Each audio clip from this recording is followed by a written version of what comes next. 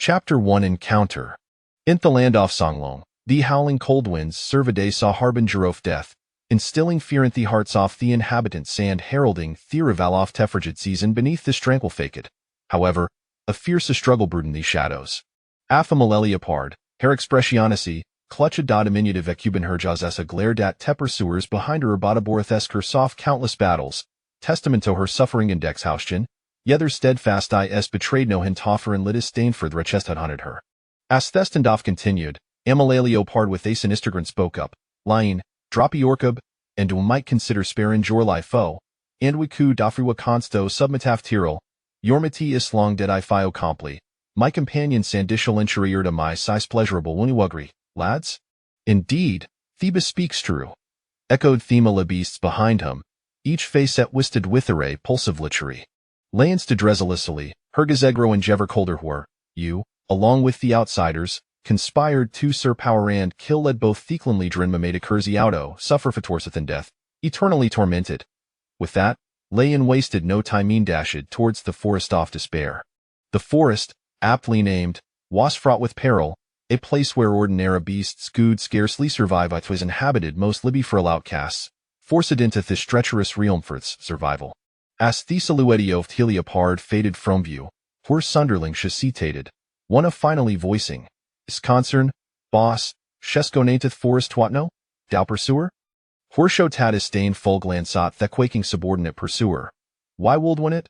The higher-ups favor young families before she scapes, sees her cup presenti toth the lord, and a shall yearn his favor. As he spoke, the excitement in his eyes revealed disurgency. Luo felt as though her head might explode death a violent shaking compelled herdo suppressed irgido vomit shio pinterbleries, taking gammaminto adjust before your surroundings game ain't a focus vast expands off forest, a rare blisky, and for a little pause? Up and realizing Gurn, Luo his composure shattered what on earth was happening? Shesta flighter net her head tobehold theflowered leopard, which was sprinting with heronites graspomi, help, shinestinct develacreed, but the sound that merged wasmer lith pathet philofacub. Before she could process the bewildering circumstances, a sharp pain struck her head, interrupting Gertzug, she groaned, thine ten sensation for singa muffled whimper from her. A torrent of foreign memories flooded her mind, leaving her reeling gradually, Thepin subsided, and Luokaya realized that she had traversed into another realm? Well, if she had to cross over, becoming Galeopard wasamething, she could accept, but witted if Jacob? That felt to be unfair.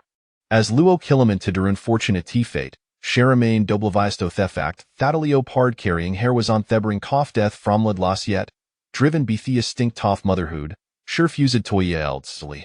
Trembling, Themother leopard approached a triangent lie set down her cupshe fiction at Lalicadite, Steinabuddy, softly, little one, mother can it gun from no one, you must fend for yourself fiken italo you to falantathi handsoft hostbruts, sothasismian lice. With a coquette voice, Lane continued, stay here and not movie will return after dealing with them shakisset her little head, then resolutely torn Dan charged toward the pack of beasts now. Seeing Lane approach again, horror could hardly contain his excitement, his mind racing with Count Leswasto force her submission Heliodlar marked. Well, Midir Laine, have you decided not fully? Haveo your solve to submitom? Donatorio Orethian liftmally ever desired in Thetribe comply. Initial entry. Lane scoffed, submit? Very well, the nigh shall pay with the our life. In an instant, cold light flicker reddened her dark eyes, and Sheeton set her hind legs, propelling herself forward. Ha, truly a reckless fool, brothers, seize her, and tend to make hair wish for death you were commanding. In a flurry of violence, blood and flesh flew, staining the diesel at the deep crimson. Though Layan was gravely injured, her status saw high-ranking Femilibiast allowed her townly ish formidable a strength, only intensifying Huor shadered. Having grown upint the same tribes Laine, Horror had long admired her she was the chief's daughter and the most exceptional feminine Thirclan, pursued by countless males, himself included yet, she had never spared a Maglance, preferring to take a wandering beast rather than accept them, igniting Huor's fury have out to make hair weep beneath him, begging for mercy. Asha beheld her falteran form, Horror felt a twisted satisfaction swell within Yimlaine, Yormerly struggling in your final moments comply, and do may yet avoid suffering. Hesitate impatiently. Lance nor teterasively comply? You are not worthy. No sooner had thword sleth thermuth than a blinding light enveloped her. Horse pupils constricted in alarm he realized to late and retreat. Hastily the others, sensing the shift in the atmosphere, fled in haste as well. With a thunderous boom, those Zuhaurus lower swept away with a shockwave, meeting theotomized the ground where lay and had stewed hud transformed into a pit, devoid of fan remains. Hiding nearby, Huorsi thed with ridge, lying, Yawu drather self-destruct than become a mate in that case, do not blame me for being solithourka. Find her, dig 3 feet into the earthify must towny arth that little wretch. With this command, the best scattered, conducting a thorough search. Luo Ki crouched behind a grey tree, trembling uncontrollably, torn between her sand fear. Lei had sacrificed herself to pave a path for her escape perhaps stis was the of maternal vive nas an orphan, having Gabias to protect her before the felt worth it. The footsteps grew closer, inching toward her. Luo Kisher twisted painfully, awaiting Theory Valoff death. Roar! At that moment, a tremendous roar echoed in her ears, followed by the anguished cries of beasts and the tumult of battle. Carefully Luo Kyo pinned her blearies, only to be met with the imposing figure of a magnificent Black Panther, his powerful frame irradiate an overwhelming presence, and disleak black for glistened under the harsh sunlight, Butit washes piercing black highest hats and tackle down. Upon sighting the Black Panther, the opposing beasts faltered, despite their numbers, unable to withstand his prowess. As Luo Ki watched in mix of excitement and terror, the Black Panther sang into Thelist beast's neck, the Mejiov's harp fangs and gushing blood in a mistakable graphic scene. Soon, the convulsing beast lay still, lifeless. The Black Panther disdainfully dropped the corpse seant. Seeing the panther approach, Luokus hartrist with Dradono, the zissit, if just escaped, wolfs de non lato fallen totha tigers. Wait, it's the opener.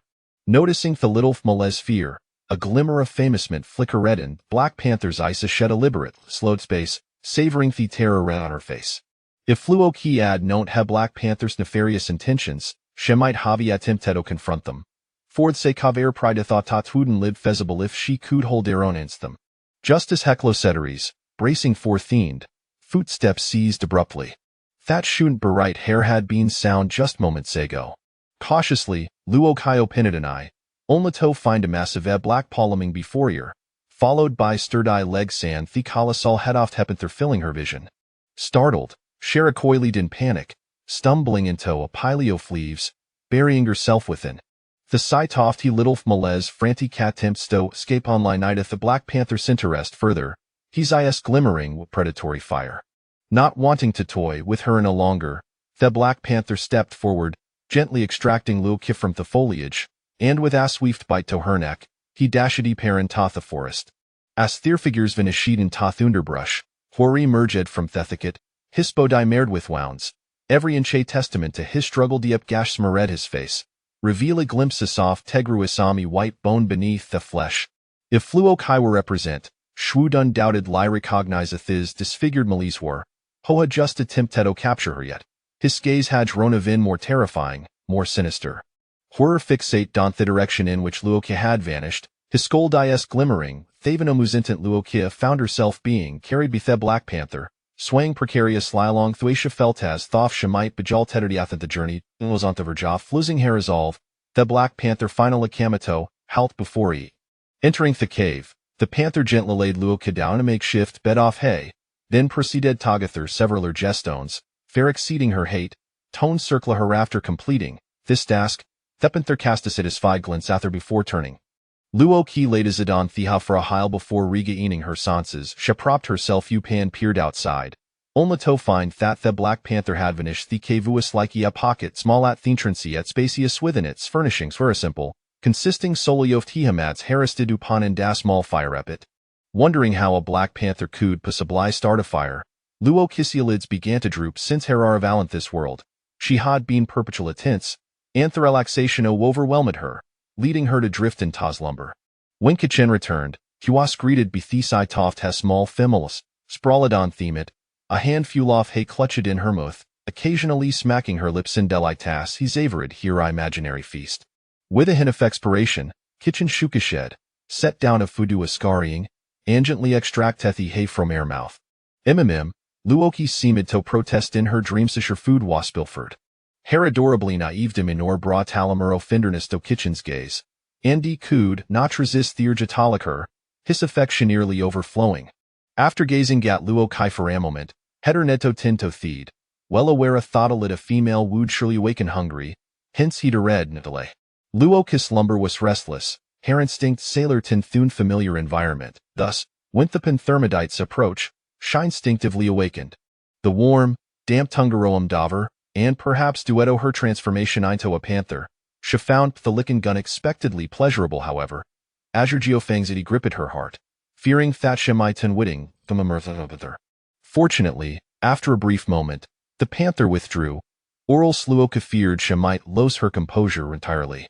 Sensing the panther had moved away, she cautiously opened her eyes, pressing her face against the crevice of Testonesto gaze outside to her astonishment. Chapter 3. The crisis at dusk. Luoki dared not look up, her head bowed low, not even daring to raise her eyes. A soft chuckle resonated above her, the deep voice lingering in her ears. Had it not been for her hair, one would have surely noticed the crimson hue gracing her ears. Luoki was a connoisseur of beauty, as well as an admirer of alluring voices. In this moment, she would have expressed, in her own words from the past, "Brother, I can do it," however. Now, she did not dare to act recklessly. The little one lifted her gaze as Chi-chan gently prodded Luoki. Luoki, feigning indifference, Chi-chan furrowed his brow, perceiving the unease and tension in Luoki. He understood her lack of trust in him, yet they were destined to coexist for an extended period, and he needed to assuage her concerns. A hand, marked by distinct knuckles, grasped Luoki's chin, compelling her to lift her head. Her eyes darted aimlessly, unable to meet Chi-chin's gaze, uncertain of his intentions. Chi-chin tenderly ruffled Luoki's hair, saying, "Do not be afraid. I understand that you are unaccustomed to my presence and do not trust me. I harbor no ill intentions and would never inflict harm upon you. I vow to protect you henceforth, ensuring you suffer no injury, understood?" Luoki was momentarily taken aback by Chi-chin's words. If she were truly mere sustenance, he would have no need to utter such reassurances to deceive her. Thus, he likely held no malice towards her. Realizing this, Luoki gradually lowered her guard, allowing her body to relax. Noticing that the little one had begun to trust him, Chi-chan smiled faintly. Such a good child. Luoki lowered her head deeply, her face flushed anew, as the sun dipped below the horizon. A delicate layer of golden light enveloped the earth, casting a serene silence over the forest. Chi-chan sat by the fire, tending to their meal, the flames casting a warm glow upon him, enhancing the elegance of his features with a hint of rustic charm. Luoki lay quietly on the grassy patch nearby, observing him, the only sound in the cave being the crackling of the fire. "Is it beautiful?" Chi-chan asked, tilting his head slightly with a gentle laugh. Luoki, caught off guard, found herself locking eyes with Chi-chan. She had not anticipated his gaze would turn towards her, and feeling exposed, her embarrassment surged, leaving her flustered. Understanding the little one's shyness, Chi-chan chose not to tease her further. "Come here," he beckoned with a wave of his hand. Luoki rose and approached him. Chi-chan served her a bowl of soup and a small piece of roasted meat, waiting for her to finish before he had a modest meal himself. After satisfying her hunger, Luoki yawned, her weariness manifesting in tears welling up in her eyes. Chi-chan scooped her up into his arms and gently placed her on the grass, transforming into his beast form.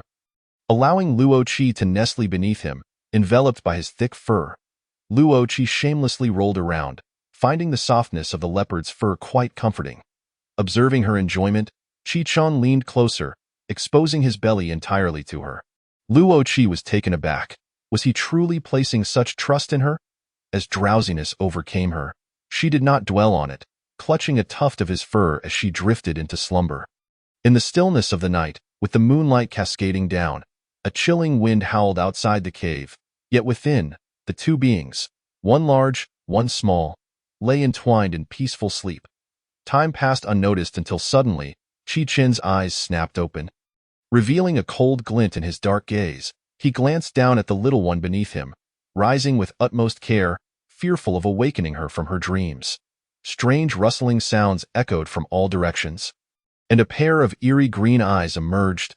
It was a pack of hyenas, the most numerous and ruthless of the creatures in the deathly forest, known for their relentless aggression. One wished to engage with them.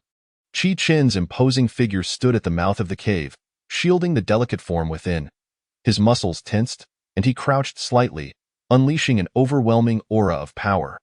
Weaker hyenas fell prostrate, blood streaming from their mouths, while the stronger ones, though still standing, struggled under the weight of his presence. They advanced, salivating fangs glinting menacingly in the moonlight, and the imminent clash was palpable. The Black Panther moved like a phantom among the hyenas, his sharp claws tearing into their flesh, blood cascading forth. The hyenas retaliated, sinking their teeth into Qi Qin's hind leg. Anger flickered in his cold gaze as he kicked the offending hyena away. The sounds of the struggle intensified, and Luo Qi furrowed her brow. Roused from her slumber, through the moonlight, she caught sight of Qi Qin, already bloodied and battered. Her pupils constricted in shock. She was bewildered at how her brief slumber had turned into a chaotic brawl, with the odds stacked against him. Having received care from him for so long, she could not stand idly by while he faced certain doom. Luo Qi crouched low, assessing the situation, her mind racing. With so many adversaries and her own lack of strength, rushing out would only hinder Qi Qin and risk her becoming a burden. Watching as more wounds appeared on Qi Qin's body, frustration mounted within her. What could she do? She lacked power and needed a tool. Her gaze swept the area until it landed on the fire pit. Fire! Animals would surely fear flames. Wielding a torch might just scare them away. Without hesitation, Luo Qi dashed to the fire, dragging out a thick piece of wood. Though it was only as thick as an infant's arm, it was the largest piece she could manage. Clenching it in her teeth, she felt as if her jaw might be wrenched from its socket. She carried it to the cave entrance, crouched down, and with all her might, launched herself forward like a cannonball. Though still a cub, lacking the strength of an adult leopard, her speed was enough to rival the hyenas. At that moment, Qi Qin, battered and weary, was targeted by a hyena poised to bite into his neck. In a split second, Luo Qi collided with the hyena, knocking it to the ground. Seizing the opportunity, she swung the makeshift torch, striking the hyena's head with a resounding crack. Chapter 4. Mei Zi. As the flames made contact with the hyena's fur, it erupted into a blaze, yelping in agony. Luo Qi wasted no time, retrieving the torch once more, her small frame resolutely positioning herself in front of the injured Qi Qin. Qi Qin was taken aback, astonished by the little one's selflessness. Guilt and remorse washed over him. It was his own inadequacy that had placed her in such peril. In the shadows, a pair of blood-red eyes observed with keen interest, fixating on Luo Qi's diminutive form. Yet, amidst the confrontation, neither party noticed the lurking predator. Fear gripped Luo Qi. Before her transformation, she had been merely a university student, unacquainted with such ferocious beasts. Her legs trembled slightly, but she stood her ground. Behind her, the Black Panther lay wounded. Retreating meant certain death for both of them. The fallen hyena lay still, and the others hesitated briefly, but only for a moment. Luo Qi gritted her teeth, her expression darkening. This was dire. She had assumed the absence of their leader would incite fear and retreat amongst them. She was resolved to fight. A sense of tension enveloped me, my body taut and uneasy as I contemplated the grim reality of my recent demise, only to find myself thrust into yet another perilous situation. It was undeniably stifling. Behind me, Qi Qin wore a grave expression, stepping forward to shield me with his own body, lifting his leg to protect me from harm. I gazed, dazed, at the battered leg before me, marred by numerous wounds that obscured its original form. Each gash was deep enough to expose bone, some portions having been viciously torn away by hyenas. Blood oozing and dripping rhythmically from the gaping wounds. The beast's claws clenched fiercely, its teeth embedded in the tortuous wood as if it felt no pain whatsoever. Before my transmigration, I had been an orphan. Raised in an orphanage where I had naturally assumed the role of leader among the children, I was fiercely protective of them. After all, none of us had parents, and we were often bullied. I had lost count of the number of times I intervened on their behalf, engaging in countless fights to defend them. Lacking parental figures, I placed immense value on the friends I made. And seeing Kitchen risk his life for me while bearing such severe injuries made me regard him as a true brother. Just as I prepared to confront the despicable foes that had harmed my brother, the silvery figure swept past with astonishing speed, leaving me no time to react. Following that was a cacophony of wails, flesh and blood scattered across the ground. The white figure darted among the hyenas, catching them completely off guard. The ground was soon painted crimson, strewn with the lifeless bodies of the beasts.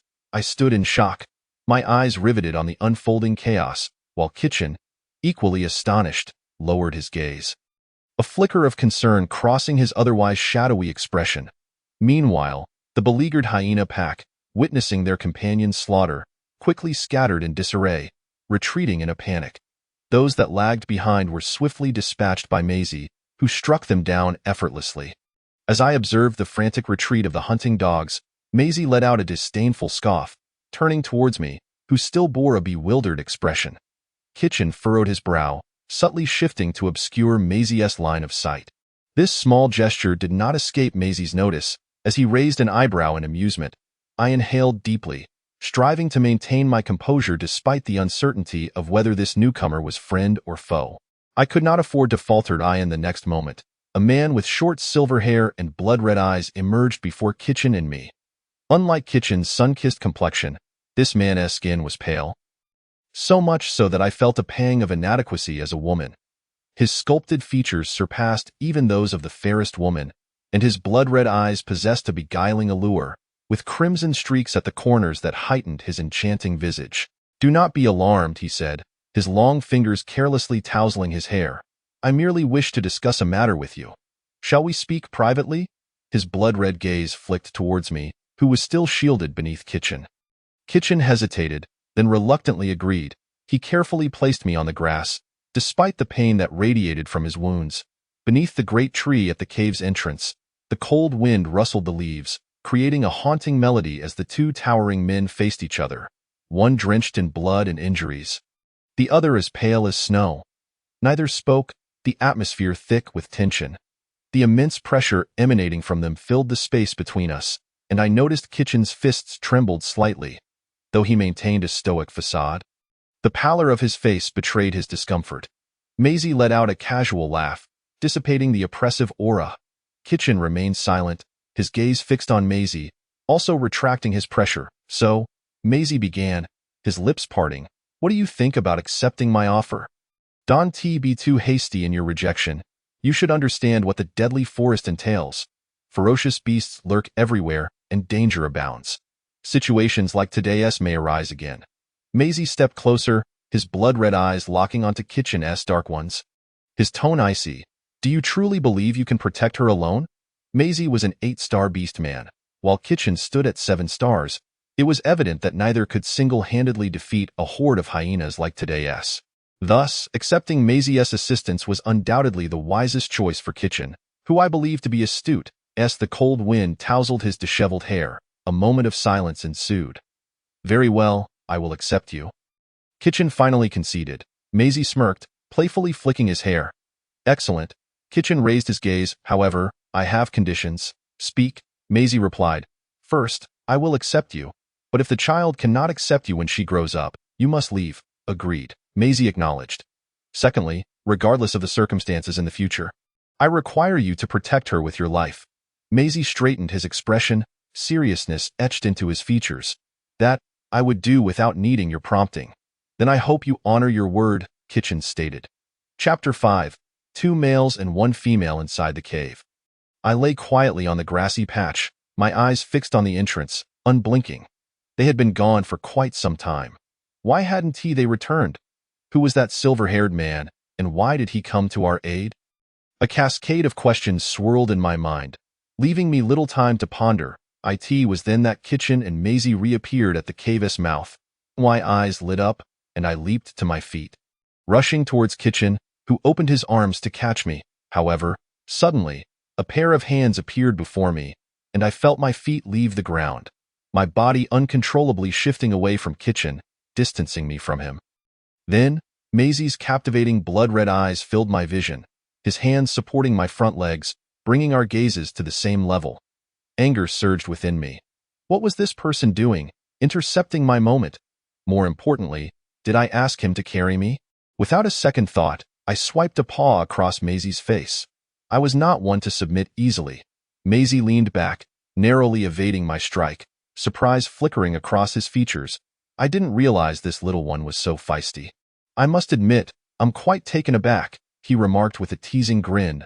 I glared at him in disdain. Was he a fool? Kitchen looked at me with fondness, ruffling my fluffy head. Be good. He'll be living with us from now on. You mustn't harm him. Otherwise, we will lose a protector. Maisie, upon hearing this, frowned, shooting a glare at Kitchen. Who is a protector? Even if I am his protector, I am only that for the little one, not for you. He continued to ruffle my head, disregarding my protests. I gritted my teeth. You'll pay for this, mark my words. After the fierce battle, the three of us were utterly exhausted. Kitchen tended to his wounds with minimal fuss. And we prepared to rest. He lay down on the grass, and I, unceremoniously, nestled beside him, ready to drift into slumber. Suddenly, I felt my body lifted into the air, my back rigid with tension, and turning my head, I was met with that alluring, beguiling face once more. Maisie cradled me close, his expression inscrutable. He.s. injured. Let him rest properly. You should sleep with me instead. Considering my own tendency to sleep as if intoxicated, I realized it would be better not to disturb Kitchen. I fell silent, curling into a ball on the grass. Content. Maisie stroked the soft flesh of my neck. As a feline by nature, I squinted my eyes, a purr escaping my throat involuntarily in a moment unseen to me. Maisie exchanged a smug glance with Kitchen, who lay a short distance away, taking a deep breath and closing his eyes, suddenly yearning to knock Maisie down a peg. Maisie, unfazed by Kitchen's thoughts, transformed into his beast form and nestled beside me. At that moment, I finally comprehended Maisie's true form. A fox, but unlike any ordinary fox. His fur was a striking silver white, with the same crimson streaks adorning his fur at the corners of his eyes, lending him an air of seductive charm. I couldn't help but grumble inwardly. Indeed, a vixen was still a vixen. One could easily understand why Emperor Zhou succumbed to Daji's allure. The night passed peacefully, the small fire flickering beside us, and the cave enveloped in a warm, harmonious atmosphere shared by two towering figures and one small creature. When I awoke, daylight streamed into the cave, and both Kitchen and Maisie were gone. Stretching lazily, I shook out my fur, only for Maisie to walk in at that moment. Awake? I nodded in response. Kitchen has gone hunting. I stayed behind to look after you. Maisie gazed at me intently, his eyes glimmering with mischief. Startled, I instinctively recoiled, stepping back a few paces. What did he intend? Were we not allies in this wilderness survival? Why did he bear such a predatory expression? Wait a moment. Surviving in these harsh conditions, why did Kitchen save me in the first place? Surely, surviving alone would be preferable to dragging a liability like me along. As the saying goes, two tigers cannot coexist on the same mountain, unless one is male and the other female. Luo Qi appeared to have an epiphany, as if the meridians of her body had been suddenly unblocked. She realized that while she considered you a brother, you viewed her as a child bride. Maisie gazed at the little one's face, which was alive with a myriad of expressions. Pondering what thoughts might be swirling in her mind, with a swift motion, she scooped Luo Qi into her embrace, reassuring her, "Do not worry. You are still young, and I am not so beastly as to take advantage of a child." Luo Qi replied, "Thank you." Nestled in Maisie's arms, Luo Qi's mind raced as she calmly assessed her current predicament. Although she had been treated as a child bride, she was still just a young cub. Despite their bestial natures, it seemed they adhered to certain boundaries.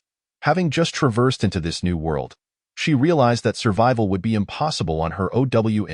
It was wiser to accept her circumstances for the time being and address future matters later. With two handsome men around, the situation was not entirely displeasing.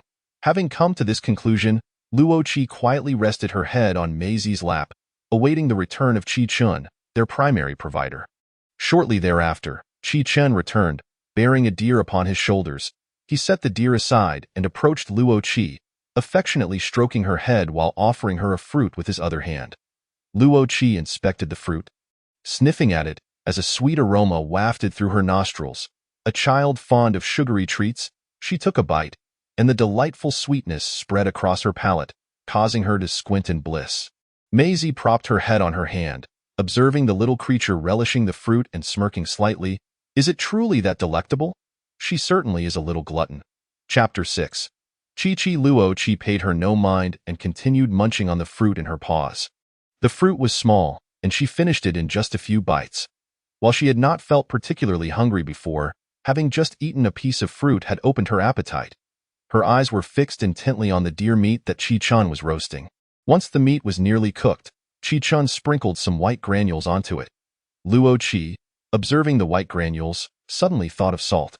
After taking a bite of the meat Chi-Chun had torn from the deer, her suspicion was confirmed. It seemed this world was far more intricate than she had imagined, with shape-shifting beast men and edible salt. Everything ignited her curiosity. Just as Luo-Chi was lost in her thoughts, Maisie's voice interrupted, shattering the tranquil atmosphere of their meal. Chi-Chun, what should we name her? We can't keep calling her little one forever. As she chewed on the roasted meat, she pondered the question while glancing at Luo-Chi. Luo-Chi was taken aback by the sudden nature of this inquiry. She had a name, but could not voice it. Chi-Chan seemed caught off guard as well, putting down his meat and furrowing his brow in thought. Let us call her Chi-Chi, he suggested. Given her size, she should only be around 7 months old. Upon hearing this, Luo-Chi realized that even handsome men could be at a loss for names. Little one, do you like this name? Chi-Chan asked, casting a glance at the fluffy little creature, as it was crucial that she approved of her name. Luo-Chi nodded in acceptance. Maisie grinned mischievously. Chi-Chi sounds lovely. From now on, I shall call her Xiao-Chi-Er. Luo-Chi chose to ignore her and continued to nibble on the roasted meat. After their breakfast, Chi-Chun and Maisie began discussing plans while Luo-Chi languidly lay beside them, basking in the warm sunlight. Maisie sat cross-legged across from Chi-Chan and inquired, "Where shall we go next?" "We need to obtain a demon core," Chi-Chun replied without hesitation, as if he had already mapped out the entire plan. "Little one, without a star ring, things are manageable now, but once the cold season arrives, you will struggle to endure on your own." Maisie agreed with Chi-Chen's plan, and they quickly reached a consensus. Luo-Chi, lying beside them, had heard their conversation at a demon core. It was the first time she had encountered such a term. From their expressions, it seemed significant, yet she could only remain silent, pondering her thoughts. In the following days, considering Luo-Chi's safety, Chi-Chun and Maisie took turns venturing out to hunt.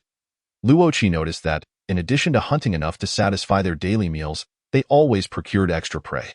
Chi-Chun and Maisie coated the surplus food with generous amounts of salt and laid it on stones by the cave entrance to dry, similar to the process of making cured meat her grandmother had done at the orphanage when she was small. Recalling their earlier conversation, Luo-Chi surmised that they were preparing provisions for a journey. For several consecutive days, she remained under the watchful eyes of either Chi-Chun or Maisie while they stayed behind to guard her in the cave. Spending their time eating, sleeping, and soaking up the sun, as she observed her increasingly round physique, Luo-Chi felt a deep concern that if she continued this way, she would surely become useless, should danger arise. Her plumpness would undoubtedly hinder her survival. She resolved to change her ways. She could not allow herself to be a parasite. With a newfound goal, Luo-Chi ceased her languorous behavior. The next day, when Chi-Chun set out to hunt, she seized the fur draped over him. Chi-Chun, perplexed by her actions, assumed she was throwing a tantrum and gently patted the soft flesh of her neck to soothe her. Luo-Chi, understanding his misunderstanding, released her grip on the fur and walked toward the cave entrance, glancing back to beckon him to follow. Only then did Chi-Chun grasp that Chi-Chi wished to accompany him on his hunt. Without a second thought, he picked her up, exclaiming, "Chi-Chi, it is far too dangerous outside. You are still too small and could easily find yourself in peril." Maisie, overhearing their exchange, was equally astonished. "Xiao-Chi-Er? Chi-Chun is right. It is too perilous outside for you at this moment." Luo-Chi, however, was unwilling to abandon her desire. She knew if she let this opportunity slip away, it would be even less likely in the future. Clinging tightly to Chi-Chun's neck, she attempted to charm her way into accompanying him. She emitted soft cooing sounds, nuzzling against his neck. Though Chi-Chun felt uncomfortable under her persistence, he remained firm, saying, "Stay here and be good. Whatever you wish for, I shall bring it back for you." Had it been any other time, Luo Qi's antics would have earned her whatever she desired from Qi Chen and Mei Zi. However, now, perched on Qi Chen's shoulder, she furrowed her brow, surprised by his resolute stance. Yet Luo Qi was not one to easily concede. She was determined to secure an opportunity to step outside. Ultimately, under her persistent coaxing, Qi Chen relented, agreeing to take her out after the heavy rain had passed. After making this promise, he set off to hunt, leaving Luo Qi and Mei Zi in the cave. Bored, Luo Qi lay at the cave entrance, gazing at the blazing sun above, lost in contemplation. How could it possibly rain with such a magnificent sun? She had every reason to suspect that Qi Chen was merely placating her to prevent her from venturing outside. Yet there was little she could do. His intentions, while protective, hindered her desire to grow stronger in this unfamiliar world. She understood that only by becoming strong could she ensure her survival in critical moments. Mei Zi sat nearby, working on the pelts they had skinned from their prey. Luo Qi tilted her head, resting it on her front paws, and observed Mei Zi at work. Noticing Qi Qi's curiosity, Mei Zi seized the opportunity to bond with her. She placed Qi Qi on a stone opposite her, ensuring she could see her actions more clearly. These are animal hides, and this is white thread and a bone needle. Mei Zi explained, holding up a slender white line and a needle crafted from bone. I will stitch the hides together with this white thread, and when you grow up, you will be able to wear it. Fearing that Luo Qi might not comprehend, Mei Zi took it upon herself to thread the needle and demonstrate the task. After observing Mei Zi's deft movements, Luo Qi realized that it was akin to the modern art of sewing garments. Luo Qi felt a profound admiration. After all, the orphanage director had instructed her for an extended period, yet she remained utterly clueless, her fingers punctured with tiny holes each time she attempted the task. As she leaned across from Mei Zi, her gaze was met with the striking visage of a tall, handsome man, a veritable paragon of male beauty, sewing for her. This scene exuded an oddly surreal ambience that Luo Qi couldn't quite shake off. Mei Zi's nimble fingers darted swiftly before Luo Qi, a mesmerizing hypnotic rhythm that soon rendered her eyelids heavy. The sight of those well-defined hands gradually faded into a mere illusion. Ultimately, unable to resist the pull of slumber, Luo Qi succumbed to sleep, embarking on a dream journey with the god of dreams. In her dreams, Luo Qi found herself traversing realms anew, surrounded by an abundance of succulent skewers, each one tantalizingly spiced with cumin, fiery chili, and aromatic herbs. Oh, the meat! Don't run away! She lunged forward, only for the skewer to deftly evade her grasp. Surprised by the agility of the long-legged delicacies, Luo Qi, a seasoned foodie, was far from ready to concede defeat. Ah, skewers, you have successfully captured my attention, she declared, tossing her hair back with a flicker of determination in her eyes. She made another attempt, but failed. The alluring aroma wafted closer, yet her mouth was devoid of any morsel. Tears nearly brimmed in her eyes. Wait, was that the fragrant skewer? Luo Qi jolted awake, springing to her feet, only to find Qi Chen sitting by the fire, expertly roasting skewers. Juicy drippings cascaded from the meat, while the crispy skin crackled under the flames. Luo Qi's eyes sparkled with delight, her tail raised high in excitement. Hungry? Mei Zi, who had been using his fur to keep Luo Qi warm, chuckled at her gluttonous expression. Qi Chen, too, felt the intensity of Luo Qi's gaze. With a sprinkle of salt, he beckoned her with a gesture. Come, it's time to feast. Let us go. I'll treat you to a meal. Mei Zi transformed back into his towering masculine form, lifting the little glutton effortlessly, and strode over. Luo Qi made no effort to resist. After all, who would decline the offer of free labor? Mei Zi placed her at a suitable distance from the fire. Ensuring she was warm but not overheated, Qi Chen tore a piece of tender meat from the leg of the prey and offered it to Luo Qi, placing some fruits he had gathered on the ground before her. After a night of slumber, Luo Qi was ravenous, devouring the roasted meat with fervor. Mei Zi couldn't help but tease. Look at her, Qi Chen, if it weren't for us, I doubt anyone could afford to keep this little one. While saying this, he raised an eyebrow at Qi Chen, who remained silent, his lips pressed together, betraying no sign of acknowledgement. Mei Zi paid no mind, continuing to observe Luo Qi as she feasted. Luo Qi, chewing on the meat, retorted playfully, if you find me so distasteful, why do you keep watching? she turned her back to the one who spoke ill of her. Himph. Mei, I seem to have misspoken. Qi-chan, unperturbed, merely quirked the corners of his mouth, his demeanor revealing a flicker of joy. The subtle shift in Qi-chen's expression did not escape Mei's notice. He clenched his jaw, determined not to let it show that he was aware of Qi-chen's desire to be rid of him. As he would never entertain the notion of leaving, however, gazing at the little glutton before him, Mei felt he lacked the authority to shut the door, or even close a window. Sighing inwardly, he resolved to placate the little one, lest he truly be shown the door. Mei approached Luo Qi, lowering his head in a gesture of complete submission. Luo Qi, her mouth smeared with grease, looked at him quizzically, unsure of what this beast intended. Mei pouted, his eyes shimmering with feigned remorse. Little Qi, I apologize. I shall refrain from speaking ill of you again, so please don't be angry. Luo Qi's eyes widened in disbelief, taken aback by Mei's tone. Mei sighed softly, believing that Luo Qi was still upset. As long as you don't cast me away, I will do anything you ask. Is that agreeable? His earnest expression startled Luo Qi. When had she ever suggested sending him away?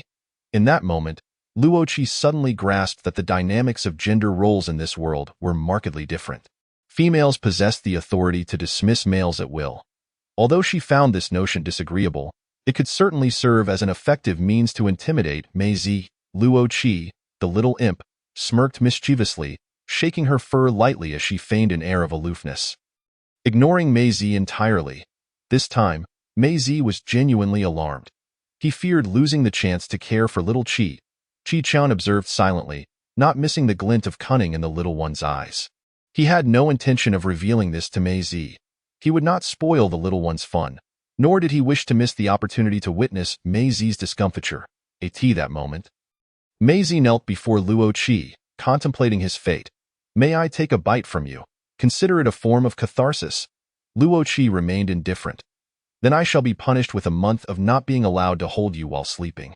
Then I will pluck fruits for you daily. Luo Qi's eyes brightened. Mei, seizing the moment, continued, what about picking green fruits? The green fruit was the one Qi-chun had brought to Luo Qi previously. Luo Qi remained unresponsive. What about the prickly fruit? Suddenly, Luo Qi sprang to her feet, nodding vigorously. Mei, the prickly fruit was also brought back by Qi-chen, albeit unintentionally during a hunt. Luo Qi had caught the familiar scent of durian, albeit this world's version was drastically smaller, merely the size of an adult's fist. A devoted fan of durian, Luo Qi found this discovery delightful, even if the prickly fruit emitted a rather pungent odor that deterred most beastmen from touching it. It was only after Luo Qi had pouted and pleaded for quite some time that Qi-chun finally consented to let her taste a bite, and upon seeing her suffer no ill effects, he allowed her to consume the remainder. Mei lamented that he should never have mentioned the fruit in the first place. From that day forth, Mei endeavored to gather prickly fruits for Luo Qi, returning each day with the unmistakable stench of the fruit, while at night, Luo Qi would rely on Qi-chen's fur for warmth. Mei, what a deep pit I have dug for myself. Chapter 8. A misunderstanding. Days slipped by in the blink of an eye. Luo Qi continued her leisurely existence, indulging in meals and slumber. The great tree by the cave entrance became her daily sunbathing spot. However, today, Luo Qi had no intention of basking in sunlight, for the heavy rain that Qi-chun had previously mentioned had finally arrived. Without any warning, just a moment ago, Luo Qi had been lost in thought, gazing at the clear blue sky outside the cave, when suddenly, dark clouds surged forth at an alarming speed. The clouds enveloped the sky above her, and torrential rain began to pour down. Luo Qi stared out at the deluge. She fell into contemplation. Did the beastmen in this world possess their own meteorological forecasts? Due to the rain, she could not sunbathe, leaving her to huddle inside the cave. Today, neither Qi-chun nor Mei ventured out for their usual hunt. Getting their fur soaked was an undesirable predicament for them. Fortunately, they had been diligent in bringing back ample provisions from their previous hunts, sparing them from hunger. Outside, the rain fell in sheets, while within the cave, the trio sat around the fire, the rare stillness prompting Qi-chen and Mei to appear lethargic. Meanwhile, Luo Qi, brimming with excitement, gazed longingly at the downpour, eager for it to cease so she could explore the world outside. Little Qi, Are you so eager to go out? Mei Zi inquired, stirring the firewood with casual indifference. Luo Qi nodded, her gaze unwavering as she fixated on the cave's entrance. Qi Chen, silent beside her, wore a more serious expression than usual. His brow furrowed slightly. Mei Zi set down the firewood, his expression unusually grave. Have we done something wrong? They both asked in unison. Luo Qi was taken aback by their synchronized inquiry. Typically, Qi Chen exuded warmth and gentleness, while Mei Zi was known for his playful banter. Yet now, their voices bore an air of seriousness tinged with an unexpected hint of vulnerability. Luo Qi, unsure of what might have caused their distress, stared blankly at them, feeling like a heartless traitor for letting them down. Is it because of us? Did you want to go outside to find someone else to care for you? Qi Chen's voice was cold, yet it carried an undercurrent of pain that was hard to miss. Luo Qi exclaimed, No, I just wanted to go out and play. In these past few days spent in the company of Xiao Qi, you have often found yourself staring blankly at me in kitchen. Xiao Qi must indeed have a penchant for good looks, for Mei Zi purses her lips, fixating her gaze on Luo Qi, leaving no room for her to evade. What has caused this change, I wonder? Luo Qi's face suddenly flushes crimson. It is one thing to have her admiration for beauty exposed, but to be confronted by the very person in such a serious manner feels akin to being a cast-off spouse. Luo Qi, and what about our figures? No, I cannot allow these two to divulge any more secrets about me. Furthermore, before Kitchen could finish his sentence, he found his mouth obstructed by Luo Qi. However, in this position, Luo Qi, petite as she is, appeared quite insignificant beneath Kitchen's towering form, leaving her no choice but to grasp his neck tightly with her forepaws, using her small forehead to seal his lips. Kitchen was taken aback, feeling the soft touch of the little creature against his mouth. Has this little one acknowledged him? In the eyes of beastmen, a female initiating a kiss on the forehead signifies her acceptance of the male, albeit merely granting him the privilege of companionship, not necessarily a bond of mateship. In essence, Kitchen's previous presence beside Luo Qi was somewhat unsubstantiated. Now, it has gained legitimacy. Luo Qi was unaware of such customs in this world.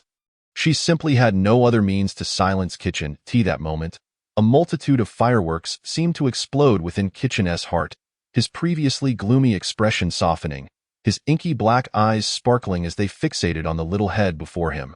Qi, have you accepted me? Surely, Qi does not wish to leave us, does she? Kitchen lifted Luo Qi with both hands, a visage of pure delight. Luo Qi, bewildered by Kitchen's sudden shift in demeanor, simply nodded in acquiescence. Although she could not fathom why Kitchen's attitude had transformed, she found it convenient not to speak or clarify this misunderstanding. Beside them, Mei Zi averted his gaze, lowering his eyes as he clenched his hands tightly. In his memory, he seemed to be standing within that cage once more, a sky of crimson obscuring his vision. Engulfed by endless screams and wails, he shut his eyes wearily. His flowing silver hair appeared to resonate with the sorrow of his master. Cascading downwards, an intangible sense of desolation emanated from Mei Zi. Indeed, has he been forsaken once more? Yet this time, the pain is unbearable. Why does everyone abandon me? His tightly clenched fists trembled slightly, the veins on his pale arms bulging, as if he were struggling to suppress something. Just as Mei Zi was immersed in his own emotions, he suddenly felt a weight on his left shoulder. He numbly turned his head, only to meet the gaze of bright eyes perched upon his shoulder, one red, one black, colliding in an unexpected moment. Luo Qi was startled by the hollow expression reflected in Mei Zi's eyes. This was the first time she had witnessed such a look on him. Vacant, sorrowful, like a trapped beast reduced to numbness. Luo Qi was unsure why he had transformed in this manner. Yet she could not bear to see him in such a disheartened state. She stretched out her tiny paws, endeavoring to reach forward, pressing against him. In that fleeting moment of softness, Mei Zi was drawn back from his reverie. Upon opening his eyes, he beheld Luo Qi diligently clinging to his shoulder. He had not been abandoned. Mei Zi suddenly embraced the small, soft form before him tightly, burying his face in Luo Qi's neck. A tear slipping down his cheek, vanishing amidst her effort, it felt as though an eternity had passed before Mei Zi let out a light laugh, leaning closer to Luo Qi's fluffy ear to hoarsely whisper, Xiao Qi. Thank you. If previously Mei Zi had merely held fondness for her brave protection of males, now he realized he had truly fallen for her. Chapter 9. Chi Mei Zi was in high spirits, playfully blowing air into Luo Qi's ear. Since transforming into a beast, Luo Qi's ears had become increasingly sensitive. Being teased by Mei Zi sent electric shivers coursing through her, causing her to involuntarily flinch. Observing Luo Qi's small reaction, Mei Zi burst into laughter. Affecting an air of innocence, he inquired, "Xiao Qi, why do you tremble?" Luo Qi gritted her teeth. The flicker of sympathy she had felt for Mei Zi dissipated in an instant. She knew all too well that a fox cannot alter its lewd nature. Qichan sat quietly to the side, refraining from comment, having not probed into Mei Zi's earlier display of vulnerability. After all, everyone has the right to keep their secrets. With this interlude resolved, the atmosphere among the three lightened considerably. Luo Qi sensed that the two handsome fellows beside her had become even more affectionate. For instance, "Now Qi," Mei Zi's melodramatic tone caught Luo Qi off guard. "Look at how long you've been ignoring me. It's quite hurtful I have not been looking at you at all." "Thank you very much," she retorted. "And you have not been looking at me either, right?" Qichan's ears tinged red as he cautiously spoke. "Luo Qi, someone save me. I truly cannot bear this." Reader, such exquisite Versailles. Mei Zi cast a disdainful glance at Qichan. "Humph, so theatrical." He then turned back. "Xiao Qi just then." A low rumble interrupted Mei Zi's words. Luo Qi, embarrassed, clutched her small belly and looked up at Mei Zi with a pitiful expression. The latter immediately discerned her intent. A smirk playing on his lips. "Craving my cooking, are we?" Luo Qi nodded vigorously. "Very well, I shall reveal my culinary skills today for you. Xiao Qi." Mei Zi busied himself with preparing a meal. Entirely oblivious to the sly glint that flickered in Luo Qi's eyes, at last, one of them had departed. "Qi, do you wish to spend some time alone with me?" Qichan stirred slightly. Moving closer to Luo Qi, "Ow, cough cough." Luo Qi nearly choked on her own saliva. Unable to suppress her inner thoughts, she almost forgot that there was both a demon and a fairy present. Just as Luo Qi was troubled about how to send this fairy away to enjoy her solitude, the fairy had already transformed back into her original form, lying on the ground. The massive leopard head faced Luo Qi, its obsidian-like eyes unblinkingly fixed upon her, revealing an unmasked desire that was entirely exposed to Luo Qi's gaze. Luo Qi felt a prickling sensation at the back of her neck from being stared at so intensely. Just as she was about to flee, she was pinned to the ground by Qichan's paw. Qichan applied minimal force, fearful of hurting Luo Qi, yet it was enough to render her immobile. Observing the helpless Luo Qi beneath him, Qichan experienced a fleeting moment of selfishness, wishing to take her away to a place where only the two of them existed. Having just witnessed her interaction with Mei Zi, he struggled to suppress the agitation within him but admitted to feeling jealous. He did not want to share her with anyone. With anyone at all. Luo Qi, pinned under his paw, grew increasingly fearful as she beheld Qichan's increasingly fervent gaze. Terrified that this leopard might inadvertently crush her, desperately, she clawed at the enormous paw resting on her, struggling against it. However, how could a mere cub contend with the strength of an adult leopard? Finding herself unable to escape, Luo Qi bit down on the large paw before her.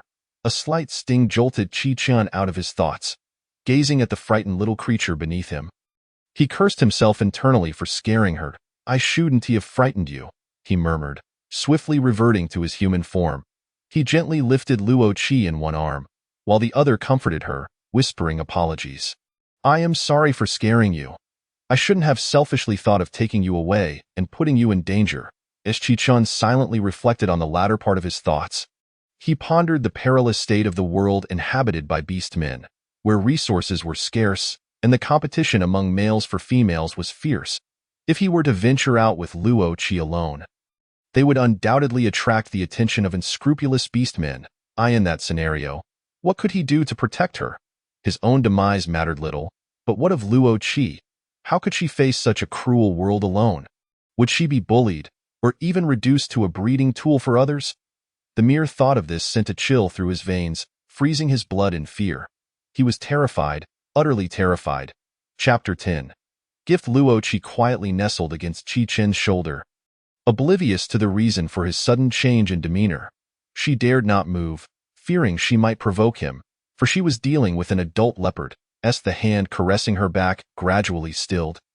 Luo Qi cautiously lifted her head to look at Qi Chen, uncertain of his state and puzzled by his behavior. Though their time together had been brief, she felt she had gleaned some understanding of him. He was always gentle, calmly addressing any major issues without losing control. Never had he acted in such a manner. Noticing the wariness and confusion in the little creature nestled in his arms, Qi Chen sighed softly. "Qi, I was wronged." He set Luo Qi down on a stone and knelt before her, adopting a posture that suggested he awaited punishment from the head of the family. "I desperately wanted to take you away, to be your sole support and choice, but that would place you in danger. I'm sorry for scaring you." With his gaze lowered, his tightly clenched fists betrayed the turmoil within him. Males could not lie to females, yet his honesty might anger Luo Qi for wanting to take her away. Luo Qi listened, utterly stunned. She had never imagined that her presence could provoke such a loss of control in someone so gentle. Though she had never been in love, she could comprehend the possessiveness that accompanied affection. What surprised her was realizing her significant place in another's heart. Feeling somewhat at a loss, she was unsure of how to respond. She recognized that her feelings for Qi Chen were rooted in dependence, seeking refuge in him. Gazing at the anxious man before her, Luo Qi let out a soft sigh.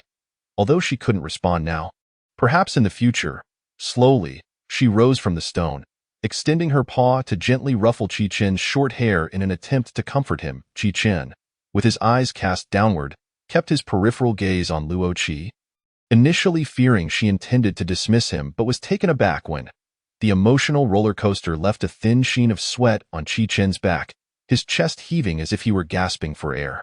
"Qi is the gift bestowed upon me by the divine beast," he declared, his words gentle yet resolute, resonating in Luo Qi's ears.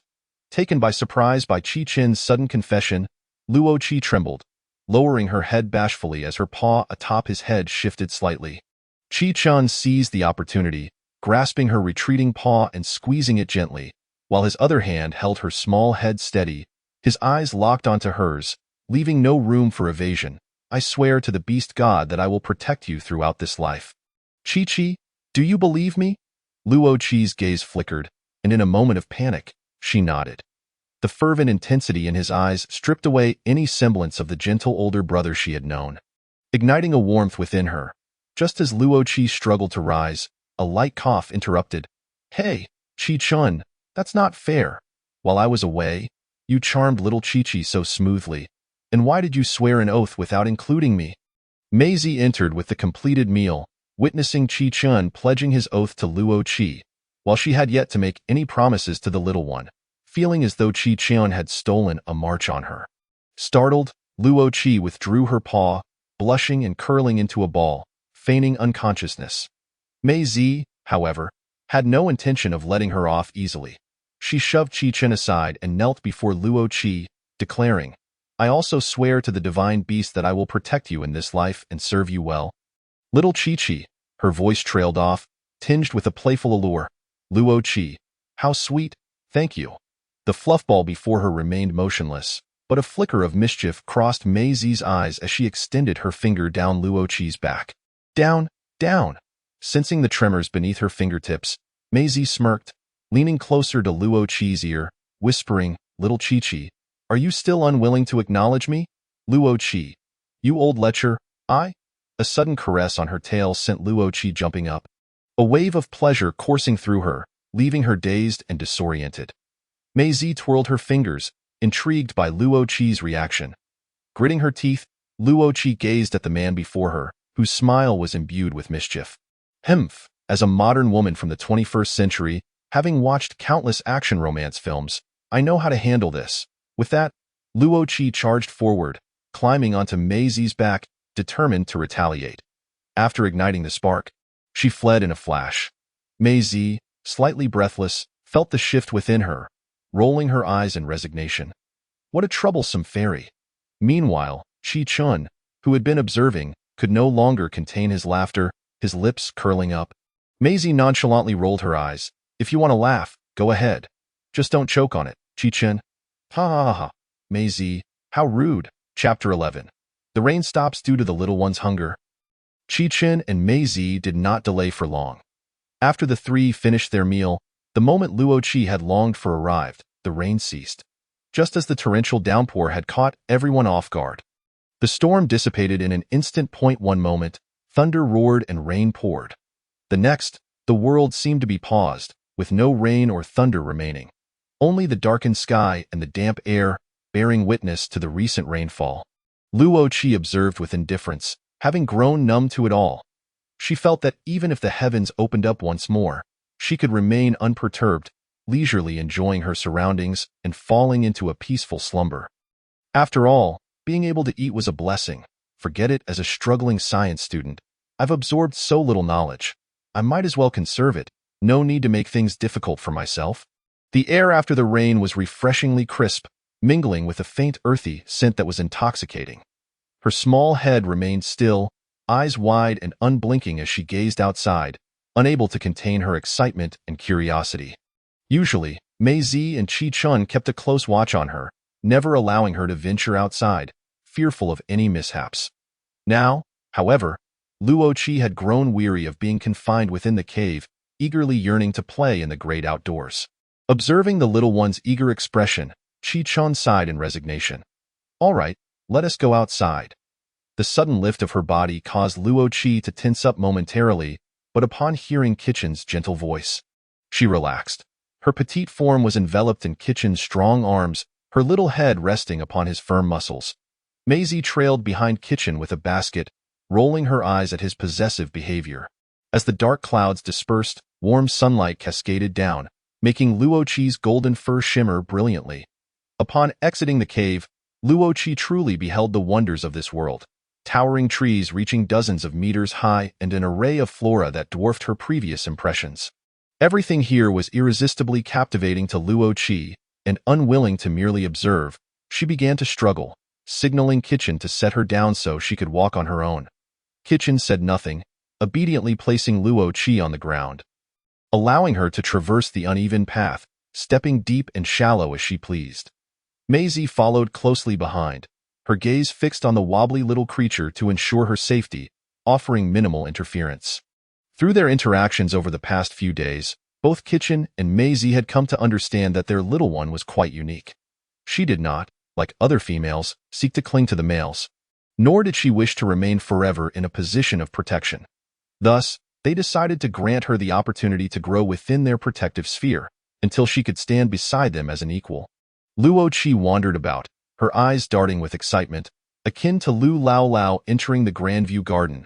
Overwhelmed by the abundance around her, in her distraction, she failed to watch her footing and inadvertently stepped into a dark, murky puddle. The pit was deep, submerging her neck, leaving only her head above the surface. While she might have remained still, Luo Qi, being water-phobic, began to flail desperately, muddy water filling her mouth. Luo Qi, cough, gurgle, ugh.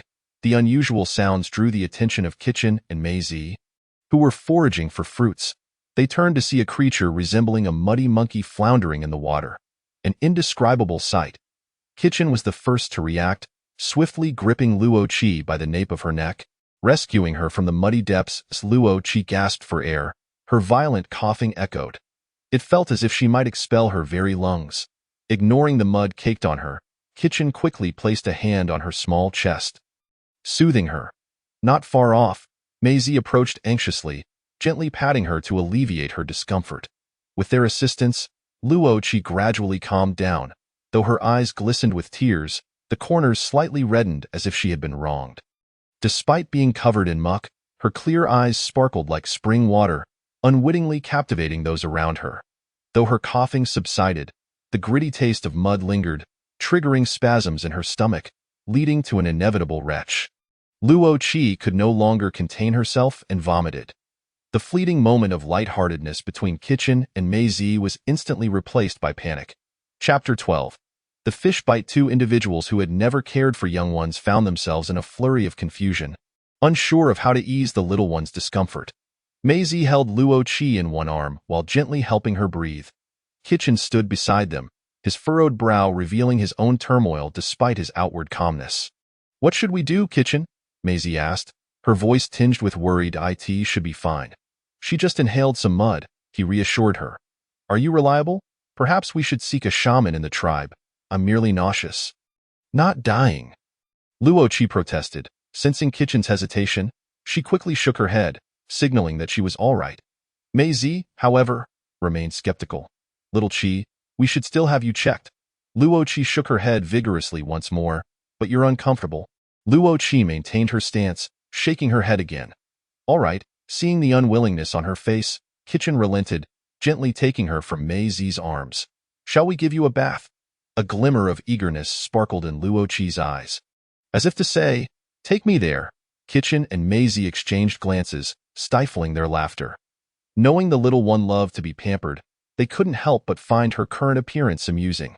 Having hunted frequently in this vicinity, Kitchen led Luo Qi swiftly to a nearby stream. The cool waters flowed gently over her body, and she squinted her eyes in bliss, leaning her weight against Kitchen's hand as he carefully washed away the mud. After rinsing her mouth, Luo Qi felt as though the world had transformed into a paradise. Mei Zi, who had been attentively monitoring her condition, finally relaxed when she saw that Luo Qi was indeed all right. Once Kitchen finished cleaning her, he quickly lifted her out of the water. Although the air temperature was not particularly low, the river's chill could be perilous for a young one.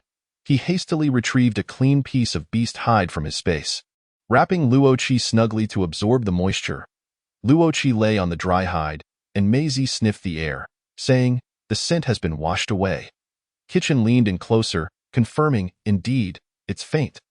Luo Qi was bewildered by their actions, and before she could comprehend, both transformed into their beast forms, extending their barbed tongues to give her a thorough licking. Luo Qi finally understood what they meant by the scent being faint. She was overwhelmed by the sensation. Embracing their primal instinct to mark her, she decided to yield rather than resist. If she couldn't fight them, she might as well enjoy it must be said. The feeling of being groomed was rather delightful. No wonder cats and dogs relished in mutual grooming.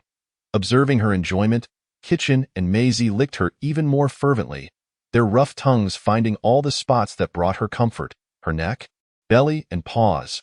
Before long, Luo Qi surrendered to their ministrations, emitting soft, contented gurgles. After a sufficient amount of time had passed, Kitchen and Mei Zi finally ceased their licking and reverted to their human forms. Ready to prepare lunch, the nearby river made food preparation easy, and the open surroundings allowed them to spot any potential dangers in advance. "Go gather some dry twigs. We're running low here," Kitchen instructed while retrieving food from his space. With the sparse trees nearby and the scarcity of dead branches, they barely had enough for a meal. "Understood," Mei Zi said, transforming and darting swiftly into the depths of the forest. Kitchen affectionately ruffled Luo Qi's little head. "I had planned to return for lunch, but we lost some time earlier. We haven't gathered enough fruits, and our usual cooking supplies are insufficient. You'll have to endure dining here for now. But this afternoon, we'll take you with us to forage." Luo Qi nuzzled against Kitchen's palm, signaling her agreement. She was eager to linger outdoors a while longer. "You're such a good girl," Kitchen praised, snuggling Luo Qi into the soft beast hide, then covering her with another layer for warmth before heading off to prepare the meal. With limited food in his space, Kitchen decided to catch some fish from the river. In the next moment, a sleek black panther appeared before Luo Qi, its coat glistening in the sunlight, muscles taut and defined, exuding an aura of primal danger and raw power, a commanding presence that demanded submission. Having spent time with Kitchen in his human form, Luo Qi sometimes forgot that he was, at his core, a wild beast. Kitchen lowered his body, stealthily approaching the water, making not a sound in an instant. A claw shot forward, capturing a fish, which he flung onto the bank with ease. The fish, roughly the length of an adult's arm, writhed on the ground, flopping helplessly. Luo Qi's eyes widened. Such a large fish. Was the world of beasts so wild? Shaking her fur, she decided to investigate. It was merely a fish. Surely there was no danger. After all, she was a leopard, a carnivore. With newfound confidence, she strutted over. Meanwhile, Kitchen focused intently on his fishing. Oblivious to Luo Qi's little escapade, she tentatively pawed at the fish, but it remained still as it dead. Did it suffocate so quickly? She pondered, leaning closer to sniff its head. Suddenly, the the supposedly lifeless fish sprang to life. Biting down on Luo Qi's nose, "Ow! Ow!" Luo Qi yelped, her voice trembling as she pushed against the fish's head with her forelegs, trying to shake it off. Alas, my strength proved insufficient, and instead of liberating myself, I found myself being dragged back and forth by the struggling fish, landing in a most undignified manner. It was at this moment that Mei Zi returned. Upon hearing Luo Qi's voice, Qi Chun turned his head. Chapter 13. A meal to be had later. A sudden tightness gripped Qi Chen's heart as he rushed to Luo Qi's side, slapping the fish with a forceful hand. The fish, still writhing in agony, immediately ceased its struggles. Finally freed, Luo Qi collapsed onto the ground, covering her nose, trembling and shivering, her eyes reddened, not just from pain, but fear as well. Mei Zi, disregarding the dry kindling in her arms, hastily discarded it and rushed over, carefully lifting Luo Qi into her embrace. "Be good. Let go of your claws, and allow me to see. All right?" At that moment, he held Luo Qi tightly, attempting to pry open her claws for inspection, yet fearing that he might inflict further harm upon her. His face a mask of helplessness and anxiety. Qi Chun too felt a pang of distress, kneeling beside her, gently stroking her small head. "Do not fear. I have already dealt with that fish, and nothing can harm you now." Perhaps Qi Chen himself was unaware of how his hands trembled at that moment. "Do not fret.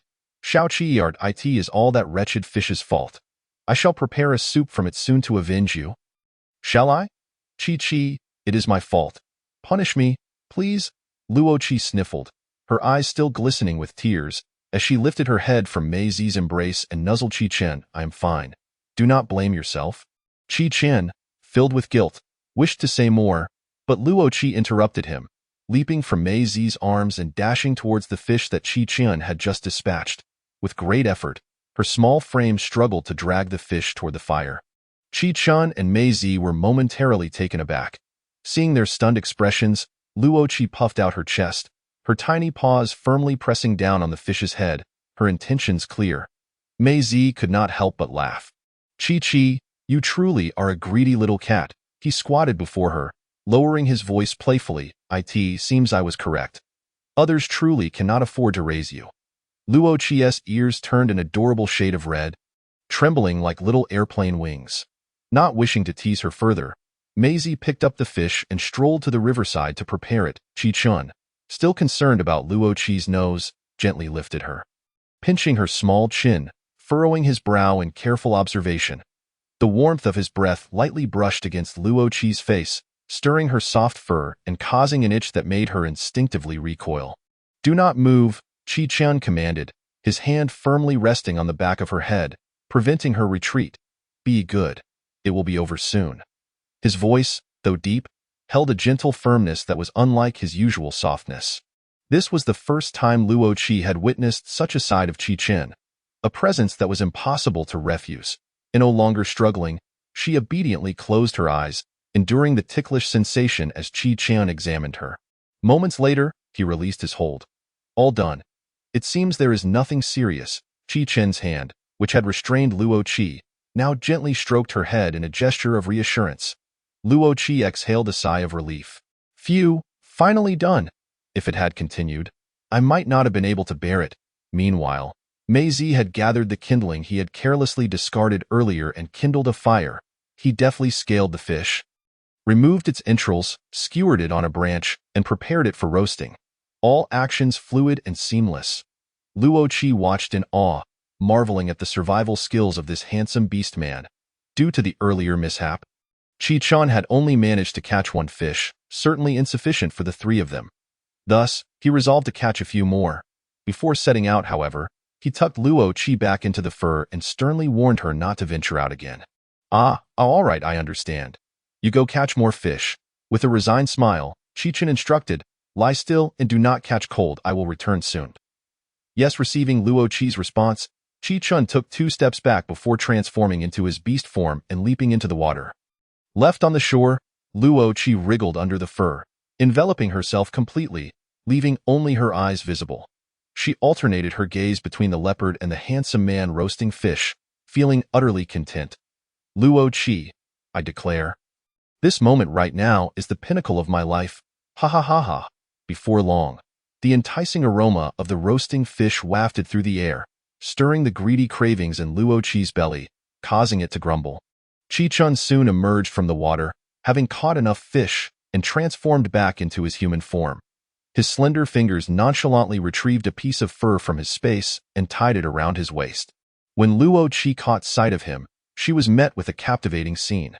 Sunlight glistening on his damp short hair, droplets of water gathering at the tips before succumbing to gravity and cascading down his neck, tracing along his throat and disappearing into his chest and waistline. Gulping, Luo Qi felt a rush of warmth. Qi, if you keep looking at me like that, I might lose control, Qi Chen remarked as he stepped ashore. Feeling the heat of her gaze, be good. From now on, it's all yours. But for now, let us eat. Luo Qi, P.S. Apologies for Mei Zi. Have you lowered your voice? Has she fallen asleep so quickly? As she spoke, she crouched down to gently pinch Luo Qi's small ear.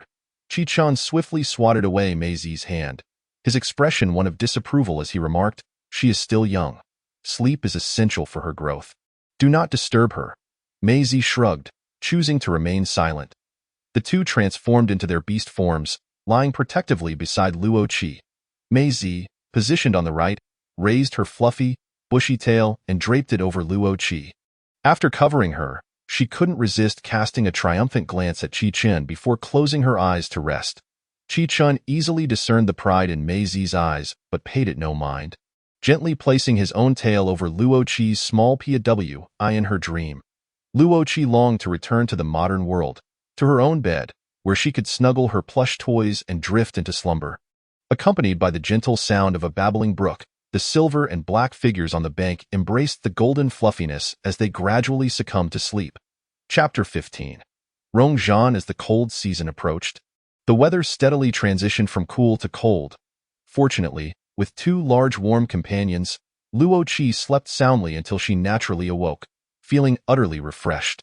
Stretching languidly and shaking out her fur, she stood up from the animal skin. The moment Luo Qi stirred, Qi Chun and Mei Zi opened their eyes. With afternoon harvesting ahead, they wasted no time, stowing away the animal skin and preparing to set off in light of the morning's incident. To ensure Luo Qi's safety, Qi Chen and Mei Zi decided against allowing her to walk on her own, opting instead to carry her personally. Understanding their concern for her, Luo Qi acquiesced, relinquishing her walking privileges for the time being. Quietly nestled in Qi Chen's arm, she looked around, her view remarkably expansive. Though Mei Zi felt reluctant to let Qi Chun carry Luo Qi, she said nothing, instead carrying a basket and walking alongside them, occasionally teasing Luo Qi with her tail.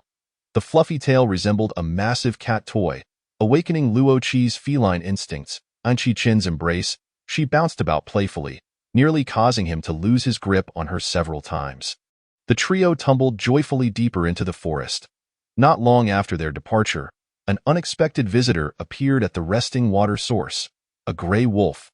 The wolf ambled nonchalantly from the thicket across the creek, heading straight for the water, presumably to drink. As he approached the stream and lowered his head, a faint scent of milk wafted past his nose. Suddenly, he halted his drinking, his entire body tensing, his yellow-brown vertical pupils reflecting both shock and surprise. The wolf gradually crouched down, his breathing becoming shallow. As if searching for something delicate and precious, he sniffed the air, but the enticing aroma had vanished. Growing slightly agitated, his fangs glimmered as a low growl rumbled from his throat.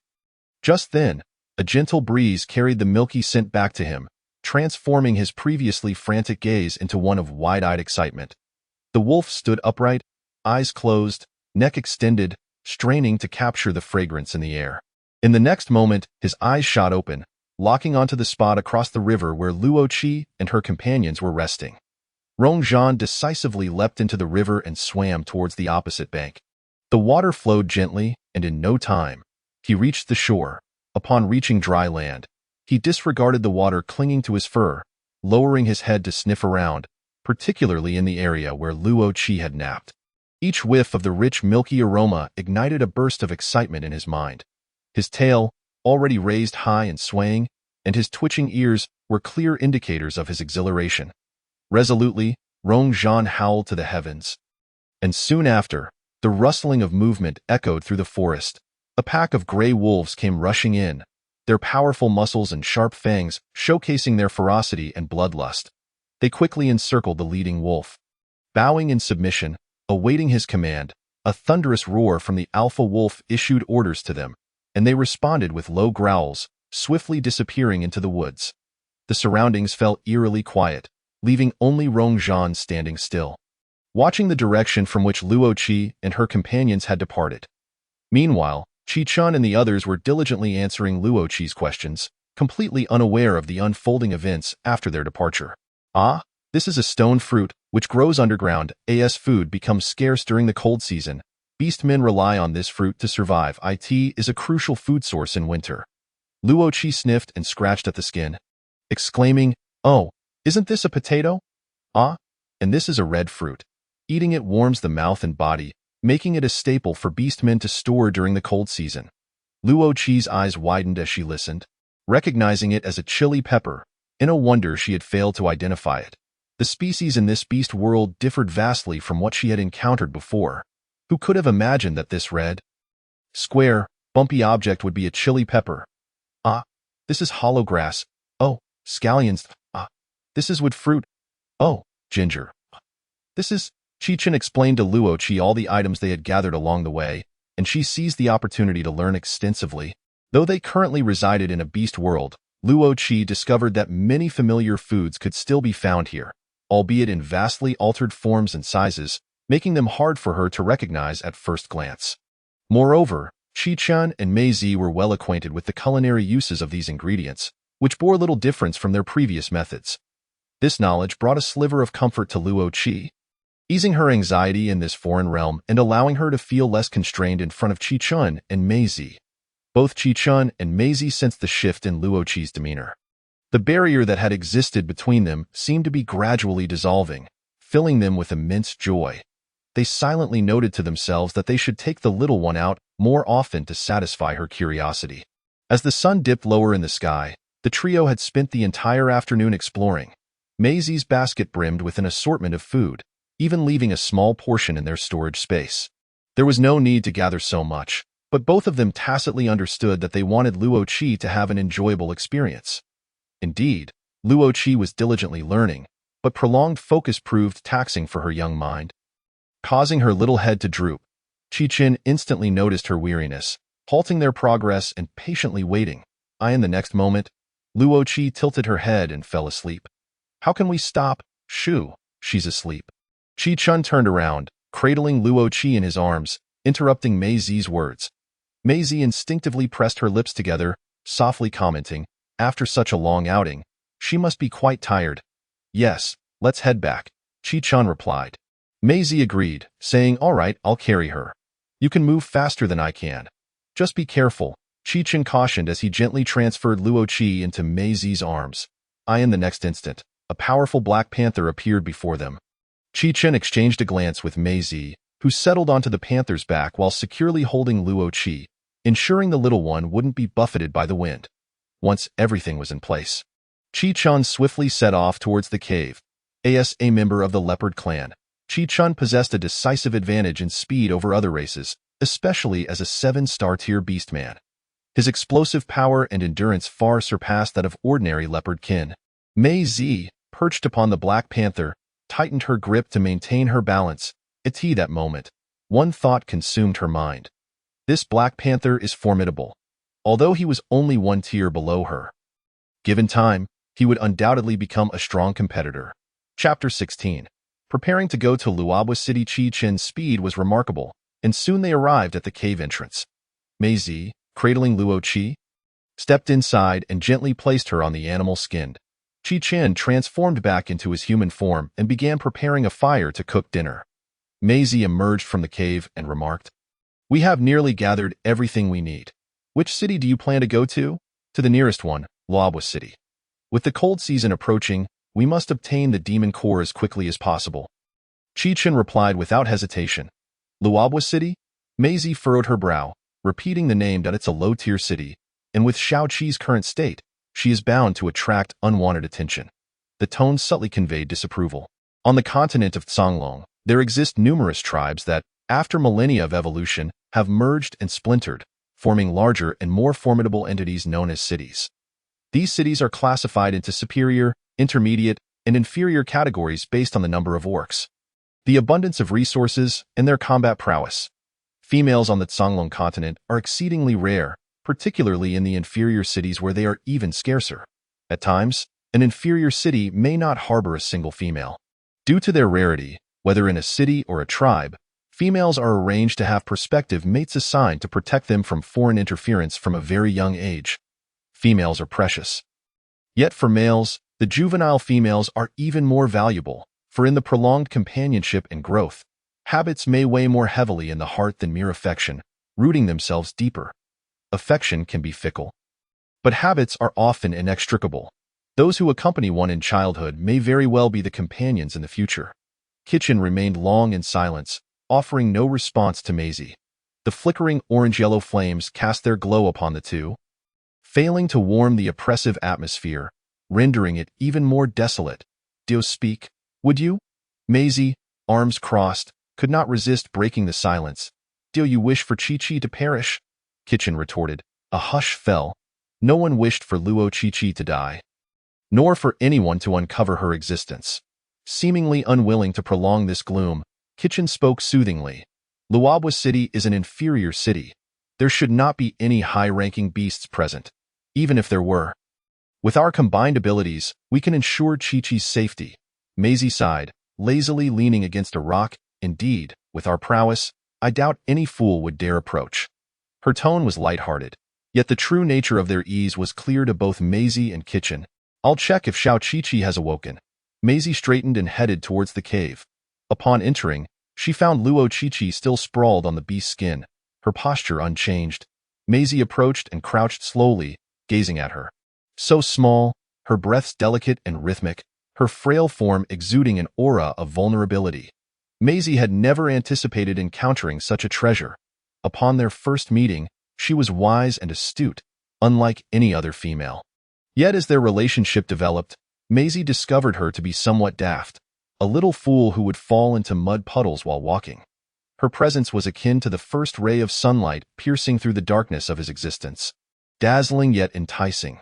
Suddenly, chuckling softly, Maisie covered her face with her hand, mocking herself for resembling a lovesick fool. While she secretly derided herself, a smile tugged at her lips, almost breaking into laughter. "Mother, I have found the one I wish to protect for a lifetime," Maisie declared. "You should not mind, right?" A shadow passed through her blood-red gaze. Maisie? What is it?" Luo Chi-Chi's eyes fluttered open to find Maisie wearing a melancholic expression, which naturally sparked her concern. The commotion from Luo Chi-Chi pulled Maisie from her reverie. Shaking her head to clear her thoughts, she resumed her usual demeanor. Her crimson eyes narrowed slightly, a teasing smile gracing her lips as she addressed Chi-Chi with an enchanting lilt. "Little Chi-Chi, you are awake. Are you hungry? Let me take you to eat." Maisie's demeanor was clearly an attempt to divert her own attention, and Luo Chi-Chi was not about to fall for it. It was evident that she was troubled yet was putting on a brave face. Luo Chi-Chi, feeling the need to offer support, decided that being a listening ear for Maisie was the least she could do. With both small paws gripping Maisie's face tightly, she compelled him to meet her gaze. Seeing this, Maisie sighed and asked, "Do you truly wish to know?" Luo Chi-Chi nodded earnestly. "Very well, I shall tell you." In the next moment, two large hands grasped the back of Luo Chi-Chi's neck before she could react. Darkness enveloped her vision, warmth pressed against her eyes, and instinctively she shut them, feeling something soft against her eyelids. Her mind erupted in confusion, blanking out completely. But that was not the end. Maisie's subsequent words left her in stunned silence. "Little Chi-Chi, if you continue to remain so small, I shall suffocate from the frustration." Maisie spoke close to her head, his alluring voice nearly overwhelming Luo Chi-Chi, the potent masculine aura almost suffocating her. Being so close, Luo Chi-Chi could even feel the movement of Maisie's Adam's apple beside her whiskers. Moreover, she sensed him swallowing. It was too much. Luo Chi-Chi felt as though she might burst. Without a second thought, she executed a swift maneuver, breaking free from Maisie's grasp and darting out of the cave. With her abrupt departure, Maisie's earlier sadness evaporated. Watching her flee, he made no attempt to stop her, instead allowing a soft smile to grace his face as he stood to straighten his fur and walked out slowly. Maisie's leisurely demeanor contrasted sharply with Luo Qiqi's frantic escape. Ultimately, it was Qichin, waiting outside the cave, who caught her in his arms, fearing she might injure herself again. In Qichin's embrace, Luo Qiqi found solace. Babbling her grievances and gesturing animatedly like a disgruntled little wife, Qichin, bewildered by her chaotic expressions, struggled to comprehend her. At that moment, Maisie emerged, leaning against the cave entrance, and burst into laughter. "Allow me to clarify. I accidentally kissed her." As soon as the words left his lips, Luo Qiqi began to struggle in Qichin's hold, intent on clawing at Maisie's mouth. "All right, no need to be angry. It wasn't an accident. I did it on purpose." Maisie replied, a smile lingering at the corners of his mouth, his tone laced with reminiscence. This admission only fueled Luo Qiqi's anger further, her little whiskers trembling. Qichin's expression turned serious as he admonished. "If you cannot restrain yourself until the little one is ready to accept you, then you do not deserve to be by her side." Maisie's smile faded, the usual laziness replaced by a slight bow of his head towards Qichin. "I acknowledge my mistake. I acted impulsively this time."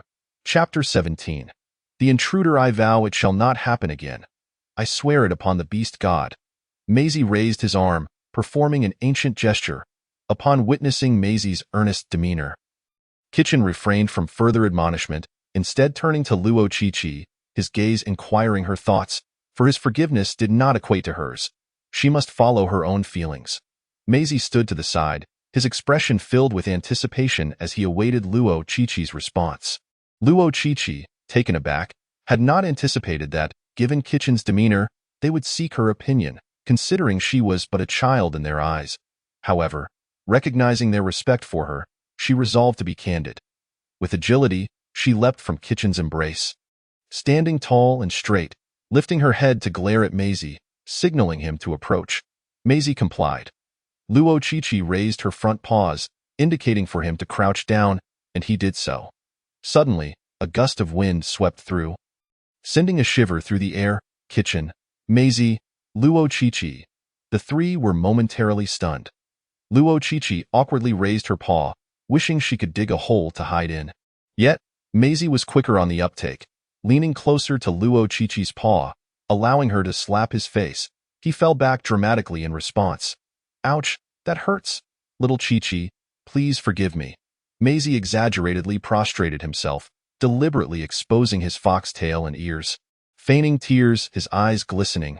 Under the moonlight, his white fur glimmered as he timidly reached out, gently grasping a tuft of Luo Qiqi's fur, pleading, "Will you forgive me, pretty please?"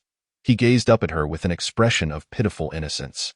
At that moment, Luo Qiqi's embarrassment seamlessly transitioned from awkwardness to shyness, her gaze wandering as she avoided looking at Maisie.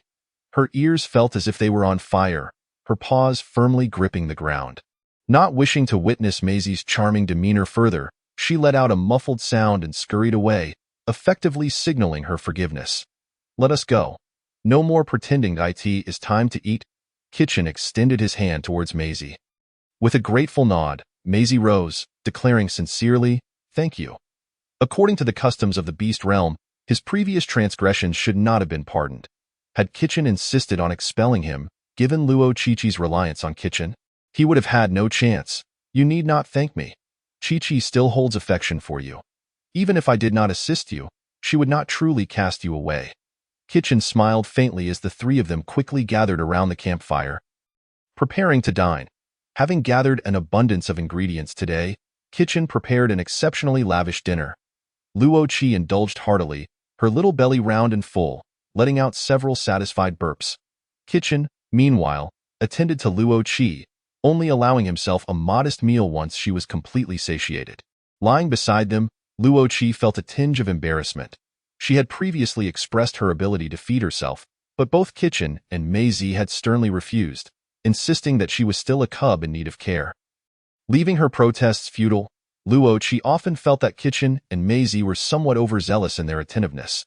For instance, on several occasions, they had even insisted on telling her bedtime stories to coax her to sleep. It was only after Luo Qi proved she could fall asleep without such tales that they relented.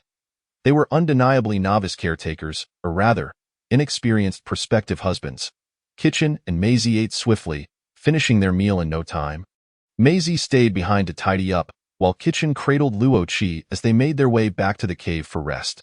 Soon, the moon hung high in the sky, and Luo Qi slept soundly on the animal hide, while Qichin and Maisie transformed into their beast forms, encircling her to provide protection and warmth.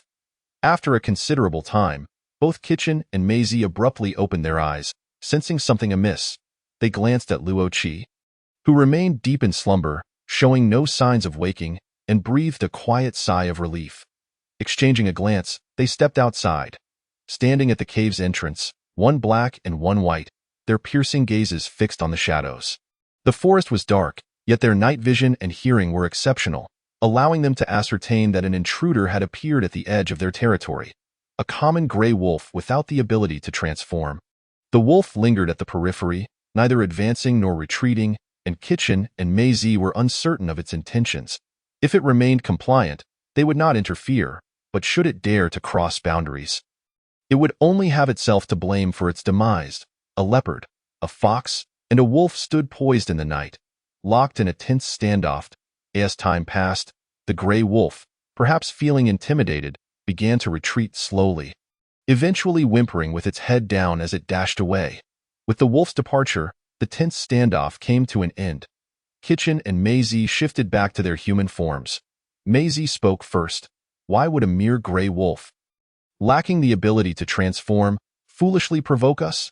Furrowing her brow, she found it perplexing. I am at a loss as well, Qichin replied, a hint of gravity flickering in his dark eyes. When I encountered Qi, she was being hunted by her kin, her mother seemingly self-destructed to protect her. Maisie continued, are you suggesting that the wolf is somehow connected to the group that pursued little Qi? Yet, how could a solitary wolf associate with a pack of leopards? Qichin fell silent, clearly harboring doubts. Suddenly, a soft whimper pierced the air. Qichin and Maisie swiftly turned to look at Luo Qi, who merely rolled over in her sleep. Given the unusual circumstances, for Qi's safety, it seemed imperative that they vacate this location swiftly. We shall depart tomorrow, Maisie replied. Indeed, Qichin affirmed. Afterward, the two of them conducted a thorough check of their supplies for the journey ahead. To facilitate their travel, they had long established a division of labor. Maisie's 8-star space was larger and primarily utilized for storing food, in addition to a few animal hides she had crafted for Luo Qi. Qichin, on the other hand, focused more on caring for Luo Qi's needs, given their kinship, which made things more convenient. Thus, aside from food, Qichin's space was filled predominantly with items necessary for Luo Qi's care and clothing. Once everything was accounted for, Qichin and Maisie settled beside Luo Qi, guarding her as she drifted off to sleep. Chapter 18. Licking fur. Unbeknownst to Luo Qi, who remained blissfully asleep, the events of the night passed without her notice, and she slumbered soundly until dawn, without even a nightmare. As the sunlight streamed in, she languidly awakened. Awake? A deep voice inquired beside her. It was Qichin's voice. Luo Qi propped herself up from the animal hide, rubbing her little like a piece of exquisite silk. It glimmers under the sun. Luo Qi could not resist, pressing her cheek against Maisie's back and rubbing against it. Comfortable, truly delightful. Luo Qi was utterly captivated by the smooth and soft sensation. Burying her head into it, rubbing vigorously, completely oblivious to the unusual behavior of the individual beneath her. Maisie, who had been running alongside Qichin, suddenly froze, feeling the little creature on her back nuzzle against her. Taking a deep breath to steady herself, Maisie assumed that Xiaoqi had merely bumped against her by accident and continued on her way. However, Maisie soon realized that the little one not only did not cease but grew increasingly audacious. Burying her face into Maisie's back and even extending her tongue to lick, as a creature with fur, Maisie found herself weakened by Luo Qi's playful antics, her body growing soft, even her running posture becoming rigid. Initially, Qichin, who was running beside them, had not noticed the peculiar behavior of Maisie. It was only when Maisie almost collided with him that he sensed something was amiss. Huh? What's wrong? Awo squeaked. Nothing at all. Since Maisie remained silent, Chi-chan did not press further, assuming she was merely distracted. Casually glancing at Luo Qi, who was merrily playing on Meizi's back, Chi-chan sought to ascertain her well-being, fearing she might be uncomfortable after such a long journey.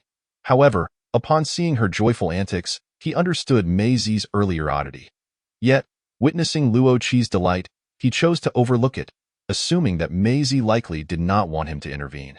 This must be a sweet torment, he mused, feeling a twinge of envy toward Meizi for being lavished with affection from the little one. Unbeknownst to Chi-chan, he too would soon find himself in such a position. Chapter 19. Caught in a CP moment as noon approached, Chi-chan paused beneath a large tree, transforming back into his human form to remove the beast skin from Meizi's back. Subsequently, Meizi circled the vicinity to ensure their surroundings were secure.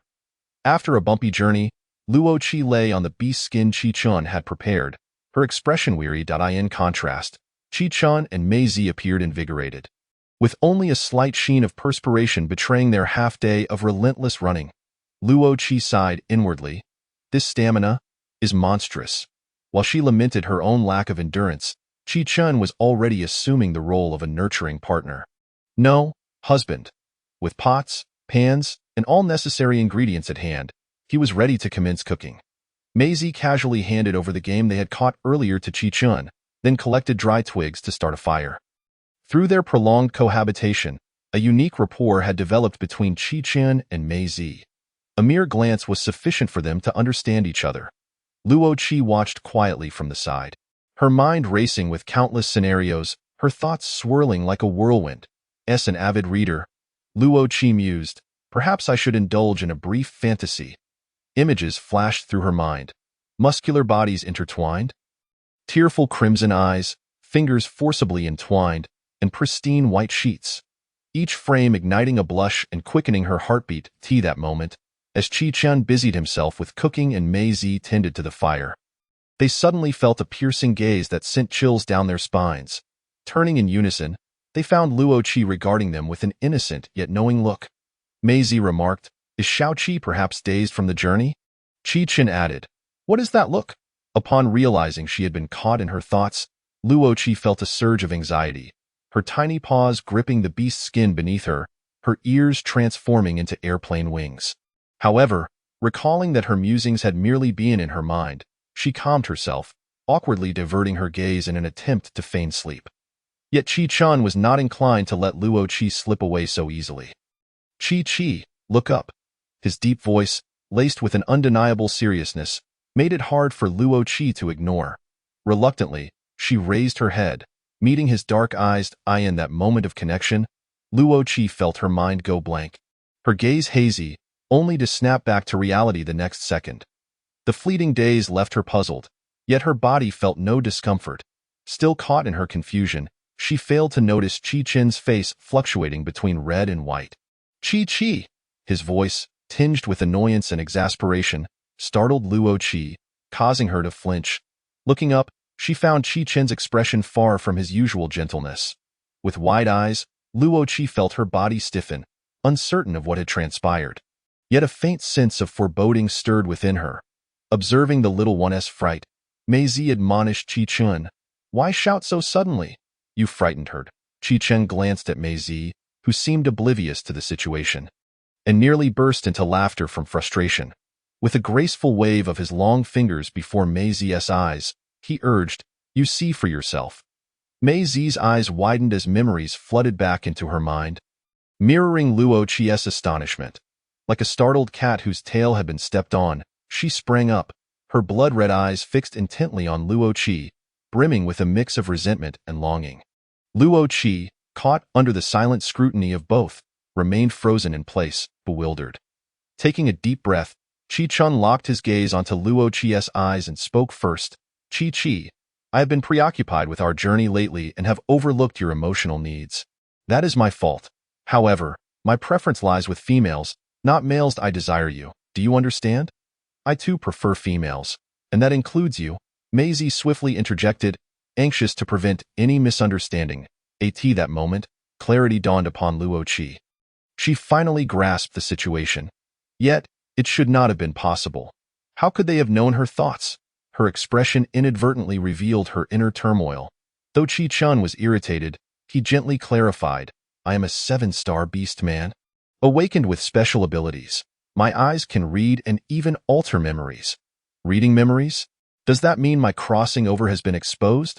Her face reflected sheer terror, prompting Chi-Chun to hastily explain. I only glimpsed that particular memory. Nothing else was altered.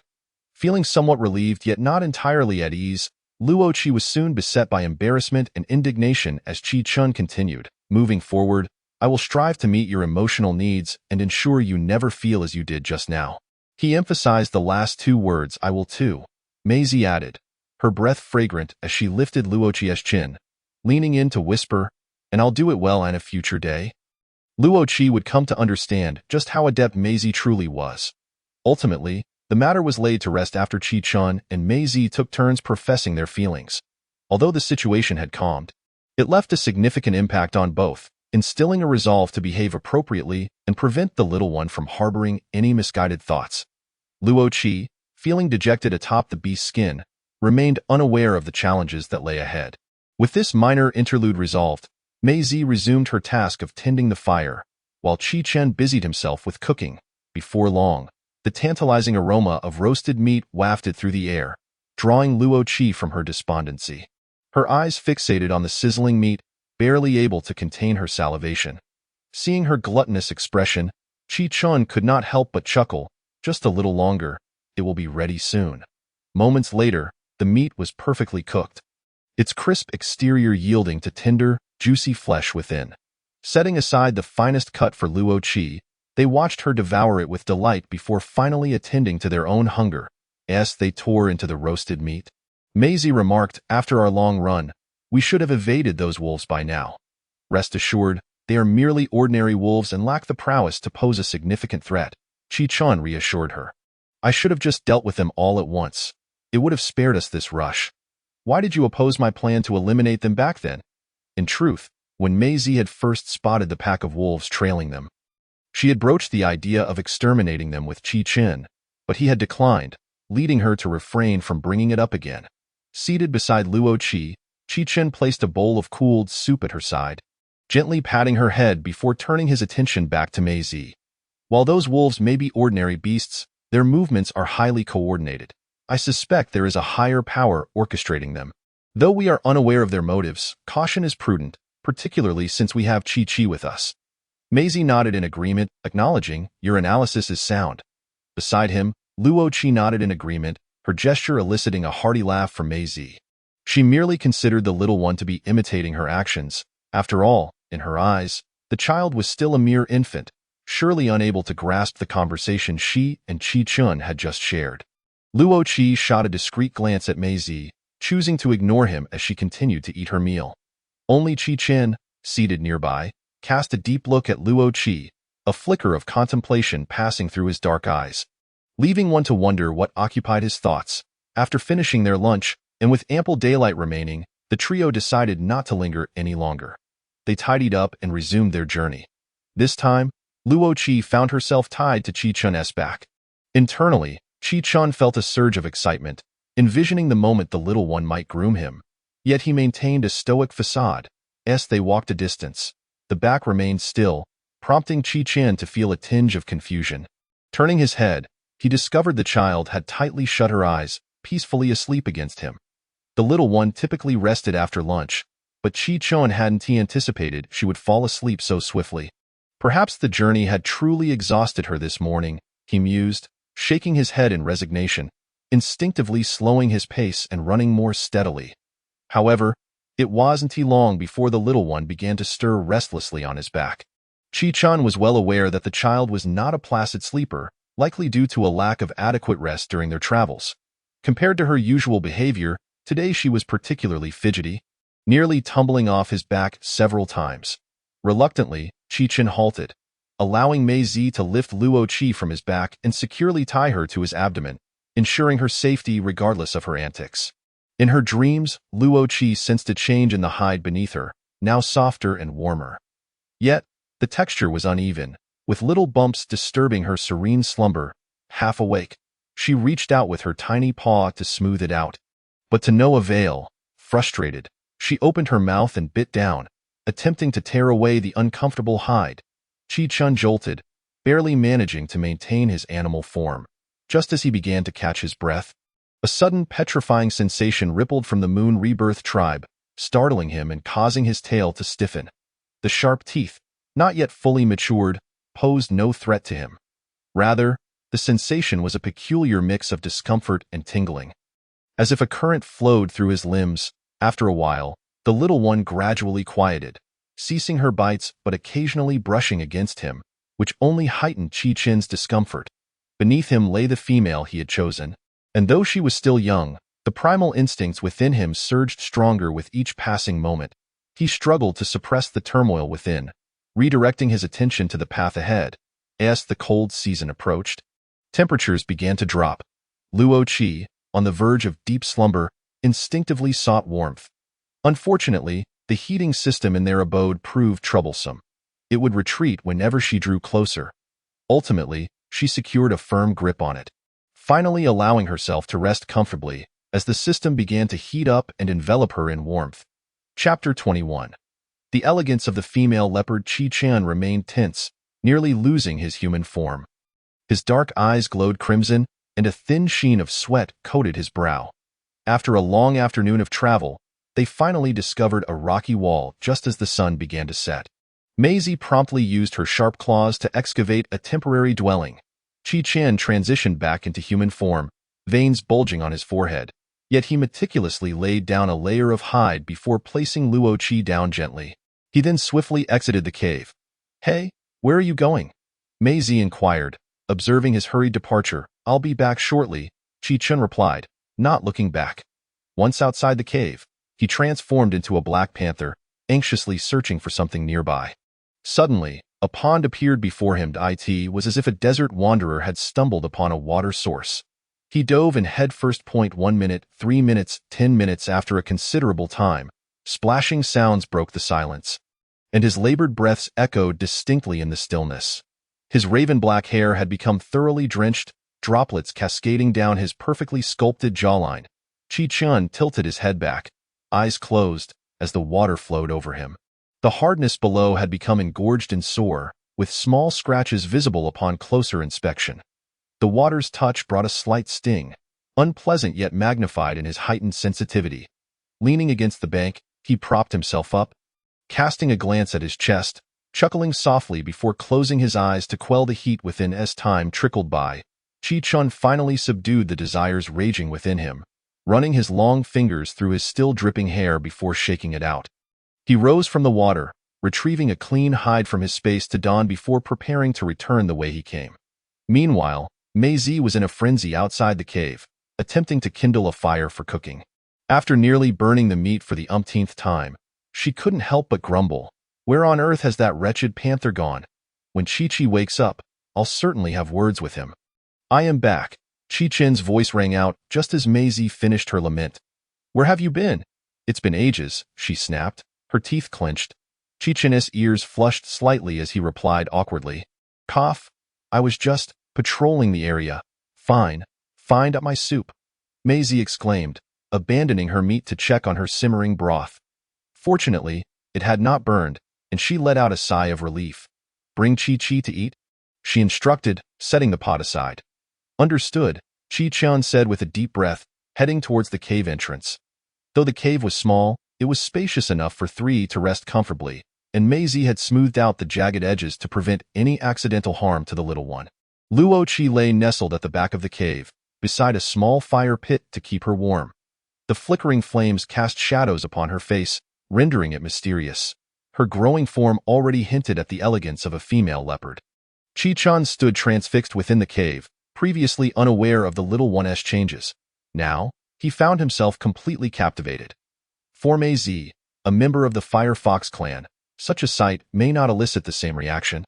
But to Chi-Chun, Luo Qi appeared both beautiful and enigmatic, akin to a beguiling thistle. Suddenly, Luo Qi rolled over, snapping Chi-Chun out of his reverie. Without further delay, he approached her and gently shook her small frame. "Chi-Chi, wake up, it's time to eat." No Chi-Chi, awaken, have a bite to eat, then you can sleep soundly again." You'll be famished otherwise. Be good. Now, Qi Chen nearly leaned down to whisper in her ear. In her dreams, Luo Qi, still drowsy, was oblivious to the persistent interruptions. Growing slightly irritated, she lifted her paw and swatted at the source of the disturbance, attempting to chase away the one disrupting her peaceful slumber. Qi Chen, taken aback by her reaction, failed to evade her swat, and the sore spot on his chest throbbed painfully. With a resigned sigh, he continued his attempts to rouse her, this time keeping a bit more distance. Thankfully, this time Luo Qi finally stirred awake. Gazing at the little one, still dazed and unaware of the prior events, Qi Chen felt a blend of frustration and amusement, ultimately releasing a deep sigh. Just as Luo Qi awoke, she was drawn to Qi Chen's exhalation. First it was Mei Zi, and now Qi Chen. Why did all the handsome ones seem to indulge in their brooding after she woke? Noticing the puzzled expression on the little one's face, Qi Chen opted not to elaborate, merely stating, "Just remember to return the favor." "Return? What do you mean?" Luo Qi queried. But before she could press further, Qi Chen had already scooped her up and was heading outside, clearly unwilling to elaborate. Undeterred, Luo Qi continued to seek answers, but Qi Chen remained unresponsive, ignoring her inquiries. Upon exiting the cave, the enticing aroma of roasted meat wafted into her nostrils. And after such a lengthy slumber, her stomach growled in response. Instantly captivated, she leapt from Qi Chen's arms, racing toward the source of the delectable scent. With the weight of her absence, Qi Chen shook his head in exasperation. Chuckling softly, "Little glutton. Take it slow." By the flickering light of the fire, Mei Zi held Luo Qi tightly, fearing that she might inadvertently stumble into the flames. Point 1. Jingjie, the scientific name for catnip, is irresistible to felines. Those who own cats are likely well aware of this. Tomorrow, I will accompany my mother to the cinema and must tend to my hair as well, so I may not be able to provide an update. I kindly ask for your understanding, dear readers. Additionally, I would appreciate a favorable review from you all to motivate myself. Currently, the author's works remain unsigned and exist in a solitary state, which means I write without official promotion, resulting in a limited readership, making it quite challenging. Therefore, I humbly request your positive feedback or comments, as they would serve as a source of encouragement for me. Thank you in advance. Moi. Chapter 22. First snow. Mei Zi gently placed her on the animal skin beside her. As Qi Chen also joined them, the three of them sat quietly around the fire, sharing a meal. Once they finished eating, Qi Chen took care of Luo Qi in the cave, lulling her to sleep, while Mei Zi busied herself with the post-meal chores. After she completed her tasks, she entered the cave and lay down on the opposite side of Luo Qi, gradually succumbing to sleep. The night was shrouded in dark clouds, with stars and the moon completely obscured. Only the small fire near Luo Qi flickered weakly, casting a dim light. With a final sputter, the remaining flames extinguished as the firewood was consumed, plunging the night into complete darkness. Suddenly, a rustling sound of leaves broke the silence as a gray wolf emerged from the shadows of the trees. Unlike the wolf pack encountered by Qi Chen and Mei Zi, this one was more robust. With sleek, shiny fur. More importantly, it possessed heterochromia. Its left eye a crystalline gray-green and its right eye a deep ruby red. This striking combination added an air of mystery to its gray-brown coat. Rong Zhan lifted his head, gazing towards the cave. With his night vision, he quickly spotted Luo Qi nestled between Qi Chen and Mei Zi. The vertical pupils of a wild beast instantly transformed into those of a playful dog. Expressing the joy that radiated from his face, even as a wolf, Rong Zhan did not approach. Instead, he stood quietly beneath the trees, observing Luo Qi for quite some time. It was only when the first light of dawn began to break that he turned and disappeared into the depths of the forest. As the morning sun gradually rose, Qi Chen and Mei Zi opened their eyes. Mei Zi was the first to rise, rekindling the fire that had burned low during the night. Qi Chen retrieved Luo Qi's animal skin blanket from his space and draped it over her. After completing these tasks, they left the cave together. Upon exiting, both furrowed their brows in unison. Mei Zi gazed at the thin layer of snow blanketing the world around them, her concern evident. It seems this year's cold season may arrive earlier than expected. In the beast realm, there is no precise measure of time, nor is there a concept of 4 seasons. Everything begins with the revival of life and ends with its decay. The time following a heavy snowstorm is designated as the cold season. as it is during this phase that the living conditions for the beastmen become most severe, and death becomes alarmingly common. The scattered white snow before them was a precursor to the impending snowstorm, a signal of the approaching cold season. Qi-Chan observed the snow with deepening worry in his eyes. I will go hunting and prepare a pot of hot soup for Qi-Qi to warm her up. It is not ideal for her to consume the cured meat we've had, he instructed. Remember to cover her with several layers of animal skin blankets. Maisie disagreed. I should go instead. You stay to take care of her. No, your star rank is higher than mine. If you stay, she will be safer, Qi-Chan insisted promptly. Maisie nodded in agreement and patted Qi-Chan's shoulder. Very well. Please be careful, understood. In the next moment, Qi-Chan transformed into a black panther and gradually vanished into the forest. Maisie returned to the cave, taking out the numerous animal skins she had made, covering Luo Qi with them.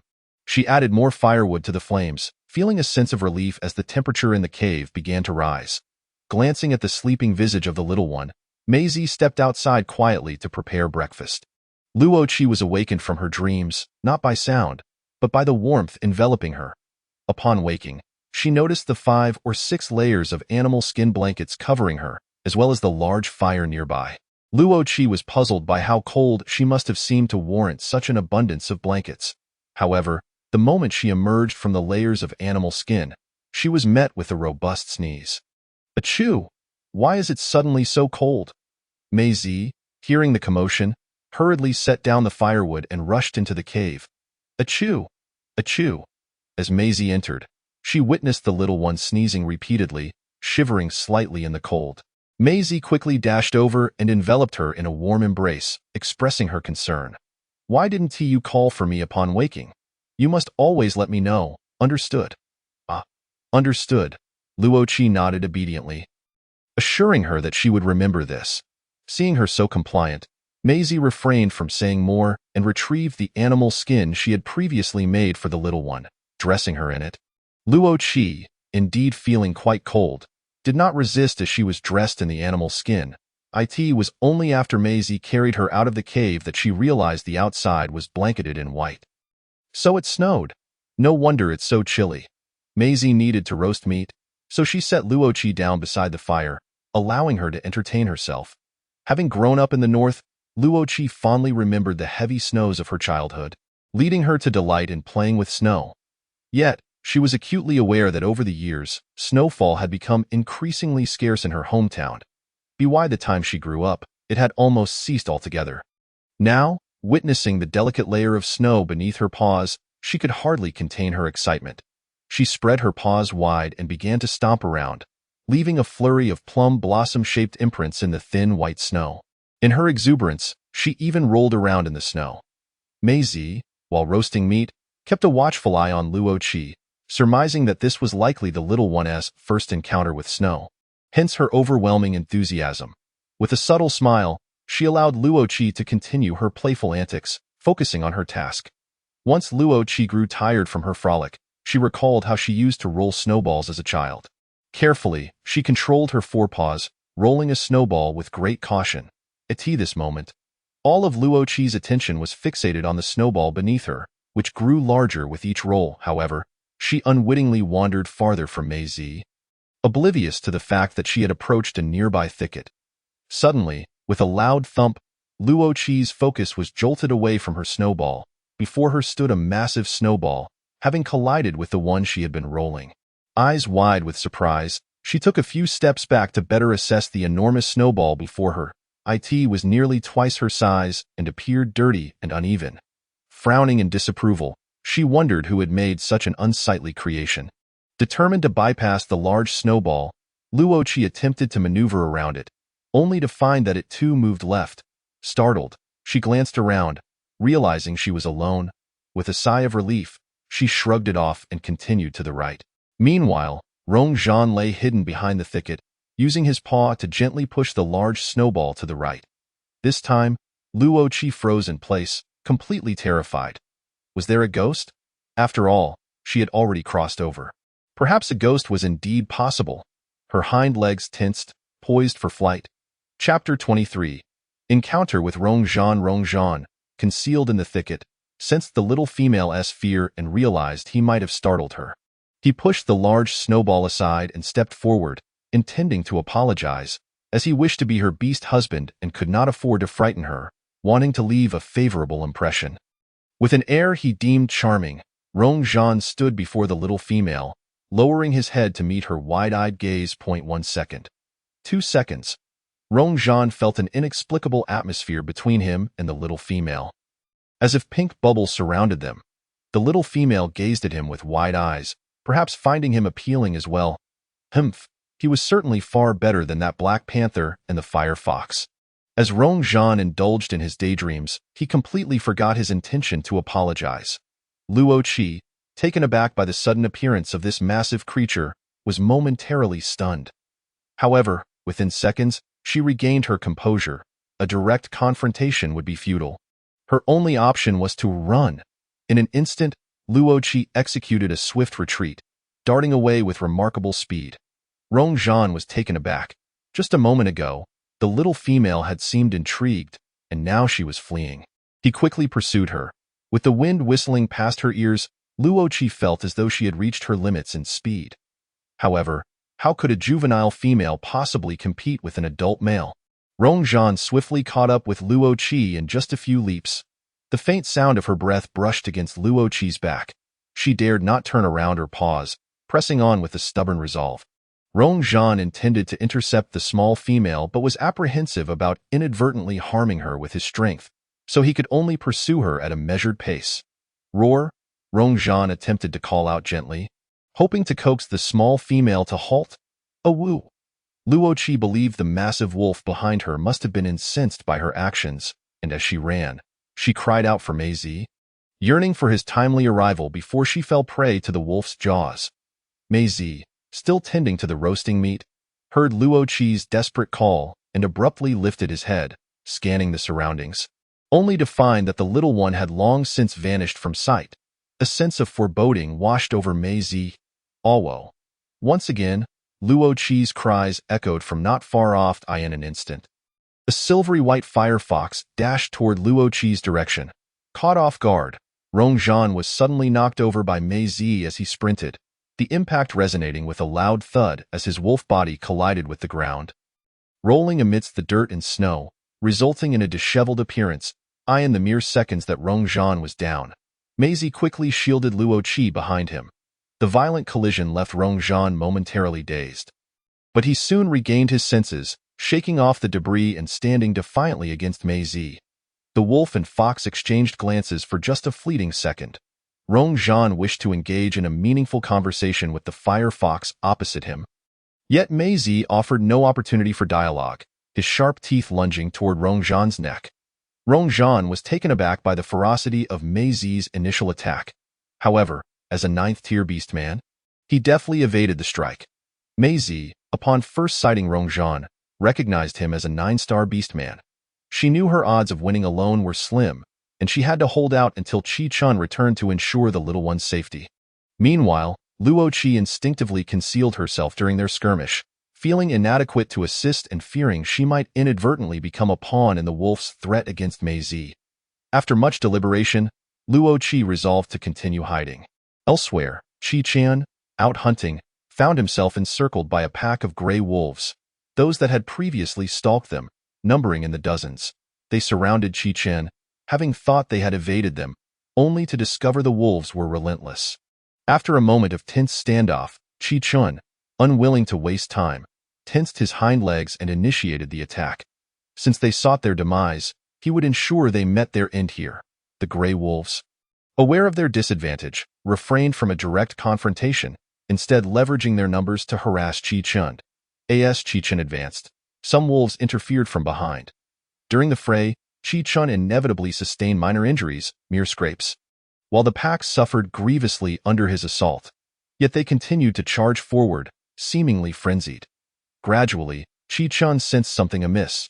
The wolves did not appear intent on attacking him, or else he wouldn't have escaped with such trivial wounds. Instead, it seemed they were desperately attempting to delay his return. But why would they want to postpone his return? Panic gripped him as he thought of Luo Qi still in the cave. This troubling question prompted Qi Chen to worry increasingly about her safety, hoping Mei Zi could hold on until he returned on the other side. After several rounds of confrontation, Rong Zhan remained on the defensive, causing Mei Zi to feel belittled. After all, she was an 8-star beast man. Her fox tail bristled, and a low growl emanated from her throat. With each attack becoming more cunning, Mei Zi resolved that if he would not strike, she would not hold back either. Rong Zhan felt at a loss. He merely wished to cultivate a bond with the small female and had no intention of taking her away. He genuinely desired harmonious coexistence with both this firefox and the Black Panther. Unsure of how it had escalated to this point, Rong Zhan began to counterattack, seeking to subdue Mei Zi and earn an opportunity to explain himself. However, the disparity in their star ranks was not something Mei Zi's brute force could bridge. Ultimately, a wolf claw struck the firefox's neck, inadvertently knocking Mei Zi unconscious. Rong Zhan, witnessing his future beast brother collapse, felt a momentary panic before approaching to sniff, relieved to find he was still alive. From her hiding spot, Luo Qi saw Mei Zi knocked out and the wolf approaching him, leading her to believe the wolf intended to finish Mei Zi off. Without a moment's hesitation, she lunged from the underbrush, letting out a desperate cry as she dashed in the opposite direction, attempting to draw the wolf's attention. Indeed, Rong Zhan was captivated by the sound of her mewling cry, turning to see the small female fleeing in a panic. Note: the chapter comment section features a photo I posted of Rong Zhan's unique eyes. I found it elsewhere, and I believe it fits well. I won't entertain any rebuttals, haha. Additionally, I've had some happenings at home recently, which hindered my writing. I sincerely apologize for the delays and updates. Chapter 24. The plunge. Rong Zhan no longer paid mind to Mei Zi, throwing back his head to let out a wolf howl before turning to pursue the small female. In the distance, upon hearing the lead wolf's command, the gray wolves surrounding Qi Chen retreated like a receding tide, vanishing in mere seconds. Qi Chen also heard the wolf howl and, disregarding the retreating pack, focused solely on his concern for the little one's safety. The gray wolves fled due to their leader's failure. Or was it a success?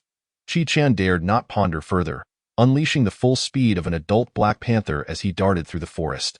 He raced back to the cave, swiftly transforming into human form. Outside the cave, remnants of Mei Zi's roasting meat lay unattended, having long since burned due to neglect. Glancing at the charred meat filled Qi Chen with unease as he hurried inside the cave. Only to find no trace of the little one, his heart plummeted to despair. He quickly reverted to his beast form, scanning the area for any scent nearby. The sensation of rapid descent and the overwhelming fear of emptiness behind her enveloped Luo Qi's limbs. As the blade-like gusts of wind sliced through her body, the roaring wind filled her ears, drowning out all other sounds. The tumultuous emotional upheaval had induced a hallucination, and it seemed as if she could feel the pain. She was on the brink of death once more, destined to vanish from the world. Perhaps this time, someone would remember me.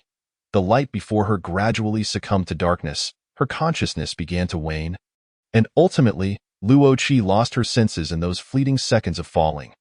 Rong Zhan dashed forward almost the instant Luo Qi began her plummet, yet he was unable to grasp her, helplessly witnessing her descent before his very eyes. "You little female!" Qi Chen and Mei Zi arrived just in time to witness this harrowing scene. A chill swept through Qi Chen, a profound sense of suffocation washing over him as if someone had seized his heart, rendering him nearly breathless. His eyes, once calm and composed, now brimmed with a terrifying redness. Mei Zi's head buzzed, veins bulging in her hands as she lunged forward in a single stride. Before Rong Zhan could even register his grief, a tremendous force yanked him to the ground, and a fist crashed against his face. "You bastard!" Mei Zi was consumed by rage. One punch hardly seemed sufficient, and countless blows rained down upon Rong Zhan's face. Rong Zhan offered no resistance, allowing the assault to continue. His refined features bruised and bloodied. It was Qi Chen who finally managed to restrain the uncontrollable Mei Zi, saying, "Calm down. We must find Qi first.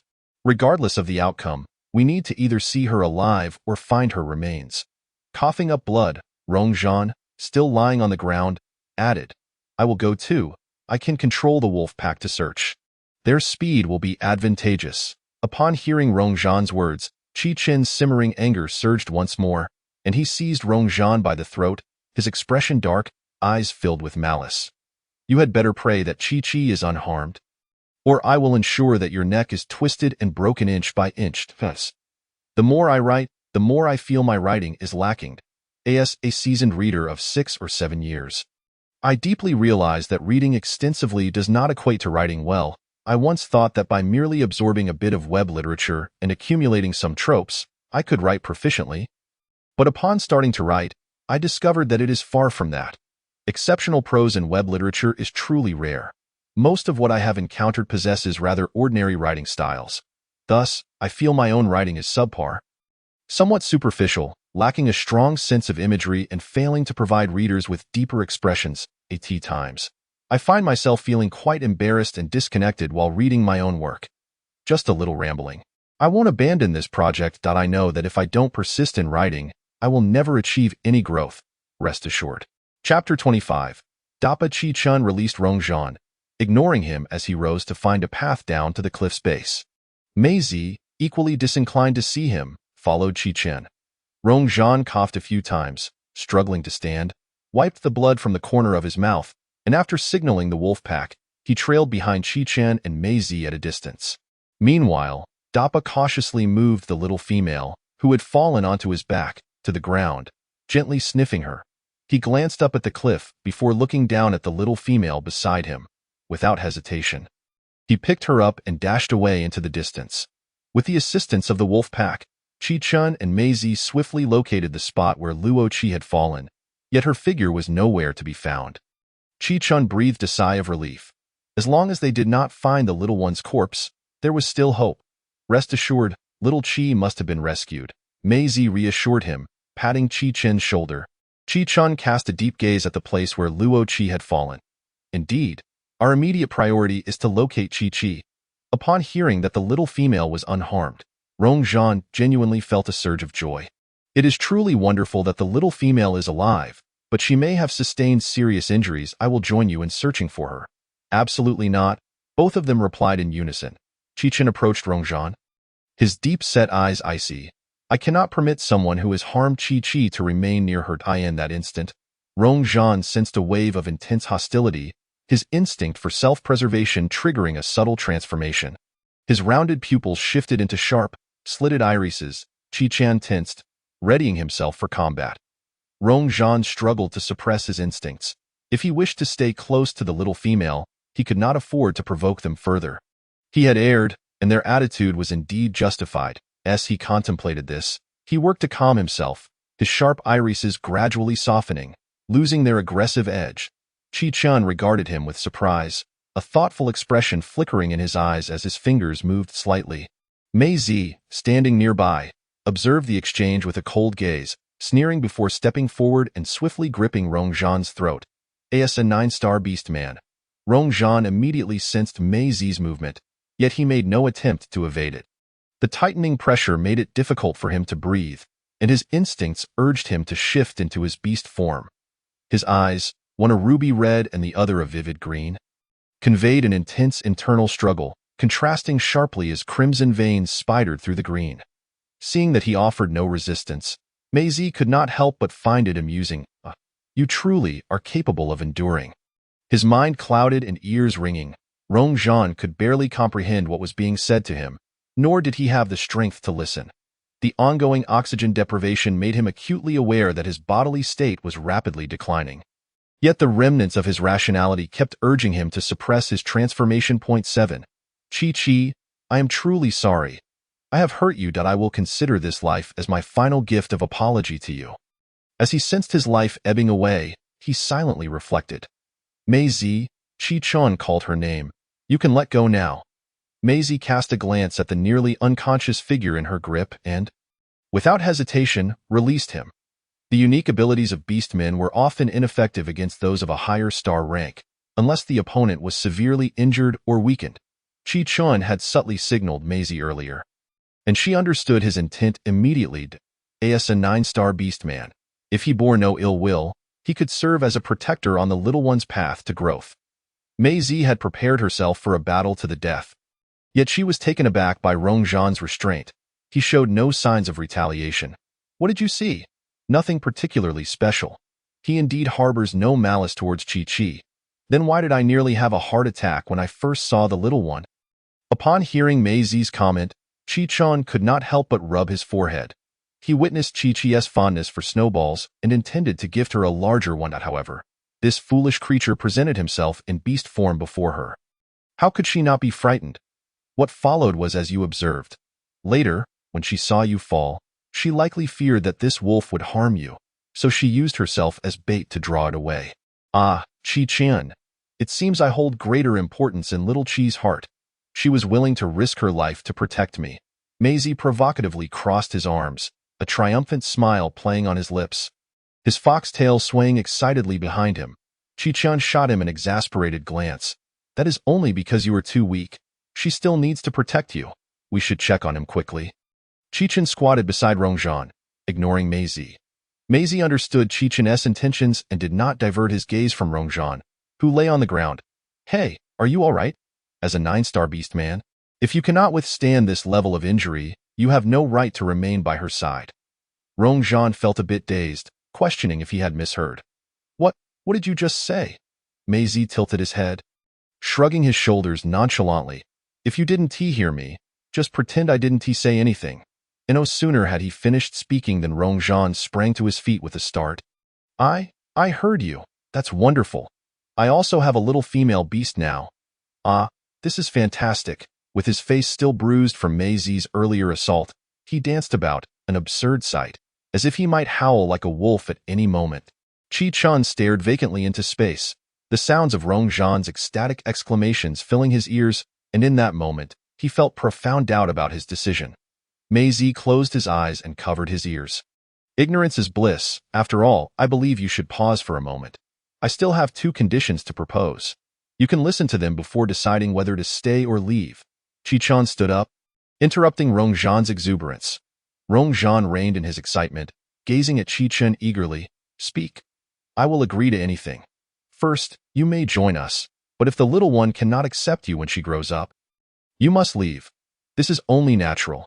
I will not force her, not solely because she is female, but because she is my destiny in this lifetime. Chi-chan, disregarding Rongzhan's declaration, continued.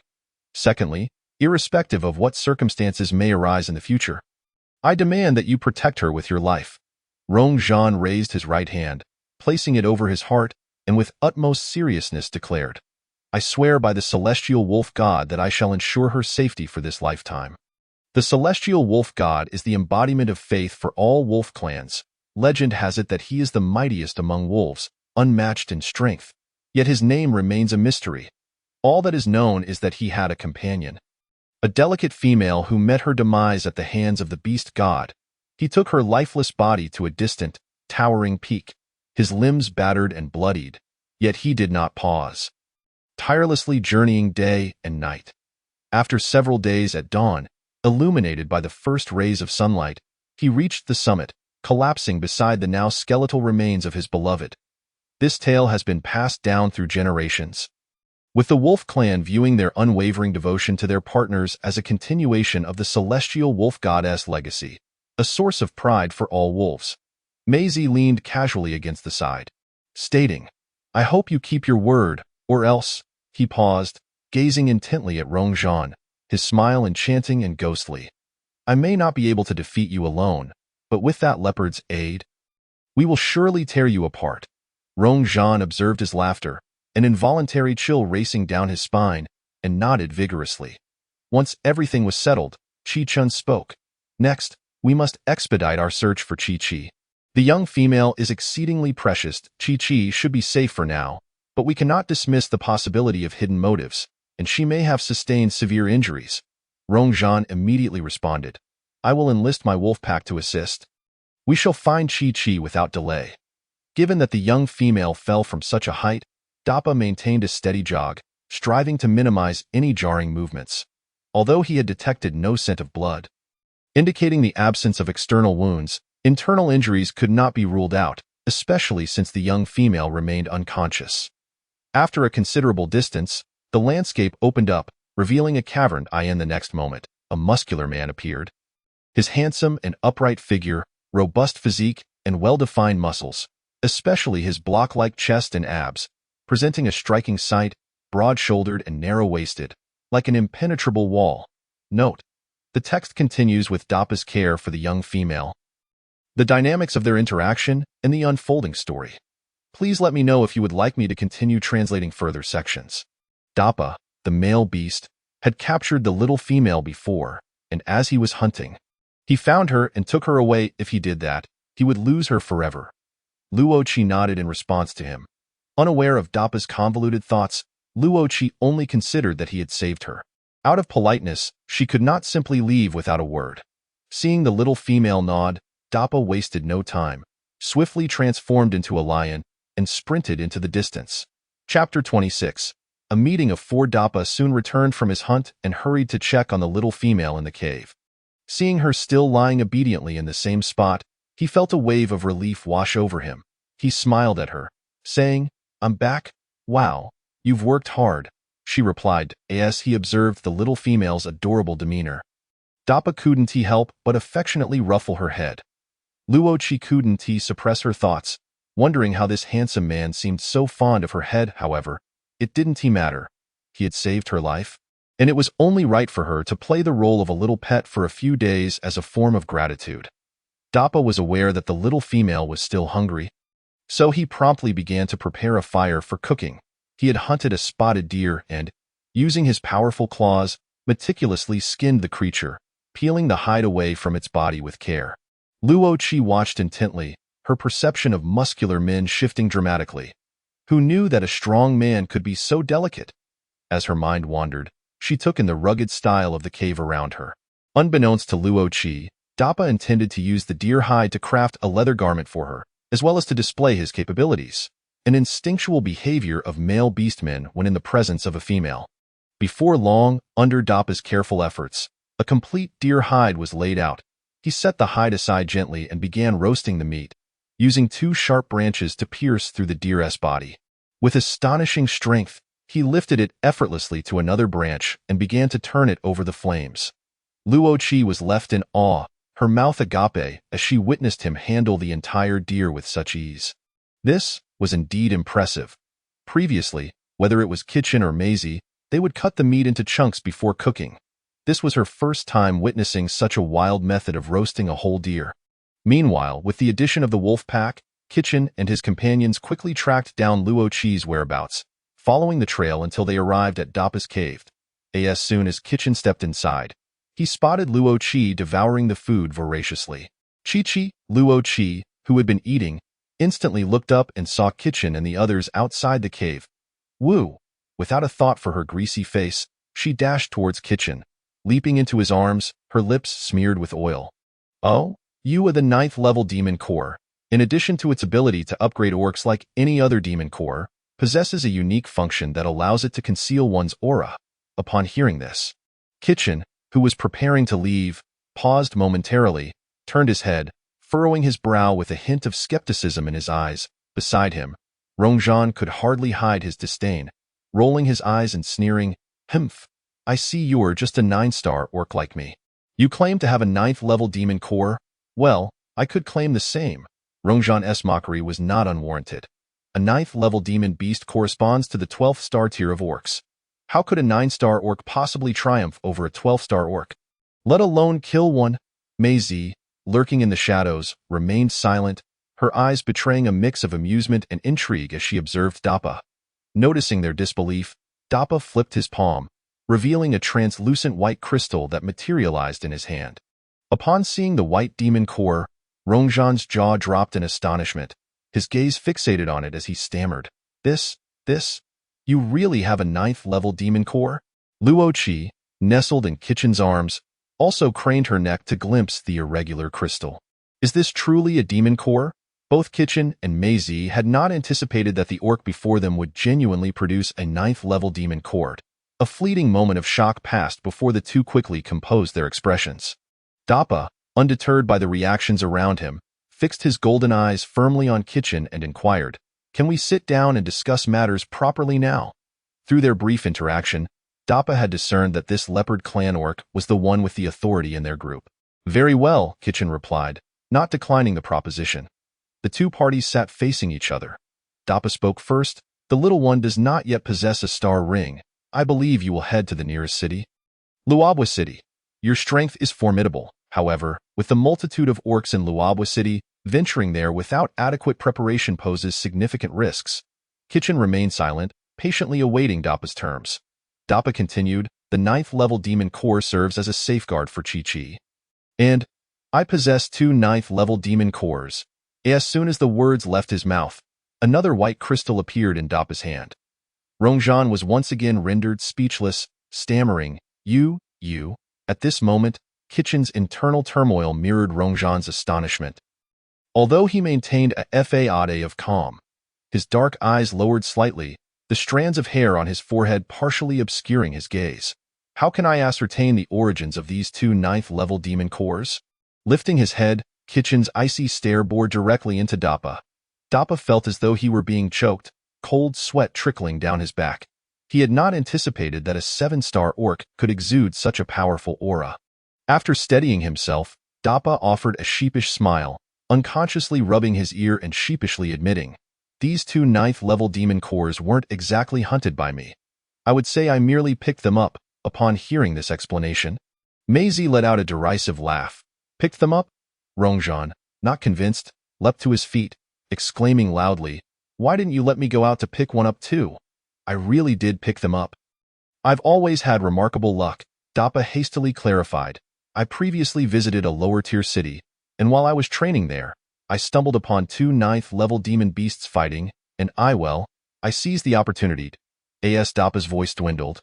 He felt embarrassed, knowing that these demon cores were not obtained through his own strength, yet he intended to use them to barter for a position beside the little female, an act unbecoming of a male. However, he had nothing else to offer in exchange. I have indeed been exceptionally lucky since childhood. You see, I fortuitously found her, and she just happened to fall onto my back. Dappa pointed at Luo Qi, anxious to validate his claims. Seeing that they remained skeptical, Dappa made an ancient gesture with his hand, his expression turning serious as he declared, I, Dappa, swear by the beast god that all I have said is the truth. If I speak falsely, may the beast god punish me. Now can you believe me? Dappa asked uncertainly. Kitchen scrutinized Dappa for a moment before responding, Very well. Upon hearing his agreement, Dappa's mouth curled into an immediate smile. His hands fidgeting with excitement, his joy evident. But I have conditions. You may speak, Dappa replied without hesitation. First, if the little one does not accept you once she grows up, you must leave. Second, during this time, you must protect her with your life. As soon as Kitchen finished, Dappa responded, I agree. Are you not going to think it over? Kitchen inquired. Dappa replied, There is no need for deliberation. Your requests are entirely reasonable, and I have no reservations. Very well, welcome aboard. Luo Qi, who had been a mere observer, interjected, What just happened? Have I just gained another handsome man? And why is Kitchen yet to explain why this person, who caused me to fall off a cliff, is now so harmoniously present beside me? Luo Qi found herself utterly perplexed, tugging at Kitchen's hair with her tiny claws in frustration, sensing the little one's inquisitive gaze and her impatient tugging on his hair. Kitchen realized she was truly eager for answers.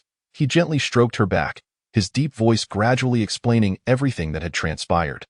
After a considerable time, Luo Qi finally comprehended the situation. The wolf, for reasons unknown, had taken an interest in her, resulting in a series of unfortunate events, while this lion had also become infatuated with her, offering a 9th level demon core in exchange. Having grown up without parents and having survived in an orphanage, Luo Qi had spent her youth working in a club to pay for her education, encountering all manner of people, both men and women, with many embracing a lifestyle of multiple partners. She had long since become desensitized to such displays, and her early struggles had diminished her moral standards and expectations. Before she matured, she had needed their protection, and they desired her as a companion. Moreover, Luo Qi sensed their respect for her, with the ultimate decision resting in her hands. It was clear that in this transaction, she stood to gain the most with the least risk. Luo Qi found no reason to reject this arrangement. Furthermore, she could feel their genuine care and affection for her. In truth, she had already resolved that if she did not have to offer her body in return, she would protect them with her life, just as they protected her. Hence, she bore no significant aversion to the inclusion of Dappa and Rongzhan. However, she could not help but wonder why several men, oh no, males, would gather around a single female. Was there a scarcity of females? Noticing the little one lost in thought, Kitchen called out a few times. Chi-Chi? Chi-Chi? Luo Qi snapped back to reality, casting aside the questions swirling in her mind. Huh? What is it? Kitchen pressed his lips together, his lowered lashes concealing the concern and tension in his eyes. His fingers unconsciously tightening. I'm sorry. I was only considering your safety, which is why I allowed them to join. I completely neglected your feelings, and that is my fault. In an instant, a wave of self-reproach and guilt washed over Kitchen. Consuming his sense of security like a raging inferno, he continued to lower his head, unconsciously tightening his embrace around Luo Qi, his voice hoarse as he murmured, "If you truly dislike this, I can ask them to leave." At that moment, Dappa and Rongzhan stood by, their anxiety peaking, holding their breath and remaining motionless, their eyes fixated on the little female, fearful that any sign of displeasure from her would result in their expulsion. Luo Qi, meanwhile, was oblivious to the way the two men regarded her with expressions of reverence. Her focus was solely on Kitchen, sensing his profound insecurity and the tightening of the arms around her. She desperately wished to convey that she did not mind. On the contrary, she felt grateful for his careful planning, aside from her mother, who had perished to protect her when she crossed over. Kitchen was the second person to make her feel warmth. Having drifted through life alone in her past existence, she never considered herself a paragon of virtue. Now, to encounter such individuals by her side, she genuinely pondered whether she had inadvertently cut in line at the Bridge of Lamentation. At this moment, Luo Qi lamented her inability to speak. Otherwise, with her silver tongue, she would surely alleviate the handsome one's distress. In frustration, Luo Qi straightened her posture, clinging tightly to Kitchen's neck and nuzzling against him, attempting to express her sentiments. Kitchen was taken aback by her reaction, fearing she might also harbor dislike for him.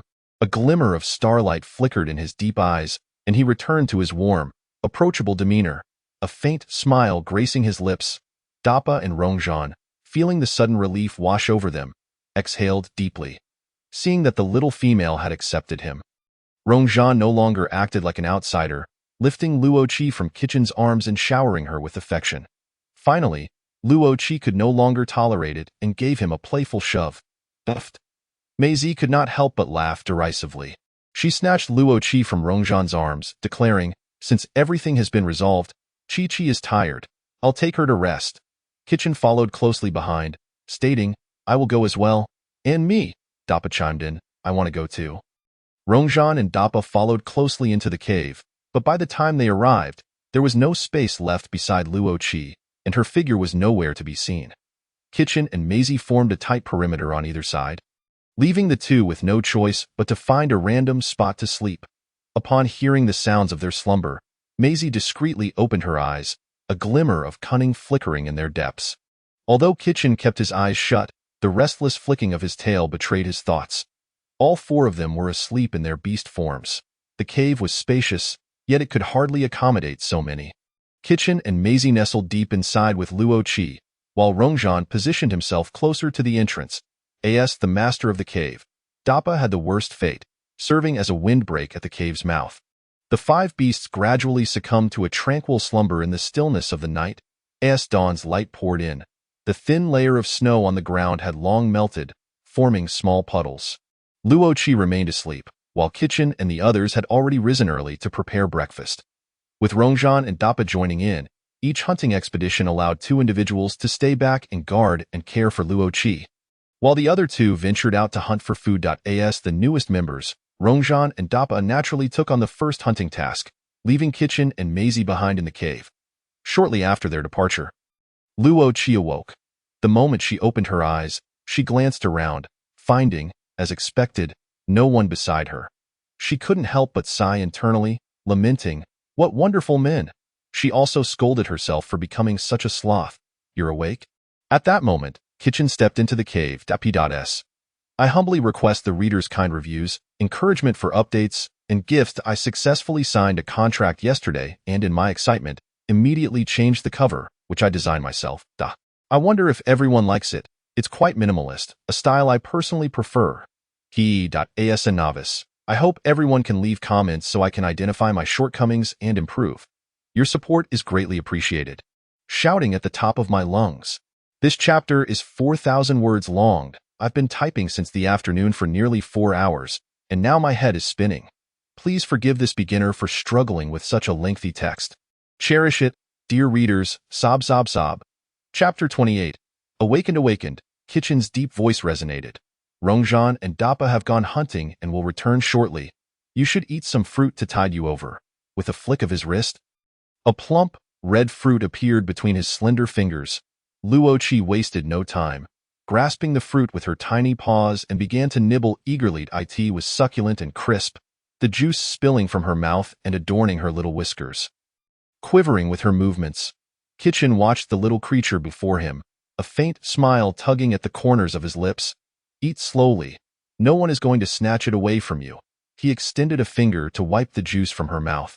Look at you, covered in fruit juice, like a little kitten. Luoqi obediently sat still while he cleaned her up and then resumed her feast. The fruit was not particularly large, and it didn't take long for her to finish it off. Kitchen wiped her mouth again. Do you want more? Luoqi shook her head. I can't eat anymore. I need to save room for roasted meat. Seeing her shake her head, Kitchen refrained from retrieving more fruit from his space. He gently stroked her fur and said, Let me take you outside. Maisie is out there too. Luoqi blinked her eyes and nodded eagerly. Then I'll let you carry me out. As he prepared to lift her as usual. Luoqi took a few steps back, sidestepping his outstretched arms, behaving differently from before. Kitchen was momentarily taken aback, puzzled. What's wrong? Without responding, Luoqi circumvented his hands and walked a few steps towards the cave entrance. Then turned back to look at him. Kitchen retracted his hands and stood up, tilting his head, his eyes brimming with affection. Are you planning to walk by yourself? Luoqi nodded firmly. Following the recent cliff incident, Luoqi felt acutely aware of her frail physique. She resolved to begin exercising from this day forth, vowing never to be lazy again. Perceiving the little one's determination, Kitchen did not insist further. After wrapping her in animal skins for warmth, he followed closely behind her as they exited the cave. The temperature outside was still quite frigid. Since the snowfall yesterday, Luoqi felt as though the temperature had dropped a notch without any sign of warming up. Fortunately, the animal skins crafted by Kitchen kept her reasonably warm. You're awake? Maisie, who was preparing soup, spotted Luoqi emerging from the cave. Luoqi nodded as she walked over. Maisie freed up a hand to ruffle Luoqi's hair. The fish soup will be ready soon. I'll serve you a bowl to warm you up. Just as Luoqi was about to nod in agreement, they heard, We're back. It was Rongzhan and Dappa. Rongzhan bent down to drop the prey from his shoulders, his excitement palpable. I don't know what happened today, but our luck was extraordinary. Not only did we encounter a flock of sheep and manage to catch 2, but we also came across a lynx. Look, I brought back a lynx too. Rongzhan raised the lynx he was holding, his expression brimming with pride, his mouth nearly reaching the heavens. Kitchen appraised the lifeless lynx in Rongzhan's grasp, stroking his chin. Not bad. We can make a comfortable fur coat for Chi-Chi later. Rongzhan, with a smug expression, declared, Of course, Chi-Chi must wear only the best. He turned to Luoqi and winked. Right, Chi-Chi? His face practically screamed the words, Hurry! Praise me! Luoqi could hardly bear to look at Rongzhan's eager expression. She forced a smile and nodded. You're amazing, Dappa, unwilling to be outdone, chimed in. I had great luck today too. I caught 4 with that. He revealed the 2 lynxes he held behind his back, each over a meter long, a total of 4 caught for all to see. Maisie set down her fish soup and approached, stroking the lynxes in Dappa's hands. Your luck is astonishing. Dappa merely smiled, saying nothing, his gaze fixated on Luoqi. Surely the little female will smile at me too? Luoqi locked eyes with his platinum gaze for a fleeting second and instantly understood. She tilted her head and smiled at Dappa. Dappa's expression froze, his mind seemingly blank, his eyes focused solely on every nuance of Luoqi's smile. As Luoqi stood before Dappa, her eyes gradually widened in surprise, noticing a crimson hue spreading across his cheeks. Hey, lion, Rongzhan nudged Dappa's arm. You're bleeding. Dappa snapped back to reality. Huh? Oh. Embarrassed, he touched his nose. Discovering it was indeed covered in blood, in an instant, Dappa's ears turned crimson. the color deepening rapidly from his cheeks to his neck, his bronze skin now tinged with a delicate pink. I'll go clean the prey. Dappa stammered, ignoring the expressions around him as he hoisted his catch and dashed away. Kitchen, Maisie, Rongzhan, and an utterly bewildered Luo Qis, he really that innocent? Pidas. Another chapter will follow shortly. This one is only 1,500 words. I appreciate your understanding. Chapter 29. Whole after the earlier interlude, Luo Qi behaved decorously during mealtime, no longer daring to provoke Dappa. With such a fiery temperament, she feared that one misstep would lead to her being injured or worse. The five of them had 2 sheep alongside the provisions stored in Maisie's space, and excluding Luo Qi's share, there was more than enough food for everyone. The 4 busied themselves, and at last, breakfast was prepared. They gathered around the fire pit, relishing their meal. 100 meters away, a cheetah was stealthily approaching. This cheetah bore countless scars on its face, rendering its original features nearly unrecognizable. Its skin was uneven, in some places barely more than a layer of skin. Beside it were 4 or 5 other cheetahs, though not as heavily scarred, their coats dull, resembling those suffering from malnutrition. Crunch, crunch, the sound of crushed leaves echoed. Rongzhan was the first to stand, signaling a warning, someone's coming. The others heard the unusual noise and instantly formed a protective circle around Luo Qi, back to back. Luo Qi hurriedly swallowed her mouthful of meat, stretching her neck to anxiously observe through the gaps. 4 or 5 cheetahs surrounded the disfigured one, gradually revealing themselves from the dense forest. They all beheld the pitiful sight of the group, emaciated to the bone, and wondered why they would seek a path to their own demise. The lead cheetah drew closer, its large paw stepping onto the boundary of Dappa's territory. Dappa issued a warning, alerting the approaching cheetah pack that this was his domain. The lead cheetah paused momentarily, seemingly indifferent to Dappa's warning, and provocatively eyed the ford. Ultimately, it cast a lingering glance at Luo Qi, its chaotic gaze glinting with cold light. Like a poisoned arrow aimed directly at Luo Qi, Mei Ziwei narrowed his eyes, raising a leg to obscure the cheetah's line of sight. He disdained the way the other gazed at the little one. His silver hair danced in the wind, partially covering his forehead, while the red markings at the corners of his eyes emanated an aura of danger. Luo Qi exchanged a fleeting glance with the opponent, instantly feeling a bone-chilling malevolence. It was evident that the individual was targeting him, but who could it be? The only similar beings he had encountered, aside from Qi Chun, were the leopard clan that had pursued him upon his arrival. What was the name again? Luo Qi furrowed his brow, struggling to recall. It seemed to be Hua Air. A sudden realization struck him. Yes, it was Hua Air. He had thought that Qi Chun had dispatched him long ago. Yet here he was, remarkably resilient. At that moment, Qi Chun also recognized the opponent's identity and briefly explained to the other 3. So, they are here to seize Qi? Rongzhan inquired. That appears to be the case. Qi Chun replied.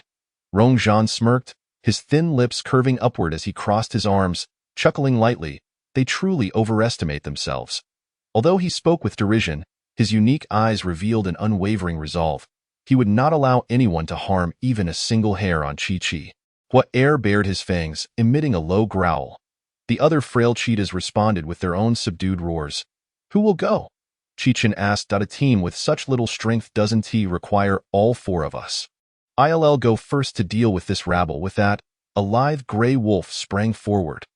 Its gray-brown fur whipped wildly in the wind, and its unique eyes glinted with a sinister light. I'll join as well. Dappa followed closely, eager to seize the opportunity before Qi. Qi Chun raised his voice, warning the 2, be thorough. Don't frighten Qi. The response to him was a pair of resounding beastly roars as the fierce battle was about to commence. Rongzhan dashed to the forefront, leaping onto one of the cheetahs.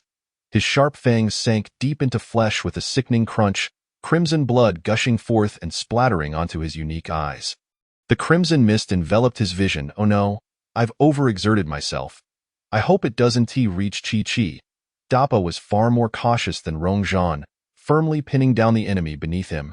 His claws twisting with force until a crack resounded, the beast's head tilting at an unnatural angle, lifeless on the ground. In mere moments, the frail cheetahs fell one after another beneath the relentless assault of Rongzhan and Dappa.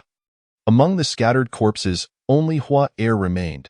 His scars reopened during the fight, blood streaming down his face, his body a mere wreck, riddled with wounds.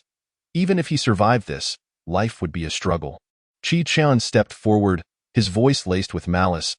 Why have you repeatedly pursued Qi? Hua Er remained silent, his eyes filled with fury and resentment, almost drowning him in its depths. Perhaps it was the unwillingness to accept his fate and the will to survive that fueled his strength. Breaking through Rongzhan and Dappa's defense, bypassing the unresponsive Qi Qian, and charging directly at Luo Qi, Dappa and Rongzhan were caught off guard and hastily redirected their course. Yet they couldn't catch up. Mei Ziwei remained steadfast before Luo Qi, his phoenix-like eyes cold and sharp, laced with a chilling smile, seeking death. With a powerful kick, he sent Hua Er flying. The impact echoed as he crashed several meters away, his body skidding along the ground before finally coming to a halt. Already at his last breath, he now faced further adversity, blood seeping from every orifice, with only the slight rise and fall of his chest betraying his lingering existence. Rongzhan and Dappa were nearly paralyzed with fear, rushing over to pin down Hua Er, preventing any sudden moves. Qi Qian, equally startled, felt cold sweat bead in his palms, the rapid thumping of his heart echoing in his ears. Luo Qi took a deep breath, steadying herself, and stepped out from behind Mei Ziwei. Qi. Mei Ziwei called out. Luo Qi did not turn, walking straight toward the battered Hua Er. Rongzhan and Dappa exchanged puzzled glances, unsure of her intentions, but they pressed down harder on their captive to shield Luo Qi from harm. Standing before Hua Er, Luo Qi met his gaze. He glared at her fiercely, his chest heaving violently. Making wheezing sounds, blood trickling from the corner of his mouth and his eyes, Luo Qi saw hatred and disgust. She couldn't comprehend why Hua Er, knowing he was outmatched, would come to his demise. Nor why he clung to her relentlessly. However, she had no desire to waste time unraveling these mysteries. She simply sought revenge for Rain, never forgetting those who had aided her. Raising her paw, Luo Qi swiftly sliced across Hua Er's fragile neck. The wheezing ceased abruptly, and the figure on the ground widened its eyes, life extinguished. Luo Qi looked down at the lifeless cheetah, calmly retracting her claws. She then glanced up to find Rongzhan, who stood petrified, his tail raised rigidly, eyes filled with shock. Spinning around, Luo Qi noticed that the others appeared equally taken aback. Did they think her too brutal? Qi Qian understood that the little one acted in vengeance for her mother. Yet he had not anticipated her decisiveness. He was slightly stunned. However, Qi Qian quickly recovered, approaching Luo Qi and lifting her into his arms, ruffling her hair. Well done. Luo Qi gazed into the familiar black eyes before her. A tingling warmth surged from her feet to her heart, her emotions tangled in a chaotic mess, her heart racing wildly. Something from her boiling blood spread, gathering at her heart, making her chest feel scalding, almost suffocating her, leaving her helplessly trying to contain it. Mei Ziwei approached, lifting his bloodied little paw. Let me see if your claws are damaged. Why bother with such filth? Next time, just toss him into the river to drown. Yes, I'll throw him in the river shortly, Rongzhan chimed in. Dappa, lacking in flattery, simply stated, I'll go fetch water to wash Qi's paws. I'm unsure if I've successfully portrayed Rongzhan's character. In my mind, he should be a proud, confident young man with a rational understanding of himself. Do you think the personalities of the male leads introduced so far are distinct? Feel free to leave your thoughts in the comments. Chapter 30. Heartbeat. Luo Qi hadn't anticipated such a reaction from everyone. Warmth surged within her, her nose tingling, and her eyes reddening. Don't be afraid. Don't feel burdened. Qi Qian embraced her, his brow furrowing, his voice deep. If Qi wishes to remain innocent, then we shall be your support. If you do not wish for that, we shall be your sharpest claws. Qi Qian is right. Yes, I wholeheartedly agreed. I raised both hands in support. Luo Qi was at a loss for how to express her gratitude for the confidence they bestowed upon her. Letting out a soft hum, she hugged Qi Qian, followed by Mei Ziwei, and then Rongzhan. The moment Rongzhan was enveloped in the warmth of her embrace, his heart soared, thumping wildly. His wolf ears sprang up, transforming into airplane ears. Rongzhan cautiously hugged Luo Qi back, preparing to plant a gentle kiss. I'm backed. The sound. Luo Qi dashed away, heading straight for Dappa. Rong Zhan, momentarily caught off guard, remained with his lips pursed, fully exposed to the gazes of Mei Ziwei and Qi Chen. Mei Ziwei asked with a knowing smile, his expression laced with danger as he regarded Rong Zhan. Qi Chen stood to the side, silently observing with arms crossed. Rong Zhan quickly retracted his lips, pursing them and glancing skyward. Aha! What a lovely day today. The weather is splendid, Qi Chen interrupted him. Having his lines stolen, Rong Zhan felt a little embarrassed. Stealing a glance at the expressions of the two opposite him, he offered an awkward smile. Puffing out his chest defiantly, he added, although you two are currently the top beasts in the pack, who knows what the future holds? I might just be Chi-Chi's companion, die. I'll go deal with the corpses first. With that, Rong Zhan didn't dare to meet their eyes, dragging away the two cheetah corpses in a hurry. In truth, Qi Chen and Mei Ziwei had no intention of reprimanding Rong Zhan too harshly for his actions. Even they struggled to maintain composure around Qi, let alone Rong Zhan, who was incapable of hiding his feelings. It was only natural to be close to someone one admired, as long as they didn't disregard Chi-Chi's wishes. Moreover, Qi was gradually growing up. Once they reached Luobo City and obtained the star ring, she would be able to transform into human form. Some matters needed to be addressed sooner rather than later. It was beneficial for her to adjust in advance. Observing Rong Zhan's retreating figure, Mei Ziwei nudged the arm of the person beside him. Hey, how did we ever let this fool-us wolf pack intimidate us? Because we were foolish, as the three-word sound faded. Kitchen turned and walked away. Maisie nodded slightly. Indeed. Wait, that's not right. Maisie intended to say something more, but Kitchen had already distanced himself, leaving her alone in place, muttering to herself. Tisk, quite the fierce one, even berating himself. Dappa carefully scooped a handful of water from the river with a large leaf. Each step taken with utmost caution to avoid spilling any. Luo Qi, however, paid no mind to such details and dashed forward recklessly. Fortunately, Dappa noticed just in time, quickly steadying the leaf with one hand while using the other to support Luo Qi's little bottom as she leaped up. Luo Qi found herself seated on Dappa's solid bicep, wrapping her two front paws tightly around his neck, taking the opportunity to stroke Dappa's deep yellow, short hair. It was a bit prickly, tickling her paws. Not soft in the conventional sense, yet it was quite enthralling. This was the first time the little creature had been so proactive with him, her tiny paws fidgeting restlessly against his ear. Dappa felt somewhat at a loss, tensing his body and allowing her to ransack his head. He believed he should remain still, a mere plaything. Not daring to move, his muscles gradually tightening. The definition of his muscles, already pronounced, became even more accentuated. Luo Qi sensed the tautness beneath her, along with the slight tremors of the muscles. Rong Zhan had grown so tense that a thin sheen of sweat formed at his neck, the potent scent of hormones enveloping them, leaving Luo Qi momentarily frozen. She merely wished to embrace him, not to pursue anything further. Fortunately, Maisie shattered the awkward atmosphere. Ahem.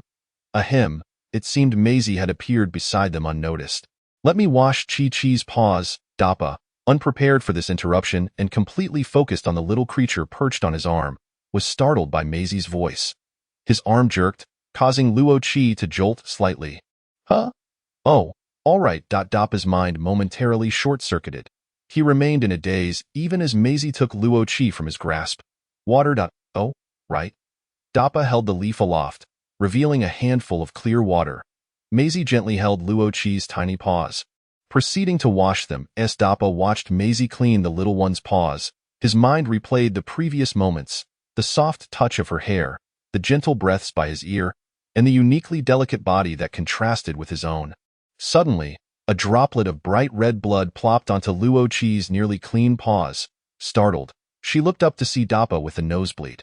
Dappa, of course, noticed too, incredulously touching his nose, now smeared with blood. He pressed his palm tightly against his nose. His voice muffled as he stammered, I'll be right back with that. He dashed away in a flash. Luo Qi furrowed her brow, lost in thought. With such frequent nosebleeds, could it be a sign of weakness? Before she could ponder further, she felt her head being gently turned back by an external force, lifting her gaze to Maisie's exquisite face.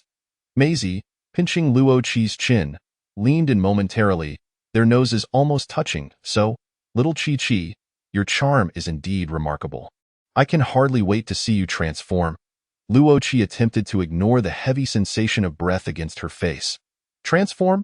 I never mentioned anything about that. Am I about to turn human? I wonder what I would become. A flicker of anticipation stirred within Luo Qi.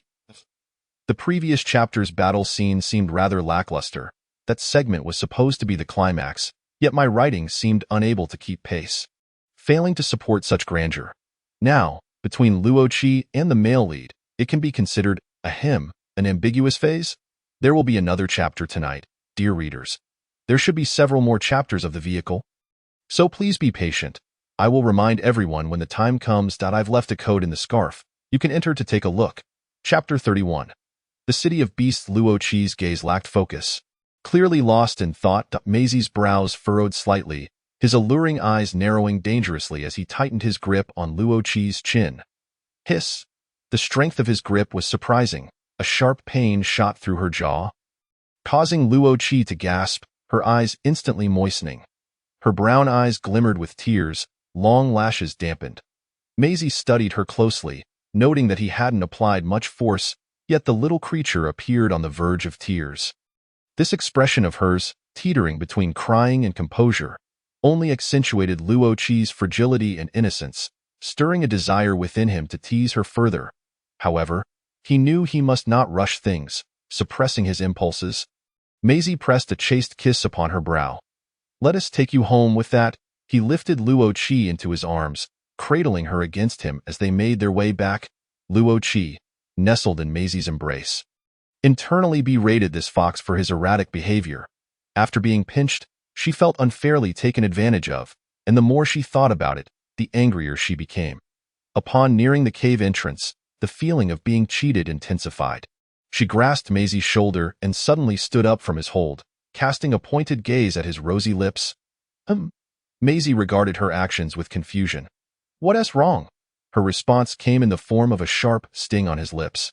Luo Qi bit down hard, her sharp baby teeth piercing his delicate skin until the metallic taste of blood filled her mouth, prompting her to release him in shock, gazing at the crimson mark she had left on his lips. Luo Qi felt a fleeting panic. She hadn't intended to break the skin, merely hoping to make him feel some discomfort. Looking up to apologize, she was momentarily taken aback. Maisie's alluring features, skin as fair as cream, and the crimson markings at the corners of his eyes made him appear even more enchanting.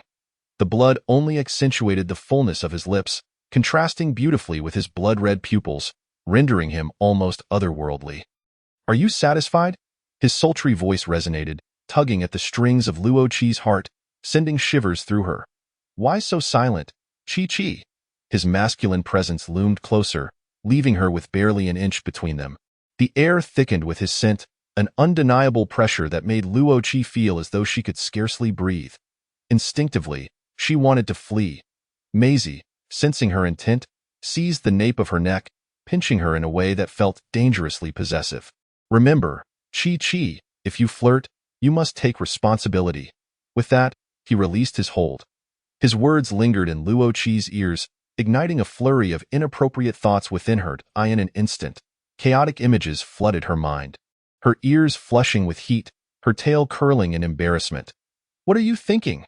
Maisie observed, his eyes narrowing playfully, a smirk gracing his lips as he tilted her chin up. Luo Qi was compelled to meet his gaze, her mind racing as she felt exposed under his penetrating stare. She felt as if all her thoughts and feelings were laid bare before him. Realizing she had unwittingly put herself in a vulnerable position, Luo Qi instinctively recoiled, attempting to retreat. This time, Maisie allowed her to escape, knowing that pressing too hard could provoke a bite from a little leopard. Maisie licked his back teeth with his tongue, casually wiping the blood from his lips with his thumb. Observing the crimson stain on his finger, he chuckled softly, quite wild. Luo Qi dashed toward the cave entrance, burrowing into a fur blanket. Before long, Maisie returned leisurely. Rongzhan, having disposed of the body, coincidentally arrived at the same time as Maisie and immediately noticed the blood at the corner of his mouth. What happened? Did Qi scorn you? Rongzhan's remark drew Kitchen's attention. Maisie's expression darkened, Shut it! Kitchen glanced between Maisie and the pouting Luo Qi within the cave, a sudden understanding dawning upon him. He couldn't help but chuckle, shaking his head. Rongzhan, feeling competitive, retorted, "Humph, one day. Qi will acknowledge me too. That will be in the future," Maisie replied, arms crossed, a challenging look in his eyes. Rongzhan shrugged, unbothered. Though they bantered, everyone understood that such words were but playful exchanges, and none had truly crossed any lines. Arguing over who held a more significant place in Qi's heart was futile, as it would only make her position more difficult.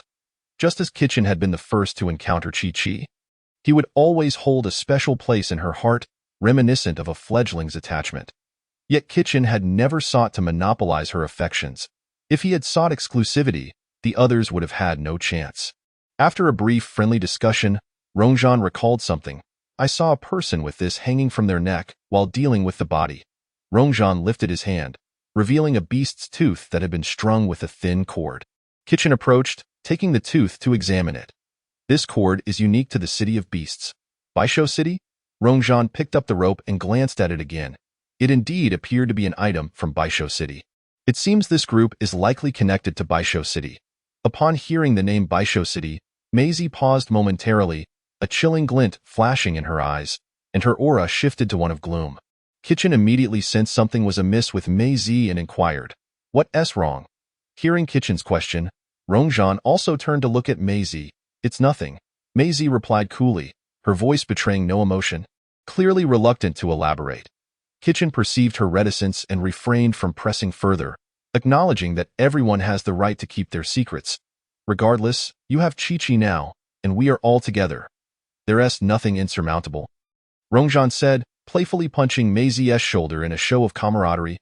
"Indeed, Rongzhan is right," Kitchen echoed in agreement. Perhaps Rongzhan's words had a soothing effect, as Maisie smiled slightly. "Don't worry, it's nothing." Seeing that she was genuinely all right, Kitchen and Rongzhan each returned to their tasks. The breakfast had long gone cold due to the interruption from the group of leopards, and after the commotion, it was already noon. The group decided to first address their hunger. The men had few demands regarding food, so they made do with the leftover meat from breakfast. Luo Qi initially intended to join them, believing the meat was merely cold and could still be edible after being reheated. However, she was met with unanimous rejection, and ultimately, Dappa managed to catch a rabbit, preparing fresh rabbit meat for Luo Qi. Chapter 32. Arrival at Luobwa City. After the group had finished their combined breakfast and lunch, they prepared to set off for Luobwa City. The weather was turning increasingly cold, and it was imperative to secure the star ring for the little one promptly. The group tidied themselves up quickly, and Kitchen retrieved the fur garment he had previously given Luo Qi, dressing her in it once more. Considering that the little one might feel uncomfortable on the backs of Rongzhan and Dappa, Kitchen opted to tie her back onto Maisie instead. Dappa and Rongzhan, understanding their limited time with the group, did not voice any objections. Once Luo Qi was settled, the rest transformed into their beast forms, and the group set off in grand procession. Kitchen was the fastest among them, leading the way, while Maisie trailed closely behind. Dappa and Rongzhan flanked her, ensuring Luo Qi's safety. Several times along the way, concerned that the little one might struggle with the long trek, Kitchen contemplated stopping for a break, but each time, Luo Qi refused. She believed that enduring a short discomfort would be preferable to prolonged suffering. Wishing to reach their destination as swiftly as possible to rest properly, yielding to her determination, Kitchen decided not to press the matter further. The group moved quickly and reached the entrance of Luobwa City before nightfall. Prior to entering, Kitchen handed one of the 2 ninth-grade demon cores Dappa had given him to Luo Qi, indicating that she should consume it. Luo Qi nibbled on the demon core, finding it somewhat brittle, akin to eating rock candy, though its flavor was peculiar, reminiscent of chewing wax. Seeing the little one obediently swallow it, Kitchen affectionately patted her head, saying, "So good." As Kitchen held Luo Qi, the others transformed back into their human forms, lining up to enter the city. The city gate, in truth, was merely a widening of the crevice between 2 mountains, forming a broader entrance. On either side of the entrance stood a pair of beastmen, maintaining some semblance of order as they neared the entrance. The 2 guard beastmen exchanged glances, one of them quietly slipping away, the reason for which remained unknown. Soon, they had entered the inner sanctum of Luobwa City. Luo Qi, mustering her weary body, gazed around in wonder at the novel surroundings. Though referred to as a city, Luobwa City was essentially a basin, utilizing the geographical advantage to carve out numerous caves in the surrounding cliffs for the beastmen to reside in. Upon entering Luobwa City, Luo Qi sensed the peculiar glances cast upon them by the surrounding individuals, expressions of shock and confusion, some even hastily averting their eyes after a fleeting glance. Luo Qi observed the unusual reactions of those around her. Filled with questions. Are we some sort of terrifying beasts? Why are they reacting this way? In stark contrast, Kitchen and the others appeared oblivious to the unusual atmosphere, steadfastly advancing without a sideways glance. Carrying her forward with purpose, Rongzhan, walking beside them, swaggered confidently, surveying the surroundings and commenting. This city's environment is truly subpar. If not for the time constraints, Qiqi's first transformation would never have occurred here. Indeed, it is quite unfair to Qiqi, Dappa concurred, casting a disapproving glance around. Kitchen remained silent, but his furrowed brow had not relaxed since their entry. Mei Zi's expression of disdain was equally palpable. Hey you lot. Hold on, a raspy voice called out, dripping with flattery. Luo Qi craned her neck, resting against Kitchen's arm to look back, spotting a beastman. He appeared relatively young, around 30, with a balding head and a face that was uncomfortably exaggerated. Feeling the furry sensation on her arm, Kitchen realized the little one wished to join the fray. Reluctantly, he poked her round little head with his finger, casting her an affectionate glance. Turning around, his dark eyes instantly transformed into a calm, unyielding gaze, observing the approaching figure with a cool distance. Is there something you need? Upon seeing them halt, the bald man beamed widely, hastening forward a few steps to close the gap. His rough, cracked hands rubbed together in excitement as he smiled broadly. Bending slightly in a servile manner, where do you esteemed guests hail from? What's it to you? Rongzhan retorted impatiently. The bald man, undeterred by the snub, quickly nodded in agreement. Indeed, I spoke out of turn, realizing the company he was addressing was not particularly amiable. He swiftly got to the point. You are all high-star beastmen, and our city lord has just been informed of your arrival. He sent me post-haste to extend his welcome. The lord specifically instructed me to escort you to the central city for rest and recuperation. What do you think? The bald man maintained a smile throughout, his eyes nearly closing in delight. Luo Qi doubted whether he even saw the person he intended to address. No need. Kitchen immediately declined, not even glancing back as he prepared to turn away. The bald man's smile faltered momentarily but quickly recovered. He hurriedly stepped forward, reaching out towards Kitchen's arm in an attempt to block his departure. As Luo Qi nestled in Kitchen's embrace, she noticed a gnarled, cracked hand, smeared with some unknown dark substance, reaching for her. In an instant, Luo Qi felt a surge of panic, instinctively clutching Kitchen's fur garment. Attempting to climb upwards, caught off guard by her sudden and intense reaction, Kitchen swiftly evaded the outstretched hand, holding Luo Qi tightly and soothingly stroking her back. Don't be afraid. It's all right. It's all right. Seeing his initial attempt thwarted, the bald man persisted, extending his hand once more. Mei Zi quickly thrust an arm in front of Kitchen, leaning slightly to shield Luo Qi. Stay back if you don't want to die. Her blood-red eyes radiated an extraordinary chill, the surrounding air turning frigid. Our city lord. The bald man stammered, utterly taken aback, his tongue failing him. Rongzhan's irritation reached its zenith upon witnessing Luo Qi's fright. Interrupting the man, we made it clear that we don't need your assistance. Go find someone else. Make yourself scarce. Dappa tensed his entire body, issuing a warning. Continuing to pester us will not end well for you. The bald man glanced at the growing crowd of beastmen gathering nearby, some whispering amongst themselves, realizing that this was not a favorable situation for him. Reluctantly, he swallowed hard, casting a lingering gaze at Kitchen and the others before tremblingly retreating. With the bald man no longer pursuing them, Kitchen and his group turned to leave. Once the bald man had distanced himself, he surreptitiously turned around, the previous flattery and servility absent from his eyes. He struggled to suppress the tremors of his body, casting a venomous glare in their direction. P.S. A new map has been unlocked. Luo Qi will reside in this city for a while. Chapter 33. Entering the city after walking a short distance, Luo Qi gradually calmed from her earlier fright. She looked up, intending to inquire about the purpose of the earlier individual. Qichin met her gaze. Recognizing the curiosity in her eyes and surmising her question, his lips parted, and his deep voice resonated softly. Luoba City is a low-tier city, with few high-star beast men. That individual was likely sent by the city lord to bribe us. Hoping to persuade us to stay, he continued, the reactions of the beastmen we encountered upon entering stemmed from our status as high-star beastmen. Naturally, they would feel intimidated by those stronger than themselves. Hence their avoidance. Luo Qi nodded, signifying her understanding. Oh, that's how it is, Dappa, evidently more concerned about the little one's earlier state, promptly inquired, what happened to Qiqi just now? Why did she react so strongly? Dappa's gaze had not once strayed from Qiqi. Upon hearing Dappa's inquiry, Luo Qiqi immediately became animated, her entire body rising from Qichin's embrace. With both front paws, she grasped forward vigorously, imitating the earlier actions of the bald one. Simultaneously, her big, watery eyes displayed a look of fright, as she disdainfully glanced at her own paws, pursing her lips in discontent. The back-and-forth mimicry was performed with remarkable flair, as if it had been rehearsed. Rong Zhan erupted into hearty laughter, taken aback by Qiqi's talent for performance. Piffed. Qichin, unable to contain himself, looked down at the little creature in his arms with softened eyes. Mei Zi, walking beside Qichin, pinched Luo Qiqi's chin and tilted his head, teasingly saying, it seems we must take care of ourselves in the future, lest Qiqi grow weary of us. Wouldn't you agree? Luo Qiqi, aware of his playful teasing, nodded earnestly along his finger joints. Mei Zi, momentarily taken aback, failed to catch the little one's shy retreat, feeling a tinge of disappointment.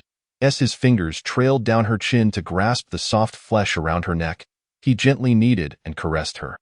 Luo Qiqi stiffened, a wave of tingling sensations washing over her as her body weakened, her four paws collapsing like blossoms in bloom. She tilted her head, attempting to resist Mei Zi's advances, yet he persistently denied her wishes. His fingers securing her movements, his long index finger pressed firmly on a particular spot on her neck, sending an even more intense wave of softness coursing through her mind. Luo Qiqi suddenly melted completely, her entire form sprawling across Qichin's arm, her tail drooping limply, uncontrollably emitting soft whimpers. Gulu hulu. Rong Zhan, witnessing Luo Qiqi's reaction, blinked his starry eyes and took a half-step forward, stealthily inching closer. His distinctly boned fingers caressed Luo Qiqi's floppy ears. Under the dual stimulation, fireworks exploded in Luo Qiqi's mind, her breath quickening, utterly devoid of strength, surrendering entirely to their actions. Ultimately, it was Qichin who, concerned that the little one might be overwhelmed, brushed aside the two mischievous hands, suggesting, Qiqi has traveled all day. Let us not disturb her any further. We should find a place to settle down. Just as Dappa was about to extend his hand, he hesitated upon hearing this. Retracting it slightly, though his movement was subtle, it did not escape Qichin's keen gaze, which flickered with contemplation. Dappa, Qichin called out. What is it? Come hold Qiqi. Qichin extended his arm, offering Dappa the opportunity. Dappa, momentarily flabbergasted, pointed incredulously at himself and stammered. Me? Yes, Qichin affirmed with a nod. But I? Dappa hesitated, torn between eagerness and reluctance, stuttering as he sought to decline. Rong Zhan, unable to endure the sight of this dimwit, gave him a firm shove from behind, insisting, if you were told to hold her, then do so. Perhaps Qiqi also wishes for your embrace. After speaking, he peeked over Dappa's shoulder, winking at Luo Qiqi. Understanding Rong Zhan's hint, Luo Qiqi promptly extended her front paws, letting out a soft call, the meaning crystal clear. Dappa, feeling a surge of nervousness, cautiously reached out, slowly drawing closer to Luo Qiqi, gingerly cradling her in his arms, her warm body pressed against Dappa's muscles. Seeming so minuscule in comparison, like a fragile treasure that would vanish with the slightest exertion. For a moment, he found himself at a loss, his arms rigid, his body stiffened, unsure of where to place his hands. Observing that the little one showed no signs of resistance, Qichin's heart softened. Regardless of the circumstances, they all secretly hoped that the little one would come to accept everyone in the future. This was not merely a safeguard for her safety, but also a profound realization for all present. Her wise demeanor, vibrant presence, and languid charm were all exceedingly special. Most importantly, Kitchen and the others could sense that the little one was unlike any other female. Her heart was not solely occupied with herself, but also embraced all of them. Like a treasure, the longer one interacted with her, the more surprises she could unveil. Should anyone be left behind in the end, they would likely carry a lifelong regret, forever yearning for what could have been. Just relax. If you are tense, Chi-Chi will feel uncomfortable too, Maisie remarked, casting a glance at Dappa's tense muscles. Okay. Dappa inhaled deeply, striving to relax, gradually discovering the method and approach. Luo Chi-Chi, in contrast, exhibited no signs of restraint, sprawled comfortably across Dappa's arm, her paw pads tracing the contours of his muscular arms out of boredom. Dappa did not deter her. Instead, he slightly flexed his arm, accentuating the lines further. Each city was divided into outer cities, inner cities, and central cities. Aside from the indigenous caves, each district also contained additional caverns available for rent or sale to outsiders for profit. The outer city comprised rudimentary caves with low transaction prices, while the inner city's caves were more comfortable, albeit pricier. The central city, reserved for the powerful inhabitants, radiated opulence and authority, accessible only to those invited by the city lord. Kitchen and his companions had no intention of venturing into the central city but would not allow Chi-Chi to reside in the outer city. Thus, the group silently agreed to head towards the inner city. The cliffs of the inner city were steeper, and the number of caves was comparatively fewer, resulting in greater distances between them and enhanced privacy. After all, the Beastmen possessed an absolute sense of ownership and boundaries regarding their territories. After surveying several caves, they unanimously chose the only one with a small hot spring for their stay. The cave's owner was an elderly beastwoman, her face lighting up with delight at the prospect of business. As she hurriedly inquired, "Are you gentlemen here for a short stay, or do you intend to purchase?" Kitchen replied, "A short stay." The beastwoman across from them smiled, "A short stay will be fine. It will cost 1 third-level monster core per day." Afraid they might haggle, she quickly clarified, "This cave is the most spacious in the inner city, and it includes a hot spring, so naturally, the price is higher. P.S. With the school semester approaching, I may only be able to update once a day. I apologize, dear readers, as I am not a full-time writer. Recently, I plan to stockpile content, so please bear with me. Dear ones, I hope you will wait for me and not abandon me. Sob sob. Chapter 33. Soaking together a third-level monster core poses no issue for Kitchen and the others. Rongzhan, however, was unconcerned with the monster cores. "We don't mind how many cores you have, but won't the hot spring make the cave damp?" The beastwoman, realizing they were not haggling, grew even more delighted and quickly reassured them. No. This hot spring was personally diverted from the mountain by my husband. It flows through concealed channels and has been partitioned with ventilation. It will definitely not be damp. That's good to hear. We will stay for 10 days at this rate. Here are 10 third-level monster cores." As he spoke, Rongzhan produced 10 third-level cores and handed them to the beastwoman. Good. The beastwoman exclaimed joyfully, accepting them and kindly advising, "The cave is empty, so you will need to furnish it yourselves." Kitchen smiled gently. "No worries, we can manage." After the beastwoman departed, the group entered the cave. The entrance was small, yet within lay a vast and spacious area. In the beast realm, caves lacked the concept of rooms. They were simply caverns of varying sizes, inhabited by differing numbers of individuals. At the far end of the space, there was an opening leading to the area with the hot spring. Having just heard about the hot spring, Luo Chi-Chi could hardly contain her excitement and dashed down from Dappa's arm in a flash. "Hey, Chi-Chi, slow down," Dappa exclaimed, startled, as he hurriedly followed her. The others, seeing this, also trailed behind towards the partition. Upon entering, Luo Chi-Chi immediately spotted the central hot spring pool, which was circular and quite large, nearly filling the entire area. The room was shrouded in swirling mist, with a small skylight at the top, presumably for ventilation. The hot spring pool was constructed from stones, polished smooth by the constant flow of water, reflecting light beautifully. The others stood behind, surveying the area, and were generally pleased. Kitchen turned to Luo Chi-Chi. who stood beside the hot spring pool and gently asked, "Do you find it satisfactory, Chi-Chi?" Luo Chi-Chi gazed longingly at the pool, nodding without turning back, her eyes seemingly glued to it. Mei-Zi, observing the little one's greedy expression, chuckled, "Does little Chi-Chi wish to soak?" His tone was laced with temptation. Luo Chi-Chi hardly hesitated, turning to Mei-Zi and nodding vigorously, her eyes brimming with anticipation. "You may soak," Mei-Zi replied. Upon hearing this, Luo Chi-Chi's eyes sparkled with delight. However, a but dimmed her expression, and she looked at Mei-Zi with a hint of melancholy. Mei-Zi relished teasing Luo Chi-Chi, finding her animated expressions utterly amusing, and continued, "You must choose one among us to accompany you for the soak. After all, this hot spring pool is both vast and deep. It is essential to have someone to ensure your safety. Is it not?" Luo Chi-Chi, listening to Mei-Zi's earnest words, widened her eyes in astonishment. Mei-Zi appeared oblivious to Luo Chi's embarrassment and astonishment, casually shrugging her shoulders. "Shao-Chi, make your choice." Upon hearing Mei-Zi's request, the others grew excited, their faces alight with hope as they gazed at Luo Chi, eager to discern whom she would select. Under the scrutiny of their stares, Luo Chi felt her toes digging into the ground. Utterly unable to contain her awkwardness, her eyes darted around in a flurry of panic, completely at a loss for where to look. As Luo Chi remained silent for an extended period, Rong Zhan began to self-recommend. "Chi-Chi, take a look at me. I have a great physique, surely a delight to behold in the water."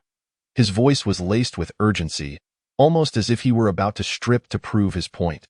Rong Zhan's words shattered the facade of calm that Luo Chi had desperately tried to maintain. "I'm here to soak in the hot springs, not to bathe with you," she thought, feeling an intense warmth spreading throughout her body.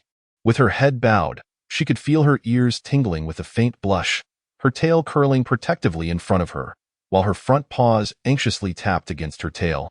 Dappa stepped forward, equally indignant, declaring, "Chi-Chi, my physique is the best. Choose me."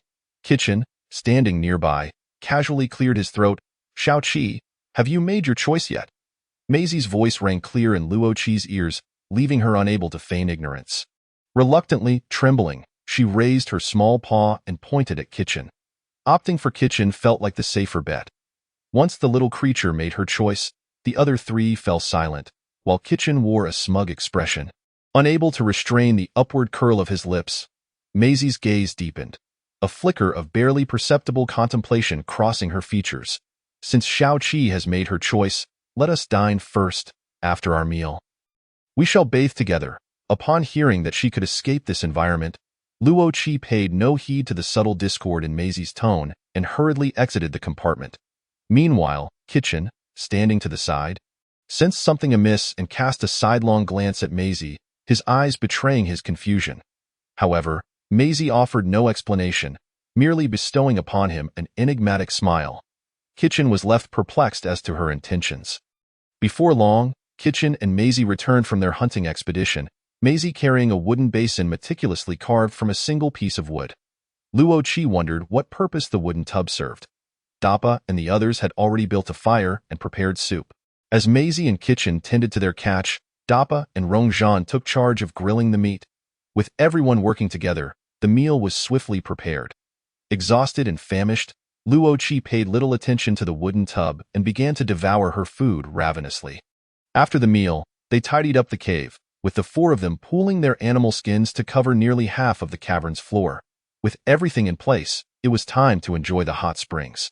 Feeling a bit bashful, Luo Chi disregarded Kitchen and stepped into the compartment first. Kitchen followed closely behind.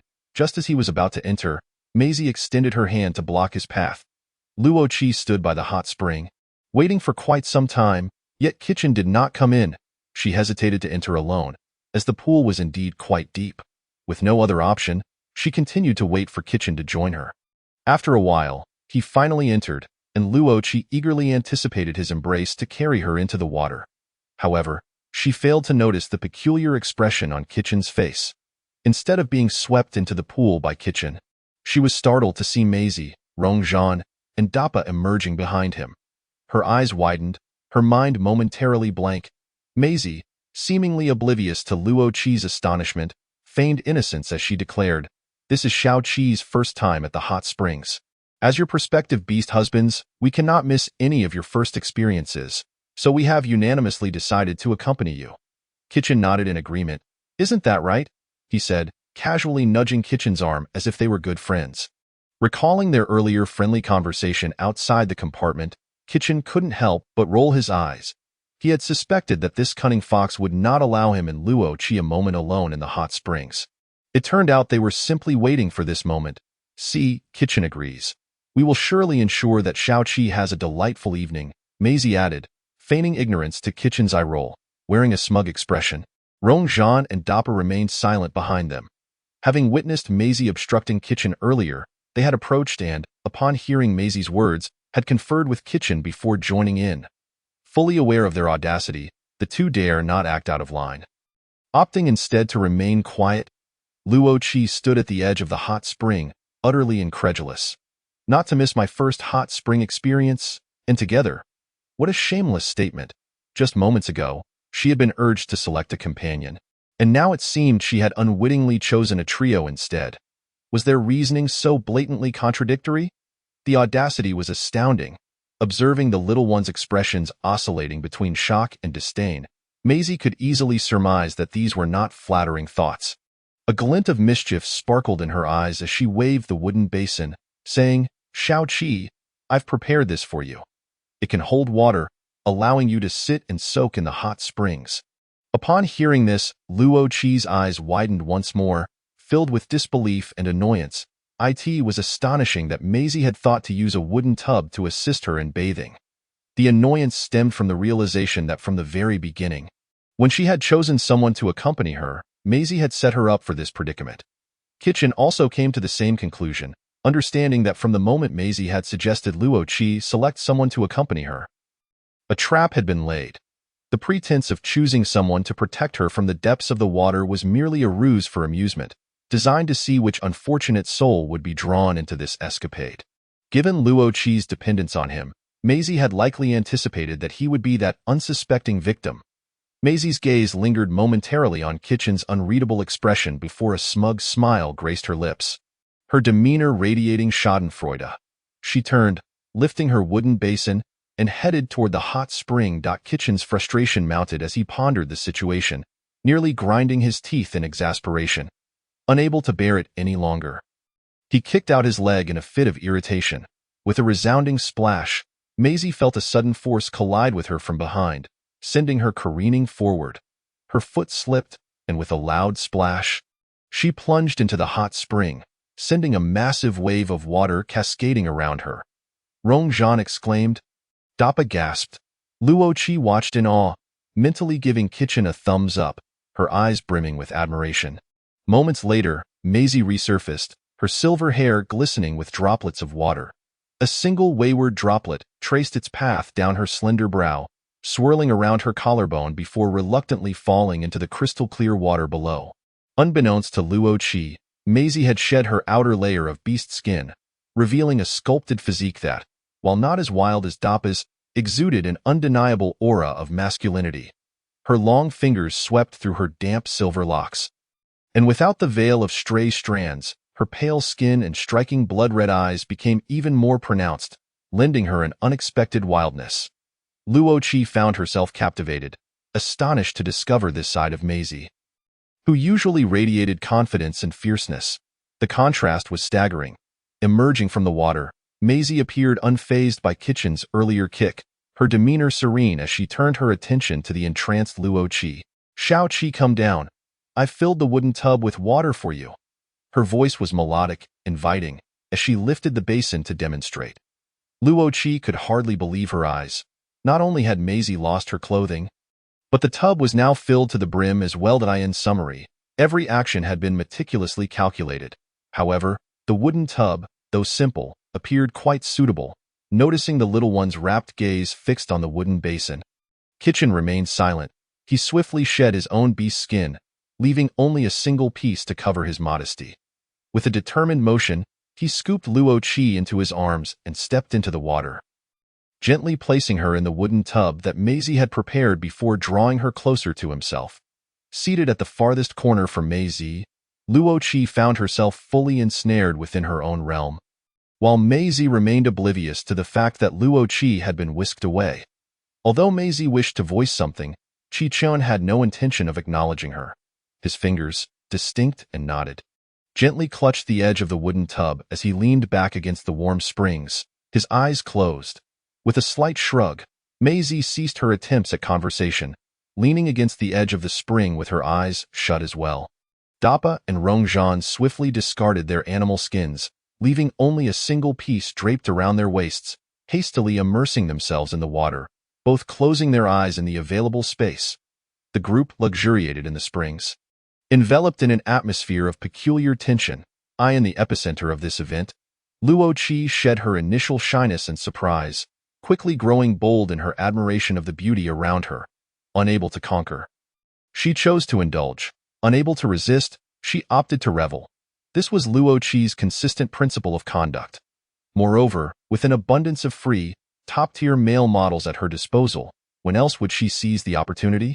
Her gaze sparkled as it fixated on Dappa, whose upper body she beheld for the first time, unshielded by animal skin. His robust, well-defined muscles exuded strength, epitomizing the classic inverted triangle physique.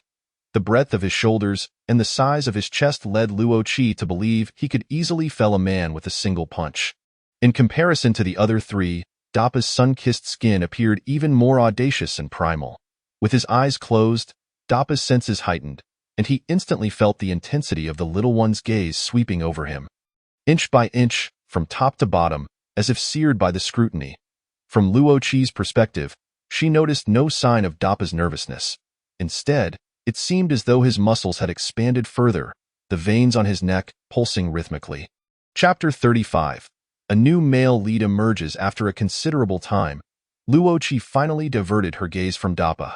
Sensing the departure of the intense scrutiny, Dappa gradually relaxed, exhaling softly, yet a flicker of apprehension lingered within him. Surely, the little one must be somewhat satisfied with his physique.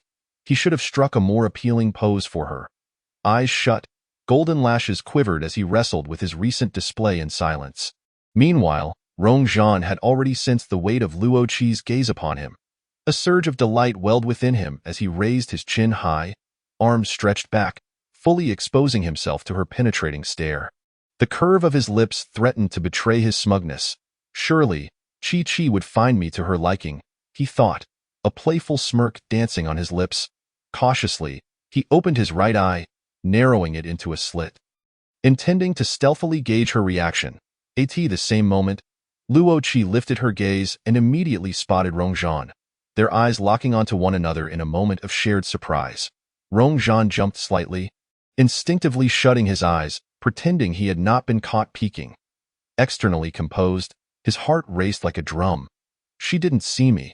She didn't see me, Luo Qi, feeling a tad uneasy, let her eyes drift downward, her fingers tracing the bottom of the basin. Internally, she chanted, I am not awkward.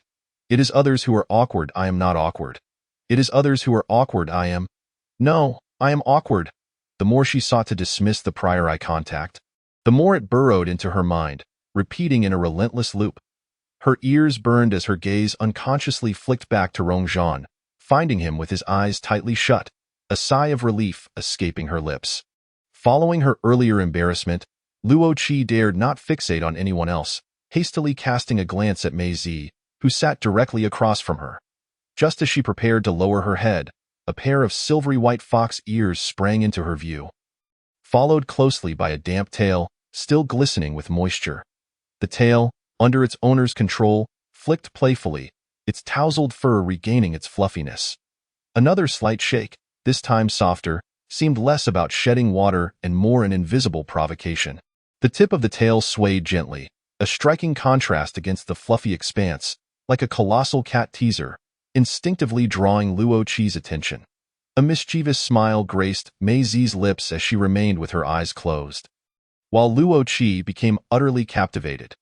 Suddenly, the wooden basin beneath her stirred, and the scene before her whirled, her body shifting direction with the tub's motion. When the vision settled, she found herself staring at Qichun's bare chest.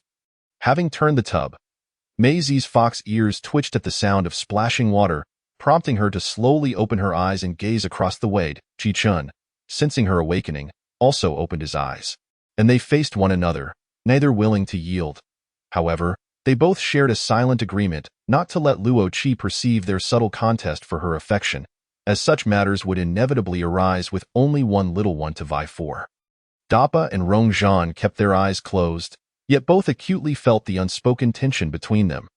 They instinctively continued to feign ignorance, for engaging in such rivalry, if based solely on their own merits, would be harmless, but introducing a third party could jeopardize the unity of their little family. Oblivious to their silent exchange, Luo Qi found her attention drawn to a reddish mark beside Chi-chen's chest. Seemingly insignificant yet clearly visible against his skin. Furrowing her brow, she pondered, could one sustain such an injury during a hunt? Curiosity surged within her when a low voice interrupted her thoughts. What intrigues you? The silent skirmish between Chi-chen and Mei Zi had come to a close, and he now regarded her with a teasing smile in his eyes. Luo Qi felt a tinge of shyness at being caught.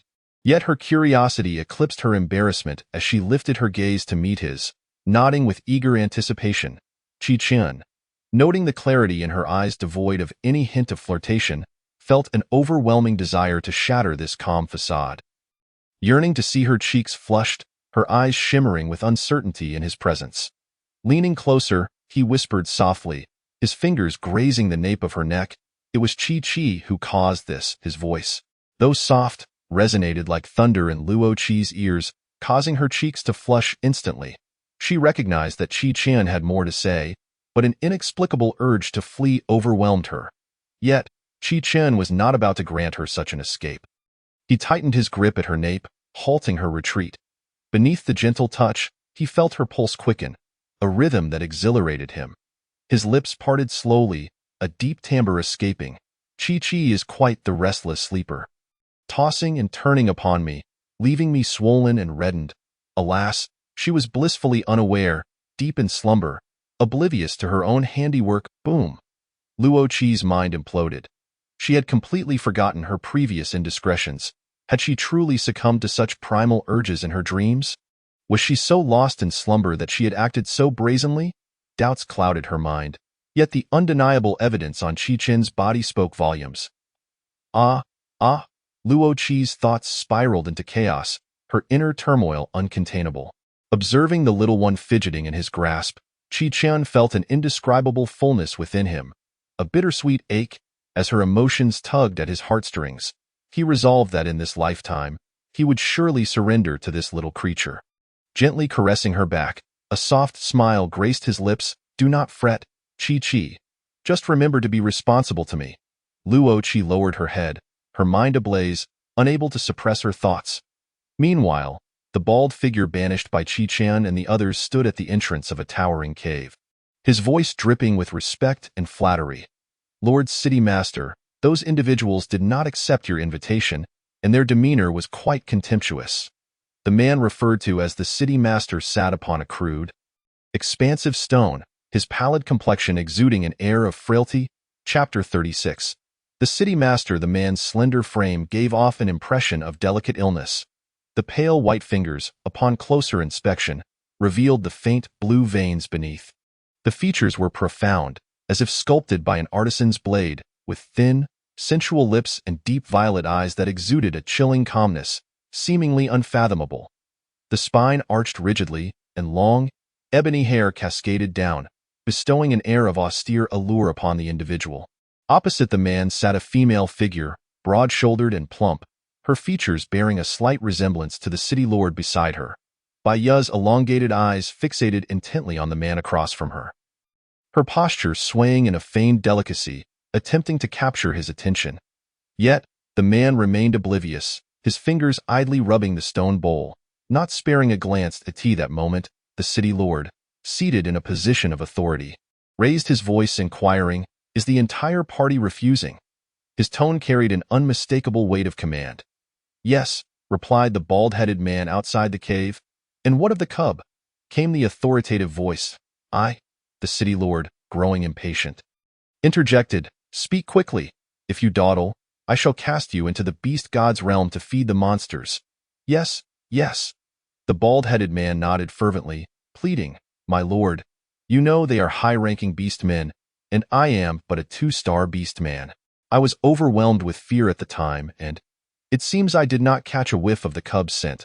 Upon hearing his response, Chiu paused, his fingers momentarily halting their caress of the bull's edge. A flicker of darkness crossing his gaze, lost in thought. The city lord, incensed by the bald-headed man's words, raised his voice further. "You didn't detect it? You failed to bring the individual back, and you can't even manage this trivial matter? What use are you to me, if not to feed the monsters?" The city lord assumed the bald-headed man had not been diligent with the task assigned to him, completely oblivious to the fact that Luo Chi's scent had been masked by the consumption of a 9th-level demon core before entering the city.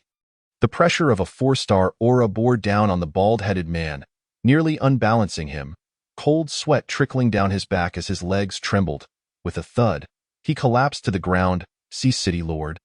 I remember now. It was a male cub. Are you certain?" The city lord narrowed his eyes, his voice gravelly. The bald-headed man, bowing low, buried his head in his arms, nervously swallowing. Yes, my lord, I am certain it was a male cub."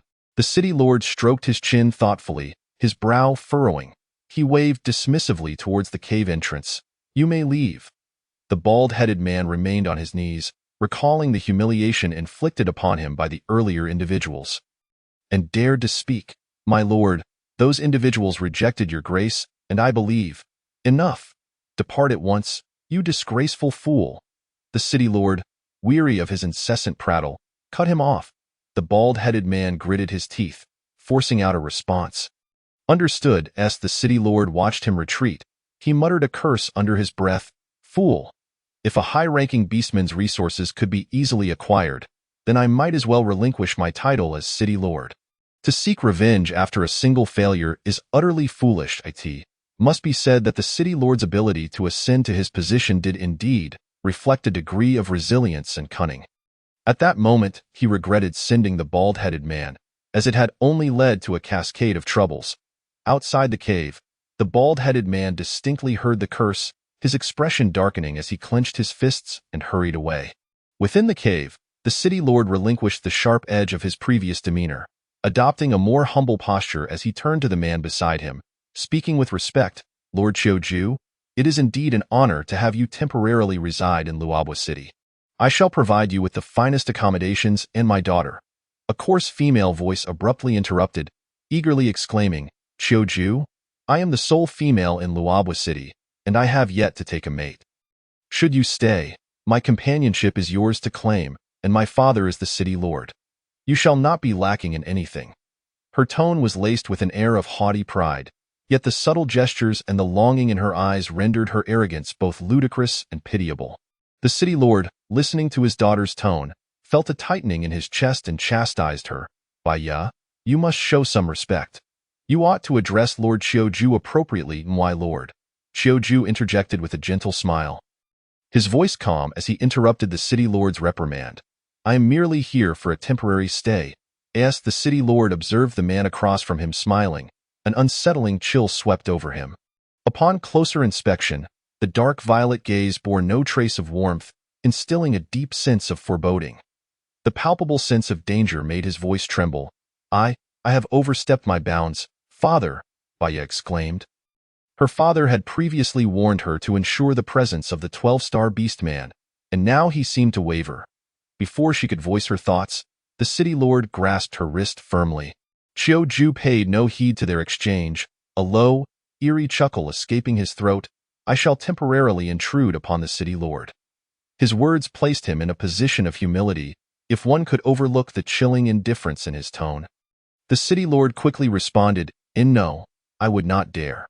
Once Chiu departed, the city lord felt as though he had emerged from a stifling pressure, collapsing into his chair, drenched in cold sweat. "Father, why did you not support me just now?" Baya could no longer contain her frustration, her voice rising in protest. "P.S. I have a penchant for Yandra literature and enjoy such narratives, so aside from the main character Rongzhandapa, the other male leads introduced later, tentatively 6 male leads, are influenced by my preferences and may exhibit a slight Yandra quality. If this goes unnoticed, it is of no consequence." Interpret it as you will. This slight deviation is indeed influenced by my personal inclinations, and I find it challenging to control myself as I genuinely enjoy it. Hee hee hee. Furthermore, the new male lead Qiuju embodies a complete Yandra persona. If others are merely slightly obsessive, he is the quintessential Yandra. This chapter is somewhat brief, but I shall compensate next time. I wonder how my portrayal of Yandra comes across. Chapter 37. Qiuju the City Lord took a moment to compose himself, rising from his seat to grasp Bai Ya's hand, earnestly advising, Bai Ya, that man is exceedingly dangerous. He is not someone you can control, father. Bai Ya vehemently shook off his grip. He is a 12-star beast man.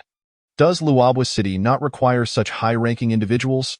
As the City Lord prepared to speak further, Bai Ya interrupted again, her demeanor dismissive. What of danger? Females are scarce. Once I secure him, he will obediently comply with my wishes. And Luoba City shall benefit from his protection. Bai Ya. The City Lord's urgent shout halted her words. Startled by her father's tone, Bai Ya realized he had never spoken to her in such a manner before. He had always indulged and soothed her, granting her every desire. The City Lord, recognizing his daughter's reaction, softened his tone yet maintained a serious expression. Bai Ya, your mother was my only mate, and you are my sole child. When your mother passed, I vowed to care for you. Please heed your father's counsel. Having been City Lord for many years, I assure you that man is beyond your control. The City Lord understood his daughter well and sought to dissuade her. Bai Ya, momentarily subdued by her father's stern demeanor, lowered her gaze, acknowledging his words. The City Lord sighed, observing his daughter's relatively attractive visage, and reached out to gently stroke her hair. Bai Ya, please go and invite those new high-ranking beast men on my behalf. Understanding her father's intentions, Bai Ya clenched her hands at her sides and replied softly, Understood, I shall take my leave now, father. Yes, return safely. Remember to visit those beast men. Bai Ya did not respond further, turning to depart. The City Lord slumped back into his seat, gazing intently at his daughter's retreating figure until she vanished from his sight. He was her father, yet he was also the ruler of the city. In pursuit of the future of Luoba City, those high-ranking orcs must be left behind. The sky outside had grown quite dark, and scarcely any orcs could be seen. Bai Ya, having exited the cave of Tuzong, did not return to her own dwelling. Instead, she stealthily approached the residence of Qiuju under the cover of night. She had not yet lost hope. The cave where Qiuju resided was located far from Tuzong's cave, nearly on the outskirts of the central city. Bai Ya's feet began to ache, and she could not comprehend why her father had provided several caves. Yet this man had chosen the most remote one, leaving her with sore and blistered feet. However, the mere thought of Qiuju's face made her feel that her current sacrifices were trivial. She was determined to show her father that she could win over this man. If she could conquer this powerful and handsome individual, she would make him her mate, ensuring her own recompense each night. Enduring the sharp pain in her feet, Bai Ya quickened her pace. When she finally reached Qiuju's cave, her feet felt as if they were on fire, each movement a torment. Gazing up at the cave entrance, which was nearly a person's height from the ground, Bai Ya bit her lip and ascended. While Bai Ya struggled to climb, Qiuju had already opened his eyes within the cave. His massive serpentine form coiled within, occupying a substantial portion of the space. The triangular head, enormous in size, rested upon his sinuous body, which was a shadowy black, approximately 50 to 60 meters long, with a girth that was truly formidable, adorned with diamond-shaped dark scales. His eyes, a deep purple, glimmered with a chilling light. Bai Ya, having exerted herself to ascend, finally reached the top, breathless and weary. Yet, with the thought of imminent success, she refused to tarry, striving to steady herself as she quietly approached the cave's entrance. Disregarding the orc's territorial instincts, Bai Ya believed Qiuju to be already within her grasp, boldly stepping inside. The cave was devoid of any warming fire, shrouded in utter darkness, rendering it impossible to see even one's hand before one's face. Qiuju, with the limited night vision of her humanoid form, Bai Ya could only navigate by feeling along the walls. Qiuju? Qiuju? Despite calling out several times, silence met her inquiries, filling her with doubt. Orcs were not known for poor hearing. Surely he must have heard her voice. With no response, Bai Ya felt compelled to press onward in the dark as she prepared to call out once more. A hissing sound suddenly emerged behind her, accompanied by the unmistakable sound of scales rubbing together, echoing through the desolate cave with eerie clarity. She recognized the scent of Choju as belonging to the Dark Python clan, a pure, cold-blooded species. Although she had never seen his beast form, the very thought of such a creature instilled fear within her. A frigid aura crept upon her from behind, causing her to shudder involuntarily. Swallowing hard, with her nails digging into her palms, she forced herself to remain calm, focusing on her objective.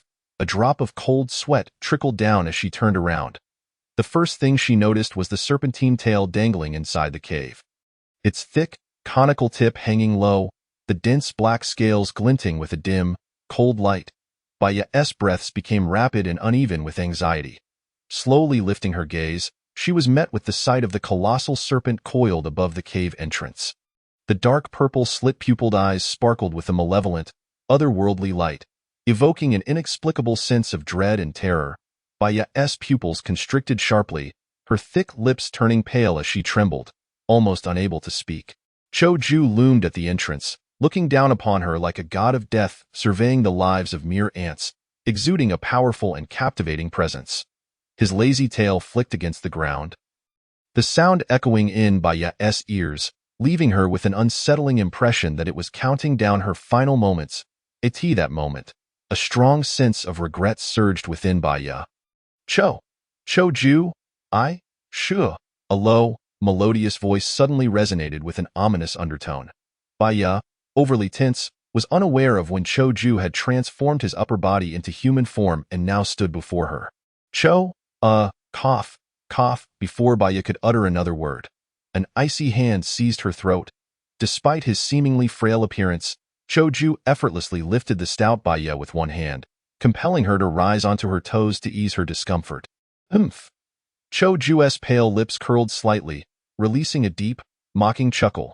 His fingers tightened, knuckles protruding slightly, while his expression remained nonchalant, as if he were admiring a mere plaything. A cough. Baya's body was gradually lifted, her feet completely leaving the ground. She struggled violently, desperately clutching the hand that held her captive, akin to a drowning soul grasping for salvation. I am uncertain whether this portrayal of a Yandra has been successful. Chapter 38. Choju raised his other hand and in an instant, snapped Baya's arm. Her eyes filled with blood, she stared in horror, her mouth wide open in agony yet unable to produce a sound. This time it is your arm. Next time, it will be your head. Do you understand? The melodious voice resonated slowly, the smile vanishing from his face, revealing a sinister unday. This was also the reason why a few of them unanimously decided to rent this place. Under the moonlight, a profound silence enveloped the surroundings, as everyone peacefully slumbered in his dreams. Rongzhan was indulging in a springtime fantasy, imagining himself drawing closer to someone. Suddenly, a jarring impact jolted him awake, as if someone had kicked him in the mouth. His wolf-like eyes slowly opened, revealing a glimmer of sleepiness mixed with irritation. As he felt disturbed, he mentally cursed the intruder, casting a weary glance to his side. Eager to identify the restless sleeper, a fleeting glance revealed a pair of short, tawny legs draped over his front limbs.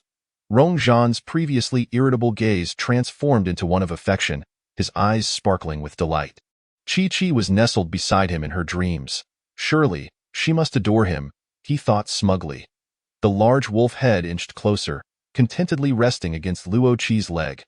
Rongzhan's keen sense of smell detected the faint yet enchanting scent of milk that wafted from her, which, as he drew nearer, became intoxicatingly potent. Times, he found himself perplexed. Despite Chi-Chi being no longer a mere cub, she still exuded an overwhelmingly sweet aroma, though he could not fathom the reason for this. The scent held an irresistible allure for him, compelling him to inhale deeply of her essence daily. Immersed in this fragrance, his mind grew clearer, banishing any remnants of sleepiness. His breaths became heated, his body responding with an undeniable eagerness. Within moments, he stood tall and proud, never having experienced affection for anyone before, yet instinctively aware of the stirring emotions within him that were becoming increasingly difficult to suppress. As he closed his eyes, grappling with his inner turmoil, Luo Qi's tiny paw inadvertently brushed against him. a muffled groan escaped from his throat, betraying his discomfort. His unusual eyes widened, revealing their reddened rims from restraint. His robust wolf paws left scratches on the fur beneath him, amplifying his distress. Yet, despite his discomfort, he could not bring himself to shift away from her side, for it felt undeniably pleasant, an unparalleled comfort he had never known. Rong Zhan felt a pang of shame as he acknowledged the fleeting thought in his mind. To find himself so enamored with a female was a blow to his pride as a male beast. However, amidst this embarrassment, he secretly pressed closer to Luo Qi, seeking solace in her warmth. In her slumber, Luo Qi sensed the tickling of a feather disrupting her rest, a bothersome itch that prompted her to turn over and drift back into a deep sleep. Rong Zhan watched helplessly as her petite form distanced itself from him, a sense of unjust sorrow filling his heart in the stillness of the night. Chapter 39. A stroll outside as the morning sunlight streamed through the air and illuminated the entrance of the cave. Only Luo Qi and Qi Chun remained on the expansive beast skins spread out inside. Luo Qi nestled beneath the belly of the Black Panther, still seeking warmth in her slumber. "The food is ready," Qi Chun announced, turning to see Mei Zi standing at the cave's entrance. "She hasn't awakened yet." Mei Zi slowed her pace, stepping quietly inside. Qi Chun remained silent, merely nodding in response. "What a little lazy panther," Mei Zi remarked, sitting cross-legged beside Luo Qi and gently poking her exposed nose with her fingers. Qi Chun lifted his front paw in disapproval, brushing aside her playful gestures, but Luo Qi was still roused from her sleep. With a low murmur, Luo Qi awakened, her voice tinged with the raspy remnants of sleep. At that moment, both Qi Chun and Mei Zi noticed her stirring. "Awake? Are we, little lazy panther?" Mei Zi teased, extending her arms to lift Luo Qi from beneath Qi Chun. "Come on, let's go eat." Qi Chun transformed back into his human form, and the two of them stepped out of the cave in succession. Luo Qi, still groggy, yawned and rubbed her eyes, which quickly filled with tears from the brightness around her. "Are you that tired? After we eat, you can rest some more," Qi Chun said as he tore apart the roasted meat and placed it before her, observing her yawning repeatedly. Upon hearing this, Luo Qi shook her head vigorously. After traveling for so many days, it was more important to transform than to rest. "Shouldn't Qi go out and play? We can take you along," Rong Zhan suggested, swallowing a large piece of meat. The others concurred that Qi should explore, as typically, females would reside within the tribe or city in safety. Yet, Qi had been accompanying them through their hardships. Now, she deserved the same opportunities as other females. "Go ahead. Perhaps little Qi will enjoy it," they encouraged. Seeing the hesitation in Luo Qi, Mei Zi mistook it for discomfort. In truth, Luo Qi was contemplating her transformation. After such a long journey, shouldn't transforming take precedence? With this question in mind, Luo Qi expressed her thoughts through a flurry of gestures, leaving everyone puzzled about her intentions. Ultimately, it was Qi Chun who discerned her inquiry regarding transformation. He reached out, gently patting her head, and explained, "To transform, you need a star ring, and a star ring is made from the demon core of a primal beast. We came to Luobwa City to enter the beast goddess territory and hunt primal beasts. However, the entrance to the beast goddess territory 1T opened for another 2 days. So, Qi still has time to go out and explore." Upon hearing Qi Chun's explanation, Luo Qi felt a wave of disappointment wash over her. It seemed she would have to wait another 2 days. Throughout the meal, Dapa's gaze lingered on Luo Qi. He caught the fleeting moment of disappointment in her eyes and wishing to see her smile. He blurted out, "Qi, I am a 9-star beast man. I can guarantee you the best primal beasts." Immediately regretting his words, Dapa wished he could take them back. What was he saying? Would Qi think less of him for not being eloquent? Despite the abruptness of his statement, Luo Qi sensed his sincerity and smiled brightly at him, reassuring him that she was fine. Rong Zhan, feeling a rush of warmth from Luo Qi's smile, turned red and lowered his head, biting into a piece of roasted meat, too bashful to meet her gaze. Watching the two exchange glances stirred a hint of jealousy within him. With a haughty lift of his chin, he interjected, "I am also a 9-star beast man. I can hunt the best primal beasts for you, Qi."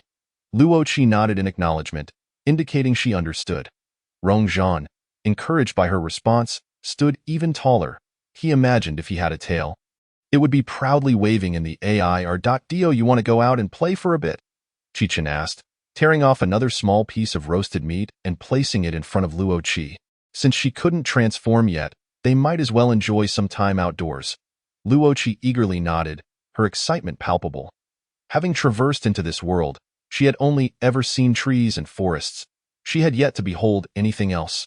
Chen smiled gently, his voice low and soothing. All right, once we finish our meal, we'll take you out. Yay, let's go. Before long, they had finished their meal, tidied up the remnants, and set out. Chen draped a warm bee skin over Luo Qi and instinctively reached out to hold her. However, Luo Qi shyly evaded his grasp. Understanding his confusion, she swiftly climbed onto his shoulder, using her small claws to grasp the fur, clearly indicating her intentions. Chen chuckled helplessly, instinctively protecting her as he turned to face the little creature perched on his shoulder. Reminding her, hold on tight, don't fall. Got it? Let us hurry. Hearing the urgency in her voice, Chen affectionately replied, all right, let us set off now. Kitchen set forth with determined strides. Maisie and Dappa closely trailed behind, one at his side and the other at his rear, enveloping Luo Qi in an all-encompassing protective embrace. Rongzhan, reacting a moment too late, found that by the time he realized the situation, the spot near the little one had vanished, leaving him to follow alongside Kitchen with a face full of frustration. Perched upon Kitchen's shoulder, Luo Qi traversed from the inner city of Luobua to its outskirts, encountering orcs along the way who scuttled away at the sight of them, an occurrence that felt rather mundane. In an instant, the desire to continue exploring dissipated. Kitchen and his companions wore expressions tinged with embarrassment. They had intended to show the little one a delightful outing, yet this lowly city was so backward, lacking in any noteworthy sights. Just as Luo Qi contemplated returning, several rudimentary stalls appeared before her. Manned by a few middle-aged orcs selling their wares, instantly intrigued, her eyes fixated on them. "Do you wish to go?" Kitchen inquired naturally, feeling the little claws tighten around his shoulder. "Yes, I want to see." She replied. As Kitchen spoke, he advanced toward the stalls. Upon nearing, Luo Qi discovered that the vendors were selling crude baskets, woven with rough craftsmanship, the vines haphazardly intertwined, clearly indicative of a lack of skill. The stall owner, upon noticing potential customers, was nearly leaping with excitement. Having injured his leg while hunting, he relied on these handmade goods to exchange for demon cores to sustain himself, while the younger orcs possessed spatial abilities and only purchased his wares for the elder orcs. Now, with Kitchen and his group in sight, the vendor's eyes sparkled with hope, his thoughts laid bare upon his face. "Excuse me, what are you all looking for?" "We have these woven baskets." The vendor eagerly began to introduce his craft, pulling out items one after another, sending dust swirling into the air. "There's no need to bring everything out," Kitchen interjected, halting the vendor's movements. "The little one merely wishes to take a look. No need to display all your goods." The vendor, embarrassed, chuckled awkwardly, casting a furtive glance at the little Luo Qi perched on his shoulder. He instinctively twitched his nose but detected no scent, uncertain whether the little one was male or female. However, he understood the boundaries and refrained from further inquiry, redirecting his eager gaze toward Luo Qi. If the little one desired anything, his sale would be assured. The beaming stall owner made Luo Qi feel as though she was surrounded by a grand halo. Just as she pondered how to express her interest, a commotion drew her attention. "Ouch!" Baya dramatically tumbled toward Dappa, a 9-star orc. His reflexes were exceptional, and he swiftly dodged the odd female's advance. Baya, still shaken from the fright she experienced at Qiuju's, had little desire to fulfill the task assigned by her father beast. Today, she intentionally rose late, planning to wander until she encountered someone before returning home. To her surprise, she stumbled upon this gathering of exceptionally handsome high-star orcs, their looks rivaling that of the ungrateful Qiuju. Instantly, Baya's interest piqued. She felt fortunate to have such luck. However, she did not anticipate that this 9-star orc would evade her grasp. Though the others appeared equally attractive and capable, she reasoned that if she could not catch the 9-star, capturing another would suffice. With that thought, Baya closed her eyes and confidently leaned forward. Kitchen, standing nearby, denied her the opportunity, stepping back. Rongzhan and Maisie had already distanced themselves. Thud. The dull sound echoed as Baya's ample form crashed to the ground, kicking up a cloud of dust. Ah, Baya cried out, feeling her face and body throb with pain. Luo Qi shivered involuntarily, the sound resonating painfully in her ears. Are you frightened? Kitchen, sensing the little one's quiver, assumed she was scared. Upon hearing Kitchen's concern, Luo Qi felt warmth rise within her, surprised that he noticed her subtle reaction. Kitchen, not hearing a response from her, mistakenly believed she was too stunned to reply. He quickly turned to check on her. Luo Qi steadied her racing heart and shook her head, signaling that she was unharmed. After a considerable moment, Baya managed to lift her head, only to find that the male she had set her sights on had moved far away. Conversing with a little cub, Baya felt insulted. If that sinister beast Qiuju refused to submit to her, it was unacceptable that these others did not recognize her worth either. Once she captured them, she vowed they would regret their insolence. The shadows of malice crept into her heart, yet her face remained composed as she feigned vulnerability. I tripped and fell. Could you assist me? She implored. Having navigated through life's trials, Luo Qi had encountered all sorts of characters and instantly recognized Baya as a performer of the tea arts. Looking down at the little green tea sprawled on the ground, she couldn't help but chuckle inwardly. How poorly acted, she thought. Absolutely not. The four of them chorused in unison, interrupting Luo Qi's internal critique. Baya's expression stiffened, completely blindsided by the lack of courtesy from these males. Meanwhile, Luo Qi hid behind Kitchen's head, stifling her laughter, her tiny frame trembling with mirth. Dappa, standing behind Kitchen, couldn't help but notice the little one's suppressed giggle, stirring something tender within him. Chi-Chi is truly adorable. Baya, undeterred, wriggled closer to the group, declaring, my leg is injured. My father is the lord of Luobwa City. If you help me back, I can make you my beast husbands. Rongzhan nearly questioned whether this female had sustained a head injury. If you are indeed the lord's daughter, then seek someone else for assistance. Stay away from us. His words laid bare Baya's intentions, leaving her no room for rebuttal. You, Baya seethed, left speechless. From Kitchen's shoulder, Luo Qi was taken aback by the men's skillful discernment of tea. As Luo Qi focused on the unfolding drama, a piercing gaze suddenly riveted her attention. She instinctively turned to meet the gaze of a small snake, its deep purple eyes captivating against its obsidian body. So beautiful. I want to take it home, she mused. Having grown up in an orphanage devoid of toys, she had often played with snakes, ants, and other critters. So she was unafraid of serpents and even kept them as pets. Though she had seen many snakes, it was her first encounter with one possessing purple eyes, filling her with intrigue. Qiuju? Meeting Luo Qi's gaze, inhaled deeply. The potency of a 9-tier demon core paled in comparison to a 12-tier beast like him. What a delightful little female, he thought, recognizing her identity the moment he laid eyes on her. What thrilled him further was that this little female displayed no fear, rather, she seemed intrigued by him. The two stall owners, noticing Qiuju's subdued aura, mistook him for an ordinary snake and began to rub their hands together.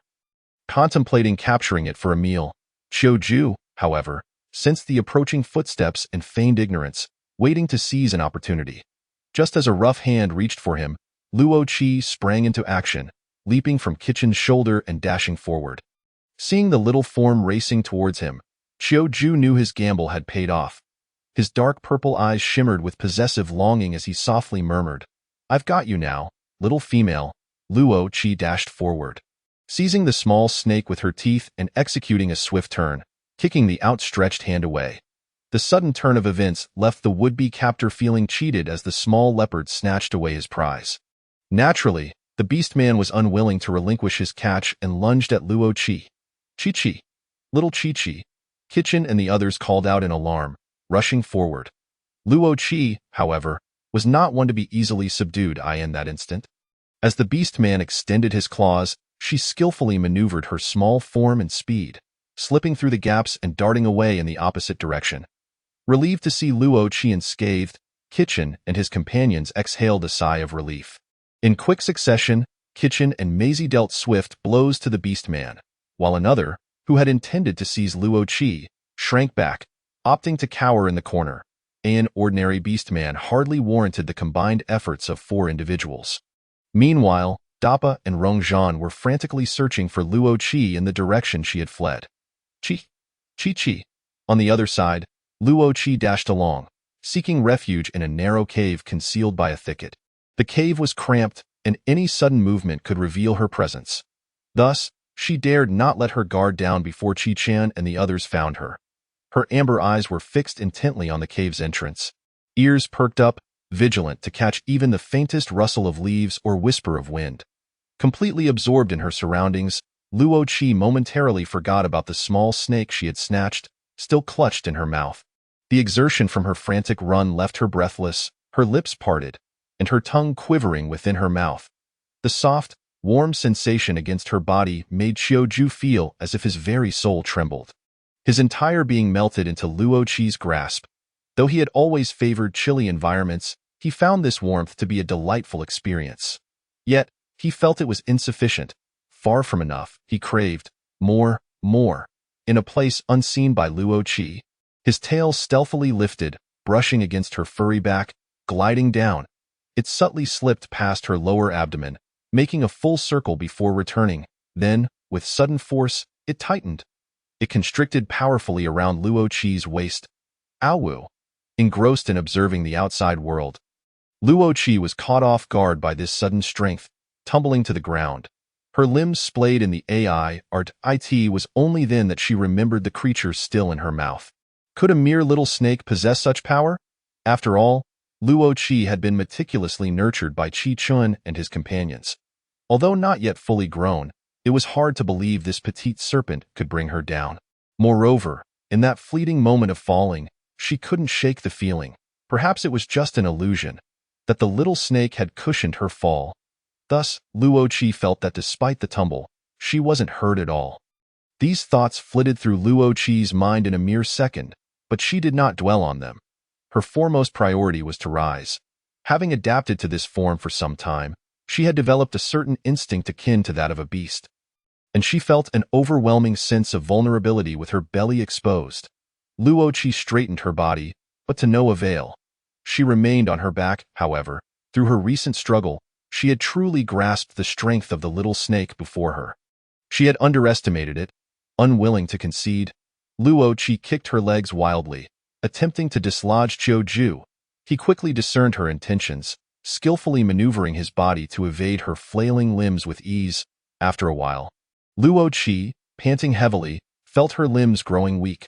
She cast a fierce glare at the creature atop her, gritting her teeth and letting out a low growl, hoping to intimidate it. Qiuju reveled in the sight of the little female's frustrated demeanor. Her soft, warning sounds only served to heighten his desire. This little female had captured his heart entirely, igniting an overwhelming urge to devour her whole. If he swallowed her, they could remain together forever. With no one to tear them apart, the roots of Qiuju's teeth tingled with a longing to pierce his venomous fangs into the delicate neck of this little female, savoring the sensation of her arteries gradually freezing beneath his bite. It would be exquisite. She was so warm. Surely her blood was warm as well? The cold flick of his tongue brushed against his sharp fangs, as Qiuju struggled to suppress the darkness and violence within. He could not frighten her, nor could he kill her. Doing so would rob him of her warmth, a sensation he cherished dearly. Qiuju's upper body moved closer to Luo Qi's chest, the chills spreading across her neck, causing her to shiver involuntarily. Detecting the subtle tremors beneath him, he leaned in closer, a glimmer of mockery flashing in his dark purple eyes. Though it lasted but a moment, Luo Qi caught it. Suddenly, a bold thought struck her. The little snake before her was likely a beastman, and quite possibly a high-tier beastman at that. Given their proximity, Qi Chun and the others had failed to notice his presence. Realizing this, Luo Qi understood that his previous actions were merely a ploy to ensnare her. Regret washed over her for her earlier carelessness. However, considering his high-tier status, it was no surprise that Qi Chen and the others had overlooked him. If he truly wished to conceal himself, a mere juvenile like her would be utterly incapable of discerning his identity. Even if given another chance, with his striking appearance, Luo Qi felt she would still fall for his trap. Yet, what was done was done. Her priority now was survival. Luo Qi endeavored to calm herself, revealing nothing on her face, while her mind raced with thoughts. Although she concealed her emotions well, Qiu Ju, entwined around her, immediately sensed her heart rate quickening. Heh, such a swift reaction. Qiu Ju was thoroughly pleased with his little female's response. Just as he was about to make another move, voices echoed from outside the cave. Qi, where are you? Qi. It was Dappa and Rongzhan. Luo Qi's spirits lifted as she contemplated how to make a sound to alert them to her presence. Qiu Ju instantly sensed her exhilaration. Her heartbeat had quickened. SK, what bothersome individuals. It would be so satisfying to crush that group of males outside. Yet, that would surely sadden the little female, considering her apparent closeness to them. Perhaps he would spare them after all. Although he refrained from killing them, Qiu Ju's discomfort lingered.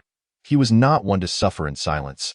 Since he could not spill their blood, he would take a little from the little female instead. From Luo Qi's perspective, she beheld the snake gliding swiftly toward her, settling against her neck. Hiss, hiss, hiss. The amplified sound resonated in her ears, followed by a rush of cold air penetrating her ear. The sensitive nerves on her ears allowed her to feel its shape. Including the forked tip, Luo Qi's body stiffened. Chapter 42. Seeking praise, my dear ones. Moi? Qiu Ju suppressed his inner turmoil, loosening his hold on Luo Qi, casting a lingering gaze at the little female beneath him. We shall meet again. Before Dappa and Rongzhan could discover the cave, they were nearly frantic. Qi. Their expressions grew increasingly frantic as they shouted, not daring to pause for a moment. The pressure from two 9-star beings spread outward, aiming to provide a protective shield for the little one. Though they were uncertain of her whereabouts. What if she was nearby? Awu. Immediately, the faint sound was captured by Dappa and Rongzhan. They withdrew their pressure, following the sound. Soon, they discovered the small cave hidden behind the foliage. Dappa stepped forward, forcefully sweeping aside the underbrush at the cave's entrance. With the obstruction removed, Luo Qi's petite form was laid bare before their eyes. Dappa could no longer contain his emotions, extending his long arm to scoop Luo Qi from the cave, holding her tightly against his chest, as if that were the only way to reassure himself of her reality. Luo Qi winced from the tight embrace, intending to struggle, but Dappa spoke first. Qi, next time, you mustn't do that. I will worry. I am so afraid. I truly am frightened. A profound sadness enveloped her, an overwhelming sense of sorrow that weighed heavily upon her heart.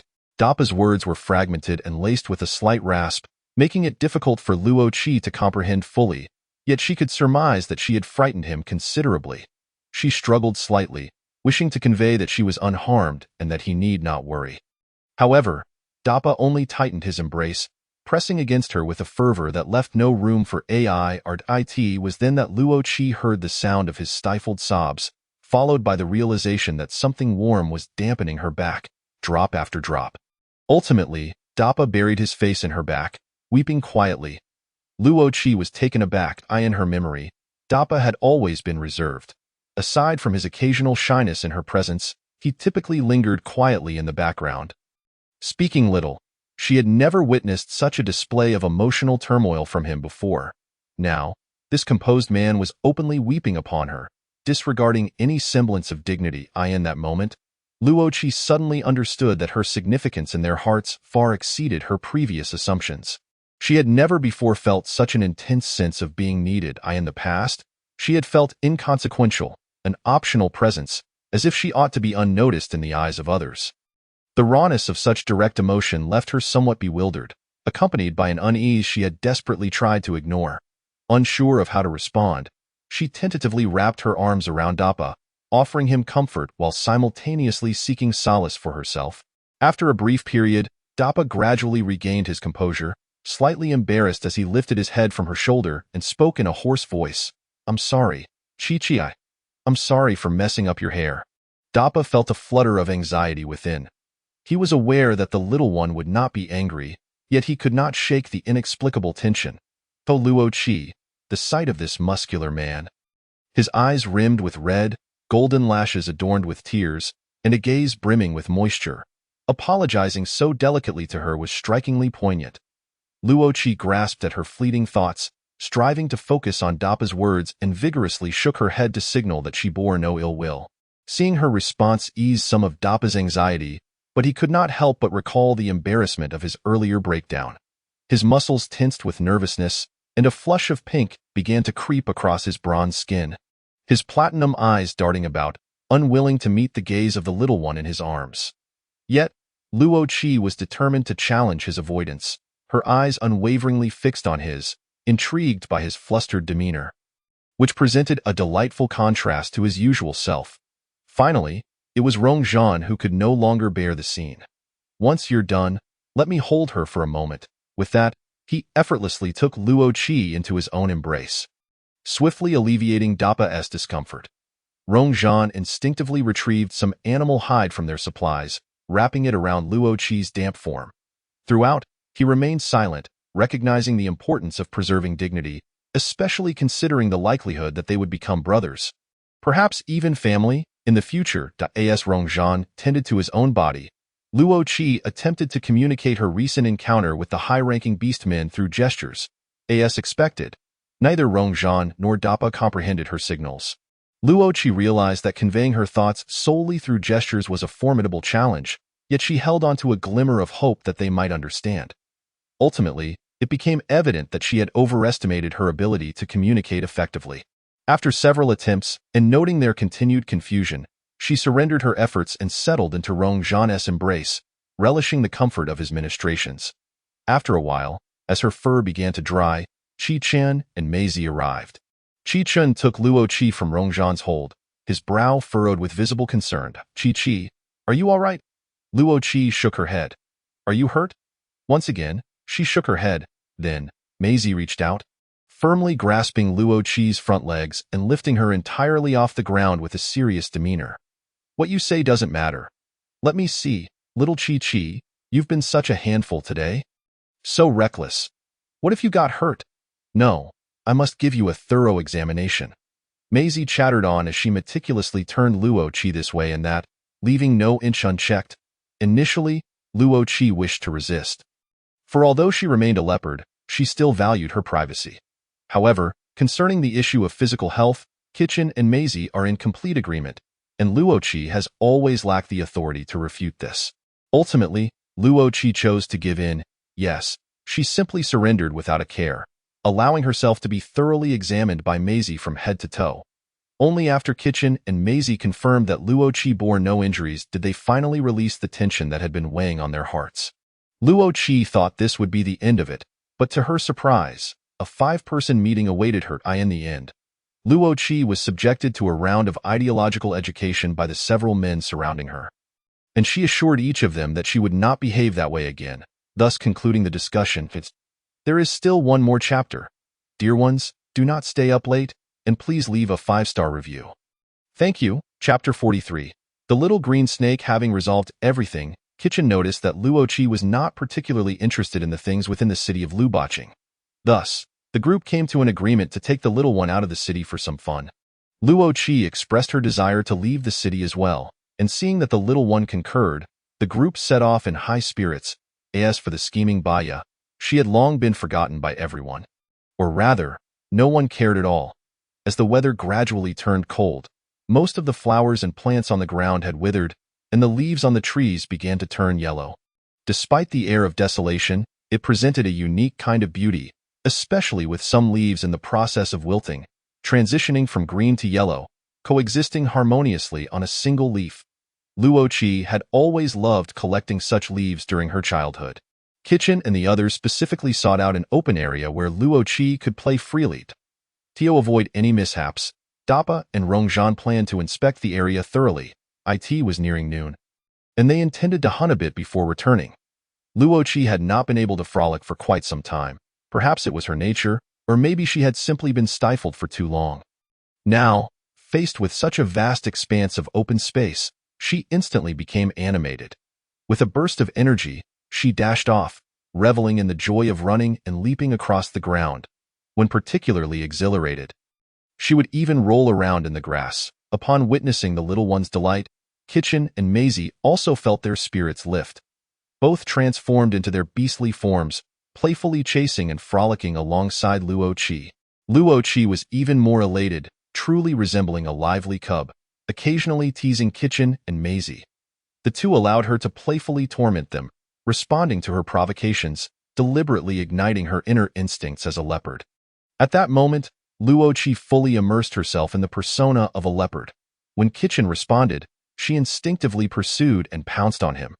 Kitchen matched her speed, intentionally allowing himself to be tackled at the right moment, exposing his neck without hesitation, permitting Luo Qi to engage in primal mock bites. Yet, Luo Qi merely pretended, lightly grazing him before letting go. During this playful exchange, Maisie often took advantage of the situation. Sometimes, even before Luo Qi could catch up, Maisie would dramatically fall to the ground, waiting for Luo Qi to approach, then extending a paw to embrace her, showering her with affectionate licks, eyeing her struggles. Luo Qi managed to dislodge several silvery white fox hairs, but Maisie, seemingly oblivious, tirelessly continued to groom her. Eventually, when Luo Qi stopped chasing Maisie, the latter shamelessly intercepted her, forcefully initiating a wave of intimate cuddling.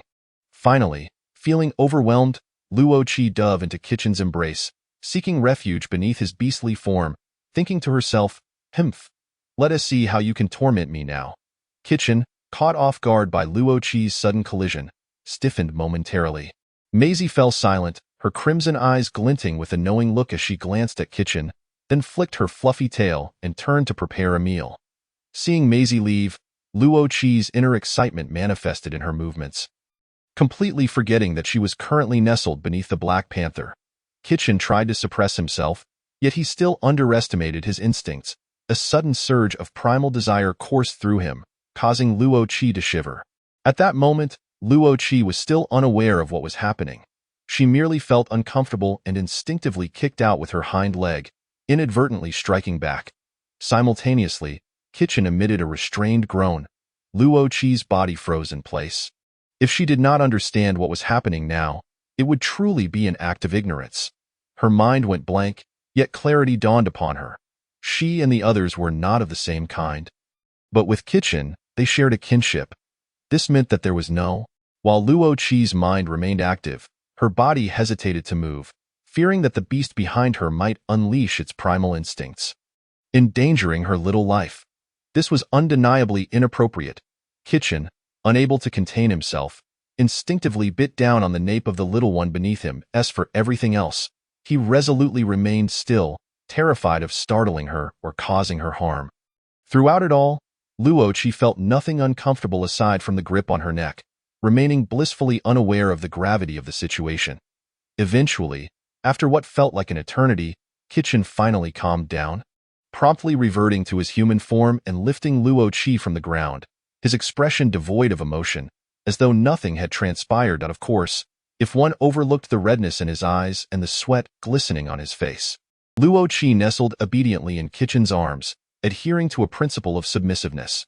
Maisie, sitting by the fire, noticed the two and remarked, observing Kitchen's unusual complexion, "Oh, you're back." Upon hearing Maisie's peculiar tone, Luo Qi realized she had likely been seen through long ago, causing her to feel a mix of embarrassment and annoyance. In contrast, Kitchen maintained an air of calmness, showing no signs of embarrassment, and Luo Qi even sensed that he seemed rather pleased.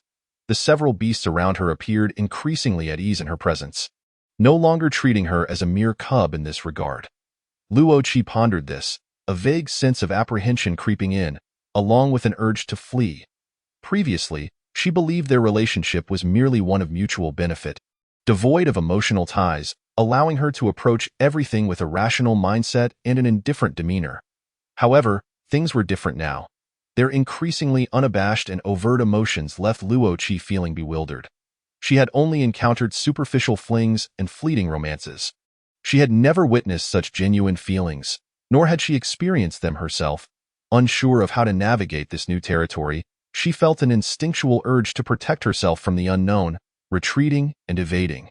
Kitchen placed Luo Qi on a prepared fur mat, intending to cook with Maisie, completely oblivious to the tumultuous thoughts swirling in Luo Qi's mind. Chi-Chi, Rong Zhan, carrying a hunt on his shoulders, approached Luo Qi with excitement, seemingly clutching a green vine in his hand. Dappa followed closely behind.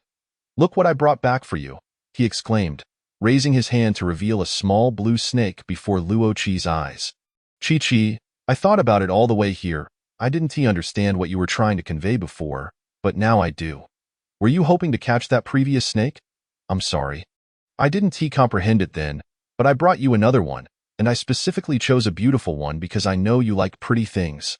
And don't worry, I've removed its fangs. It won't harm you. Luo Qi, thank you, but that's not what I meant. Little snake, Werwu, who did I offend? Pidatas. The little snake is merely a pet, not a male lead, and does not have a human form. A subtle hint in the comments. Chapter 44. A new pet. Dappa's words caught Kitchen's attention, his thin lips pressed tightly together, and a myriad of thoughts flickered in his obsidian eyes. He cradled Chi-Chi, his voice laced with guilt as he spoke. I'm sorry, Chi-Chi, we lack experience in raising young ones. Our intention was merely to keep you hidden from others, which is why we never considered integrating into any tribe. His long fingers gently brushed against Luo Qi's ear. However, we overlooked the fact that you are still a cub, in need of companionship. We thought our presence alone would suffice, yet that is different from the companionship you truly require. I am truly sorry, but please forgive us. We still wish to keep you concealed from others, so you may not have the opportunity to play with companions like the cubs in the tribes. Nevertheless, rest assured, whatever animals you wish to raise in the future, we will assist you. Luo Qi was lifted by Qi Chun, and as she raised her eyes, she found herself able to meet his gaze directly. Luo Qi had never anticipated that such a misunderstanding would arise. She merely had an affinity for beautiful snakes. As for companionship, she was no longer a mere child. However, seeing the guilt in Qi Chen's eyes and the concern of others for her, it felt as though someone had gently squeezed the softest part of her heart, leaving it both bittersweet and tender. Ultimately, Luo Qi accepted the little green snake, expressing that this snake was all she needed. With no desire for anything else, upon witnessing her acceptance, everyone breathed a sigh of relief. The sun was nearing its zenith, and Qi Chun and Maisie hurriedly began preparing lunch. Meanwhile, Dappa and Rongzhan had just returned from hunting, keeping a watchful eye on Luo Qi. And there was the new member, the little green snake. Dappa had taken some raw meat from their catch and placed it by Luo Qi's side, encouraging her to feed it herself. Chi-Chi, it is your pet, so you must nurture it yourself to foster a bond, Dappa explained, nudging the raw meat closer to the bewildered Luo Qi. She nodded and picked up a piece, placing it before Qing Qing. The name Luo Qi had silently bestowed upon the snake. The little green snake, having had its fangs removed, was still in a state of severe fright. Upon seeing Luo Qi approach, it instinctively raised its body in a defensive posture. Rongzhan, sitting cross-legged nearby, casually extended a finger, contemplating whether his imposing presence might inadvertently harm such a fragile creature. The thought of accidentally killing Chi-Chi's pet sent a shiver down his spine. Never mind, never mind. He extended his hand slightly further and delivered a soft tap on the snake's head. With a soft thud, the little green snake was knocked down, curling up in fear, obediently consuming the raw meat Luo Qi had presented. One piece after another. Eventually, the entire snake nestled close to Luo Qi. Seeking affection, playfully rolling about, it had completely accepted her as its new owner. After all, this was a free lifetime supply of food. Trading two fangs for a life of ease was certainly worth it. Moreover, surrounded by so many high-ranking beastmen near its little master, as long as it won her favor, its safety was assured. Just thinking about it filled the snake with delight. It was the pinnacle of its serpentine existence. Luo Qi gazed at the snake, which was whimsically contorting itself before her, unsure of how to express her current feelings. It was rather, peculiar. Rongzhan, observing the little creature's antics in front of his little one, shot it a cold glare. Let us go eat. He gritted his teeth and picked up Luo Qi, carrying her away. Why, snake? Luo Qi exclaimed, unable to escape Rongzhan's embrace, glancing back with concern. Dappa smiled reassuringly at her, softly saying, don't worry, I will take it back. With that, Luo Qi felt a sense of relief. Seeing the little one in his arms still worrying about others, Rongzhan felt a pang of jealousy. He pinched Luo Qi's chin, leaning down until there was barely a finger's width between them. Chi-Chi, I am to be your future beast husband. That snake cannot transform. It cannot bring you joy. Do not be swayed by it, understand? His voice was soft yet carried a hint of huskiness. Luo Qi's attention was fully captured by Rong Zhan's gravelly tone, momentarily taken aback by the bluntness of his words. After a moment, realization washed over her, and her ears flushed red. With a rosy hue at the corners of her eyes, she shot Rong Zhan an indignant glare. Yet, in Rong Zhan's eyes, this was merely the adorable, affectionate look of a little one, unknowingly enticing him and stirring his desires. Rong Zhan struggled to suppress his feelings, lifting Luo Qi slightly to prevent her from touching him. Meanwhile, Dapa pinched the little green snake by its midsection, his platinum-colored gaze coldly fixated on its small, innocent eyes. If you wish to live, behave yourself. Just keep Qiqi entertained and do not tempt her, understood? The little green snake whimpered. I was merely trying to please my little master. I did not mean to tempt her. It felt wronged, nodding submissively as it shrank back. Seeing that it understood, Dapa let it go, following behind. You are so mean, master, the little green snake lamented inwardly. The sun hung high in the sky as Qichen and Maisie finished preparing their meal. Qichen tore off a piece of the tenderest meat and handed it to Luo Qi, who sat nearby. The group gathered around, enjoying their lunch together, while Qing Qing curled up beside Luo Qi's tail, quietly watching. Luo Qi glanced at the little green snake next to her tail, sensing that it seemed even more attached to her than before, albeit with a hint of shyness. She wondered if it was merely her imagination.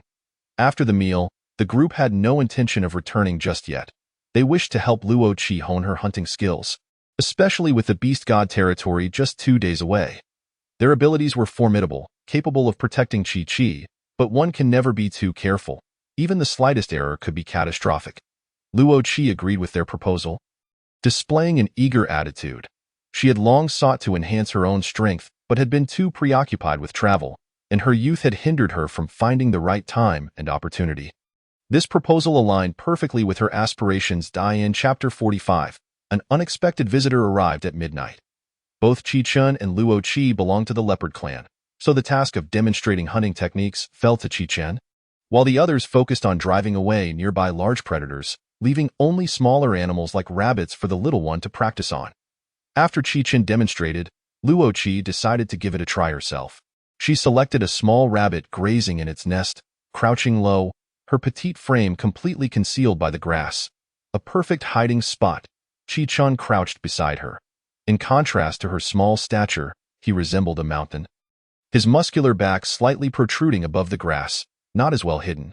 Yet the rabbit remained blissfully unaware, continuing to munch on its food point. One cannot deny Qichen's honed hunting skills.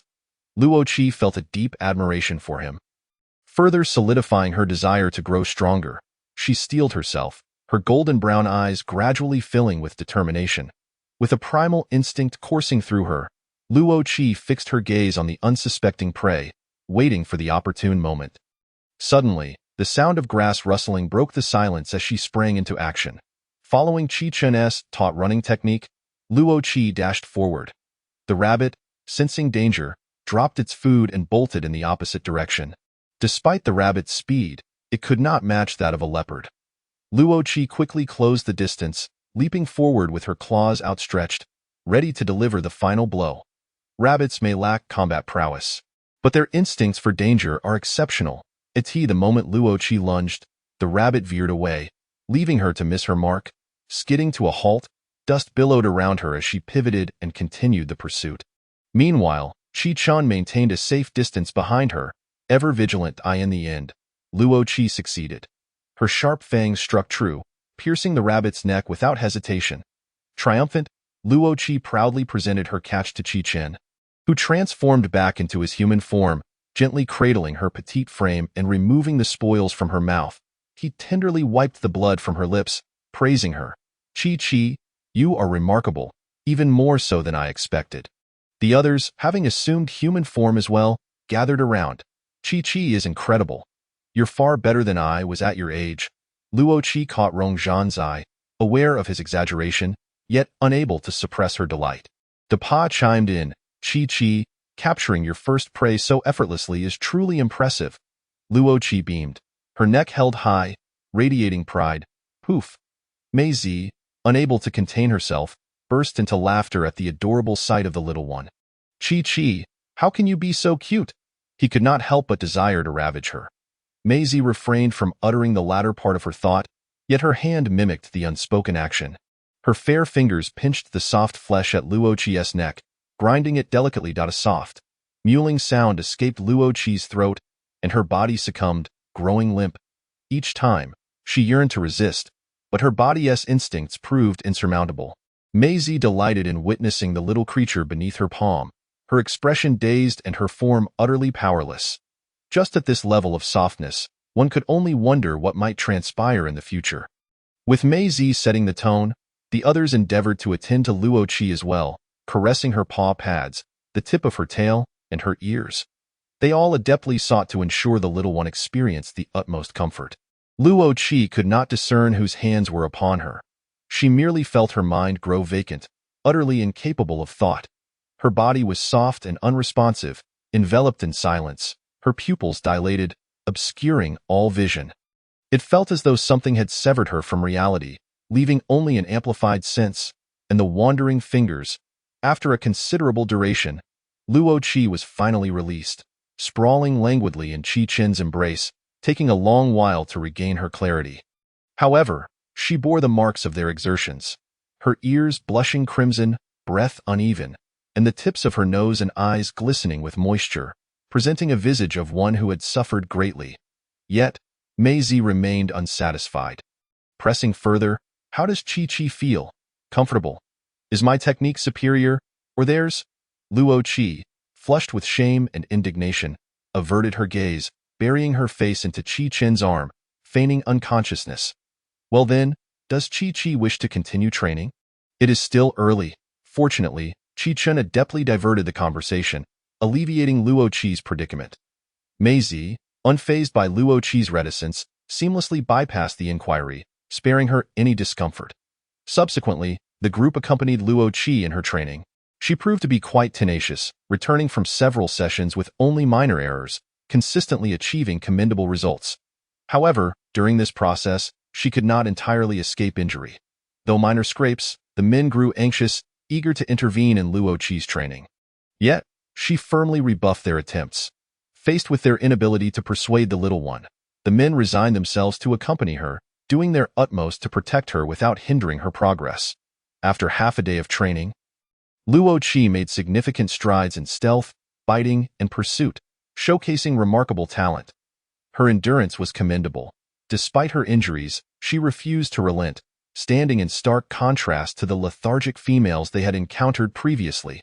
Truth be told, had it not been for the necessity of venturing into the beast god's domain for the little one's safety, they might never have allowed Luo Qi to undergo such rigorous training. In their minds, although Qi had always been different, she was still female, deserving of pampering and protection. However, today, Luo Qi's actions profoundly shattered their preconceived notions. She exhibited independence and strength beyond their expectations. Exhausted from her extensive training, Luo Qi collapsed in Qi Chen's embrace on the return journey, utterly still. Qing, having emerged from somewhere, snugly coiled around one of Luo Qi's forepaws. By the time the group returned to their rented cave, night had completely descended. Qi Chen prepared a fresh meal from the game Luo Qi had hunted, plucking feathers and draining blood to create a delectable roast. Meanwhile, the others made do with the leftovers, cobbling together a simple meal that, of course, Qing was also invited by Qi Chen to partake in the remnants. As night fell, a heavy darkness enveloped the surroundings. Luo Qi nestled between the beastly forms of the men, slipping into slumber, while Qing remained coiled around her foreleg, peacefully asleep. Suddenly, an oppressive aura descended, awakening her uncomfortably under the force of a dominating presence. In an instant, her eyes met those of a pair of enigmatic dark purple orbs. Chapter 46. Entwined after a day of close proximity to the little female, Qiuju could not shake her from his mind. As night approached, he transformed into a serpent, concealing his presence before boldly entering Qi Chen's cave. To his surprise, upon entry, he found an unsightly snake coiling around the very person he coveted. He cast a disdainful glance at the repugnant creature. Its slitted pupils glinted with coldness, piercing through the air like a sharpened blade. Qing's lower half was tightly coiled, while the upper half braved its fear, standing protectively beside the still sleeping Luo Qi. Qiuju languidly flicked his tongue, his gaze laden with contempt for the ugly snake before him. In the next moment, he swiftly struck, sending the troublesome little serpent flying with a powerful sweep of his tail. Qing Qing was hurled against the wall, the force of the impact causing it to crumple to the ground. Dazed and disoriented. After a brief moment, it stirred, regaining its senses and instinctively seeking to protect its long-term sustenance. Hearing the commotion, Qiuju turned his head, his black scales shimmering with aggression under the moonlight. Glaring at the audacious snake that dared to approach, the serpent's tongue flicked, circling its mouth before it made a swallowing gesture, silently warning, "Dare to come closer, and I shall devour you." Terrified, Qing Qing cowered against the wall, attempting to minimize its presence. "I'm sorry, little master. Take care, I will retreat now." "Woe is me." "Ah, at least it obeys. For now, I shall allow you to remain by her side." Qiuju paid no further heed to the ugly snake. Instead, focusing on the still slumbering Luo Qi, he slithered closer, feeling the warmth of her fragile breath. Flicking his tongue, he brushed against his own whiskers, then glided upwards, skimming over her nose before pausing to circle her eye socket. "MMM," Luo Qi murmured softly, yet her eyes remained shut. Qiuju stood undaunted before her, exhibiting no signs of alarm. Slowly retracting his tongue, he savored the moment. Indeed, she was delectable. Qiuju fixated on the dreaming Luo Qi. "Little one, you cannot escape." He deftly maneuvered the tip of his tail, testing her slumber, and upon confirming her deep sleep, he grew bolder. His body pressed against her back, trailing down past her hind legs, entwining and tightening around her abdomen, coiling around her waist. The coldness of his scales intertwined with her soft fur, creating an oddly beautiful contrast. He delicately extended upwards, ensnaring her forepaws, ultimately binding the sleeping Luo Qi entirely. Like a beast claiming its prey with overwhelming force, he left no room for escape. Qiuju seemed quite pleased with Luo Qi's complete submission to him, gently licking her ear tip, cautiously probing her ear canal, reveling in the unique warmth enveloping him. After a considerable time, the triangular head of the serpent rested lightly on Luo Qi's neck, feeling the rhythmic pulse beneath his jaw. And soon, he too succumbed to slumber. The following day, Luo Qi awoke feeling immensely uncomfortable, as if something were tightly clutching her, making it difficult to breathe. Yet, she dismissed the sensation, attributing it to sleep paralysis. It was only then that she noticed her pet bore several faint scratches, the origin of which was unknown. She sought herbs from Qi Chun, meticulously tending to her pet's wounds. Today, Qi Chen and the others planned to train Qi Qi further. Additionally, they needed to hunt more prey in preparation for their time in the beast goddess domain. After a simple breakfast, the group set out of the city. Along the way, they noticed an increase in the number of beastmen. Luo Qi looked questioningly at Qi Chun, who explained, "The beast goddess domain will be open for 2 days, during which no prey will be available, as it is populated solely by spirit beasts that cannot be hunted. Thus, everyone must prepare their provisions in advance." Luo Qi comprehended the situation and nodded in understanding. Thus, the following day was spent by several individuals outside the city. Aside from mealtimes, Luo Qi devoted herself to practicing her skills. In her perspective, her level of activity was hardly significant. However, to the men, she appeared to be exerting herself to the utmost, causing them considerable concern for her well-being, fearing she might overexert herself. They began to reflect on whether they had placed too much pressure on the young girl. Each of them possessed formidable strength and could undoubtedly protect her. Thus, they questioned whether it was excessively harsh to push her so hard for an improbable adverse scenario. Moreover, Luo Qi had yet to express a single complaint, further intensifying their feelings of guilt. While other females basked in comfort, Luo Qi was toiling away. Qi Chun had repeatedly tried to halt Luo Qi, explaining that she need not exert herself so strenuously, as they could safeguard her. Yet, each time, Luo Qi resolutely declined. She felt compelled to strengthen herself. After several attempts proved futile, Qi Chun could only allow the young girl to continue her training while the men guarded her anxiously. Fearful of her exhausting herself, in truth, Luo Qi felt only a slight fatigue from her training, far from reaching a point of complete exhaustion. Had it been in her past life, she would have been incapable of such exertion. Yet now, as a constant embodiment of a cheetah, This level of activity was manageable. Chi-chan and the others, having observed the conditions of other females, unwittingly formed a fixed impression, leading to their concern for Luo Qi. When dinner time arrived, witnessing the young girl's hearty appetite with no signs of distress, they finally felt a sense of relief. Before returning to the city, Dappa and Rong Zhan stayed behind to keep an eye on Luo Qi, while Mei Zi and Qi Chun prepared to hunt for prey to enter the beast goddess domain. Upon their return from the hunt, the group set off together. The following morning, just as the first light began to break, Luo Qi was roused from her slumber by Qi Chen. Leaning against his arm, she struggled to open her eyes, her voice thick with sleep. It was evident that Luo Qi had not yet fully awakened. Qi Chun tenderly caressed her head, urging, Qi, just a bit longer. Today we must rise early to receive the blessings of the beast god, which will allow us entry into the beast goddess domain. Luo Qi drooped note. My dear friends, do you feel like this reads like a mere chronological account? I find my writing somewhat lacking. Chapter 48. The entrance of the original beast cave. The focus here is solely on a bull. Qi Chen. What level is the original beast? Demonic beasts are classified into 9 levels, further divided into various types. However, there are so many types that only a few possess confirmed names. Among these, the original beast is a category that has a name. The demon cores of other demonic beasts allow beastmen to advance, but the demon core of an original beast does not. It can only be transformed into a star ring, providing energy for cubs during the cold season. Rong Zhan closed his eyes once more, taking a careful sniff. He gradually furrowed his brows. It was too far away to discern its level. What should we do? Rong Zhan turned his head, gazing seriously at Qi Chen. Qi Chen pressed his thin lips together, pondering for a moment, then spoke decisively. Let us accelerate in beast form, regardless of whether it's a level 9 original beast. We must investigate. Hunting a level 9 original beast is a formidable challenge for any one of them. Yet they are united as one. Their combined strength is sufficient to hunt a level 9 demon core. This had been discussed prior to their departure. They aimed to procure the finest demon core for Qi to craft a star ring. As they ventured deeper, the likelihood of encountering beastmen diminished, leaving only a handful of them.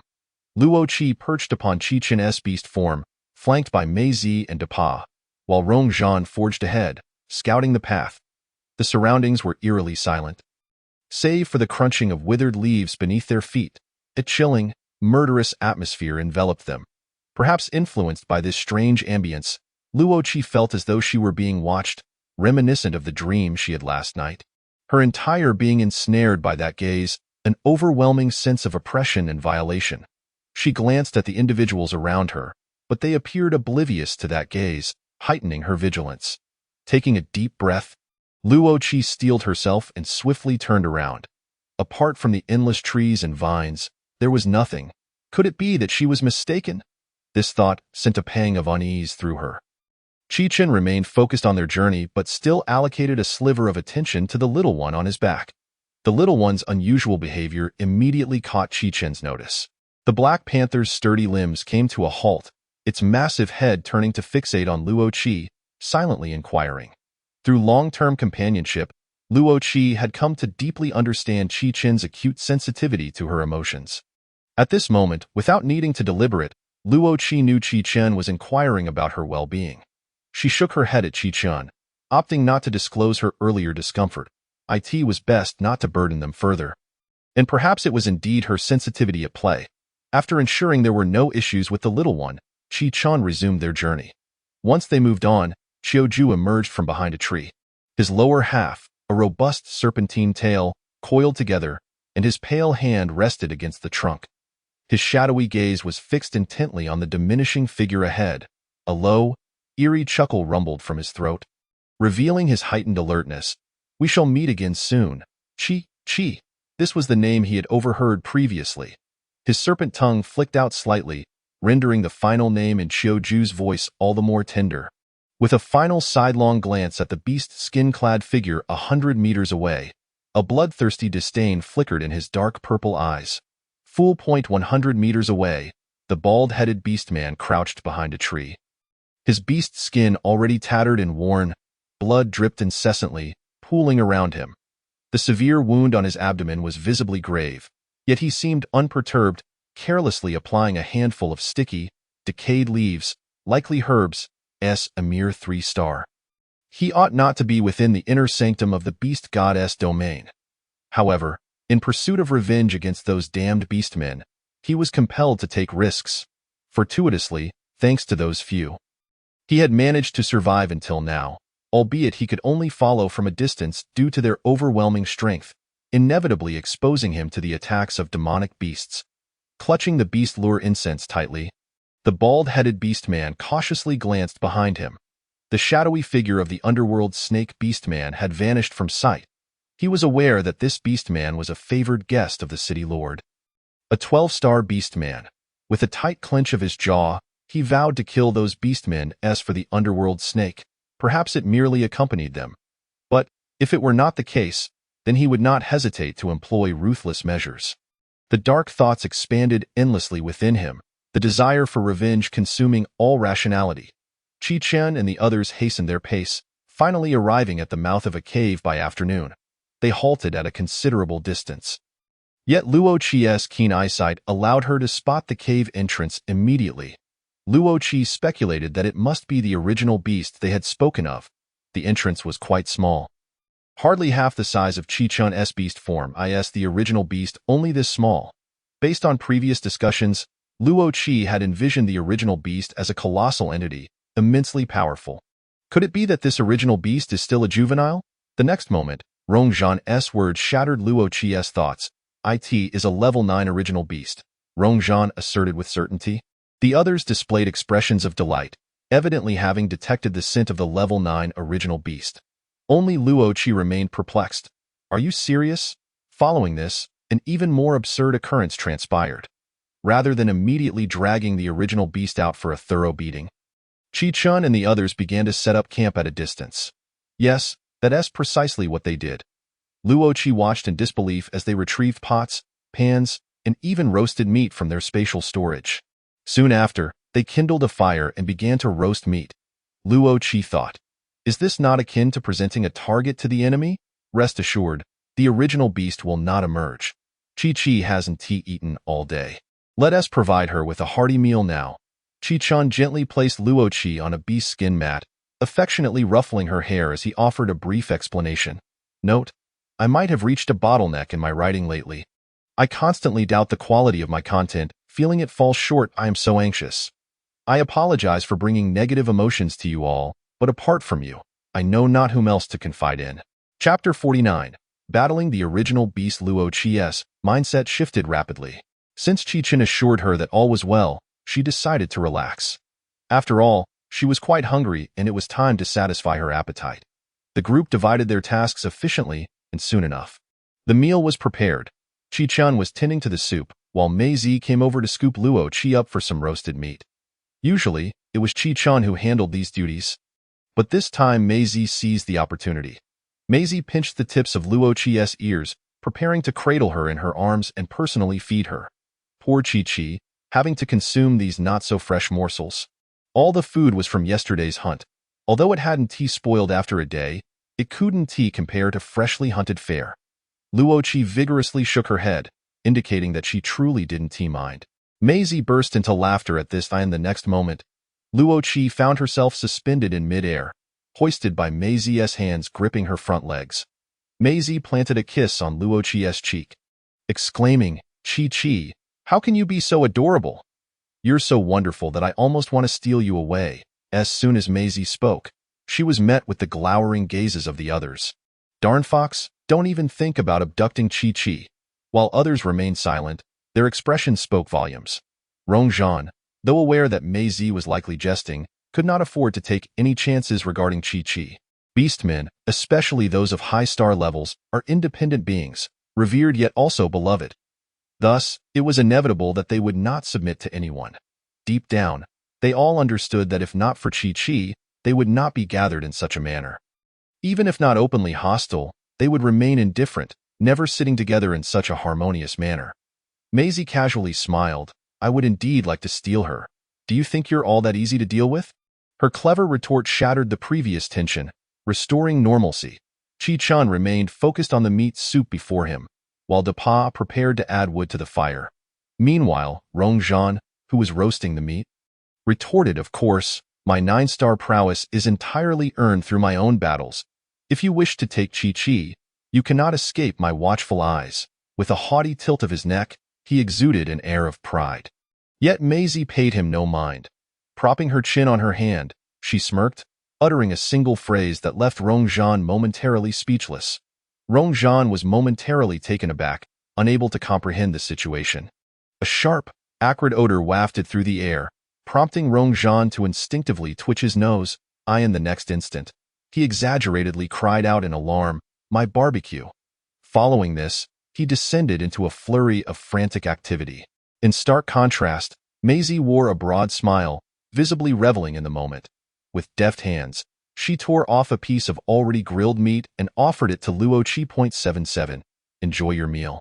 Her voice, laced with a hint of amusement, conveyed a subtle mockery, as an observer of the entire scene. Luo Qi contentedly devoured the barbecued meat, silently tagging Maisie with the label calculating in her mind. The men consumed their meals with remarkable speed, leaving Luo Qi as the last to finish. After the meal, she let out a gentle sigh of satisfaction. The group hastily buried the remnants of their lunch before turning their full attention to the primal beast. Only Kitchen, at the 7th-star rank, remained behind, dutifully ensuring Luo Qi's safety. Meanwhile, the other three transformed into their beast forms and approached the entrance of the primal beast's cave. Just a few steps from the cave, they instinctively halted, unleashing a collective roar towards the entrance. The combined volume of their cries made the ground tremble, causing Luo Qi's eardrums to throb painfully. Fortunately, Kitchen swiftly covered Luo Qi's ears with one hand, alleviating her discomfort. The roaring persisted for a while, and soon, the primal beast within the cave stirred. Luo Qi felt a more intense vibration than before. Even Kitchen behind her struggled to maintain his footing. The surrounding trees trembled, their leaves shaking violently, reminiscent of an earthquake. Tensing her nerves, Luo Qi anxiously gazed ahead. With a thunderous crash, a massive stone crumbled, and in the next moment, Luo Qi beheld a sight she would forever remember. A colossal creature emerged from the cave's entrance, its size easily exceeding that of Kitchen and the others by more than double. As it exited, the surrounding rocks could not withstand the immense pressure, fracturing and scattering in all directions. This creature was not only enormous but bore earthy protrusions on its body and possessed 4 powerful claws, though not sharp.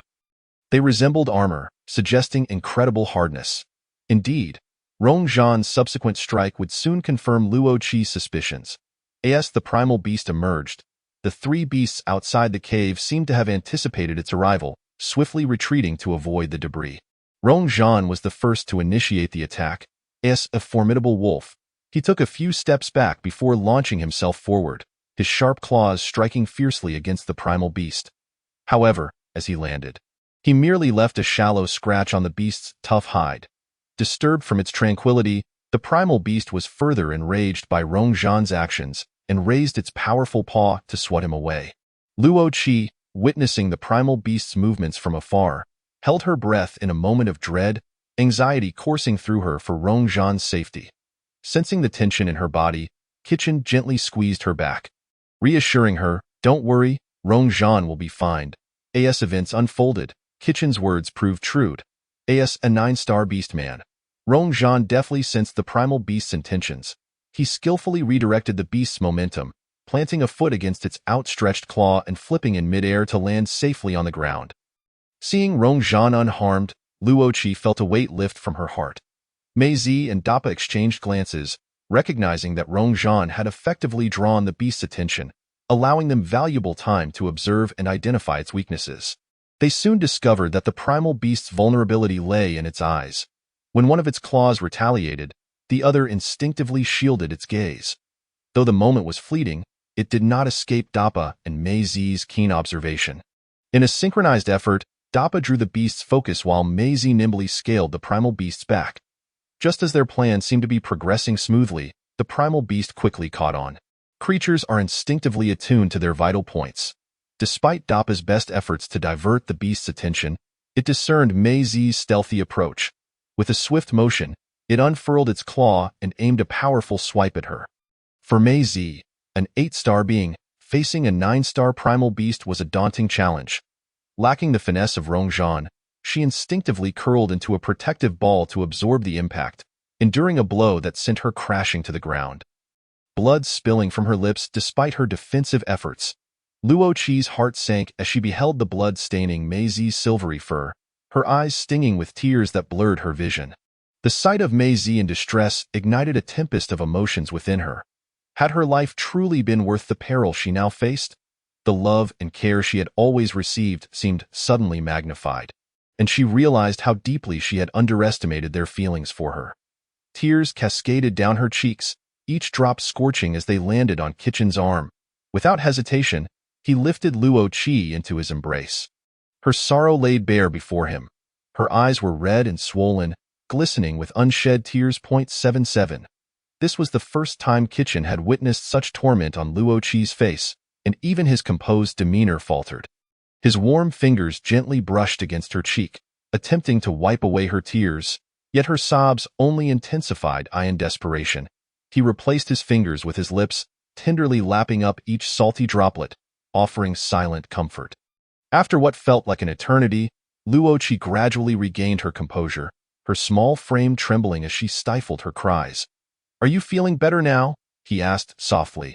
Luo Qi did not respond verbally but instead gazed deeply into his dark, fathomless eyes, remnants of tears clinging to her lashes. Confusion and fragility filled her gaze. Qichen gently licked away the last of her tears.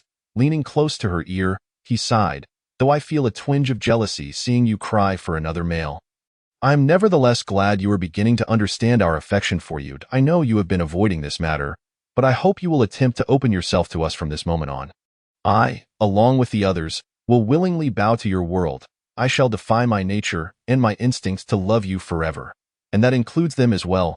Luo Qi had not anticipated that her evasions had been so perceptively noted by Qichen. Nor had she expected his sudden declaration of affection. Confusion swirled in her mind, mingling with a sense of excitement. Perhaps she could indeed give this a try. Tentatively, her warm tongue brushed against the sensitive skin behind Qichen's ear. An unspoken acknowledgement of his feelings. Sensing her gentle exploration, Qichen chuckled softly, "You are truly remarkable." 77. As his words resonated, Luo Qi felt the tremor of his voice against her neck, causing her cheeks to flush. Was she truly being treated as a child? Yet, despite the embarrassment, warmth blossomed within her heart. Suddenly, a ferocious roar pierced the air, snapping Luo Qi from her reverie. Alarmed, she turned to see the primal beast. Battered and bloodied, struggling to remain upright, Dappa and Rongzhan continued their relentless assault, and the roar she had just heard was Mei Zi's, powerful and resolute, indicating that she was still in the fight. "All right, 7-7, they are calling me over. Stay here obediently, and we will soon obtain the beast core." Gently, he set Luo Qi down and affectionately ruffled her hair. "Oh, and by the way, Mei Zi is not in grave danger. She just looks worse for wear." Qichen took a few steps forward before halting, turning to Zhaoqi with a playful tilt of his head and a charming smile, then continued on his way with an effortless grace. The corners of his mouth curved upward, unable to suppress the joy within. Although he did not glance back, the image of the little one, flustered and shy, lingered in his mind, as Qichen had anticipated. Zhaoqi was busily tearing at the grass at her feet with her 4 small paws, as if this were the only way to forget the earlier incident. Humph! Qichen was indeed a cunning man. Or rather, a bold one. With Qichen's presence, the combat prowess of the 4 had significantly increased. Meanwhile, the long-hidden bald man finally found his opportunity to strike. He pried open the cap of the beast-attracting fragrance, pausing for a moment as a flicker of fear passed through his narrow eyes, but soon, his emaciated hands trembled as they clutched the bottle, hastily scattering its contents. A malicious glint shone in his eyes as he poured out an entire bottle's worth.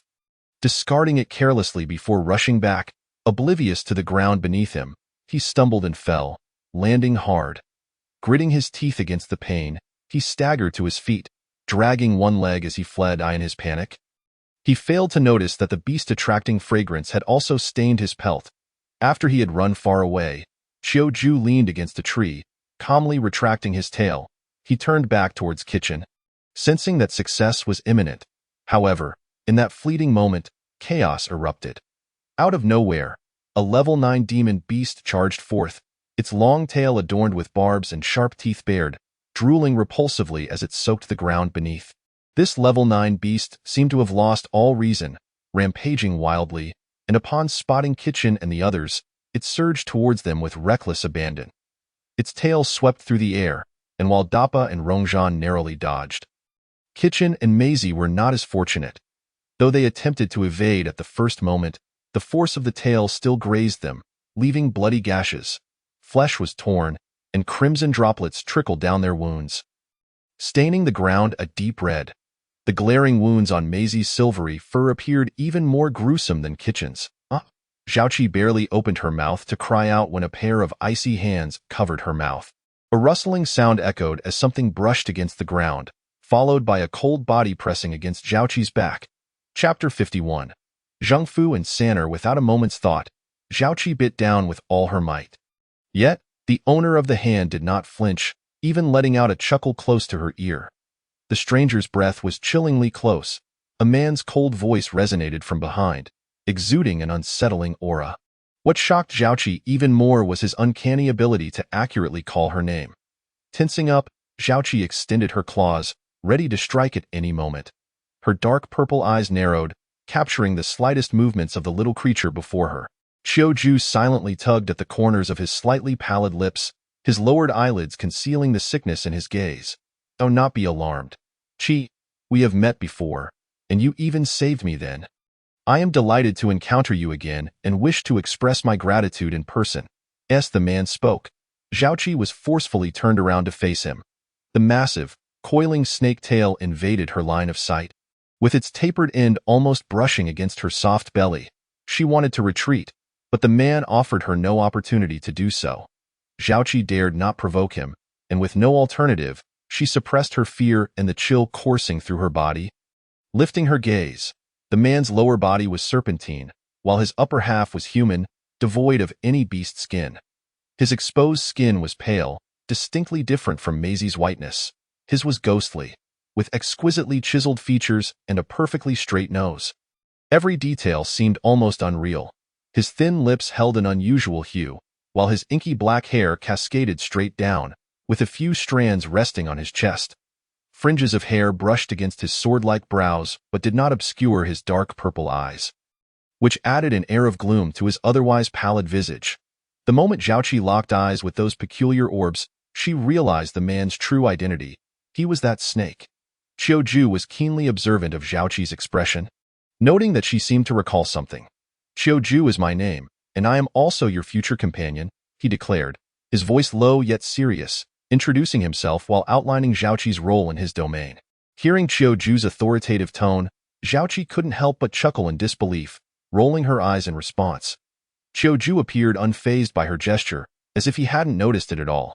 "You may refuse me, but I wonder if those few males can withstand the onslaught of 2 level 9 demon beasts." His words caused Zhao to turn her head in alarm. The battle raged on, and it was evident that the few individuals in the distance were already battered, their bodies marred with wounds of varying sizes. Clearly, they were at a disadvantage, with signs of impending defeat looming, especially for Maisie, who had endured 2 attacks from the level 9 beasts and was now on the brink of collapse. His rapidly declining state left him virtually dragged along by the demon beasts. Others wished to assist but found themselves powerless to do so. Zhao felt her eyes welling with tears once more. "How about this? I can save them, but only if you allow me to be your companion," she continued. "Of course, I know that Qiqi has feelings for those males. I won't drive them away." This deal is one where Qiqi cannot lose. An icy breath brushed against Zhaoqi's ear, laced with an enticing undertone. Zhao felt a surge of urgency, yet her thoughts remained clear. She was not one to act out of sentiment. No matter the circumstances, she would not gamble with the lives of Kitchen and the others. In the past, she had chosen to stay by Kitchen's side to survive, and now she was willing to do whatever it took to keep them alive, even if it meant agreeing to Qiu's terms. After all, as Qiu had said, this transaction was one she could not afford to lose. Zhao turned back, her gaze imbued with a calmness that was foreign to her body. She nodded firmly at Qiu, sealing the agreement. Qiu's pale lips curled into a faint smile, as if this outcome had been anticipated. Zhaoqi extended her claws, pointing ahead, her intent unmistakable. Qiuju, too, kept his promise. His upper body fully transformed into a beast. His massive triangular snake head leaned closer to Qiqi. A long, forked tongue emerged from his mouth, licking Zhaoqi with unexpected force, causing her to tumble to the ground. In that moment, the dark purple depths of Qiuju's eyes reflected a bewilderment that was incongruous with his usual demeanor. Zhaoqi, struggling to regain her footing, shot him a fierce glare. Qiuju, feeling a twinge of awkwardness, made no further delay and swiftly moved to assist. The prolonged tug-of-war had drained most of Qichin and the other's stamina, leaving them on the brink of collapse. Maisie, in particular, was barely holding on, losing the agility he once possessed. Just as he closed his eyes, preparing to endure yet another blow, Qiuju's powerful tail struck hard, severing the level 9 demon beast's tail with a resounding crash. The impact reverberated, and Qiuju's gleaming scales remained unscathed. Zhaoqi, observing the battle from a distance, gasped in astonishment, her mind racing with the realization that Qiuju was no ordinary foe. Unaware of the pain, Maisie opened his eyes in an instant, his red and purple gaze silently confronting Qiuju. Maisie's expression held confusion, yet he was acutely aware of the intentions behind Qiuju's actions. He instinctively glanced in Zhaoqi's direction, while Zhaoqi, perceiving Maisie's gaze, quickly ducked down, hiding herself except for her raised tail, signaling to him that she remained in position. Crouched low to the ground, Zhaoqi felt an inexplicable sense of being caught in a scandal, like a mistress discovered by the rightful partner. When Maisie failed to locate Zhaoqi, he shifted his focus elsewhere. At that moment, the others also became aware of Qiuju's presence. Every individual harbored a vague suspicion regarding his arrival. Qiuju offered little explanation. His thick, serpentine tail swept through the air with force, sending the 9th-level demon beasts and primal beasts into disarray. The situation swiftly transformed as the others seized the opportunity to pursue the advantage, resulting in an overwhelming counterattack from Qichin's side. With a swift maneuver from Qiuju, the 9th-level demon beast finally breathed its last. The conical tip of the serpent's tail plunged vertically into the beast's skull, producing a decisive crack as the cranium shattered, revealing the crystalline demon core that rolled out. Meanwhile, Qichin and his companions extracted the primal beast's demon core, and Qichin cautiously wiped away the grime, unveiling the core's original, colorful form. Upon witnessing their success, Luo Qi could no longer contain her anxiety and rushed forward. Qichin smiled and opened his arms, ready to catch her. However, a robust serpent tail obstructed her path as Qiuju coiled it around her, pulling Luo Qi close to his side. Qichin's dark eyes instantly darkened, and the other three furrowed their brows, their expressions grim as they glared at Qiuju across from them. Chapter 52. Qiuju officially joins. Qiuju's serpent tail wrapped around Luo Qi's form as he slowly spoke. Qiuju, the future companion of Qi Qi. His words fell. An eerie silence enveloped the scene, the oppressive air seemingly solidifying, rendering breaths labored. Luo Qi felt as though she could see the sparks igniting as their gazes collided in the air. You threatened Qi, Qichin asserted, his tone firm. His calm voice belied the turbulent emotions swirling in his eyes. No, Qiuju refuted, drawing Luo Qi closer, his sickly fingers poking her before he spoke with imposing authority. To be precise, it is a transaction. Qiuju's gaze shifted from Luo Qi to the others, his tone dripping with disdain. Exchanging the lives of you few, he casually surveyed the group, immediately discerning Qichin and his companion's strength, before lazily returning his attention to Luo Qi. Upon hearing Qiuju's explanation, the others were rendered speechless, their focus entirely on Luo Qi. Each heart swelled with joy, relieved to realize how significant they were to the little one, yet simultaneously pained that she had to accept an unlikable individual for their sake. Dappa clenched his fists so tightly that blood marred his palms as he gritted his teeth. We will repay you in other ways, but I will never allow you to harm her. What if I insist on doing so? Qiuju's piercing gaze shot forth. Tio, lay a hand on her. You must first step over my corpse. Dappa refused to back down, fiery light flickering in his platinum eyes, his muscular arms accentuating the faint outline of lion's fur, his hands morphing into claws. Care to test that? The tip of Qiuju's dark tail scraped the ground. a clear sign of his anger. His dark purple eyes regarded the opposing beast man with disdain, as if mocking Dappa's overconfidence. You are welcome to try. The other three stepped forward, joining in a unified stance against Qiuju. As the two factions appeared poised to clash, Luo Qi, akin to an ant upon a hot stove, anxiously paced within her mind. Aru! Aru! Yet, none responded to her cries. Qichin and his allies had already resolved to reclaim Qi, while Qiuju remained unyielding, contemplating the elimination of them all to achieve a decisive end. The thought of monopolizing the little one filled him with a twisted sense of satisfaction, his morbid possessiveness deeply gratified. His dark purple pupils narrowed, excitement propelling Qiuju forward. The veins on his pale arms bulged ominously, black scales gradually unfurling across his skin. On his chest, neck, and face, starkly contrasting his originally pallid complexion, rendering him all the more terrifying. Luo Qi's heart raced, each beat tightening her chest, for even at their peak, Qichin and his companions would be no match for Qiuju, especially in their current state of injury. Aru!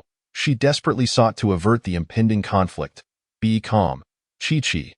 Once I have dealt with them, I will take you away. Qiuju's tone brooked no argument.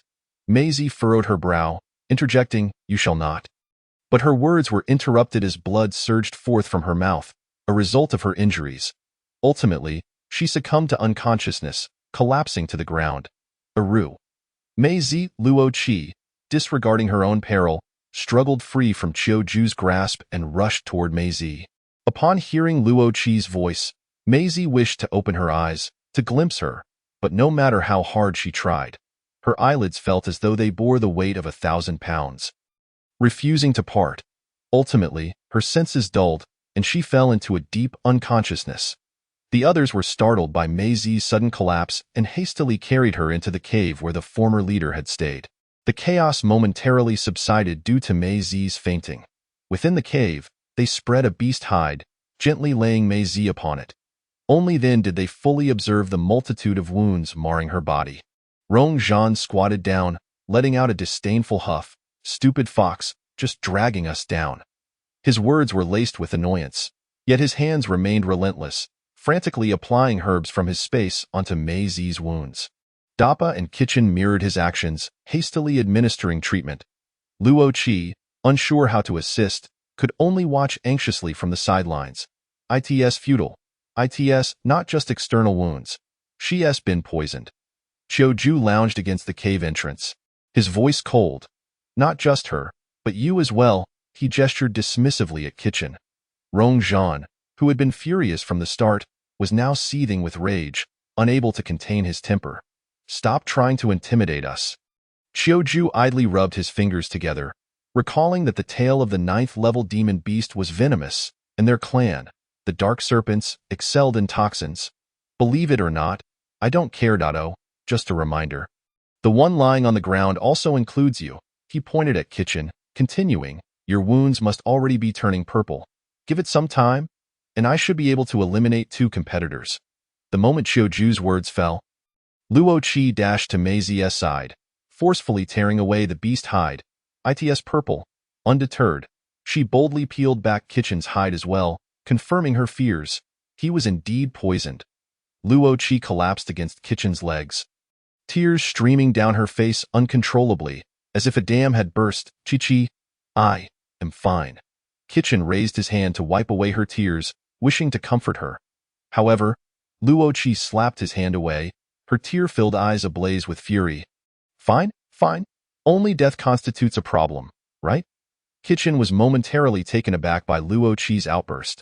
It was the first time he had witnessed such intense anger from her. She turned to Qiuju, seeking help, knowing he would have a solution. Qiuju, recognizing her intentions, replied nonchalantly, I only save those who stand in the same camp as me. The implication in his tone was unmistakable. Luo Qi gazed at Qichin, her tearful eyes pleading as she embraced him quietly, hoping for his survival, as well as Maisie's. Qichin reciprocated the embrace, his muscles tensed, his lowered gaze filled with self-reproach. He was still too weak, after a long silence. He finally spoke, all right, his voice low and raspy, but you must swear you will not harm Qi. Very well. I swear by the beast god that I shall never harm Chi-Chi. Should I break this oath? May I never find peace. The ancient gesture re-emerged, and in an instant, Chiu-Ju made his vow. Subsequently, he administered his herbal concoction to both Kitchen and Mei-Zi. Feeling slightly better, Kitchen stepped outside. Luo Qi attempted to stop him but failed. He merely smiled at her before departing without a word. Rong Zhan patted Luo Qi's ear, reassuring her, "Do not worry. Kitchen is merely shaken by Chiu-Ju's actions. He has gone to hunt demon beasts to elevate his rank. High-ranked beastmen possess exceptional recovery abilities. Trust in that." Hearing Mei-Zi's words, Luo Qi's heart finally settled, and she remained steadfastly at Mei-Zi's side, her expression wrought with worry. Today, I was delayed for half an hour playing with my egg, so the update is late. Please forgive me, my dear readers. Moreover, in the next chapter, Luo Qi will undergo her transformation. Readers, please support them so they can feast on meat sooner. Chapter 53. Uncomfortable in the dimly lit cave. Only 3 souls remained. Luo Qi, Chiu-Ju, and the slumbering Mei-Zi. Chiu-Ju, unable to bear the sight of the little one furrowing her brows, gently lifted her and placed her upon his coiled serpentine tail. He would awaken shortly. There was no need for you to keep vigil over him. With fingers imbued with a chill, he pinched the delicate tip of Luo Qi's ears, tenderly kneading beneath his touch. His form enveloped hers entirely, savoring the exquisite fragrance that emanated from her. Upon first encountering her, he had been captivated by her alluring aroma. A deep voice whispered by Luo Qi's ear, "Fragrant?" Luo Qi twitched her nose, perplexed as to why she could not detect any scent on herself. Observing the charming antics of the little creature before him, Chiu-Ju's serpent tongue flicked out, yearning to caress her. Luo Qi instantly sensed his movement. With a swift motion, she clamped her front paws together, trapping Chiu-Ju's advancing tongue. A low growl emanated from her throat, a warning to him. The serpent tongue, a sensitive appendage of the Mingxi clan, was rendered vulnerable in her grasp, causing Chiu-Ju to feel weakened. The forked tip lay limp against Luo Qi's paw, trembling involuntarily. His dark violet eyes were clouded with a haze of desire. His tail brushing against the ground, producing faint sounds of friction. Observing Chiu-Ju's state, Luo Qi felt as if the serpent tongue had transformed into something else entirely, inciting a blend of fear and indignation, leading her to release her grip on the hot potato. The sensation of tingling pleasure only heightened Chiu-Ju's yearning. He craved more. He straightened his form, his serpent tongue flickering with mischievous intent, enticing the one before him to leap into the trap he had meticulously laid out.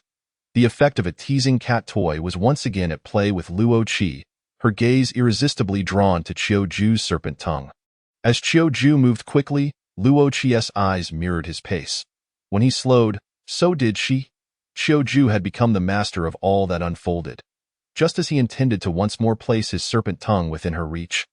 His tail flicked, abruptly colliding with an intruding leg. Mei-Zi had awakened. "What do you intend to do with Luo Qi?" Chiu-Ju's lips pressed into a thin line, his expression icy as he glared at the intruder who had interrupted his moment. This nuisance should be dealt with, perhaps even eliminated. Sensing the tension in Chiu-Ju's demeanor, Luo Qi swiftly assumed the role of peacemaker. After a prolonged standoff, the two eventually relaxed. During this time, Mei-Zi learned that Chiu-Ju had rescued her while she was unconscious. Grasping the unfolding events without uttering much more, as long as he did not harm Luo Qi, all could coexist peacefully. Chi-Chi entered the cave from outside. Although he masked it well, Luo Qi keenly detected the scent of blood. Understanding he could not hide from her sensitive nose, he halted her attempt to peel away his beast hide, soothingly stating, "I assure you, I am fine. Luo Qi tomorrow, I will be fully recovered, and I shall show you then." "All right." Luo Qi recognized that no matter what, Chi-Chi would not reveal his condition to her. Left with no other options, she acquiesced. Tomorrow, she would certainly take a good look. Shortly after Chi-Chi's return, Rong Zhan and Dapa arrived, both bearing expressions of exhaustion yet managing to offer Luo Qi a reassuring smile, seeking to ease her worries. Aside from Mei-Zi, who remained on the beast hide, the rest gathered to retrieve their catch from the space and prepare a meal. As Chiu-Ju preferred to avoid the fire, the task of processing the prey fell to him. After dining, the night had grown late. Chi-Chi produced the primal beast demon core obtained that day and placed it into a pot over the fire. As it simmered, the core transformed into a viscous liquid. Next, Chi-Chi retrieved a circular mold and poured the liquid inside, allowing it to cool and solidify. Before Luo Qi lay an object resembling a colorful bracelet. With great care, Chi-Chi placed the star ring onto one of Luo Qi's forepaws. Luo Qi, this is the star ring. It will protect you during the cold season. As the star ring adorned her, Luo Qi felt a warm current flow through her body, a sensation that no beast hide could replicate. So this is the star ring. It is quite beautiful, she mused, both intrigued and delighted.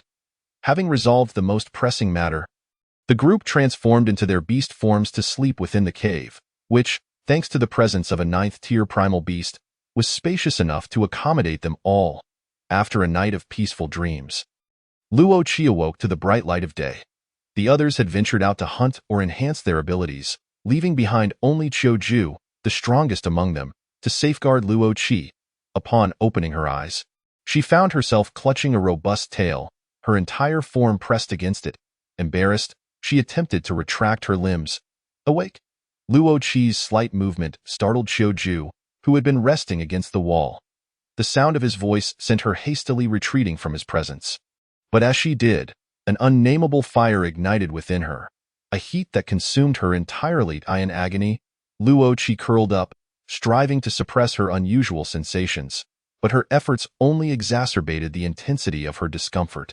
Qiu Ju lifted the curled-up Luo Qi, placing her upon his serpentine tail. In a steady voice, he reassured her, the star ring not only shields you from the cold season but also fosters your growth. Do not worry, Luo Qi. You are merely experiencing your heat. Heat?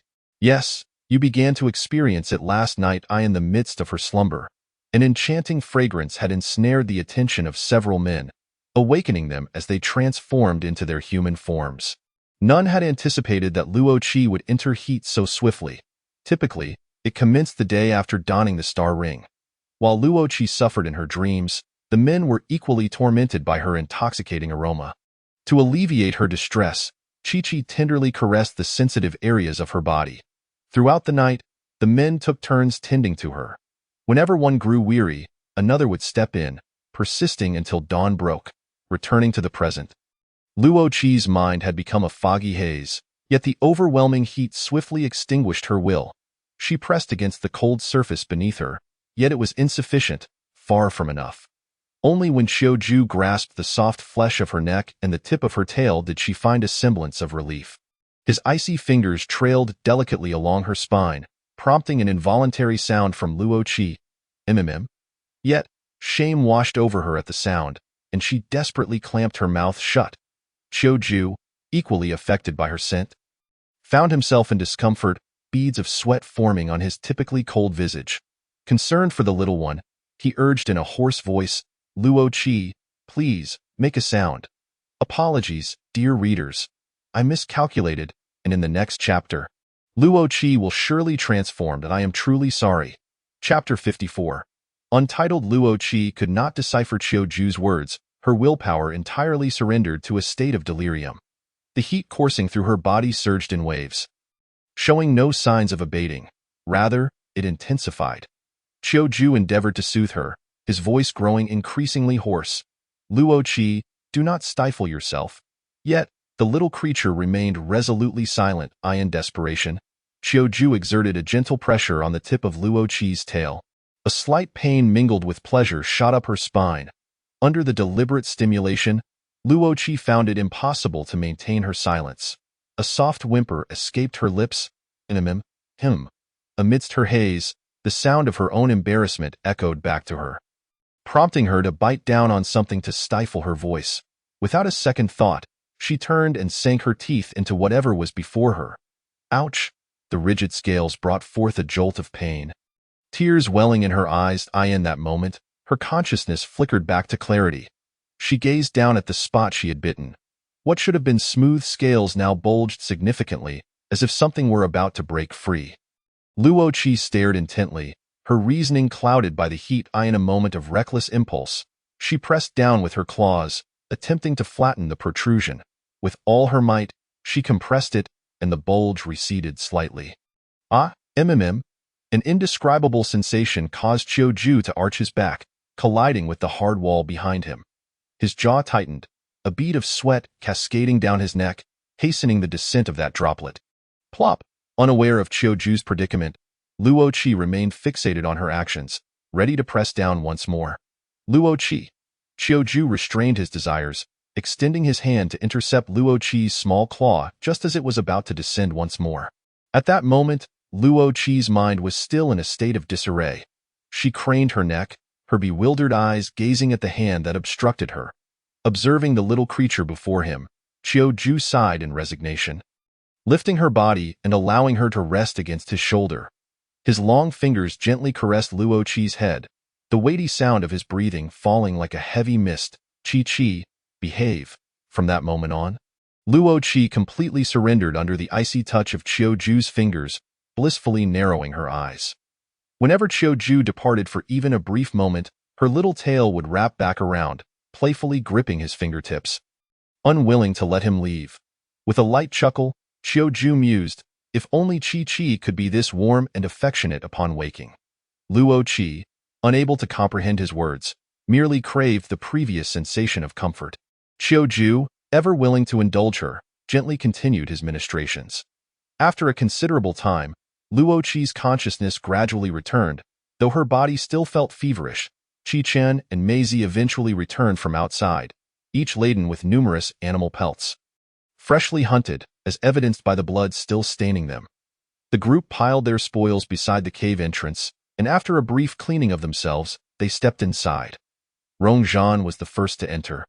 His presence heralded by his voice, he swiftly snatched Luo Qi away from Chiu-Ju, cradling her as their gazes met. Are you feeling better? Luo Qi, enduring her discomfort, weakly nodded. Tio Rong Zhan. The little one's gestures held no credibility. His heart ached as he kissed her ear, reassuring her, just bear with it. You'll feel better in a few days. Depa stood nearby, silent yet with eyes full of tenderness as he watched Luo Qi. His rough fingers playfully twirled her tail, providing immense pleasure to her. Snuggling cozily in Rong Zhan's neck, she shivered with delight. Soon, Qi-Chen and Mei-Zi approached as well. Luo Qi mustered her strength to lift a paw. Pointing at their pelts, though her consciousness was somewhat muddled, she had not forgotten to inspect their wounds. No examination, no cuddling allowed. Qi-Chen and Mei-Zi exchanged resigned glances, surprised by the little one's keen memory. Reluctantly, they shed their pelts and stood before her, bare from the waist up. While Qi-Chen's skin was a more common hue, Mei-Zi's was notably fairer. The two stood together, allowing Luo Qi to inspect them. Remarkably, the resilience of beastmen was evident. Within such a short span, their previously ghastly wounds had healed over with new flesh, leaving only faint scars. Is that sufficient? Qi? Qi-Chen asked, a hint of embarrassment coloring his cheeks. His ears flushed pink. Apologies to everyone, there was a minor issue with today's group assignment, and I am currently attending to it urgently. Therefore, I may not be able to update as usual, and I'm sorry. Once I finish, I will stay up late to update for everyone. Please, I seek your kind reviews. Voice Horse. Chapter 55. Mei-Zi, standing by, appeared utterly unfazed, her eyes glimmering with a teasing light as she observed Luo Qi. Luo Qi examined them closely, still not entirely reassured, and waved her small paw, signaling them to turn around. Qi-Chen, his face aflame, cleared his throat and complied, turning once. Mei-Zi, with a languid grace, followed suit. Only when she confirmed that both were indeed unscathed did Luo Qi finally relax. Little Qi, may I hold you now? His blood-red eyes shimmered with affection, unreservedly expressing his feelings before her. Qi-Chen hastily donned his clothing, his gaze filled with hope as he looked at Luo Qi. She subtly nodded, not refusing. Mei-Zi gently took Luo Qi from Rong Zhan, cradling her with utmost care. Her fingers swiftly found Luo Qi's sensitive spots, soothing her patiently. Qi-Chen also did his utmost to ensure Luo Qi's comfort. As she narrowed her eyes in delight, she felt that Mei-Zi's touch surpassed those of the others by a considerable margin.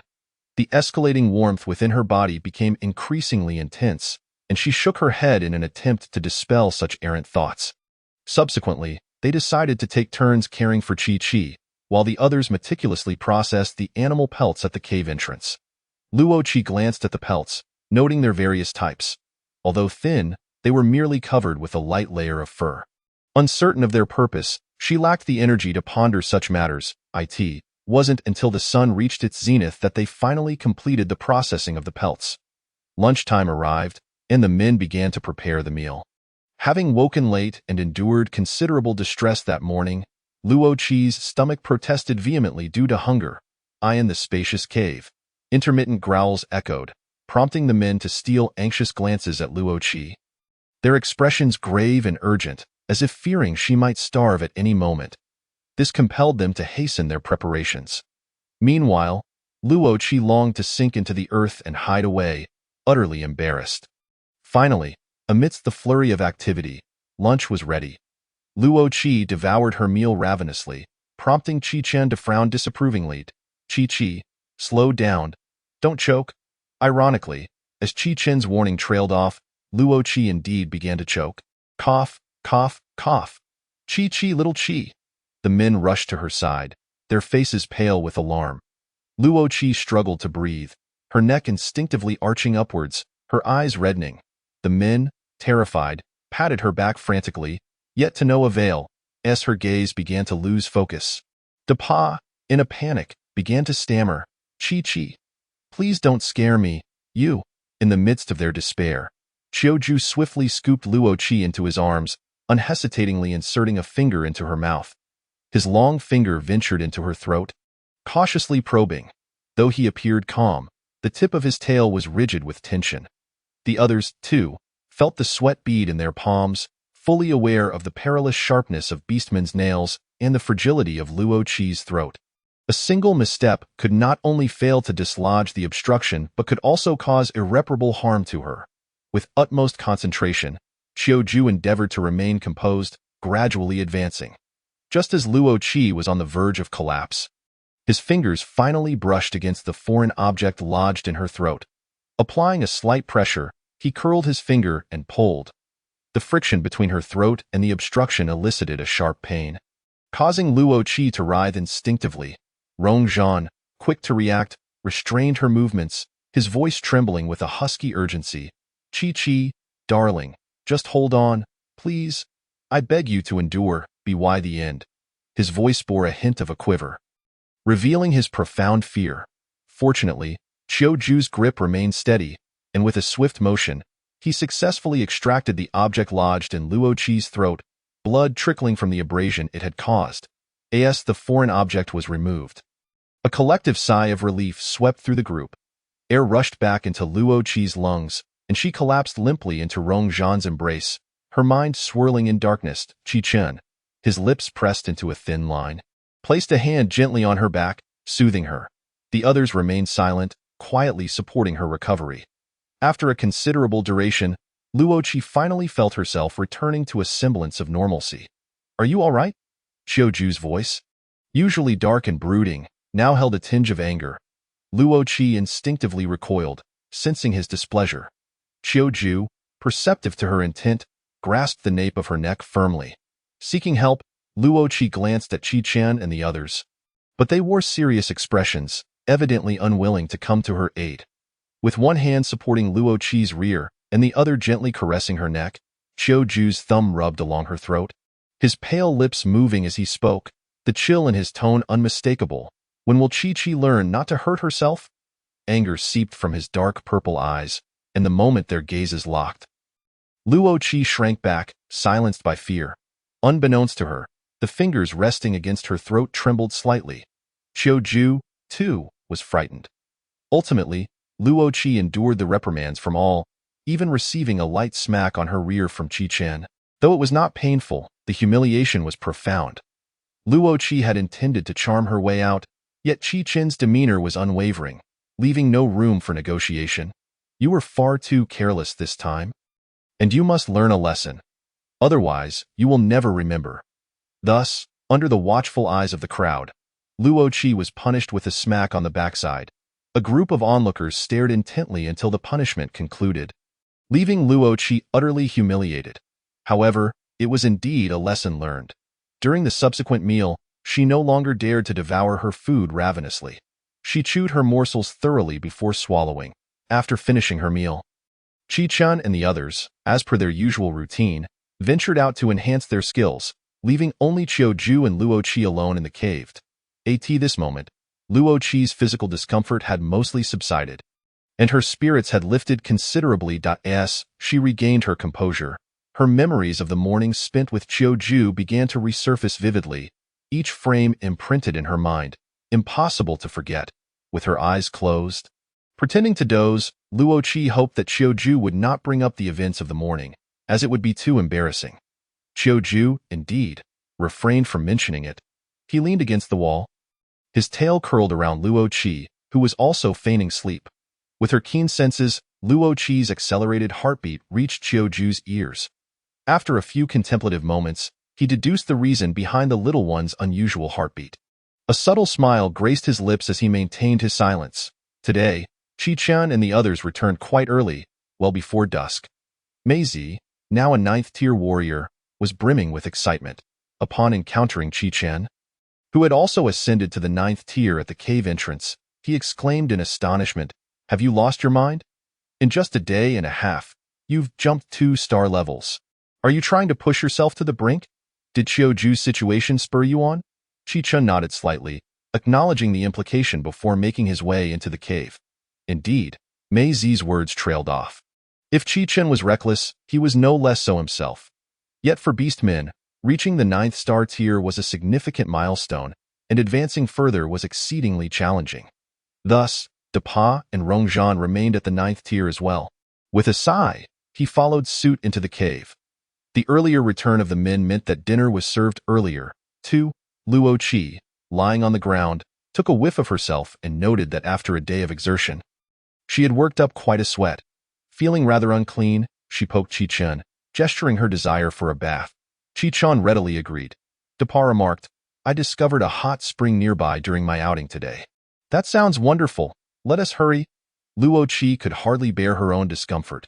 As she expressed her wish to bathe, the men naturally accompanied her. They set off together, with Chi-Chun carrying Luo-Chi swiftly to the edge of the hot spring.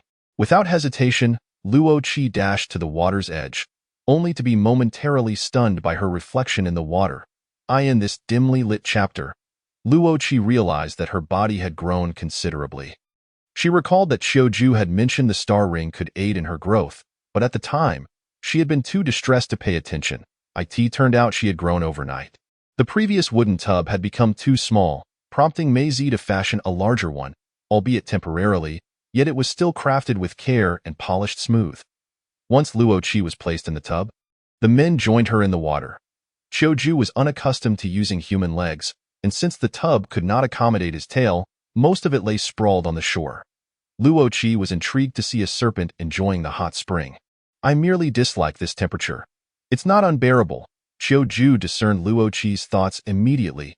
Luo-Chi offered an awkward smile, focusing on playing with the water. Noticing her boredom, Rongzhan suggested, "Shall we play a game?" The mere mention of a game piqued Luo-Chi's interest. "I want to play," she exclaimed excitedly, her face alight with enthusiasm.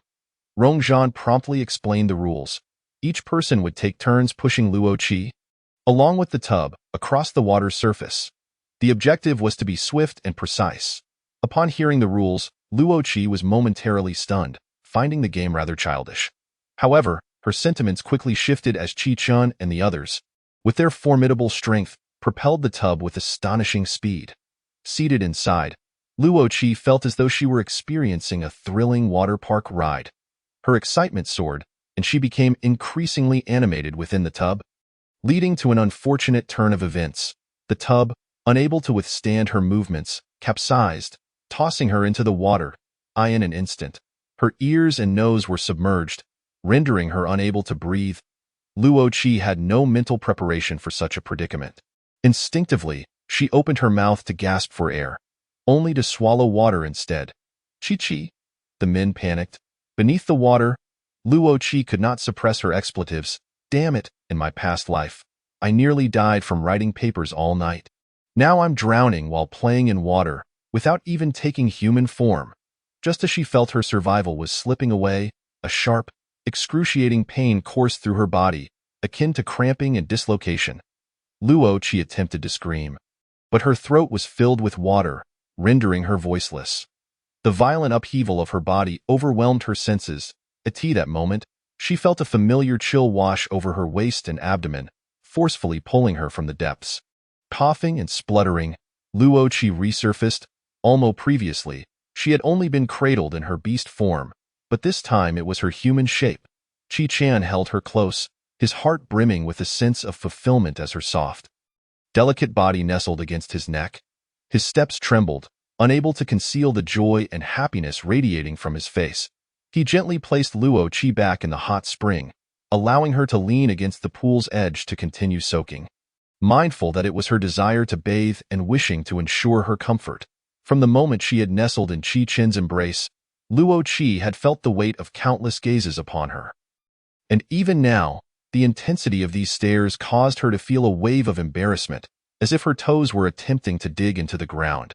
How had she interacted with them when she was a leopard? Should she say something now? Was this situation not rather peculiar? Burying her head between her arms, her mind raced, momentarily blocking out the scrutiny. Qi Chun sensed her unease and called out gently. Huh? Luo Qi instinctively looked up. Qi Chun gazed at the little one, curled up into a small ball, and tenderly stroked her golden hair. Do not place too much pressure on yourself. We are all delighted that you have transformed. We can still interact just as we did before. All right? Luo Qi's brownish-yellow eyes met Qi Chen's dark pupils, feeling the reassurance emanating from them, gradually calming her anxious heart. I understand. Qi Chen. A broad smile spread across Luo Qi's face, her golden eyes sparkling as if they contained stars. At that moment, Qi Chen was overwhelmed with excitement. This was the first time the little one had uttered his name. However, Rong Zhan, unable to contain himself, hurriedly pushed Qi Chen aside. With his round pupils betraying no hint of hostility, he leaned closer to Luo Qi, his tone urgent. Qi, what about me? What about me? Luo Qi found Rong Zhan's behavior rather childish. Resembling not a wolf but rather a playful husky, she was transformed, not amnesiac. Nonetheless, she replied earnestly, Rong Zhan. Ah? Rong Zhan exclaimed, his joy reaching an uncontrollable height. Luo Qi felt as if her eardrums might burst. Qi, you are simply adorable, and your voice is so sweet. He grasped her shoulders, his eyes sparkling with delight as he gazed at her. When you called my name, so soft and sweet, I felt like I might melt. Luo Qi sensed something amiss, fearing that if Rong Zhan continued, he would utter something utterly outrageous. Blushing, she hastily covered his mouth with her hand. Rong Zhan, sensing the fragrant essence lingering near his nose and the warmth on his lips, acted impulsively and kissed her. The resounding sound made Luo Qi widen her eyes in shock. Had she just been kissed? Seizing the moment while she was still processing, Rong Zhan removed her hand and stealthily planted another kiss on her cheek. Luo Qi blushed furiously once more, while the other men cast disapproving glances at Rong Zhan. Yet, Rong Zhan remained oblivious, reveling in the fact that he was the first to kiss the little one. Humph! Dappa, unable to tolerate Rong Zhan's arrogance, pushed him aside, eager to converse with the little one himself. However, when he stood before her, he found himself at a loss for words. Dappa stammered repeatedly but could not articulate his thoughts, his face turning crimson. What about me? Finally, with a deep breath and a resolute close of his eyes, he blurted out a nonsensical question. The moment the words left his lips, he felt as if he had slapped himself. What was he even saying? While most might struggle to comprehend his utterance, Luo Qi, having spent considerable time with Dappa, quickly grasped the essence of his inquiry. Dappa was likely trying to ask, like Rong Zhan, what his name was. A smile graced Luo Qi's lips as she earnestly replied, Dappa. Dappa was taken aback, astonished that the little one could truly understand him and even respond. Overjoyed, he stood still, the sound of her voice and tone echoing in his mind. It was so soft and utterly adorable. A rush of warmth surged from his nose, and he found himself nosebleeding once again. Soon, Maisie began to ask similarly childish questions, and after Luo Qi answered, he affectionately kissed her nose. So sweet. I must be the first to kiss Qi-Qi's nose. Maisie teased, leaning close to Luo Qi's ear, his tone enchanting like silk. Just as Luo Qi was about to retaliate with a slap, Maisie deftly slipped away. Luo Qi mused to herself, what has happened to these men? Have they all lost their wits? Thankfully, at least one of them remains sane. Suddenly, a loud splash disrupted her thoughts as Qiu Ju's tail struck the water's surface. Due to the warmth of the hot spring, his typically pale lips bore a hint of color, yet his dark violet eyes remained cold. Fixed on Luo Qi, he did not speak, but Luo Qi sensed he had much to convey. With her intelligence soaring, she exclaimed, Qiu Ju! Her voice was loud and assertive. Under her gaze, although his demeanor seemed slightly improved, Luo Qi could not help but silently commend herself for being a little genius. As night fell, the group continued to soak for a while longer before preparing to return. Qi Chen discarded the damp link's pelt into the space and fetched a fresh one, wrapping it around Luo Qi once more. Standing on the shore, Luo Qi, now in human form, displayed a troubled expression. She could not see the ground clearly, and if she attempted to walk back, it would be akin to giving up her legs altogether. Wait! She could revert to her beast form. Transforming did not preclude her from changing back. She felt foolish for not realizing this sooner. Just as Luo Qi was about to shift into her beast form, Qi Chen acted swiftly, scooping her up in a princess carry. Luo Qi gasped, startled by his sudden movement. What are you doing? Carrying you back, Qi Chen replied as he began to walk. The other men glared at Qi Chen's retreating figure, gnashing their teeth in frustration at their own slow reactions, having been bested. Luo Qi buried her face in Qi Chen's neck, murmuring like a mosquito, I can walk on my own. It's fine. Qi Chen tersely cut off her protest. I'm not tired. After a moment, Qi Chen, are you tired? I can carry Qi that I'm not tired. And so it continued, with Rongzhan persistently insisting, Qi Chen, I'm not tired. Thus, Qi Chen carried Luo Qi all the way back. Luo Qi felt somewhat guilty for the burden she had placed on Qi Chen, completely forgetting that she could have simply ridden back in his beast form. However, Qi Chen was resolute in his intent to carry her. As they made their way back to the cave, the sun had set, and Luo Qi, feeling drowsy, rested her head against Qi Chen's arm. Little lazy cat, Qi Chen murmured, cradling the sleeping Luo Qi and lowering his voice to whisper in her ear. His gaze brimming with affection. Prepared, let's place her down now, Qiu Ju remarked softly as he emerged from the cave. Qi Chen nodded, entering the cave where they had prepared a larger bedding for Luo Qi. Layering several pelts to ensure her comfort, kneeling gently, he placed Luo Qi on the makeshift bed, tenderly covering her with the pelts. Qi, sleep well. With a soft smile, he whispered, I can say I was the first to kiss Qi's forehead. After ensuring Luo Qi was settled, the others did not sleep but scattered throughout the cave, stitching pelts. The little one had transformed too swiftly, leaving the men scrambling to catch up. Silently, they worked with bone needles and white thread, each adept in their craft. In the dim cave, only the warmth of the fire near Luo Qi illuminated the space. The rhythmic sound of her breathing and the occasional crackle of the fire accompanied the soft sounds of needles gliding over the pelts. Luo Qi slept soundly, undisturbed until dawn, without even a dream. With a gentle yawn and a stretch, Luo Qi finally awoke, glancing at her arms and legs. I still prefer my human form. Qi, are you awake? A coarse voice broke the silence. It was Dapa. Good morning, Dapa. Luo Qi greeted Dapa upon waking, typically calling out in the morning, either Qi Chen or Meizi. This was the first occasion when Luo Qi opened her eyes to see Dapa. He shyly touched the tip of his nose and remarked, Qi, it's nearly noon. It's quite late. What? Almost noon already?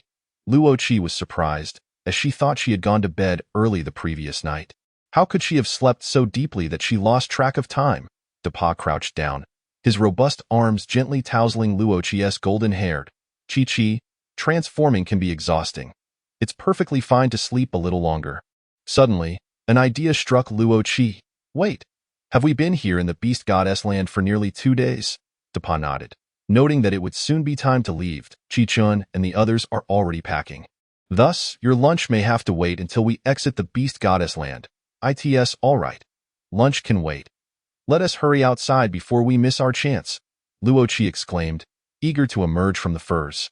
Wait, Dapa's words were cut short as Luo Qi flung aside the furs, only to be met by a chilling breeze against her skin. It dawned on her that she was not wearing anything.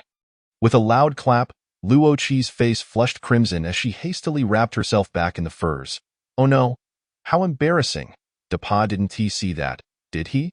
Clearing his throat, Dapa gently pulled Luo Chi's head from the furs. Chi, don't suffocate yourself. Also, this is the fur we prepared yesterday. You can choose a set you like to wear. He handed her a piece of fur nearby. Luo Chi kept her head lowered. Avoiding his gaze, I understand, I'll step out first. After saying this, Dapa walked out without waiting for a reply. Once outside the cave, he touched his nose and sighed in relief upon seeing his fingers were free of blood. Thankfully, there had been no bleeding this time. Inside the cave, Luo Chi felt the warmth on her cheeks diminish after Dapa left. She reached for a pile of fur garments, which were astonishingly tall. Towering over her, she could barely hold them all as she unfolded each piece. She was deeply impressed by their beauty. Not only were there many, but each was exquisitely crafted with unique patterns. Although the designs might not compare to those from her past life and could be deemed simple, it was evident that each piece was made with care to present her in the best light. Feeling an unexpected swell of emotion, Luo Chi, who had never been one to cry, found herself tearing up in this new world. Having grown up in an orphanage, she had always been the oldest, looking after younger siblings, and besides the director, she had never experienced such affection. She had thought her previous life was sweet, yet now realized she had never truly known what sweetness was. She vowed to cherish them in return. Luo Chi loved each piece of fur but was unsure which to choose. She finally selected the closest one, a deer skin with a simple white silk belt at the waist. She quickly donned it and carefully tucked away the others. She stepped outside in her fur garment. She saw Chi Chen and the others busily sorting through the furs they had collected the previous day. Chi, Rongzhan exclaimed from a distance, spotting her immediately. The others turned at the sound. Dapa noticed the deer skin Luo Chi wore, the very one he had hunted on their first meeting. Elated, he thought, she looked so lovely. Luo Chi greeted them with a smile as she approached, inquiring, "What is this thin fur for?" "It's for you, Chi." Maisie replied, somewhat puzzled since Luo Chi already had many furs. "Your estrus period hasn't passed, and you'll be bleeding in a few days. This thin fur is less likely to soak through, so it can be laid out for you then." Bleeding? Luo Chi froze, wondering if it meant what she thought it did. Chi Chen, sensing her fear, gently stroked her hair and comforted her. "There's no need to be frightened, Chi. All females go through this. Indeed, even in the beast world, one could not escape the trials of menstruation." Luo Chi inwardly scoffed at the thought. Chapter 58, Daily Dilemmas in Title Creation, Part 2. Luo Chi decided not to dwell on the bleeding matter and stood aside, observing their industriousness. Several times she attempted to assist, but they sternly refused her help, believing that females should not work. They even thought her desire to help stemmed from boredom, so they sent Chi Chen to keep her company. Luo Chi couldn't help but feel amused and exasperated, realizing that they still viewed her as a cub, merely a larger version of one. Since they wouldn't let her near the work, she shifted her attention to the tail of a 9th-grade demon beast lying nearby. Gently poking Chi Chen's side, she pointed at the tail. "I asked that where you got hurt." Chi Chen looked down at her. "Yes, what about it, Chi? May I take a quill from it to fashion a weapon?" Luo Chi asked earnestly, her little face serious. "I know you can protect me, but I wish to have the ability to defend myself. Just in case something happens, I want to hold out until you can rescue me." Chi Chen had always known that the little one was special. She relied on them yet had her own thoughts. "All right," he replied, squatting before her, gazing earnestly back. "First, if something were to happen to you, we would come to your aid without delay. Secondly, no matter how difficult things may become, you must wait for us. Agreed?" "Agreed." His solemn tone felt as if they were making a vow at that moment. Afterward, Chi Chen used his claw to cut a quill from the tail, nearly as long as his forearm. He smoothed the base for her grip, wrapped it in fur, and secured it to her waist with white silk. "All set." Chi Chen gently tugged to ensure it wouldn't fall. "What do you think, Chi?" Luo Chi beamed, patting his shoulder. "You really can do everything." As Chi Chen crouched, he couldn't help but chuckle at the little adult before him. "You always manage to surprise me. Chi. You like it?" Luo Chi asked boldly, wrapping her arms around his neck. Though they had already established their relationship, this was the first time she expressed her feelings so openly. Her heart raced with anticipation, eager for Chi Chen's response. "I do." The words fell with firm conviction. Chi Chun could hear the rapid beating of Luo Chi's heart, his dark eyes filled with the image of the little one before him. He tilted his head closer. Luo Chi sensed his intentions, her hands growing clammy with nervousness. Ahem, ahem, ahem. A chorus of urgent coughs erupted, startling Luo Chi as she shrank into Chi Chen's embrace, her face burning crimson. How could she have forgotten the group of men nearby? Chi Chen gently patted the little one nestled against him, soothing her. He then turned, shooting a sharp glare at the group that had interrupted their moment. The others seemed unfazed, continuing their tasks, as if nothing had happened. Rong Zhan had just nearly coughed up a lung and was now blushing profusely, standing out among the harmonious bustle. He glared at Chi Chen. A warning evident in his expression. Chi Chen, uninterested in his antics, turned back to Luo Chi and retreated into the cave. After the interruption, Chi Chen chose not to continue where they left off. He set Luo Chi aside and began tidying the cave, stowing away all the furs. Curious about how Chi Chen had acquired his space, Luo Chi's cheeks still flushed. How did you get this space? Without pausing in his work, Chi Chen glanced back at her, his voice gentle. Every beastman, regardless of their star level, possesses space. The difference lies in the size. The higher the star level, the larger the space. Can I have a space too? Of course. There is no distinction between males and females.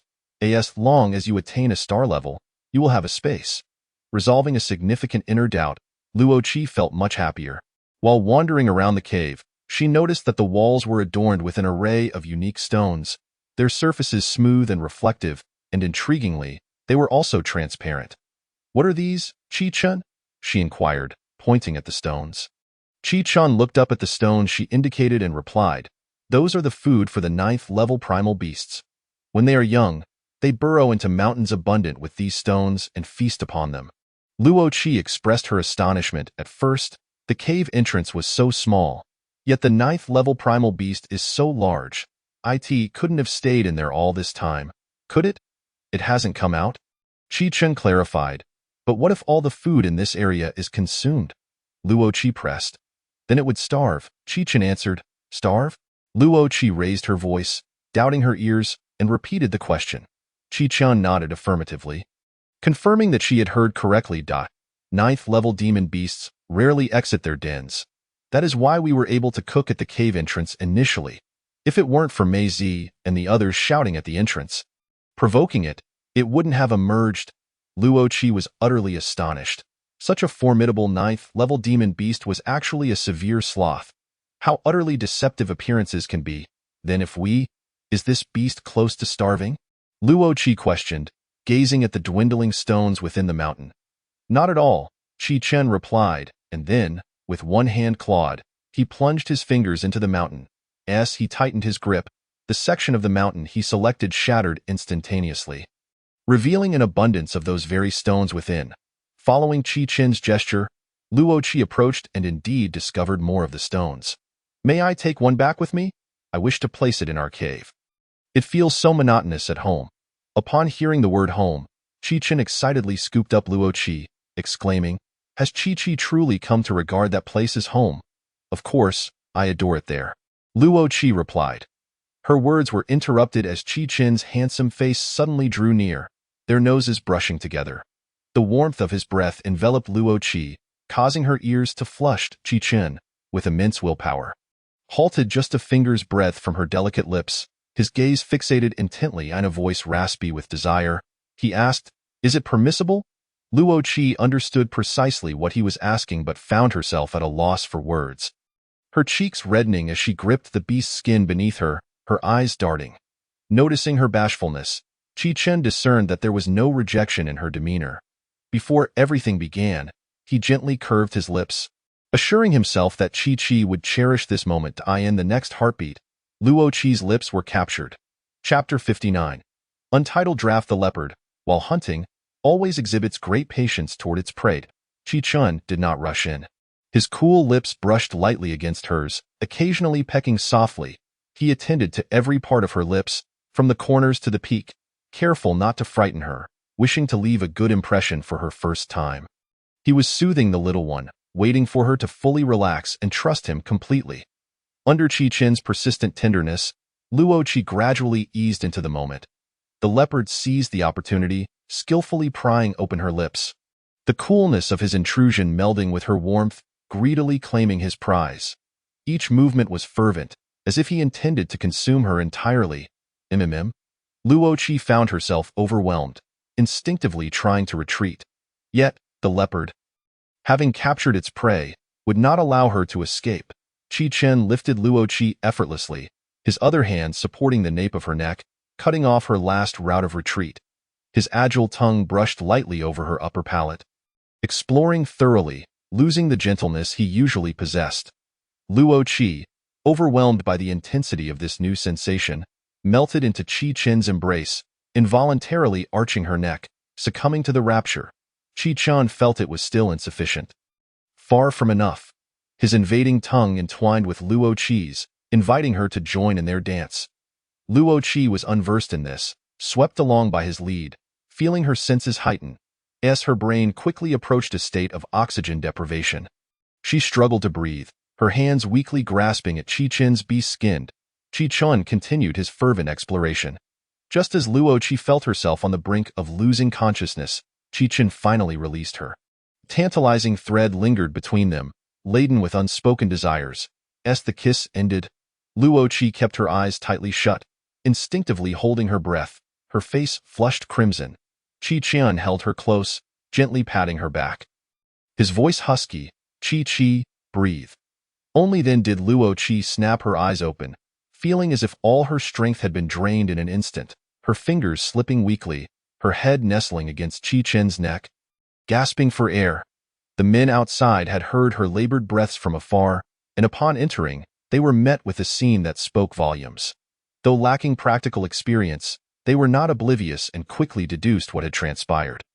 "TSK, indulging in a feast while we were left out?" Rong Zhan scoffed, his heterochromatic eyes filled with a mix of envy and intrigue. The little one's first experience has been given away to someone else. Upon hearing the voice, Luo Qi instinctively turned her head, startled to see another group of men at the cave entrance. She struggled to escape Qi Chen's embrace. The warmth of his body faded as he glared at the intruders. A fierce glint in his eyes. Rong Zhan took Luo Qi's hand. "Qi, you mustn't be biased. Although Qi Chen met you before I did, he is older than I am, and I am younger." Qi Chen interjected, "Moreover, Qi still hasn't given me a kiss on the forehead." Rong Zhan looked utterly distressed. "Although I know Qi has promised us, I still feel the process cannot be overlooked." Luo Qi, confused, asked, "Kiss on the forehead? Does Qi not know? A kiss on the forehead doesn't signify a bond, but grants the male a rightful place beside the female." He gazed at Luo Qi with a pitiful look. "Qi, you have never given me one. Do you not want me?" Luo Qi recalled inadvertently performing this gesture with Qi Chen and Mei Zi in her childhood. Realizing its significance, in a wonder they had been so excited back then. Without hesitation, she pulled Rong Zhan's beast skin, bending him down. "I simply forgot. It's not that I don't want you. Go ahead and kiss me." With that, Luo Qi closed her eyes. Rong Zhan could hardly contain his joy as he pressed a kiss to her forehead. "Qi, I am so happy." Subsequently, Luo Qi also bestowed a kiss on Pa's forehead. Finally, she approached Qiu, who wrapped his tail around her, locking eyes with her. "Consider this a debt. It shall be repaid later." Luo Qi? A debt? However, Qiu had no intention of elaborating further. With only 2 days remaining, the group wasted no time. Yet, the question of whom the little one should ride became a dilemma. Mei Zi transformed, sprouting a tail and ears. "Qi, ride with me." Rong Zhan pushed Mei Zi aside. "Qi, I run steadily." Pa, unwilling to back down, claimed, "My fur matches Qi's hair perfectly. Ride with me."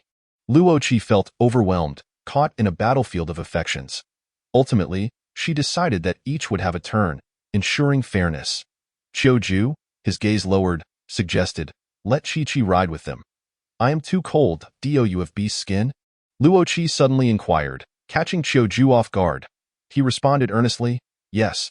Luo Qi smiled, "Then I will tie the beast skin around you. So I want to feel cold. I in an instant." Only Luo Qi occupied Qiu's thoughts. His dark purple eyes brimming with possessiveness. If there were a next life, she would surely still belong to him. Qiu offered Luo Qi the 9th level primal core he had previously hunted. concealing her scent to deter others from pursuing her and minimizing unforeseen incidents. The group moved swiftly, soon approaching the exit. As they neared, Luo Qi caught sight of the previously encountered bald corpse. The body was a gruesome sight, flesh mangled and entrails devoured, leaving only a skeletal frame with a head intact. The others paid it no mind as they hurriedly exited the cave with Luo Qi. Qi Chen and his group had come out late, finding the exit nearly deserted. Luo Qi, barefoot, was lifted effortlessly by Qiu Ju, who wrapped her in beast skin from head to toe, leaving not a single inch exposed. "Stop!" a female voice rang out. It was Bai Ya. Since losing track of them, she had exited the beast goddess territory early, wishing to leave that ghastly place behind. Now, brimming with pent-up frustration, she had been waiting at the exit, observing Qi Chen and his companions. "Who is this person, Qiu Ju?" Bai Ya demanded, pointing at the other men. "And who are you?" "I am the daughter of the city lord. It is a privilege for you to catch my eye." "And you shall be mine," Bai Ya, despite being unable to detect Luo Qi's scent, had an instinctive feeling that the person embraced by Qiu Ju was nothing short of a little hussy. Rong Zhan found this woman utterly irksome. "Stop indulging in your fantasies. What does it matter if she is the daughter of the city lord?" His vertical pupils narrowed further, exuding a more violent demeanor. "Dare to annoy us again, and I swear I will raze this city to the ground by tomorrow." Chapter 60. My novel shall not be confined by titles. Humph, you. I want to eliminate this little hussy. Bai Ya, infuriated to the point of speechlessness, stormed towards Luo Qi, completely losing her rationality, oblivious to the fact that she was approaching a group of high-tier males. Before she could draw near, she was knocked to the ground by Qiu Ju's swift tail. Blood trickled from the corner of Bai Ya's mouth as she collapsed onto the ground. Still unwilling to concede, Bai Ya shouted at Qiu Ju, "Qiu Ju, I am a female. How dare you strike me?" Qiu Ju held Luo Qi firmly in his arms, a smirk on his lips, yet his eyes bore no hint of mirth. "You are mistaken. It is I who wishes to kill you in the next instant." A fierce killing intent erupted from his dark purple eyes. Bai Ya trembled in fear, her facial flesh quaking alongside her fright. "Madman. All of you are madmen." Qiu Ju paid her no heed and departed with Luo Qi. Followed closely by the others, Bai Ya remained sprawled on the ground, her gaze venomous as she stared at the wrapped Luo Qi. She noticed Luo Qi's ankles, which were not entirely covered, revealing a fair and delicate ankle that unmistakably belonged to a female. "Little hussy," Bai Ya cursed silently. She believed that everything had turned out this way because of Luo Qi, a seductress luring men.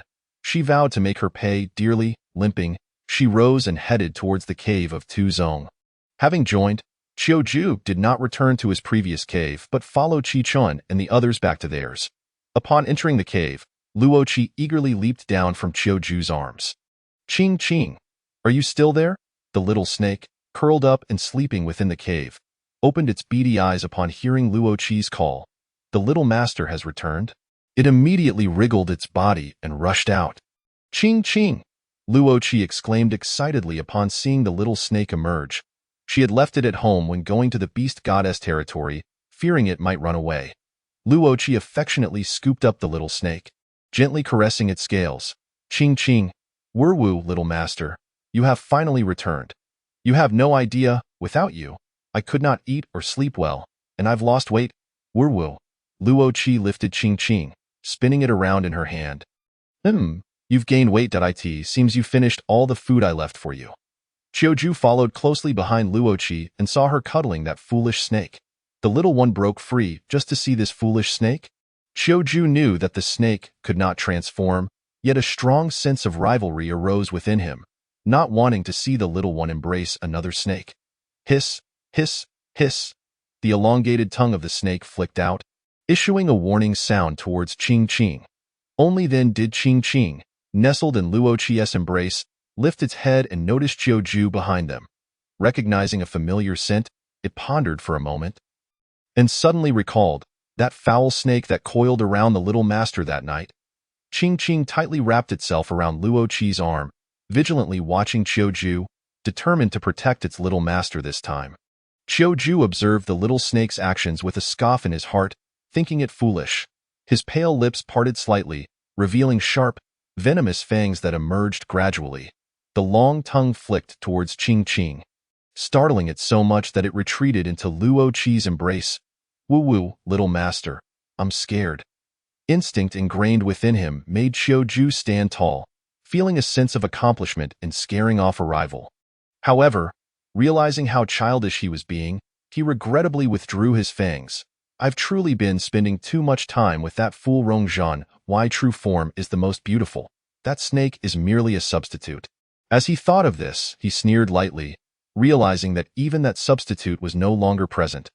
Luo Qi, with her back turned to him, remained utterly unaware of the tension, tightly hugging the little snake nestled in her arms.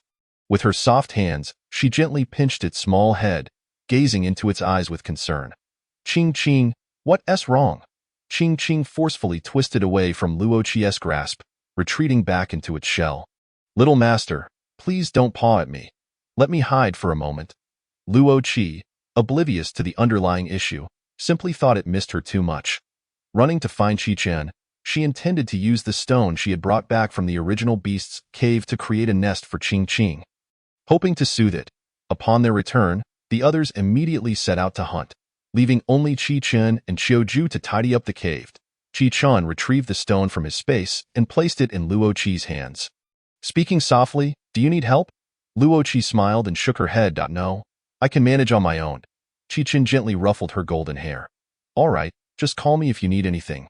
Luo Qi took the stone, polishing and chiseling it for a long while, eventually crafting a rough nest. She placed the stone within the cave and, stroking Qing Qing's head, said contentedly, Qing Qing, this will be your nest from now on. Qing Qing gazed at the uneven stone with wide eyes. Actually, I sleep quite well on the ground. Come, try it out. Luo Qi wrapped the snake around herself and placed it inside the rocky nest. Qing Qing obediently nestled into the uneven stone, resigning itself to this display of affection from its little master. Later that night, the men returned from their hunting expedition, having caught numerous prey, preparing to celebrate the little one's transformation and craft several sets of fur clothing for it. In order to preserve the quality of the pelts, the men had been careful not to harm the animals' hides during the hunt, which delayed their return. Upon their arrival, they saw Luo Qi squatting at the cave entrance. Her head lowered as if deep in thought. Qi. Maisie spoke first. Hearing her voice, Luo Qi immediately stood up, brushing the dirt off her hands and waving at them. Maisie, Dapa, Rongzhan, you're back? I've been waiting here for you all for so long. A fire crackled in the cave, casting a warm glow that danced around Luo Qi's figure as she stood there, beaming, on her tiptoes, waving enthusiastically at them. The three men felt an overwhelming sense of homecoming at that sight. Maisie tossed all the prey he had gathered to the side of Rongzhan and hurried towards Luo Qi. Qi, you don't need to wait next time. It's too cold outside, as he spoke. He began wiping the dust from Luo Qi's hands with his fur. However, Rongzhan, caught off guard by the sudden attack of Maisie's prey, stumbled back a step, carrying the extra load. He muttered curses under his breath. Luo Qi, who was still being wiped down by Maisie, glanced over at Rongzhan with concern. She asked, Rongzhan, are you all right? How can a male not be fine? Rongzhan straightened up with effort. I'm fine. Chapter 61. It Snowed, Part 1. The group busied themselves, finally preparing dinner. The six of them sat together, the atmosphere warm and harmonious. Beside Luo Qi sat Maisie on one side and Qi Chen on the other. Maisie tore off a leg of roasted rabbit and handed it to Luo Qi. Qi, eat more today. We caught plenty to celebrate your transformation. Luo Qi smiled as she accepted the rabbit leg. Rongzhan leaned in as well.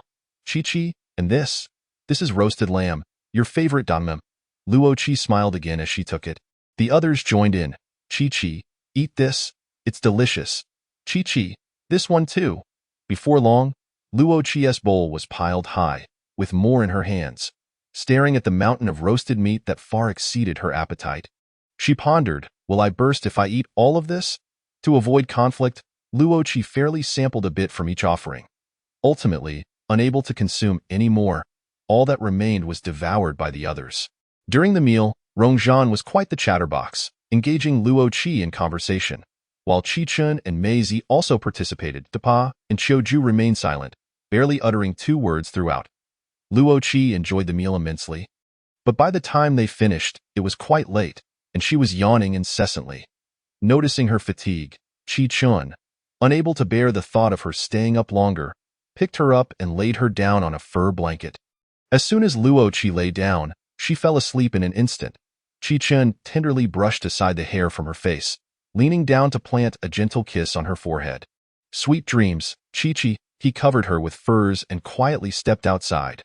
Ching-Ching, nestled beside Luo Qi, shared in her comfort, its belly now round from all the food it had consumed.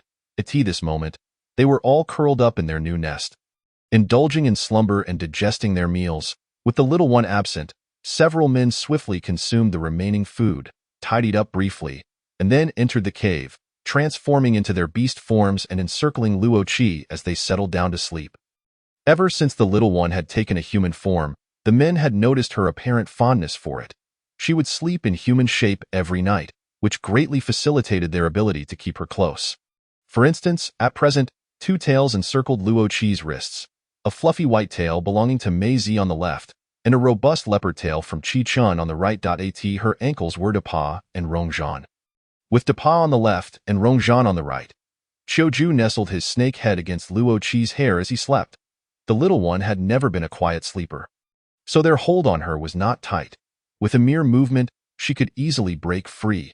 However, they had learned through experience how to rewrap themselves around her without needing to open their eyes. Although Qiuju had not been with him for long, he had quickly grasped what Luo Qi was like during sleep, having been awakened many times by her playful slaps in the night. Despite this, he still wished to lie close to the little one. As the moon hung high in the sky, the men in the cave fell into a deep slumber. After a while, a familiar and enticing scent roused several of them from their dreams. Luo Qi, too, was not sleeping soundly. Her brows were tightly knitted, as if she were enduring some form of pain. Qi Chun transformed into his human form first and leaned closer to Luo Qi's neck to sniff. The intense aroma surged into his nostrils, nearly causing him to lose his human shape. A fine sheen of sweat broke out on his prominent nose as he gently lifted the covers off Luo Qi, untying her beast skin to look underneath. Indeed, he discovered a pool of bright red blood. The others transformed into human forms as well, all affected by the overwhelming scent. Mei Zi, struggling to suppress her discomfort, hoarsely remarked, "Chi-Chi is bleeding, isn't she?" "Yes," Qi Chun replied softly. Fortunately, they were all well prepared and efficiently managed Luo Qi's sudden condition. At that moment, she remained peacefully asleep. Qi Chun slipped one arm through her legs and lifted her entirely. Mei Zi took this opportunity to quickly remove the bloodied beast skin and replace it with a new one, then retrieved a thin beast skin previously hunted from the beast goddess realm to lay on top. Dapa and Rongzhan each carried a wooden bucket, filling it with water from the hot spring nearby, preparing to bathe the little one. Luo Qi's scent of blood and heat was potent, prompting Qiuju to swim out of the cave, leaving his scent around the vicinity. This served to mask part of the heat's aroma, and even if any beastmen were drawn to it, his 12th tier scent would deter them. Their movements were gentle, ensuring that the sleeping Luo Qi remained undisturbed. After a while, Qi Chun crouched nearby, cleaning the blood from his hands with fresh water while Mei Zi delicately dried Luo Qi's body with a beast skin. The reflection of Luo Qi's sleeping face shimmered in Mei Zi's blood-red pupils, and with a soft chuckle, she whispered, "Little Chi-Chi sleeps so soundly, she doesn't even wake up." Rongzhan, standing nearby, remarked, "Only by sleeping well can one grow strong." Dapa, silent on the side, furrowed his platinum brows as he stared intently at Luo Qi, his gaze devoid of desire, only deep confusion. The more he looked, the more his brows knitted together, and in a hoarse voice, he remarked, "It seems no matter how we feed her, Chi-Chi never seems to gain weight." Dapa's observation successfully drew the attention of the other men, all of whom frowned as they gazed at Luo Qi. Indeed, she appeared rather slender. Ultimately, they unanimously decided to increase the little one's meals. Unbeknownst to the sleeping Luo Qi, she was being scrutinized, and the men were plotting to help her gain weight. Afterward, Dapa and Rongzhan took responsibility for disposing of the cleaning water. After much bustling about, they finally completed their tasks. If a female beastman experiences her first bleeding without proper protection, she may suffer pain in the future. Thus, apart from Chiu, the others transformed back into beast forms, pressing their bellies against Luo Qi, striving to keep her warm. In her dreams, Luo Qi sensed a wave of intense warmth, which eased her furrowed brow. She instinctively shifted closer to the warmth, sinking deeper into her slumber. After a peaceful night's rest, Luo Qi awoke to the bright morning light. Awake? Came Chiu's cold voice. Luo Qi, still somewhat dazed, turned her head to look at him, appearing completely unalert. Chiu playfully tapped her nose with his finger, his dark purple eyes softening. Dio, you want to sleep a little longer? Luo Qi shook her head, trying to rouse herself. No, I'm awake. All right, Chiu replied, respecting her decision. He then produced 3 beast skins, one in each hand and one wrapped around his tail, all held out before Luo Qi. Qi, which one do you wish to wear? Chiu held a personal stake in this. All 3 skins were crafted by him, and no matter which one the little one chose, it would carry his scent, an idea that stirred restlessly within him. In the end, Luo Qi selected a woolen one, its fluffy appearance promising warmth. Knowing the little one was easily shy, Chiu turned his back, giving her privacy as she changed. Luo Qi had initially intended to ask him to leave while she changed, but when he turned so quickly, she felt too embarrassed to repeat her request. Although Chiu faced away, Luo Qi still felt a flutter of shyness as she lifted the covers to quickly put on the beast skin. Just as she was about to dress, a hint of crimson caught her eye. Glancing down, she realized what it was, and her face flushed as she recalled a series of images associated with her new beast skin. Quickly, she donned the garment and stammered, Chiu, I'm done. Chiu, whose ears had been twitching, halted and turned around, showing no signs of guilt for having eavesdropped. What is it? He asked, noticing her hesitation. Is it that I can't move around too much right now? Luo Qi delicately inquired, her ears burning crimson. Chiu glanced at her flushed ears and instantly understood her implication. Yes, Qi must not move around too much for now. It will be fine in a few days. Luo Qi, who was already bored from idleness, felt that lying around any longer might lead to regression. She needed to devise a plan. Stretching out her hand, her fingertips brushed against the top layer of thin beast skin, and a spark of inspiration struck her. I've got it. What? Chiu, despite his intelligence, sometimes found it hard to keep up with her thoughts.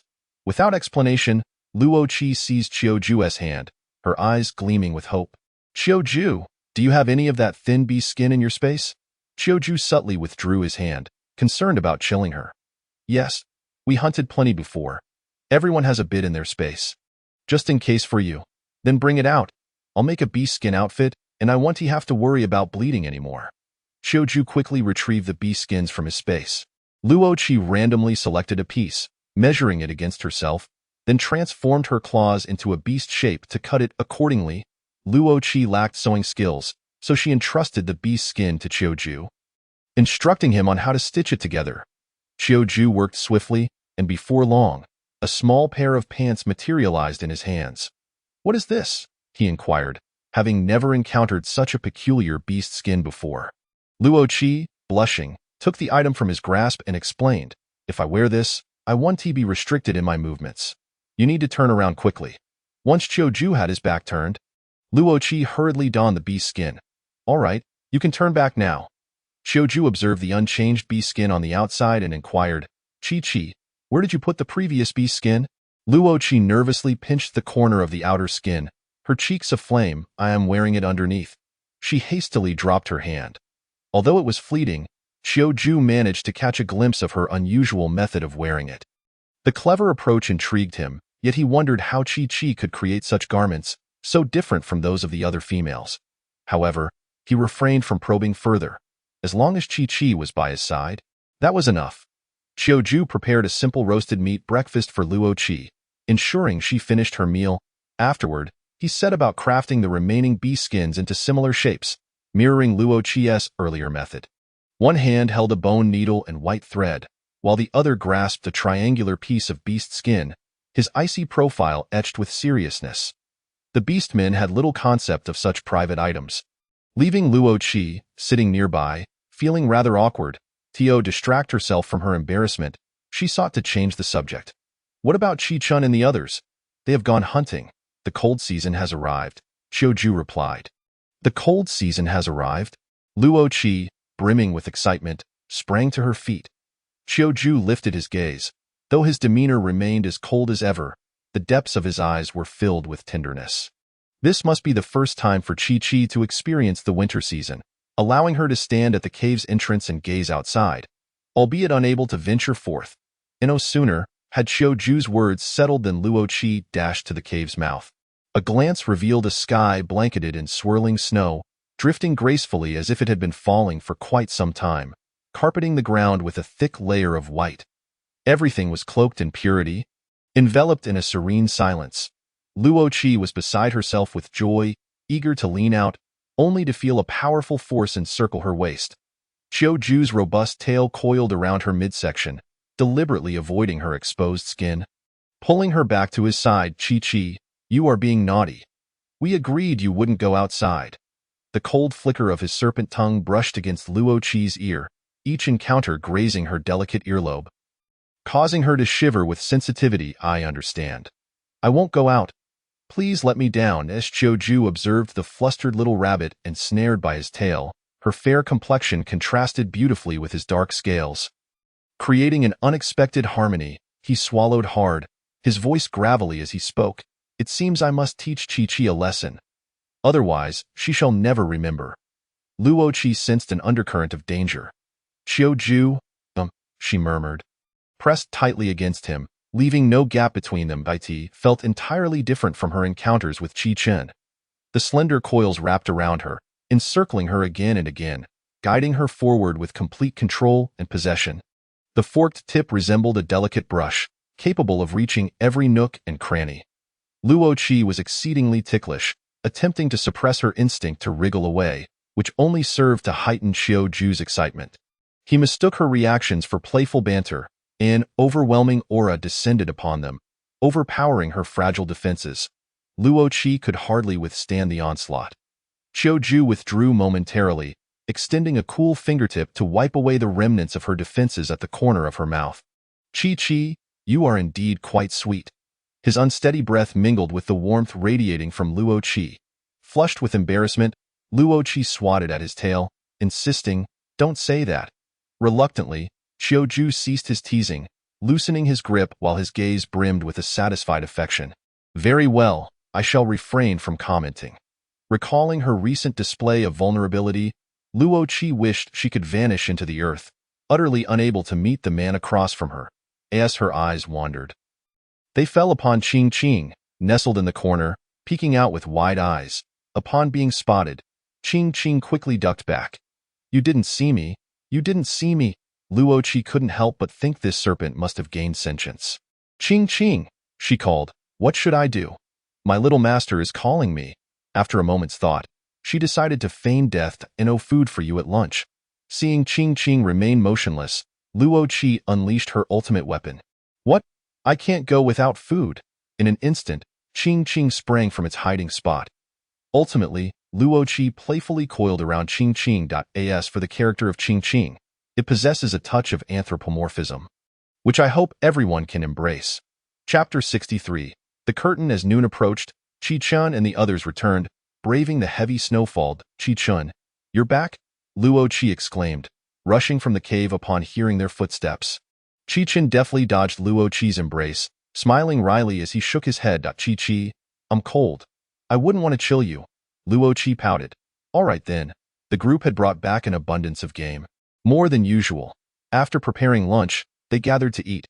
Luo Qi voiced a question that had been lingering in her mind. Did we hunt so much because there's little food during the winter? The response came from Maisie. Indeed, that's the case. Qi is quite clever. Rongzhan interjected. If we hunt more, we can dig a burrow and store it inside. It won't spoil during the winter. Upon hearing about digging, Luo Qi's eyes sparkled with interest. When do we start? I want to help. No, the men replied in unison, firmly rejecting her. Luo Qi, feeling increasingly restless, batted her eyes and feigned helplessness. Please let me go. I'm incredibly bored, and I promise I work well. I beg you. No Dappa was the first to speak up, his voice loud, startling the others with his fervent reaction. Realizing his outburst, he cleared his throat awkwardly and lowered his tone.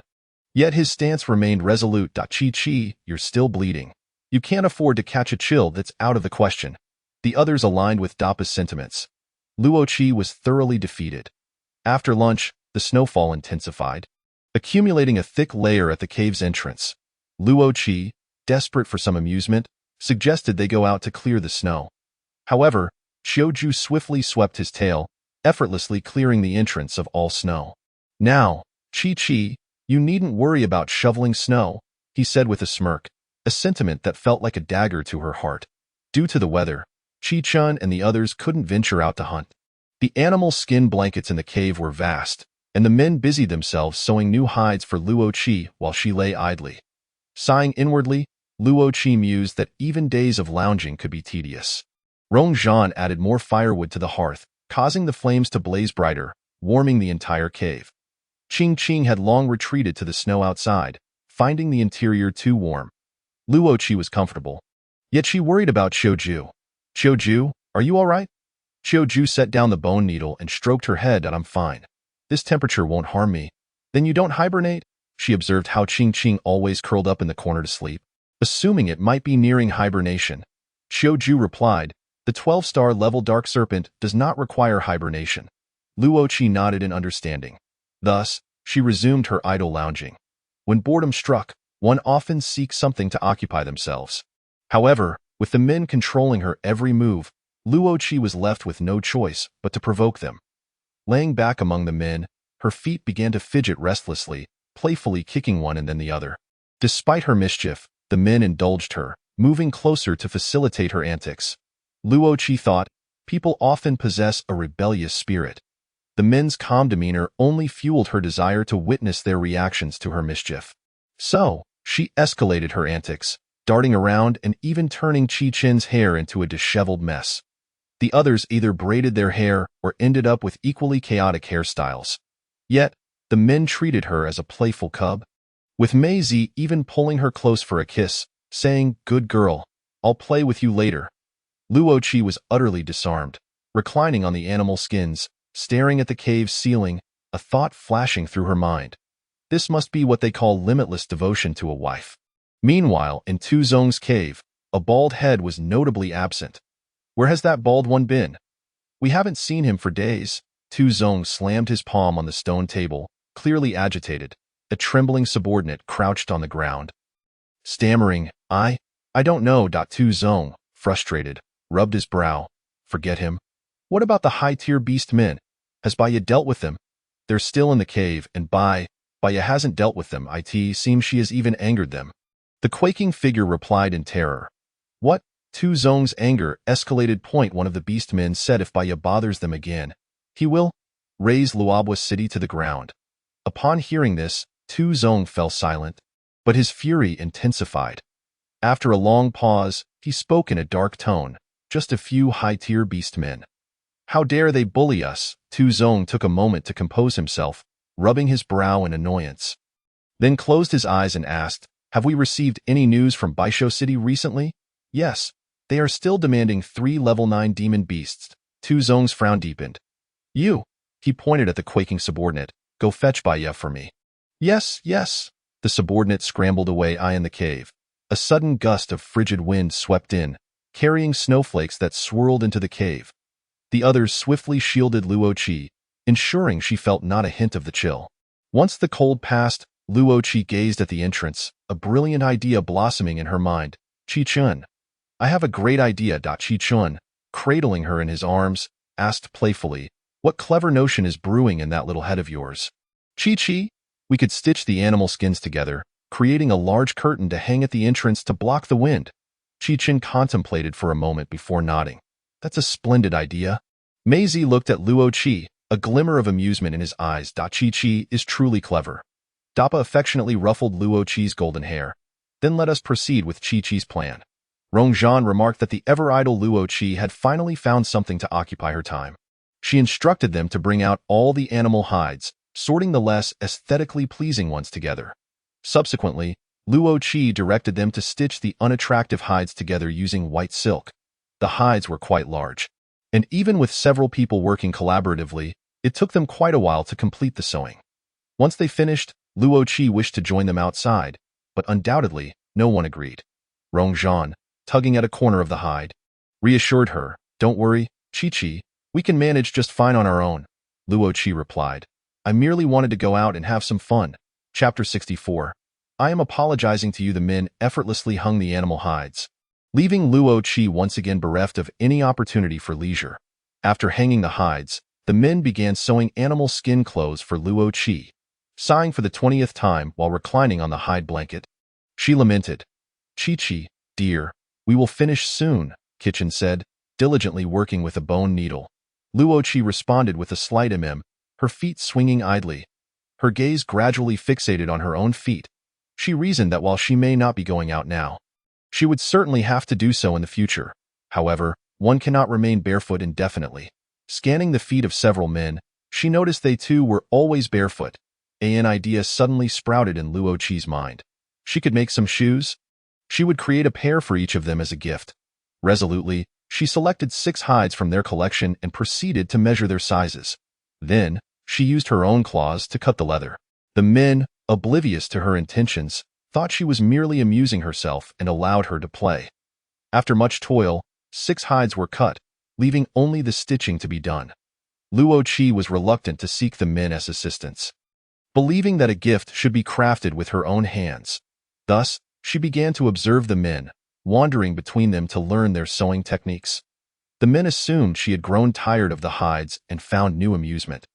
Entirely unaware of her true purpose, after watching several times and committing each movement to memory, she believed she could manage a semblance of proficiency, even if not perfect. Bone needles were prone to breaking, so each man had several spares. Luo Qi stealthily approached Rong Zhan, deftly pilfering a bone needle and a tangle of white silk. Acting as though nothing had occurred, she quickly retreated to a corner, turning her back to them as she began to sew the hides. Yet, when it came to the actual task, Luo Qi realized how difficult it was. She had never made shoes before, and all her cuts were based on her imagination, resulting in many misalignments that could not be pieced together. Compounding her difficulties, the bone needle, though slender, required considerable force to pierce the hides. Each attempt left angry red marks on her palms. Undeterred, she pressed on, eager to present this gift to them. Suddenly, Luo Qi miscalculated her angle, and the needle grazed her fingertip. The sharp pain caused her to cry out, and blood began to seep from her hand. "Chi-Chi, Xiao-Chi'er!" Her cries startled the men, who simultaneously abandoned their hides and rushed to her side. Luo Qi instinctively attempted to conceal her injured hand, but Qiu-Ju immediately noticed her unusual behavior. He firmly grasped her wrist, forcing her fingers open one by one. As a result of Qiu-Ju's actions, her hands were fully exposed to the others, revealing the horrific state of her injury. Gasps of shock escaped the men as they beheld the alarming marks and the vivid crimson color, igniting a fury within Qiu-Ju that had long been dormant, a chill spreading through him. His dark purple eyes now tainted with red. "What are you doing? Why would you hurt yourself?" Qiu-Ju attempted to keep his tone calm, yet the underlying coldness and suppressed anger were palpable. Luo Qi was intimidated by his presence, witnessing for the first time such a fearsome visage. She wished to speak, but her voice caught in her throat. "Speak." Qiu-Ju's voice rose in anger, tightening his grip on her hand. His eyes darkened even further. Kitchen, frowning, intervened to free Luo Qi's wrist from Qiu-Ju's grasp. "You frightened her." Luo Qi's wrist reddened visibly, the injury worsening under the scrutiny. Maisie gently kissed Luo Qi's wrist and palm, concern evident in his eyes. "Does it hurt?" Without waiting for a response, Maisie turned to Qiu-Ju, his blood-red pupils boring into him. "Chi-Chi is delicate. Don't you understand?" Rong Zhan added. "The only reason we agreed to let you stay was that you wouldn't harm her. If you cannot adhere to that, you do not deserve to be here." Typically carefree, Rong Zhan was now resolute. Kitchen spoke earnestly, "We will repay our debts to you." Qiu-Ju discerned the underlying implications in Kitchen's words, his voice dripping with coldness. "What, do you wish to expel me? You think you can overpower me?" Luo Qi had not anticipated that her actions would incite such turmoil. Through these days of interaction, she had come to understand Qiu-Ju's character and recognized that everyone was concerned for her well-being. Albeit Qiu-Ju had lost control of himself, she did not wish to disrupt the harmony. Squeezing through the crowd, She anxiously sought to explain. Chiu, it's not like that. I wasn't trying to drive you away. I was making shoes, a gift for you all. Her urgency rendered her speech somewhat incoherent, and she failed to notice her modern phrasing. Chiu fell silent, black scales slowly emerging on his arm, spreading gradually over his forearm.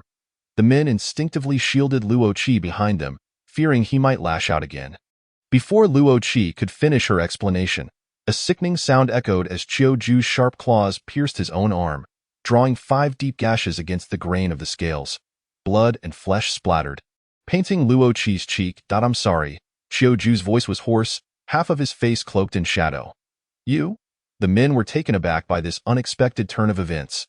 Luo Qi, startled by Chiu's actions, hurried to grasp his arm, horrified by the deep wound that sliced through skin and muscle, some scales still clinging precariously. The shock of the wound compelled Luo Qi to steady herself. After a prolonged silence, she met Chiu's gaze, calmly asking, "Does it not hurt?" His cold voice replied, "I am apologizing to you." Chiu grasped her delicate hand, marked with red lines, fearing she might vanish at any moment, never to be found again. I have been on a short trip with my friends for a couple of days, so I am uncertain if I can update on time. I had intended to prepare some drafts, but I found it impossible to do so as my writing speed is too slow. If I fail to update as scheduled, I sincerely apologize, dear readers. Chapter 65. Perception. Luo Qi sighed, gazing at him. Chiu, you often say I do not protect myself well, but have you truly taken care of yourself? Chiu's eyes glowed crimson, remaining silent. I only wish to protect you. Chiu, I know you care for me.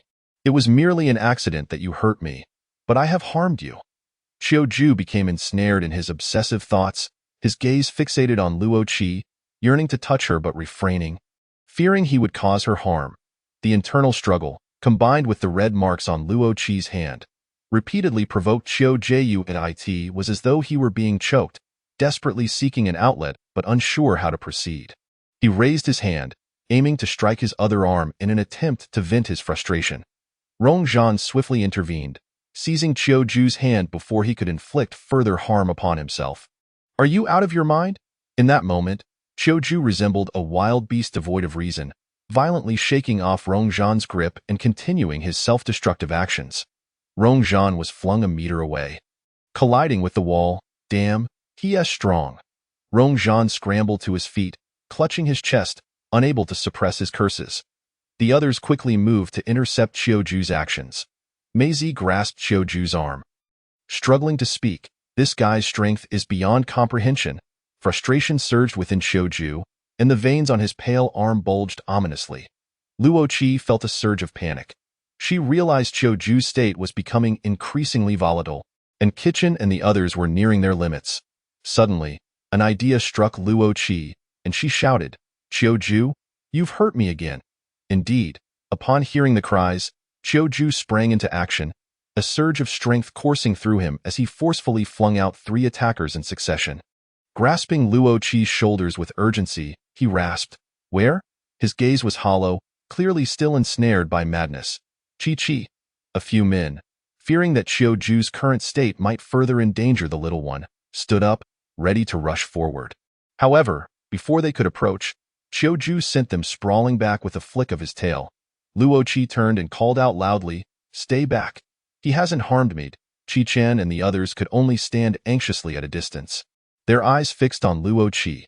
Should Chiu act recklessly, they would risk everything to stop him. Facing Chiu, Luo Qi could feel his hands resting lightly on her shoulders, devoid of any force. "Where?" Chiu persistently inquired, his gaze moving mechanically. With a soft sigh, Luo Qi reached up, covering his eyes with her hand, and stepped forward to embrace him tightly. Chiu instinctively recoiled, but Luo Qi held him fast. He longed to push her away, yet he could not bear to touch her.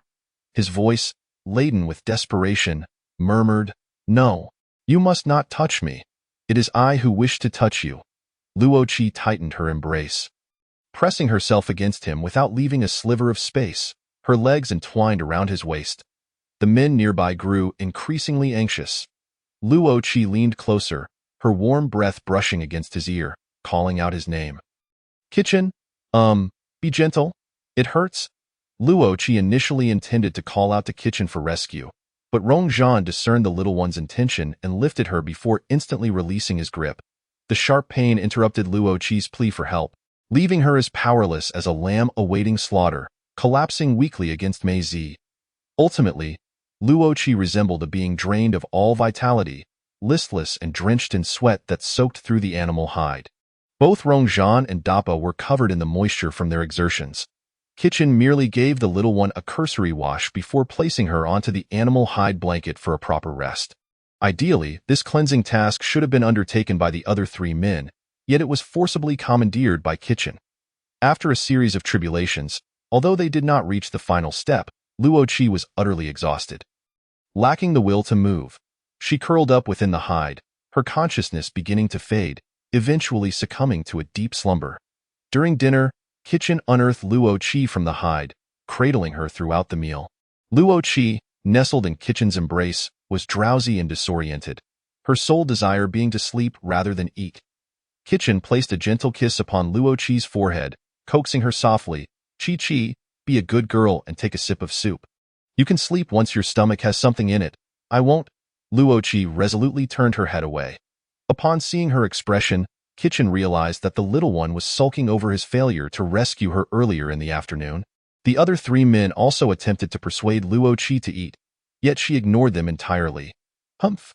A pair of unusual eyes appeared before Luo Qi, belonging to Rong Zhan. "Qi, just eat a little. Will you? I promise to be gentler next time, truly." "You?" Luo Qi, her cheeks flushed, kicked out. Shut up, don't say that."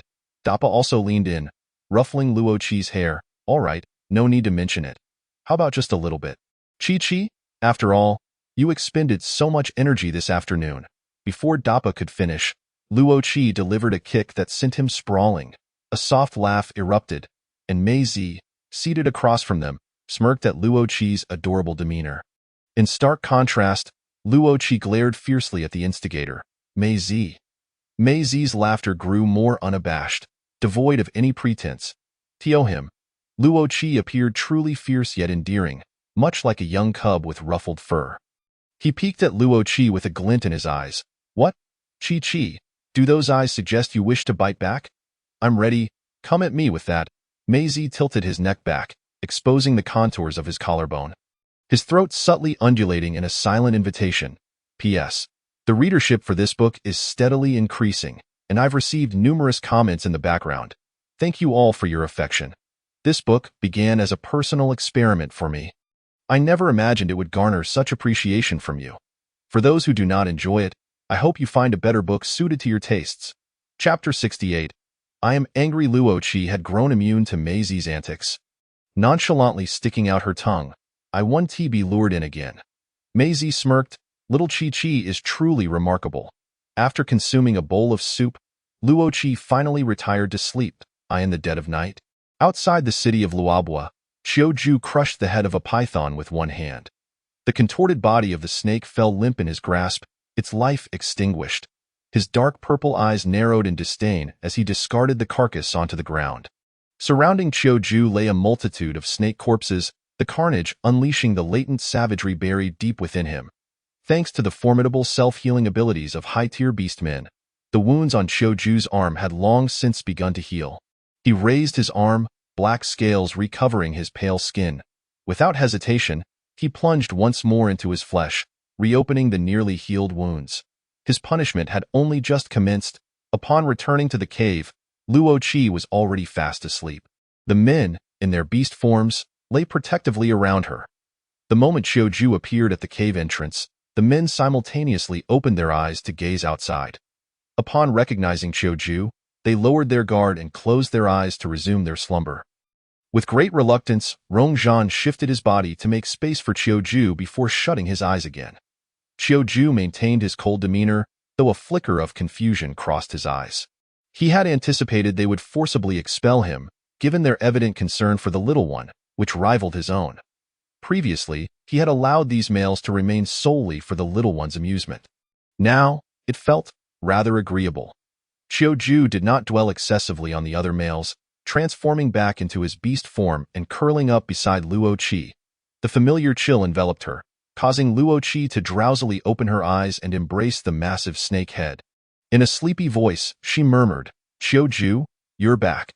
The large snake head nuzzled against Luo Qi's hair, its tongue flicking at the faintly red marks on her wrist, again and again. The drowsy Luo Qi closed her eyes. Slipping back into slumber, Qiu Ju's dark purple gaze lingered on Luo Qi's sleeping face for a long while before he too closed his eyes, resting beside her.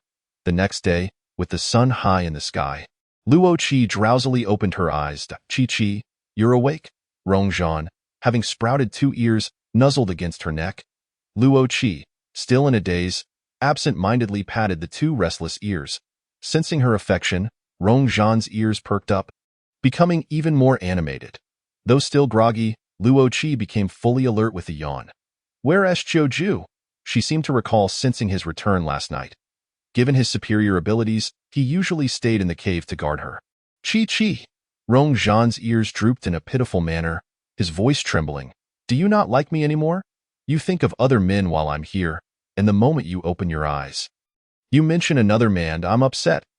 Luo Qi immediately realized that this man was exceedingly possessive, and a slight misstep could trigger a dramatic explosion. Quickly, she leaned against Rongzhan, playfully tugging at his fluffy ears. "Of course I like you. Your fur is so soft, your ears are delightful to touch, and holding you is incredibly comforting." Luo Qi's fervent declarations left Rongzhan utterly enchanted, floating in bliss, of course. "My beast form is absolutely perfect," Rongzhan proclaimed proudly, holding Luo Qi close and puffing out his chest. Yes, your beast form is splendid, but I'm hungry and want to eat. Let us go. I'll take you to eat." Rongzhan took Luo Qi's hand, his face beaming with joy. Luo Qi trailed behind Rongzhan, exhaling a satisfied sigh. Phew, smooth sailing accomplished, having spent ample time with the men. Luo Qi had mastered their individual temperaments. She could deftly navigate their moods, having reached an unparalleled level of finesse. "Dappa." Luo Qi seated herself on the animal hide mat set up by Rongzhan. "Greeting Dappa. Qi. Dappa responded with a bashful smile. "This is freshly roasted rabbit meat. You should give it a try." Dappa handed a rabbit leg to the opposite Luo Qi. "Thank you, Dappa." Luo Qi swallowed hard, her eyes fixated on the golden brown rabbit leg, certain it would be delicious. Dappa and Rongzhan refrained from eating the rabbit meat, each tearing off a piece of the other roasted meat to begin their meal. Dappa took a bite of the roasted meat and explained to Luo Qi, "Qiu Ju went out hunting with Kitchen and Maisie today, so it's just the 2 of us left to protect Qi." "Qiu Ju went hunting?" Dappa nodded. Luo Qi was somewhat surprised. Typically, Qiu Ju, being the strongest, remained in the cave to protect her. Why was he out hunting today? However, upon reflection, she connected it to the events of yesterday. Qiu Ju likely intended to limit his interactions with her following the incident. Luo Qi understood this, shaking her head inwardly. It seemed he still harbored feelings about yesterday's events. Never mind, I'll talk to him when he returns. After finishing her meal, Dappa and Rongzhan tidied up the remnants before staying close to Luo Qi. They even forewent their own hides, staying right beside her to prevent her from engaging in any perilous activities like the day before.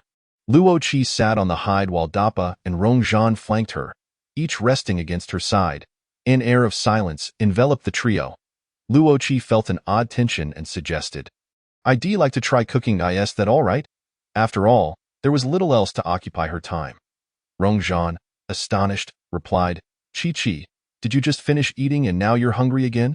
Luo Qi retorted, "No, it's not that I can't go out, and it's really dull in the cave. I want to learn how to cook." In a way in unison, they vehemently declined, declaring that fire was exceedingly perilous. Even some of the males struggled to wield it with proficiency, let alone Qi, a mere female.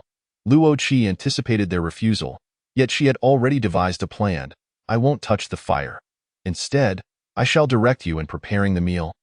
"If that is agreeable?"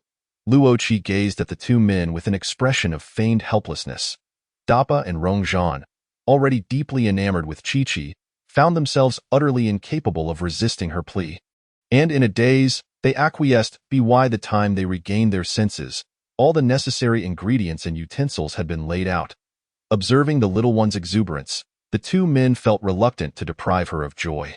After all, Qi would not be handling the fire, so the risk seemed negligible. However, their amusement was short-lived. In her previous life, Luo Qi had been preoccupied with her studies and part-time jobs, leaving her little time to care for herself.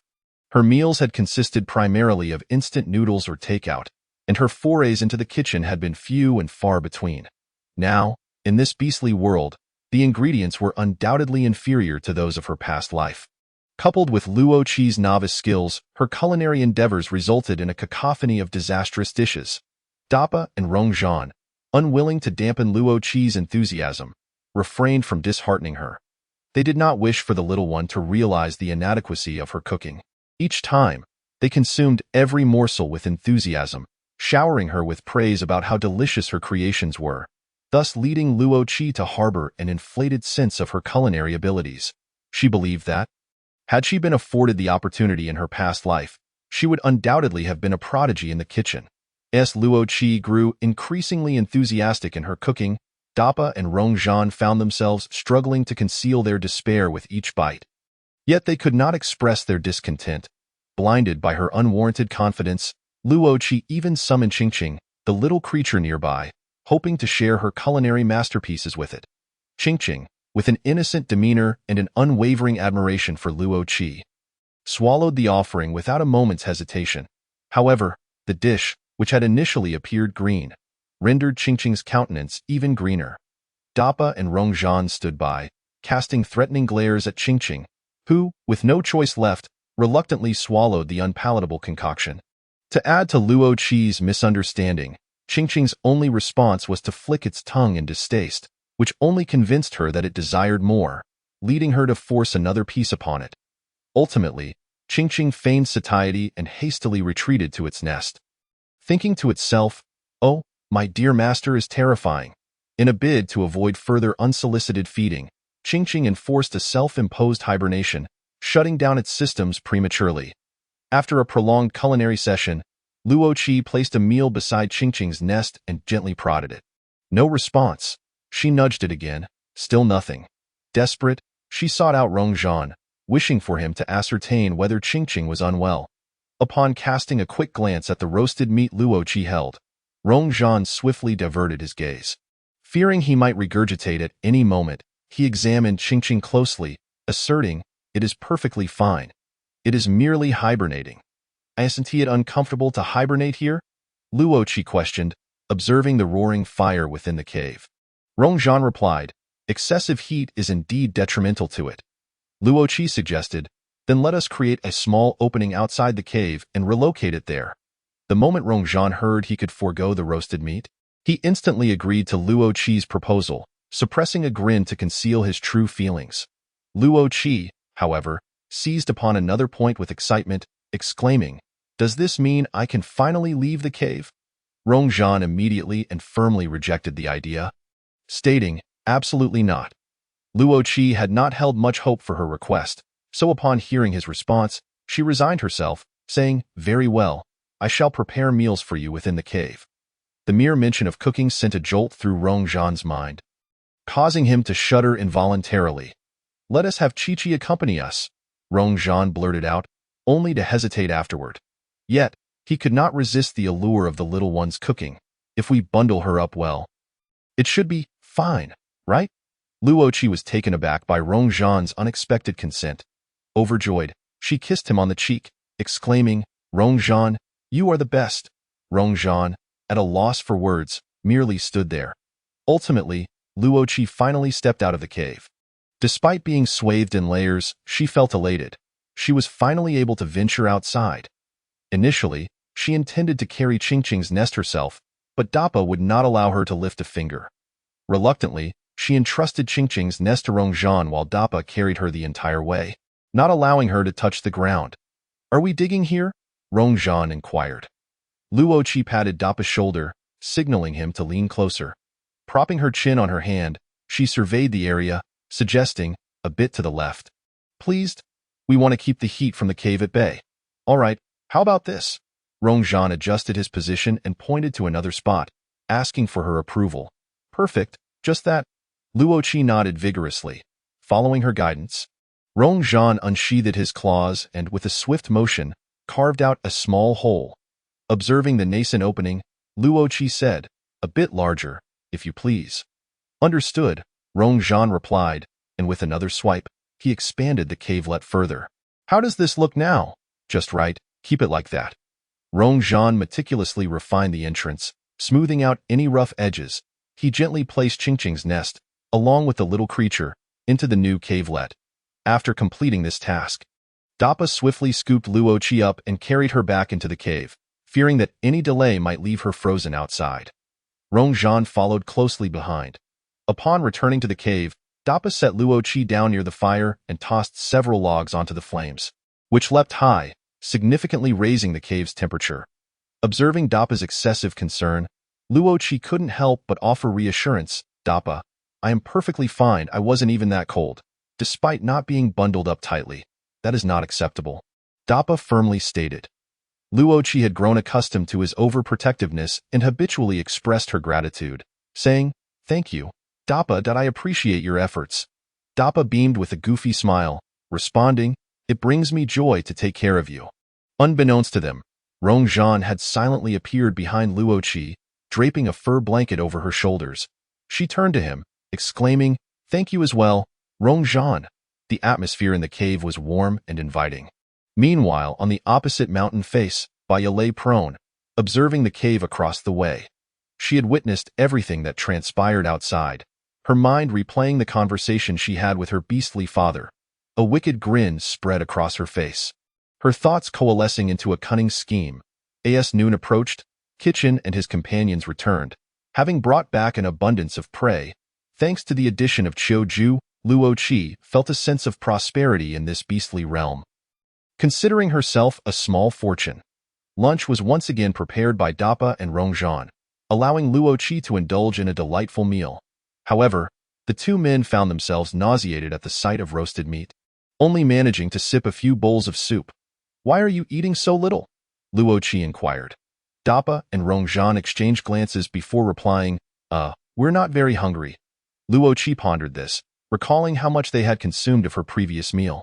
As she ate, her gaze fell upon Qiu Ju, whose arm bore a freshly bandaged wound. Frowning, she noted that while Mei Zi had recovered swiftly from her grievous injuries, Qiu Ju, despite his higher star rank, was still healing at a sluggish pace. Sensing something amiss, Luo Qi resolved to keep an eye on him. After finishing her meal, she discreetly observed Qiu Ju from the cave entrance, taking note of his every action. The above text comprises the main narrative, followed by the author's reflections. This book initially served as a practice for me, and I never anticipated it would garner such a growing readership. Here, I would like to clarify several points for everyone. 1. The female protagonist will experience growth, but this is not a tale of female empowerment. Point 2. I am not well versed in the intricacies of political intrigue. Thus, many minor antagonists will be swiftly dealt with. Point 3. The focus is primarily on the mutual companionship and healing journey of the main characters, emphasizing sweet affection, without complications. Point 4. I am a part-time author and a novice. I sincerely appreciate everyone's tolerance of my imperfect writing. Point 5. For those who do not enjoy this story, I hope you can exit politely, or if you must leave a comment, please do so courteously. This world has been painstakingly crafted during countless sleepless nights. You may not agree with it, but I ask for respect for my hard work. 6. This book has been a dream of mine since high school. A small aspiration I wish to fulfill. I simply wish to write in peace. To those who seek to stir up trouble, please refrain. Point 7. I enjoy writing a variety of topics, and if not for certain obstacles, I might not have ventured here. Point 8. Occasionally, I find myself trapped by comments, overly concerned about others' feelings and opinions. However, I realize that perfection is unattainable, and thus my characters cannot be flawless either. I cannot please everyone, and neither can they. Luo Qi is simply Luo Qi. Kitchen, Mei Zi, Dappa, Rong Zhan, and Qiu Ju are just themselves. In my narrative, they strive to portray the beauty that exists nowhere in this reality, yet it remains merely an effort. I embrace my imperfections and likewise accept their shortcomings. Chapter 69. Reconciliation. Luo Qi shouted in an attempt to halt Qiu Ju's actions, but it was already too late. The moment her voice echoed, Qiu Ju had already pierced his own arm. Upon witnessing this scene, Luo Qi recklessly dashed out of the cave. Qiu Ju. This cry belonged to Luo Qi. Qi Qi. followed by the voices of several men within the cave. Just as Chiujue was about to proceed, he heard the commotion, turned, and saw Luo Qi running towards him, clad in scant animal hide and barefoot. Without a moment's thought, Chiujue instinctively coiled his tail around Luo Qi's form. Lifting her off the ground, concern flickered in his dark purple eyes. "Why did you come out, Qi?" Furious, Luo Qi kicked Chiojue's tail, her gaze ablaze with anger. "Then what are you doing?" The other men soon caught up. "Chiujue, put Qi down. Your tail is too cold." At that moment, Chiujue realized his tail was indeed chilly and incapable of warming Luo Qi. He swiftly wrapped her up and thrust her into Kitchen's embrace. Kitchen held Luo Qi, his usual gentleness now laced with ire. "Qi, it's freezing outside. Why did you come out?" Although she had not been outside long, Luo Qi's body temperature had already dropped significantly. Kitchen could feel her shivering in his arms, prompting the others to hurriedly drape animal hides over her, wrapping her up like a dumpling. Maisie, after placing a fur blanket over Luo Qi, solemnly stated, "Little Qi, you must care for yourself more." "Indeed," Rongzhan added as he wrapped Luo Qi's legs. Dappa, though silent, wore a look of concern on his face. Having lived a rough life in her past, Luo Qi had seldom cared for her own well-being. Now, she realized she was no longer alone and should not worry them. Luo Qi adeptly feigned vulnerability, nestling in Kitchen's arms, resting her head on his shoulder as she earnestly apologized. "I am sorry, Kitchen, I didn't think and just came out. It was my mistake. I shouldn't neglect myself. I truly understand my error and want to do it again." Luo Qi spoke extensively. Yet Kitchen's expression remained as cold as ever. Nevertheless, his hands continued to warm her back. "Kitchen, I'm so cold." Her delicate fingers slipped inside Kitchen's fur, pressing against his back, sensing the icy chill radiating from her. Kitchen sighed in resignation, yet his tone remained firm. "And yet you ran outside." His long fingers grasped her arm, guiding her hands to warm them. Seeing a glimmer of hope, Luo Qi's attitude became even more earnest. "I was wrong. I want to do it again. I promise." Luo Qi's golden eyes sparkled with sincerity. "Once more," she declared earnestly, "I truly regret it. If I make the same mistake again, you can hit my palm." After contemplating various forms of punishment, she ultimately settled on this one. From a young age, Kitchen had recognized that this little one was rather unruly. At times she had her own ideas, while at others, she could be quite irritating. He resignedly shook his head, curling his fingers to gently flick Luo Qi on the forehead, his tone softening. "You must not let this happen again, I understand. I promise." Watching their interaction from the side, Chiujue felt an overwhelming sense of disdain for himself. Why could he not be warm? Why could he not win the little one's affection? Why was he left in such a wretched state? He gazed at Kitchen, who had always been incredibly strong, and for the first time saw a hint of fragility in his eyes. Perhaps he had been mistaken from the outset. A person as cold as he should not seek warmth. He ought to remain buried beneath the earth, never to see the light of day. Chiujue turned to leave. "Chiujue!" Luo Qi noticed his movement and called out loudly, prompting him to hear her plea. His eyes glimmered momentarily from the shadows, yet he did not turn back, nor did he pause. Once more, Luo Qi raised her voice. "Chiujue, if you dare take another step, I will bind you along with these men. And when the time comes, not only will I extract your venomous fangs, but I shall also pluck every last hair from your head, rendering you hideous." The men surrounding Luo Qi turned to her in unison. Astonished that it was the first time they had witnessed her unleash such a temper, uttering such violent threats. How ferocious, yet strangely endearing. Chiujue too was taken aback by Luo Qi's words. He let out a bitter laugh and turned back. "Qi, they cannot overpower me." Luo Qi smirked. "I know they cannot. But with me here, I will create a distraction, and they will handle the rest. We can surely knock you unconscious. Therefore, you must come here immediately." Whether compelled by Luo Qi's threat or driven by an inner yearning, Chiujue ultimately approached her. As soon as he stood still, Luo Qi's commanding voice rang out. "Raise your hand." Chiujue obediently lifted one hand. "Now the other." Luo Qi watched as Chiujue feigned ignorance. Reluctantly, he raised his other arm, revealing the gory wound before Luo Qi's eyes. "What happened?" she inquired, her brow furrowing. Chiujue remained silent. Luo Qi felt a surge of anger. Her understanding of Chiojue's character prompting her to take a deep breath and rephrase her question. Didn't you promise to apologize to me? Why then, do this? Chiojue's calm voice responded. High-ranking beastmen recover swiftly. A single injury is insufficient to atone. Luo Qi frowned. Chiujue, if I accidentally hurt you, should I not also treat myself this way? Without a moment's hesitation, Chiujue replied, no need. Chi-Chi does not have to do that. Then neither do you. Luo Qi continued in the same vein as Chiujue, stating, perhaps I have never expressed my feelings, which has made you overly sensitive and reactive. Let me clarify now. I like you. Though our meeting was somewhat unfortunate, I have come to know that you are not a bad person. You merely possess your own way of doing things. Despite our brief time together, I have indeed grown fond of you. You are undeniably cold, and at times, I tremble when near you. Yet you are strikingly handsome, caring, and immensely powerful. I am now unequivocally telling you that I admire your strength, appreciate your looks, and cherish your care. It is only human to be drawn to strength, and I see no shame in it. So, why do you believe such an outstanding individual as yourself cannot earn my affection? Luo Qi's bold and candid expression left Chiujue momentarily speechless. While the others watched in astonishment, they had always thought of her as a shy child, clumsy and naive. Now, they realized she was no longer merely a child. Her inner self was composed and rational. Yet even more captivating, after a prolonged silence, Chiojue's arms trembled uncontrollably at his sides, his hair obscuring his eyes, preventing anyone from discerning his expression. With painstaking deliberation, he spoke, his voice fraught with restraint. Does Chi-Chi understand what she is saying?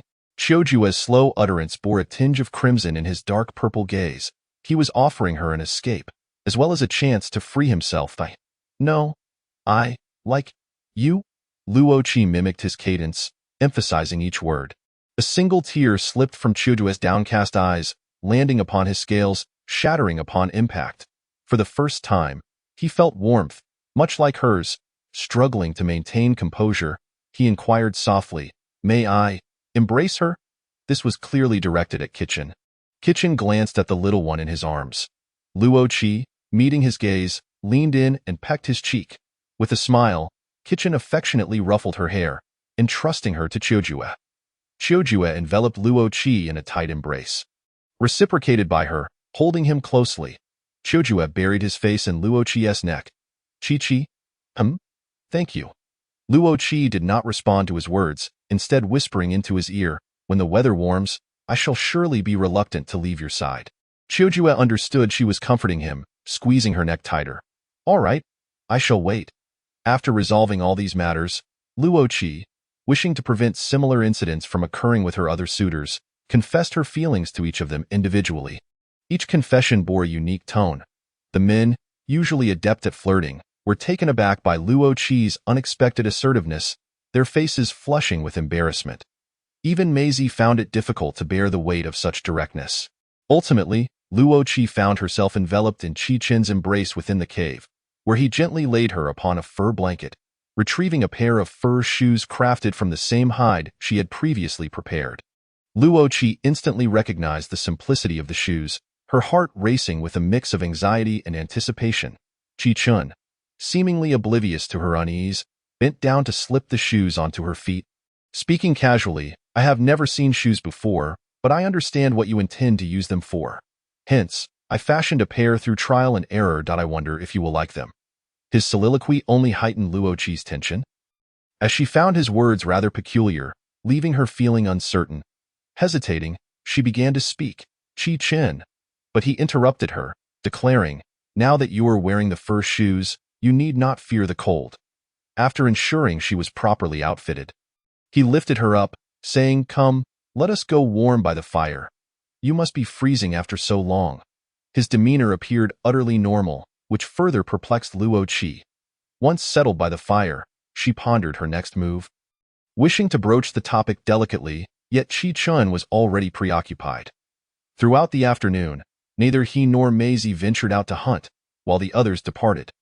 Luo Qi sat atop the fur blanket, stealing glances at Chi-Chen intermittently. Maisie's gaze flitted between Luo Qi and Chi-Chen, questioning, hey, Chi-Chen, Why does the little one keep looking at you? Chi-chun, engrossed in stitching the hide, replied, You will understand in due time. Luo Qi, her head bowed, kicked at her new shoes, her mind in turmoil over whether Chi-chun was aware of her feelings or not. Should she reveal her emotions or keep them hidden? After much deliberation, she resolved to share her sentiments but needed to strategize how and when to do so. Uncertain of their potential reactions, she recognized that accepting them meant honesty was paramount. Regardless of their response, she would not regret her decision. If necessary, she could live independently, having done so before. With this resolve, a weight lifted from her heart, and she found herself feeling considerably lighter that evening. The men returned from their hunting expedition, laden with a bountiful catch. Biting into a piece of roasted meat, Luo Qi inquired, When will we dig that cave? With so much game, we have no place to store it. Rongzhan replied, Chi, these spoils are hardly sufficient. The cold season is long, and we must seize the opportunity to hunt more before we begin excavation. Then perhaps we should assign one person to stay behind and protect me each day. That way, we can expedite the process, and everyone can ease their burdens. Absolutely not, Chi-chun interjected. If I remain indoors, there should be no danger.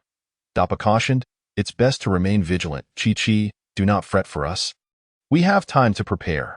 Realizing she could not sway them, Luo Qi ceased her protest. In the ensuing days, the men took turns safeguarding Luo Qi while the rest continued hunting. Initially, she believed Chi-chun was avoiding her. But later, Qiuju clarified that his presence ensured a greater catch. This revelation settled her nerves, and life continued day by day. Luo Qi grew closer to the group, embracing each hunter upon their return, feeling akin to a wife waiting for her husband to come home. Beyond that, her health improved significantly, and the men began to exhibit increased affection, often showcasing their physiques in a manner reminiscent of peacocks displaying their plumage. Occasionally to the point of near nudity, each day presented her with a free exhibition of muscle, and at times, she felt the chill on their behalf. However, Luo Qi could sense their intentions, realizing it was imperative to clarify her feelings before circumstances spiraled beyond her control. Yet, on the very day she prepared to explain, an unforeseen event transpired.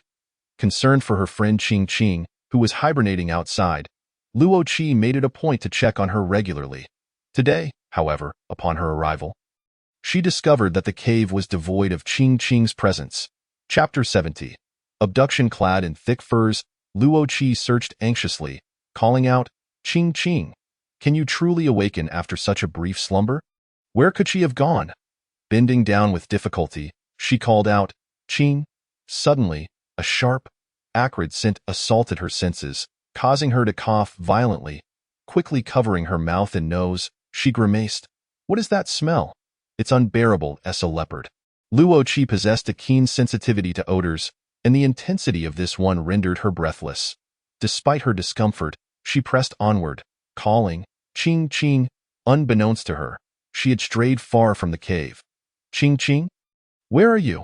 As she rounded a corner, a familiar green figure caught her eye. Qing. She rushed forward, reaching out to grab her friend, but in an instant, Qing darted into the shadows. The awkwardness of Qing's retreat raised alarm bells in Luo Qi's mind. It felt less like a voluntary escape and more like an abduction. Moreover, the pungent odor intensified. Luo Qi hesitated, calling out tentatively, Qing. Yet, the green figure did not reappear. Something was amiss. If Qing had heard her, she would have come. The silence suggested that she was still in hibernation. A sinking feeling of being lured into a trap washed over Luo Qi. She needed to return and alert Dappa and Rongzhan immediately. Suddenly, a loud crack echoed through the air as a wooden stick swung towards her face, striking her forehead with a resounding thud. Ugh! Luo Qi gasped in pain as blood gushed from her injury. Cascading down her nose, wincing, she pressed her hand against the wound, struggling to maintain her composure. Yet, she recognized the same scent emanating from the assailant. This beast man had been waiting for her, masking his own scent with something else. Footsteps approached, and Baya emerged from behind the beast man who had struck Luo Qi. So it's you, the little vixen, she spat, eyeing Luo Qi's delicate features with disdain. Because of you, they no longer care for me. Once my beast father deals with you, they will all be mine. Luo Qi thought to herself, is she out of her mind? Baya continued to rant in her ear, and Luo Qi felt her consciousness beginning to fade. The world around her spinning. No, she couldn't succumb to unconsciousness yet. She had to signal Dappa and Rongzhan. Clenching her palm, she fought to remain alert. Baya's greasy fingers grazed Luo Qi's cheek as she declared, "But before you die, I shall mar your beautiful face. Shu Yin, hand me the bone knife." The diminutive male named Shu Yin trembled, producing the knife. You should really hurry and take her. The city lord is waiting." Baya snatched the knife from him, her voice dripping with impatience. "What's the rush? I must first ruin her face." But silence. Baya shot him a venomous glare, threatening, "One more word, and I shall have my beast father dispose of you as well." Shu Yin shrank back, falling silent. Baya brandished the bone knife, tracing it menacingly across Luo Qi's face. "Tiske, such a lovely little face. But what a pity it is." With a firm grip, she raised the knife high. Poised to bring it down. In that critical moment, Luo Qi seized the opportunity, transforming into her beast form and raking her claw across Baya's face. Baya shrieked in agony as the searing pain radiated from her injured cheek. Stumbling back under the force of Luo Qi's retaliation and collapsing into Shu Yin's arms, he stood there, stunned by the sudden turn of events, instinctively cradling the fallen Baya. "Baya, your face," he exclaimed in shock. In this moment, Luo Qi seized the opportunity to bellow towards the heavens. Inside the cave, Rongzhan and Dappa were seated on the ground, diligently stitching their own shoes. Ever since Luo Qi donned her shoes, she had insisted that each of them must wear a pair as well. There was no way around it. The little one's words were always to be heeded. Rongzhan, with his legs crossed, complained, "Chi has become increasingly enamored with that little snake. One enemy is not enough. Now she desires another small one. Sigh, had I known, I wouldn't have let her catch that snake in the first place." He grumbled several times, yet Dappa, occupied with the beast hide in his hands, showed no inclination to respond. "Hey, say something." Rongzhan kicked Dappa's leg playfully, just as Dappa was about to make a stitch. He missed the mark. Sighing in irritation, Dappa retaliated with a kick of his own. "As long as Chi is happy." Rongzhan lay on the ground, clutching his chest, gazing at Dappa with a mix of exasperation and disappointment. You fool, can't even vie for her affection properly." Suddenly, a familiar beast's roar interrupted Rongzhan's lecture to Dappa. Rongzhan sprang to his feet, his expression grave as he stared outside. Dappa also abruptly cast aside what he was working on and stood up, urgency flashing in their eyes. It was Chi. The roar of the beast sounded distant, clearly having ventured beyond the cave's territory. Dappa expressed his concern. When did Chi run so far away? From the sound, it seemed she might be injured. Rongzhan furrowed his brow, his usual carefree demeanor vanished, and he spoke calmly. "You go call Qiu and the others back. I will take the wolf pack to find Chi." "Understood." In the next moment, Dappa transformed into a robust male lion and swiftly dashed out of the cave. Simultaneously, Rongzhan also morphed into his beast form. Compared to his human shape, his eyes, now a strikingly fierce hue, radiated an aura of lethal intent. Standing at the cave entrance, Rongzhan bared his fangs and let out a mighty howl. Shortly thereafter, the ground trembled as the sound of many paws approached. Within seconds, a large pack of gray wolves had gathered outside the once empty cave, with several even perched upon the mountainside opposite. All the wolves bowed in reverence to Rongzhan. Resolutely, he stood before them and roared once more. The pack, receiving their orders, scattered in every direction, while Rongzhan dashed off towards a specific point. Meanwhile, after Luo Qi emitted her distress signal, Baya plunged a bone knife into her body. With a sickening sound, Luo Qi, already dizzy, found herself unable to resist this new assault, enduring the stab. Enough. Shu Yin snatched the bone knife from Baya's hands, pulling it out from Luo Qi's body, which inflicted a second wound upon her. Luo Qi gasped. Baya, covering her face, shouted frantically, "What are you stopping me for?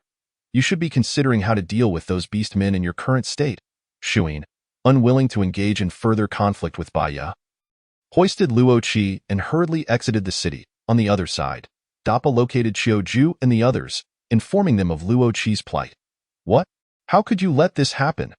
The fiery anger erupted in Mei Zi's eyes. while Qi-Chen wore a worried expression. "We need to return immediately." Qiu-Ju's cold voice resonated, his gaze fierce, and his face shrouded in frost. The group rushed back to the city at their utmost speed. Upon entering the city gate, they encountered Bai Ye, who had only superficially treated her facial wounds. Upon seeing them return, Bai Ye foolishly approached without a second thought. Qiu-Ju, keenly discerning Luo Qi's scent amidst Bai Ye's unpleasant odor, demanded, "Where is Qi-Qi?" Before she could utter a word, Bai Ye was seized by a pale hand gripping her throat. "Where is Qi-Qi?"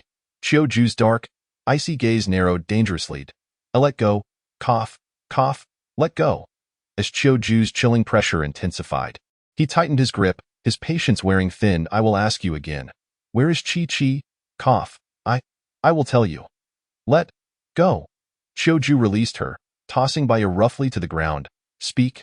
Bai Ye coughed. I don't know." Mei Zi, her eyes blazing with fury, stomped down hard on Bai Ye's leg. Transforming her left hand into a beast claw, she threatened, "If you don't speak, I'll gouge out your eyes." I truly don't know." Qiu-Ju, suppressing his rage, regarded her with mockery, his demeanor exuding an air of dominance. He turned to Qi-Chen, his pale lips moving. Qi-Chen searched. Qi-Chen approached Bai Ye, who, in her terror, attempted to retreat but found herself pinned by Mei Zi's foot. What are you going to do?" Qi-Chen's black eyes bore into Bai Ye's pupils, devoid of mercy. Unable to endure the excruciating pain in her head, Bai Ye screamed. After a while, it all ended. Bai Ye's face had turned ashen, her body trembling uncontrollably. The memories unfolded in Qi-Chen's mind as if he were the one who had inflicted the wounds upon Luo Qi. She truly knew nothing. However, I saw her intent to mar Qi-Qi's beauty, and she stabbed Luo Qi with the bone knife. Qi-Chen articulated each word with precision. His throat felt constricted, and his heart ached as if gripped tightly, suffocating him. As his words fell, Mei Zi crushed Bai Ye's other leg. "You bastard." Qiu-Ju listened to Qi-Chen's account with a smile that was not quite a smile. The serpent tail slithered close to Bai Ye's neck, constricting it. The sharpness in his eyes glinted with a bloodthirsty light, his fangs uncontrollably lengthening, resembling a demon from the abyss. "Since you don't know, then your existence is no longer necessary." His calm voice effortlessly pronounced Bai Ye's death sentence. Bai Ye continued to struggle, her eyes reddened. Cough. Qiu-Ju coldly observed her thrashing, and suddenly, a more frenzied thought took shape. He flicked his tail, hurling Bai Ye towards Dappa. "Keep an eye on her," Dappa complied. Standing guard beside Bai Ye, his gaze fixed intently upon her. Just then, Rongzhan's voice reached them. "Let us go." Qiu-Ju transformed into his beast form and rushed ahead. The three of them quickly arrived at Rongzhan's location. Blood pooled ominously on the ground beside him. A familiar scent. Luo Qi's. Qi-Chen noticed Qing-Qing, who was still hibernating, in the corner nearby. He secured Qing-Qing and ensured its safety. It seems they used Qing-Qing to lure Qi-Qi. Qiu-Ju, clenching his fingers, seethed with rage. "Rongzhan, unleash your entire wolf pack. They've already been released." With his dark purple eyes narrowing dangerously, he declared, "We will search every inch until we find Qi-Qi." Meanwhile, Shuyin raced with Luo Qi until they reached the edge of a cliff. At this juncture, Tu Zong stood there, beside a rudimentary altar, as if he had prepared everything. "Place her there, yes." Once Luo Qi was laid on the ground, Tu Zong knelt beside the altar, murmuring, "Great beast god, Robo City is in peril. I understand that killing a female is wrong, but I am left with no choice. I hope the beast god will not hold it against me." Luo Qi lay there, overhearing his ramblings and scoffing internally. How hypocritical. After completing his ritual, Tu Zong turned to Luo Qi. "Do not hold it against me.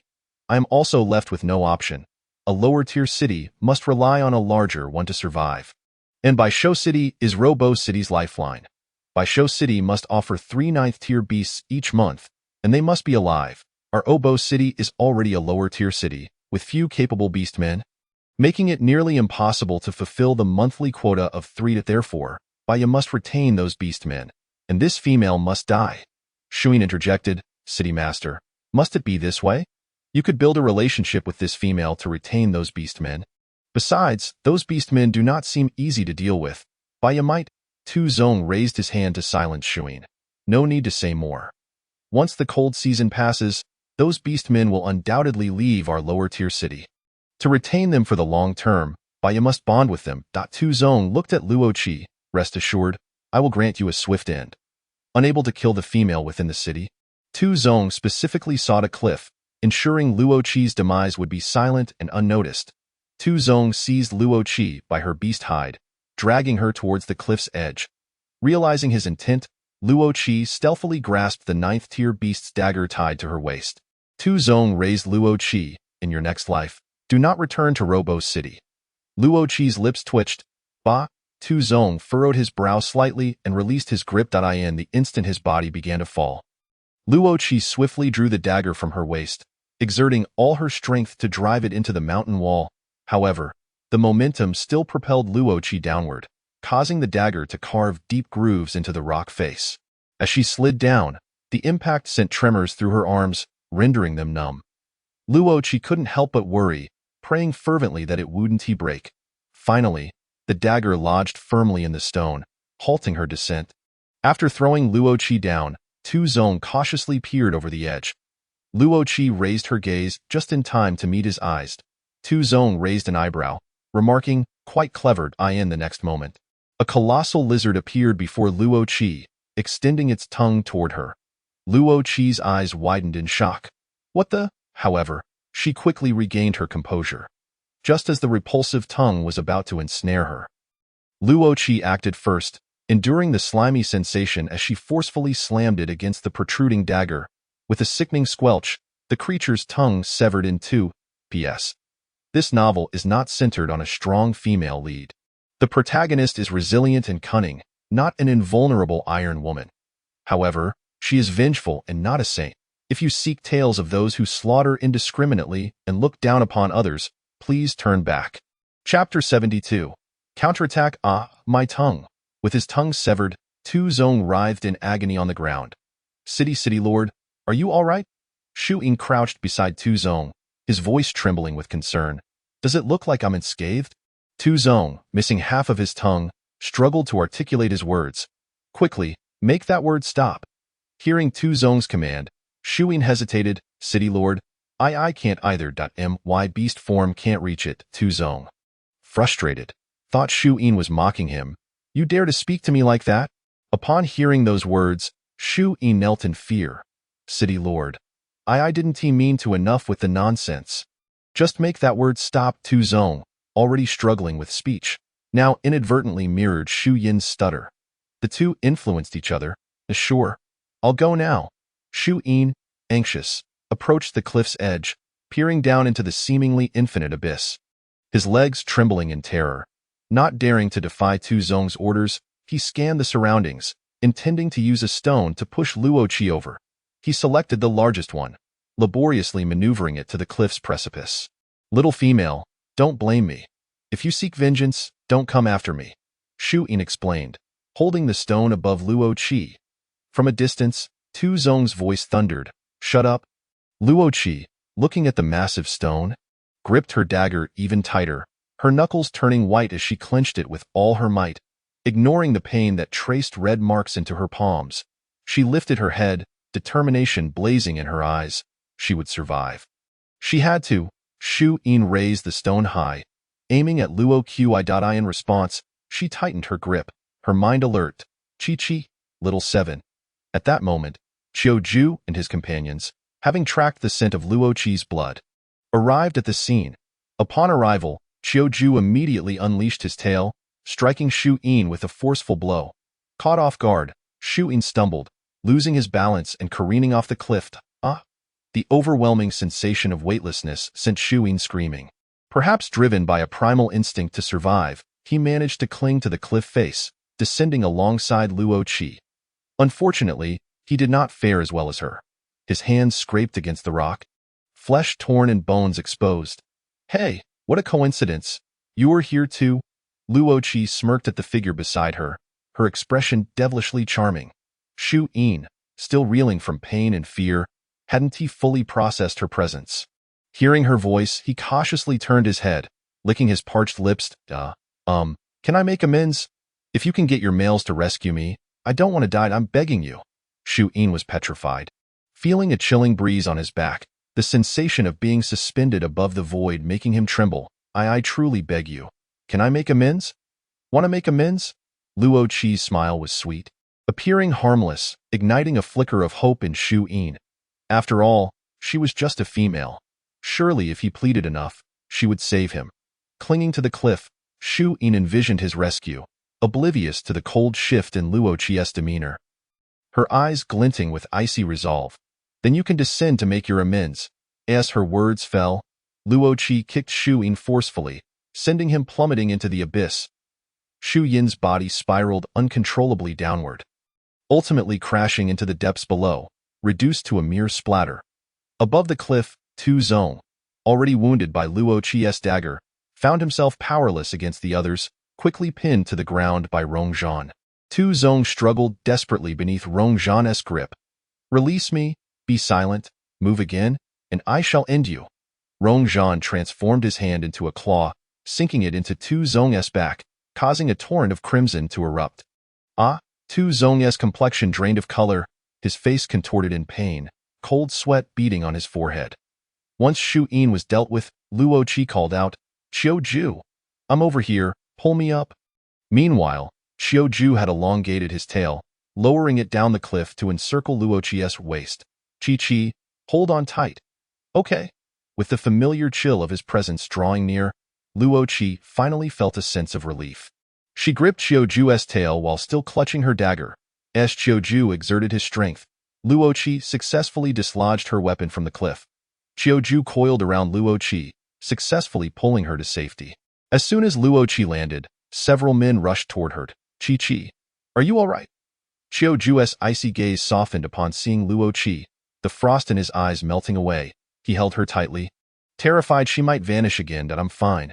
Don't worry, I'm okay. Luo Qi reassured him, gently patting his shoulder. Little Seven, you're bleeding. Maisie, standing beside Luo Qi, immediately noticed the wounds adorning her body, her brow furrowing as she spoke coldly. Before Luo Qi could finish, Qi Qian interjected, your head is bleeding too.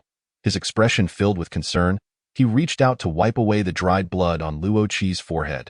Qiu Ju, observing the injuries that marred Luo Qi's body, felt a surge of icy fury welling within him, emanating an overwhelming aura of menace. Sensing the shift in Qiu Ju's demeanor, Luo Qi feared he might lose control and swiftly diverted the conversation. Qiu Ju, do you want to be the city lord? Chapter 73. Resolution. Qiu Ju set Luo Qi gently in Qi Qian's arms, ensuring she wouldn't grow colder after being exposed for so long. What do you wish to say? As she remained nestled in Qi Qian's embrace, Qiu Ju finally spoke. Luo Qi tilted her head, obediently allowing Qi Qian to clean the blood from her forehead while responding to Qiu Ju's inquiry. This city lord has caused us trouble time and again. If we don't resolve it now, it will surely bring future calamity. Therefore, I intend to eliminate him, and you, Qiu Ju, will take his place. What do you think? Qiu Ju fixed his gaze intensely on Luo Qi, as if imprinting her in his heart, having expected her to set them free. Qiu Ju? Qiu Ju? When Luo Qi received no response, she turned to find him staring at her with an odd expression. What's wrong? Do you think I? Luo Qi's voice wavered with uncertainty. No, Qi and I share the same thoughts. Qiu Ju interrupted her unfinished sentence, a smile gracing his lips as he continued to gaze into her eyes. What you propose is excellent. Soon, they will take you to rest, and I will handle these matters. However, I will not become the city lord. Luo Qi had no objections. All right, we'll let someone else take the position. After all, there are plenty of beast men in Luoba City who would be eager to take over. Meanwhile, Tu Zong, still pinned to the ground, shouted, You lot are a bunch of rabble. I am the city lord. Luo Qi, leaning against Qi Qian, smiled nonchalantly. You soon want to be at Yu. Tu Zong attempted to hurl further insults, but was silenced by a sharp slap from Rong Zhan, causing his forehead to crash against the ground and bounce back. Dazed and disoriented, Tu Zong struggled to find his voice. Rong Zhan warned, If you insult Qi again, I will tear your mouth apart. Subsequently, others excavated a cave for Qi to take refuge in, while Qiu Ju remained outside, tasked with dealing with Tu Zong. Within the cave, Rong Zhan had kindled a fire and heated some water. Luo Qi was seated on Kitchen's lap, with Maisie crouching behind her. The beast skin on Luo Qi's upper body had been entirely removed, and Kitchen, aware of the little one's shyness, thoughtfully allowed her to hold his beast skin to shield her from the view of the world. At that moment, Luo Qi had lost her earlier sharp demeanor, her entire being flushed with a deep crimson, her face adorned with bashfulness as she buried her head against Kitchen's shoulder. Kitchen, I can manage on my own. Let me handle it myself. What? Has Chi-Chi grown eyes on the back of her head? Can she see the wounds on her back? A voice came from behind, belonging to Maisie, laced with lingering resentment. Luo Qi, aware of her fault in causing them concern, pressed her lips together, refraining from further words. Afterward, the two of them, each holding a piece of beast skin soaked in warm water, proceeded to cleanse Luo Qi's wounds, taking turns tending to her back and forehead. Previously, when Luo Qi wore the beast skin, her back wounds were not easily discernible, but now, having shed it, her entire back lay bare. Vivid red droplets of blood continued to ooze forth, staining her once smooth spine. The flesh was grotesquely torn. Maisie gazed at the once delicate back marred by savage wounds, his fingers gripping the beast's skin tightly, his brow furrowed in distress. Unsure of how to proceed, with a deep sigh, his voice slightly hoarse, he inquired, Chi-Chi, does it hurt? Luo Qi turned to Maisie, offering reassurance. I'm fine. It's not a vital injury, it just looks alarming. No sooner had Luo Qi spoken than she felt her chin being grasped firmly. Kitchen had reached over, holding her chin to turn her face. You haven't finished cleaning up yet. Luo Qi had no choice but to obediently reposition herself. Maisie clenched his jaw, resuming the careful task of cleaning Luo Qi's wounds. Suddenly, a sharp intake of breath escaped Luo Qi's lips. Be gentle. Both of them exclaimed simultaneously, their expressions darkening as they regarded one another. The tension from Luo Qi's injury had left both of them on edge, ready to ignite at the slightest spark. Their contrasting gazes, one fiery, the other shadowy, seemed to generate sparks in the air. Meanwhile, at the eye of the storm, Luo Qi remained frozen in place. Cough. I'm cold, not in pain, it's all right, it's all right, please continue. Luo Qi maintained her composure, fabricating a lie. Throughout the ensuing process, she bit her lip tightly, daring not to utter a sound, fearful that any misstep could trigger another explosion of emotions. Outside the cave, Qiu-Ju stood before Tu Zong, his jet-black hair tousled by the wind, obscuring his eyes. Yet, this only intensified the menacing aura surrounding him. The madness in his gaze threatened to spill over, revealing a torrent of crimson beneath. Without Luo Qi's concerns to temper him, Qiu-Ju unveiled his darker self, shadowy and wrathful. The long, serpentine tail coiled and intertwined, its dark scales glimmering coldly in the light. The sound of scales scraping echoed ominously in Tu Zong's ears. You've messed with the wrong nest. Please spare me. Tu Zong pleaded, kneeling before Qiu-Ju, repeatedly bowing his head. The tattered beast skin draped over him, filthy and devoid of the Lord's former grandeur. Please, spare me. Tu Zong continued to bow, his forehead bruised and bleeding. Qiu-Ju crossed his arms, a smile dancing in his eyes, though it failed to reach the depths of his gaze. Stand up. Tu Zong, terrified of defying Qiu-Ju's command, staggered to his feet, hands clasped together. Trembling as he gazed at Qiu-Ju. Please? Ah! The robust serpentine tail coiled around Tu Zong's leg, tightening instantly, the muscles rippling under the strain. Qiu-Ju exerted his full strength. The powers of the 12th star rank were beyond Tu Zong's capacity to withstand. Tu Zong felt his bones cracking, the pain sharpening his awareness as the tail continued its ascent, a slow and torturous demise. Just give me a quick end, please. Ah! His words were cut short as the tail entwined around his chest, a rib fracturing under the pressure, piercing into his innards. Qiu-Ju scoffed, his long black hair swirling. A quick end? You'll have to wait until your next life for that. With that, he commanded the serpentine tail to encircle Tu Zong's head, leaving him ensnared entirely within its dark and robust grasp, his form barely discernible within the suffocating embrace. The tail writhed ominously, the muffled sounds of Tu Zong's struggles gradually fading into silence. Qiu-Ju, expressionless, withdrew the tail. Without its support, Tu Zong crumpled to the ground, reduced to a mere puddle of flesh. Chapter 74. The Ruined City, Part 1. Inside the cave, Kitchen and Maisie carefully applied herbal paste to Luo Qi's wounds, allowing her to finally exhale in relief. It's done at last. I must ensure I never get injured again. Oh dear, that was terrifying. The mere thought of the earlier atmosphere sent shivers down her spine. How is Chi? Qiuju entered from the cave's mouth. His earlier terrifying demeanor dissipated. Kitchen was still dressing Luo Qi. It's all taken care of. The fleeting glimpse of her wounds was swiftly captured by Qiuju. His brows knitting together, his expression growing cold once more. His pale fingers clenched at his sides, still simmering from the previous events. At this moment, Kitchen had successfully clothed Luo Qi in the beast skin. Rongzhan gently lifted her from Kitchen's arms, his canine eyes brimming with concern. Chi, are you feeling better now? Is there anywhere else that hurts? Luo Qi smiled, stroking Rongzhan's soft, brownish-gray hair.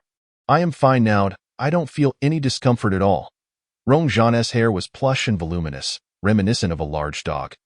Understanding that the little one particularly adored his hair, Rongzhan instinctively transformed his wolf ears for her amusement. Luo Qi excitedly caressed the pair of ears, playfully tugging and squeezing them.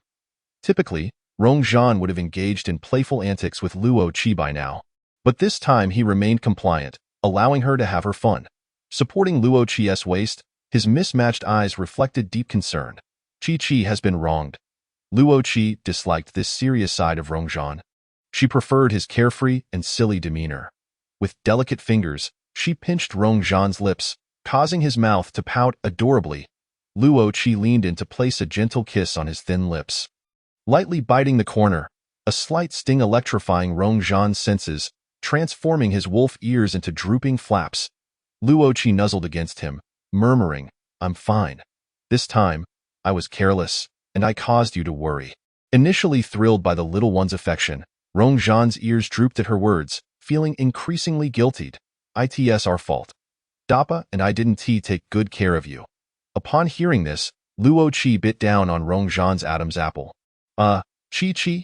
Rongzhan's eyes reddened at the sudden stimulus. Luo Qi maintained a serious expression, saying, Don't blame yourself for everything. It truly was my mistake. You and Dappa have done splendidly.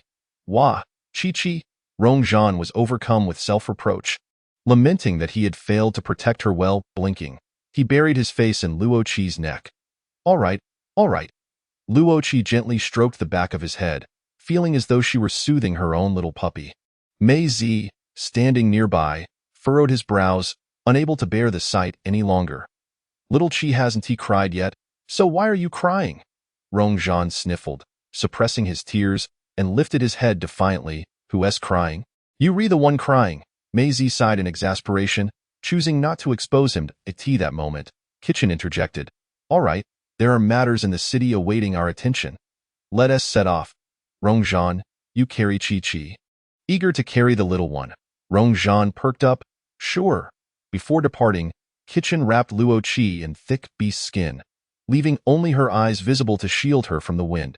As they approached the cave's entrance, Qiuju suddenly recalled something, leaning close to Luo Qi's ear, whispering softly, Close your eyes. Huh? Luo Qi didn't quite grasp the instruction. Seeing her confused expression, Qiuju chuckled lightly. Good girl. He then placed his cool hand over her eyes. Luo Qi obediently closed her eyes. Once certain she had complied, Qiuju swiftly reverted to his usual indifferent demeanor, moving quickly to Tu Zong's lifeless body, lifting him into his spatial realm. After completing this task, he allowed Luo Qi to open her eyes. Luo Qi gazed up at him, her face a mask of confusion. What just happened? Qiuju brushed her scattered hair back behind her ear. Nothing, just didn't he want you to see some unpleasant things? Luo Qi suddenly comprehended the implications of Qiuju's words. It seemed that Tu Zong had suffered grievously at the hands of Qiuju, perhaps meeting a most tragic end. Subsequently, the group set forth, mindful of the little one's injury, thus their pace was not particularly swift. Even though they endeavored to slow down, the biting cold wind stung Luo Qi's face. She could only rest upon Rongzhan's back, curling up for warmth. Sensing the movement of the person on his back, Rongzhan wrapped his soft, substantial tail around Luo Qi's waist, offering her solace against the chill as they neared the city gates. Luo Qi immediately spotted Dappa standing there. "Dappa!"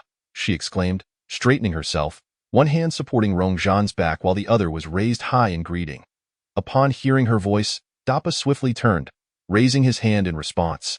"Chi," he called out. As Luo Qi approached, she noticed another figure lying beside Dappa. Upon closer inspection, she realized it was Bai Wai. That moment, Bai was curled up on the ground, one leg bent at an odd angle, her face already turning a ghastly shade of purple from the cold. Dappa hurried over, lifting Luo Qi into his arms, his gaze filled with concern as he examined the wound on her forehead. "Chi, are you all right?" he asked anxiously. Luo Qi gently touched her injury, her expression relaxed. "I'm fine. Kitchen and Maisie have already taken care of it. Don't worry." However, to Dappa, she appeared to be bravely putting on a facade of strength. His voice softened with regret. "I'm sorry. It's all my fault." Realizing the direction of his words, Luo Qi swiftly covered Dappa's mouth, unwilling to let him shoulder unnecessary burdens. "Dappa, this is my own doing, so you mustn't blame yourself.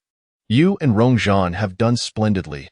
Dappa tenderly kissed the palm of Luo Qi's hand, his tone earnest as he declared, "From now on, I will be more attentive, ensuring that nothing like today happens to Chi again." Hearing Dappa's words, Luo Qi sighed, thinking him a fool. Yet, a sweetness filled her heart as she replied, "All right, I will be more careful and protect myself." "Let us proceed," Xiao Ju interjected. Thus, Kitchen carried Luo Qi ahead, while Dappa resolutely dragged along Baiya, and Xiao Ju brought up the rear, carrying the corpse of Tu Zong. The spectacle of their procession attracted the attention of numerous orcs who whispered among themselves, "Isn't that the city lord? Indeed. What has happened to him? Who knows? Let us go see." And so, more and more intrigued orcs followed their group until they reached the altar square where the beast goddess domain had last been opened. Chapter 75. The Breach of the City, Part 2.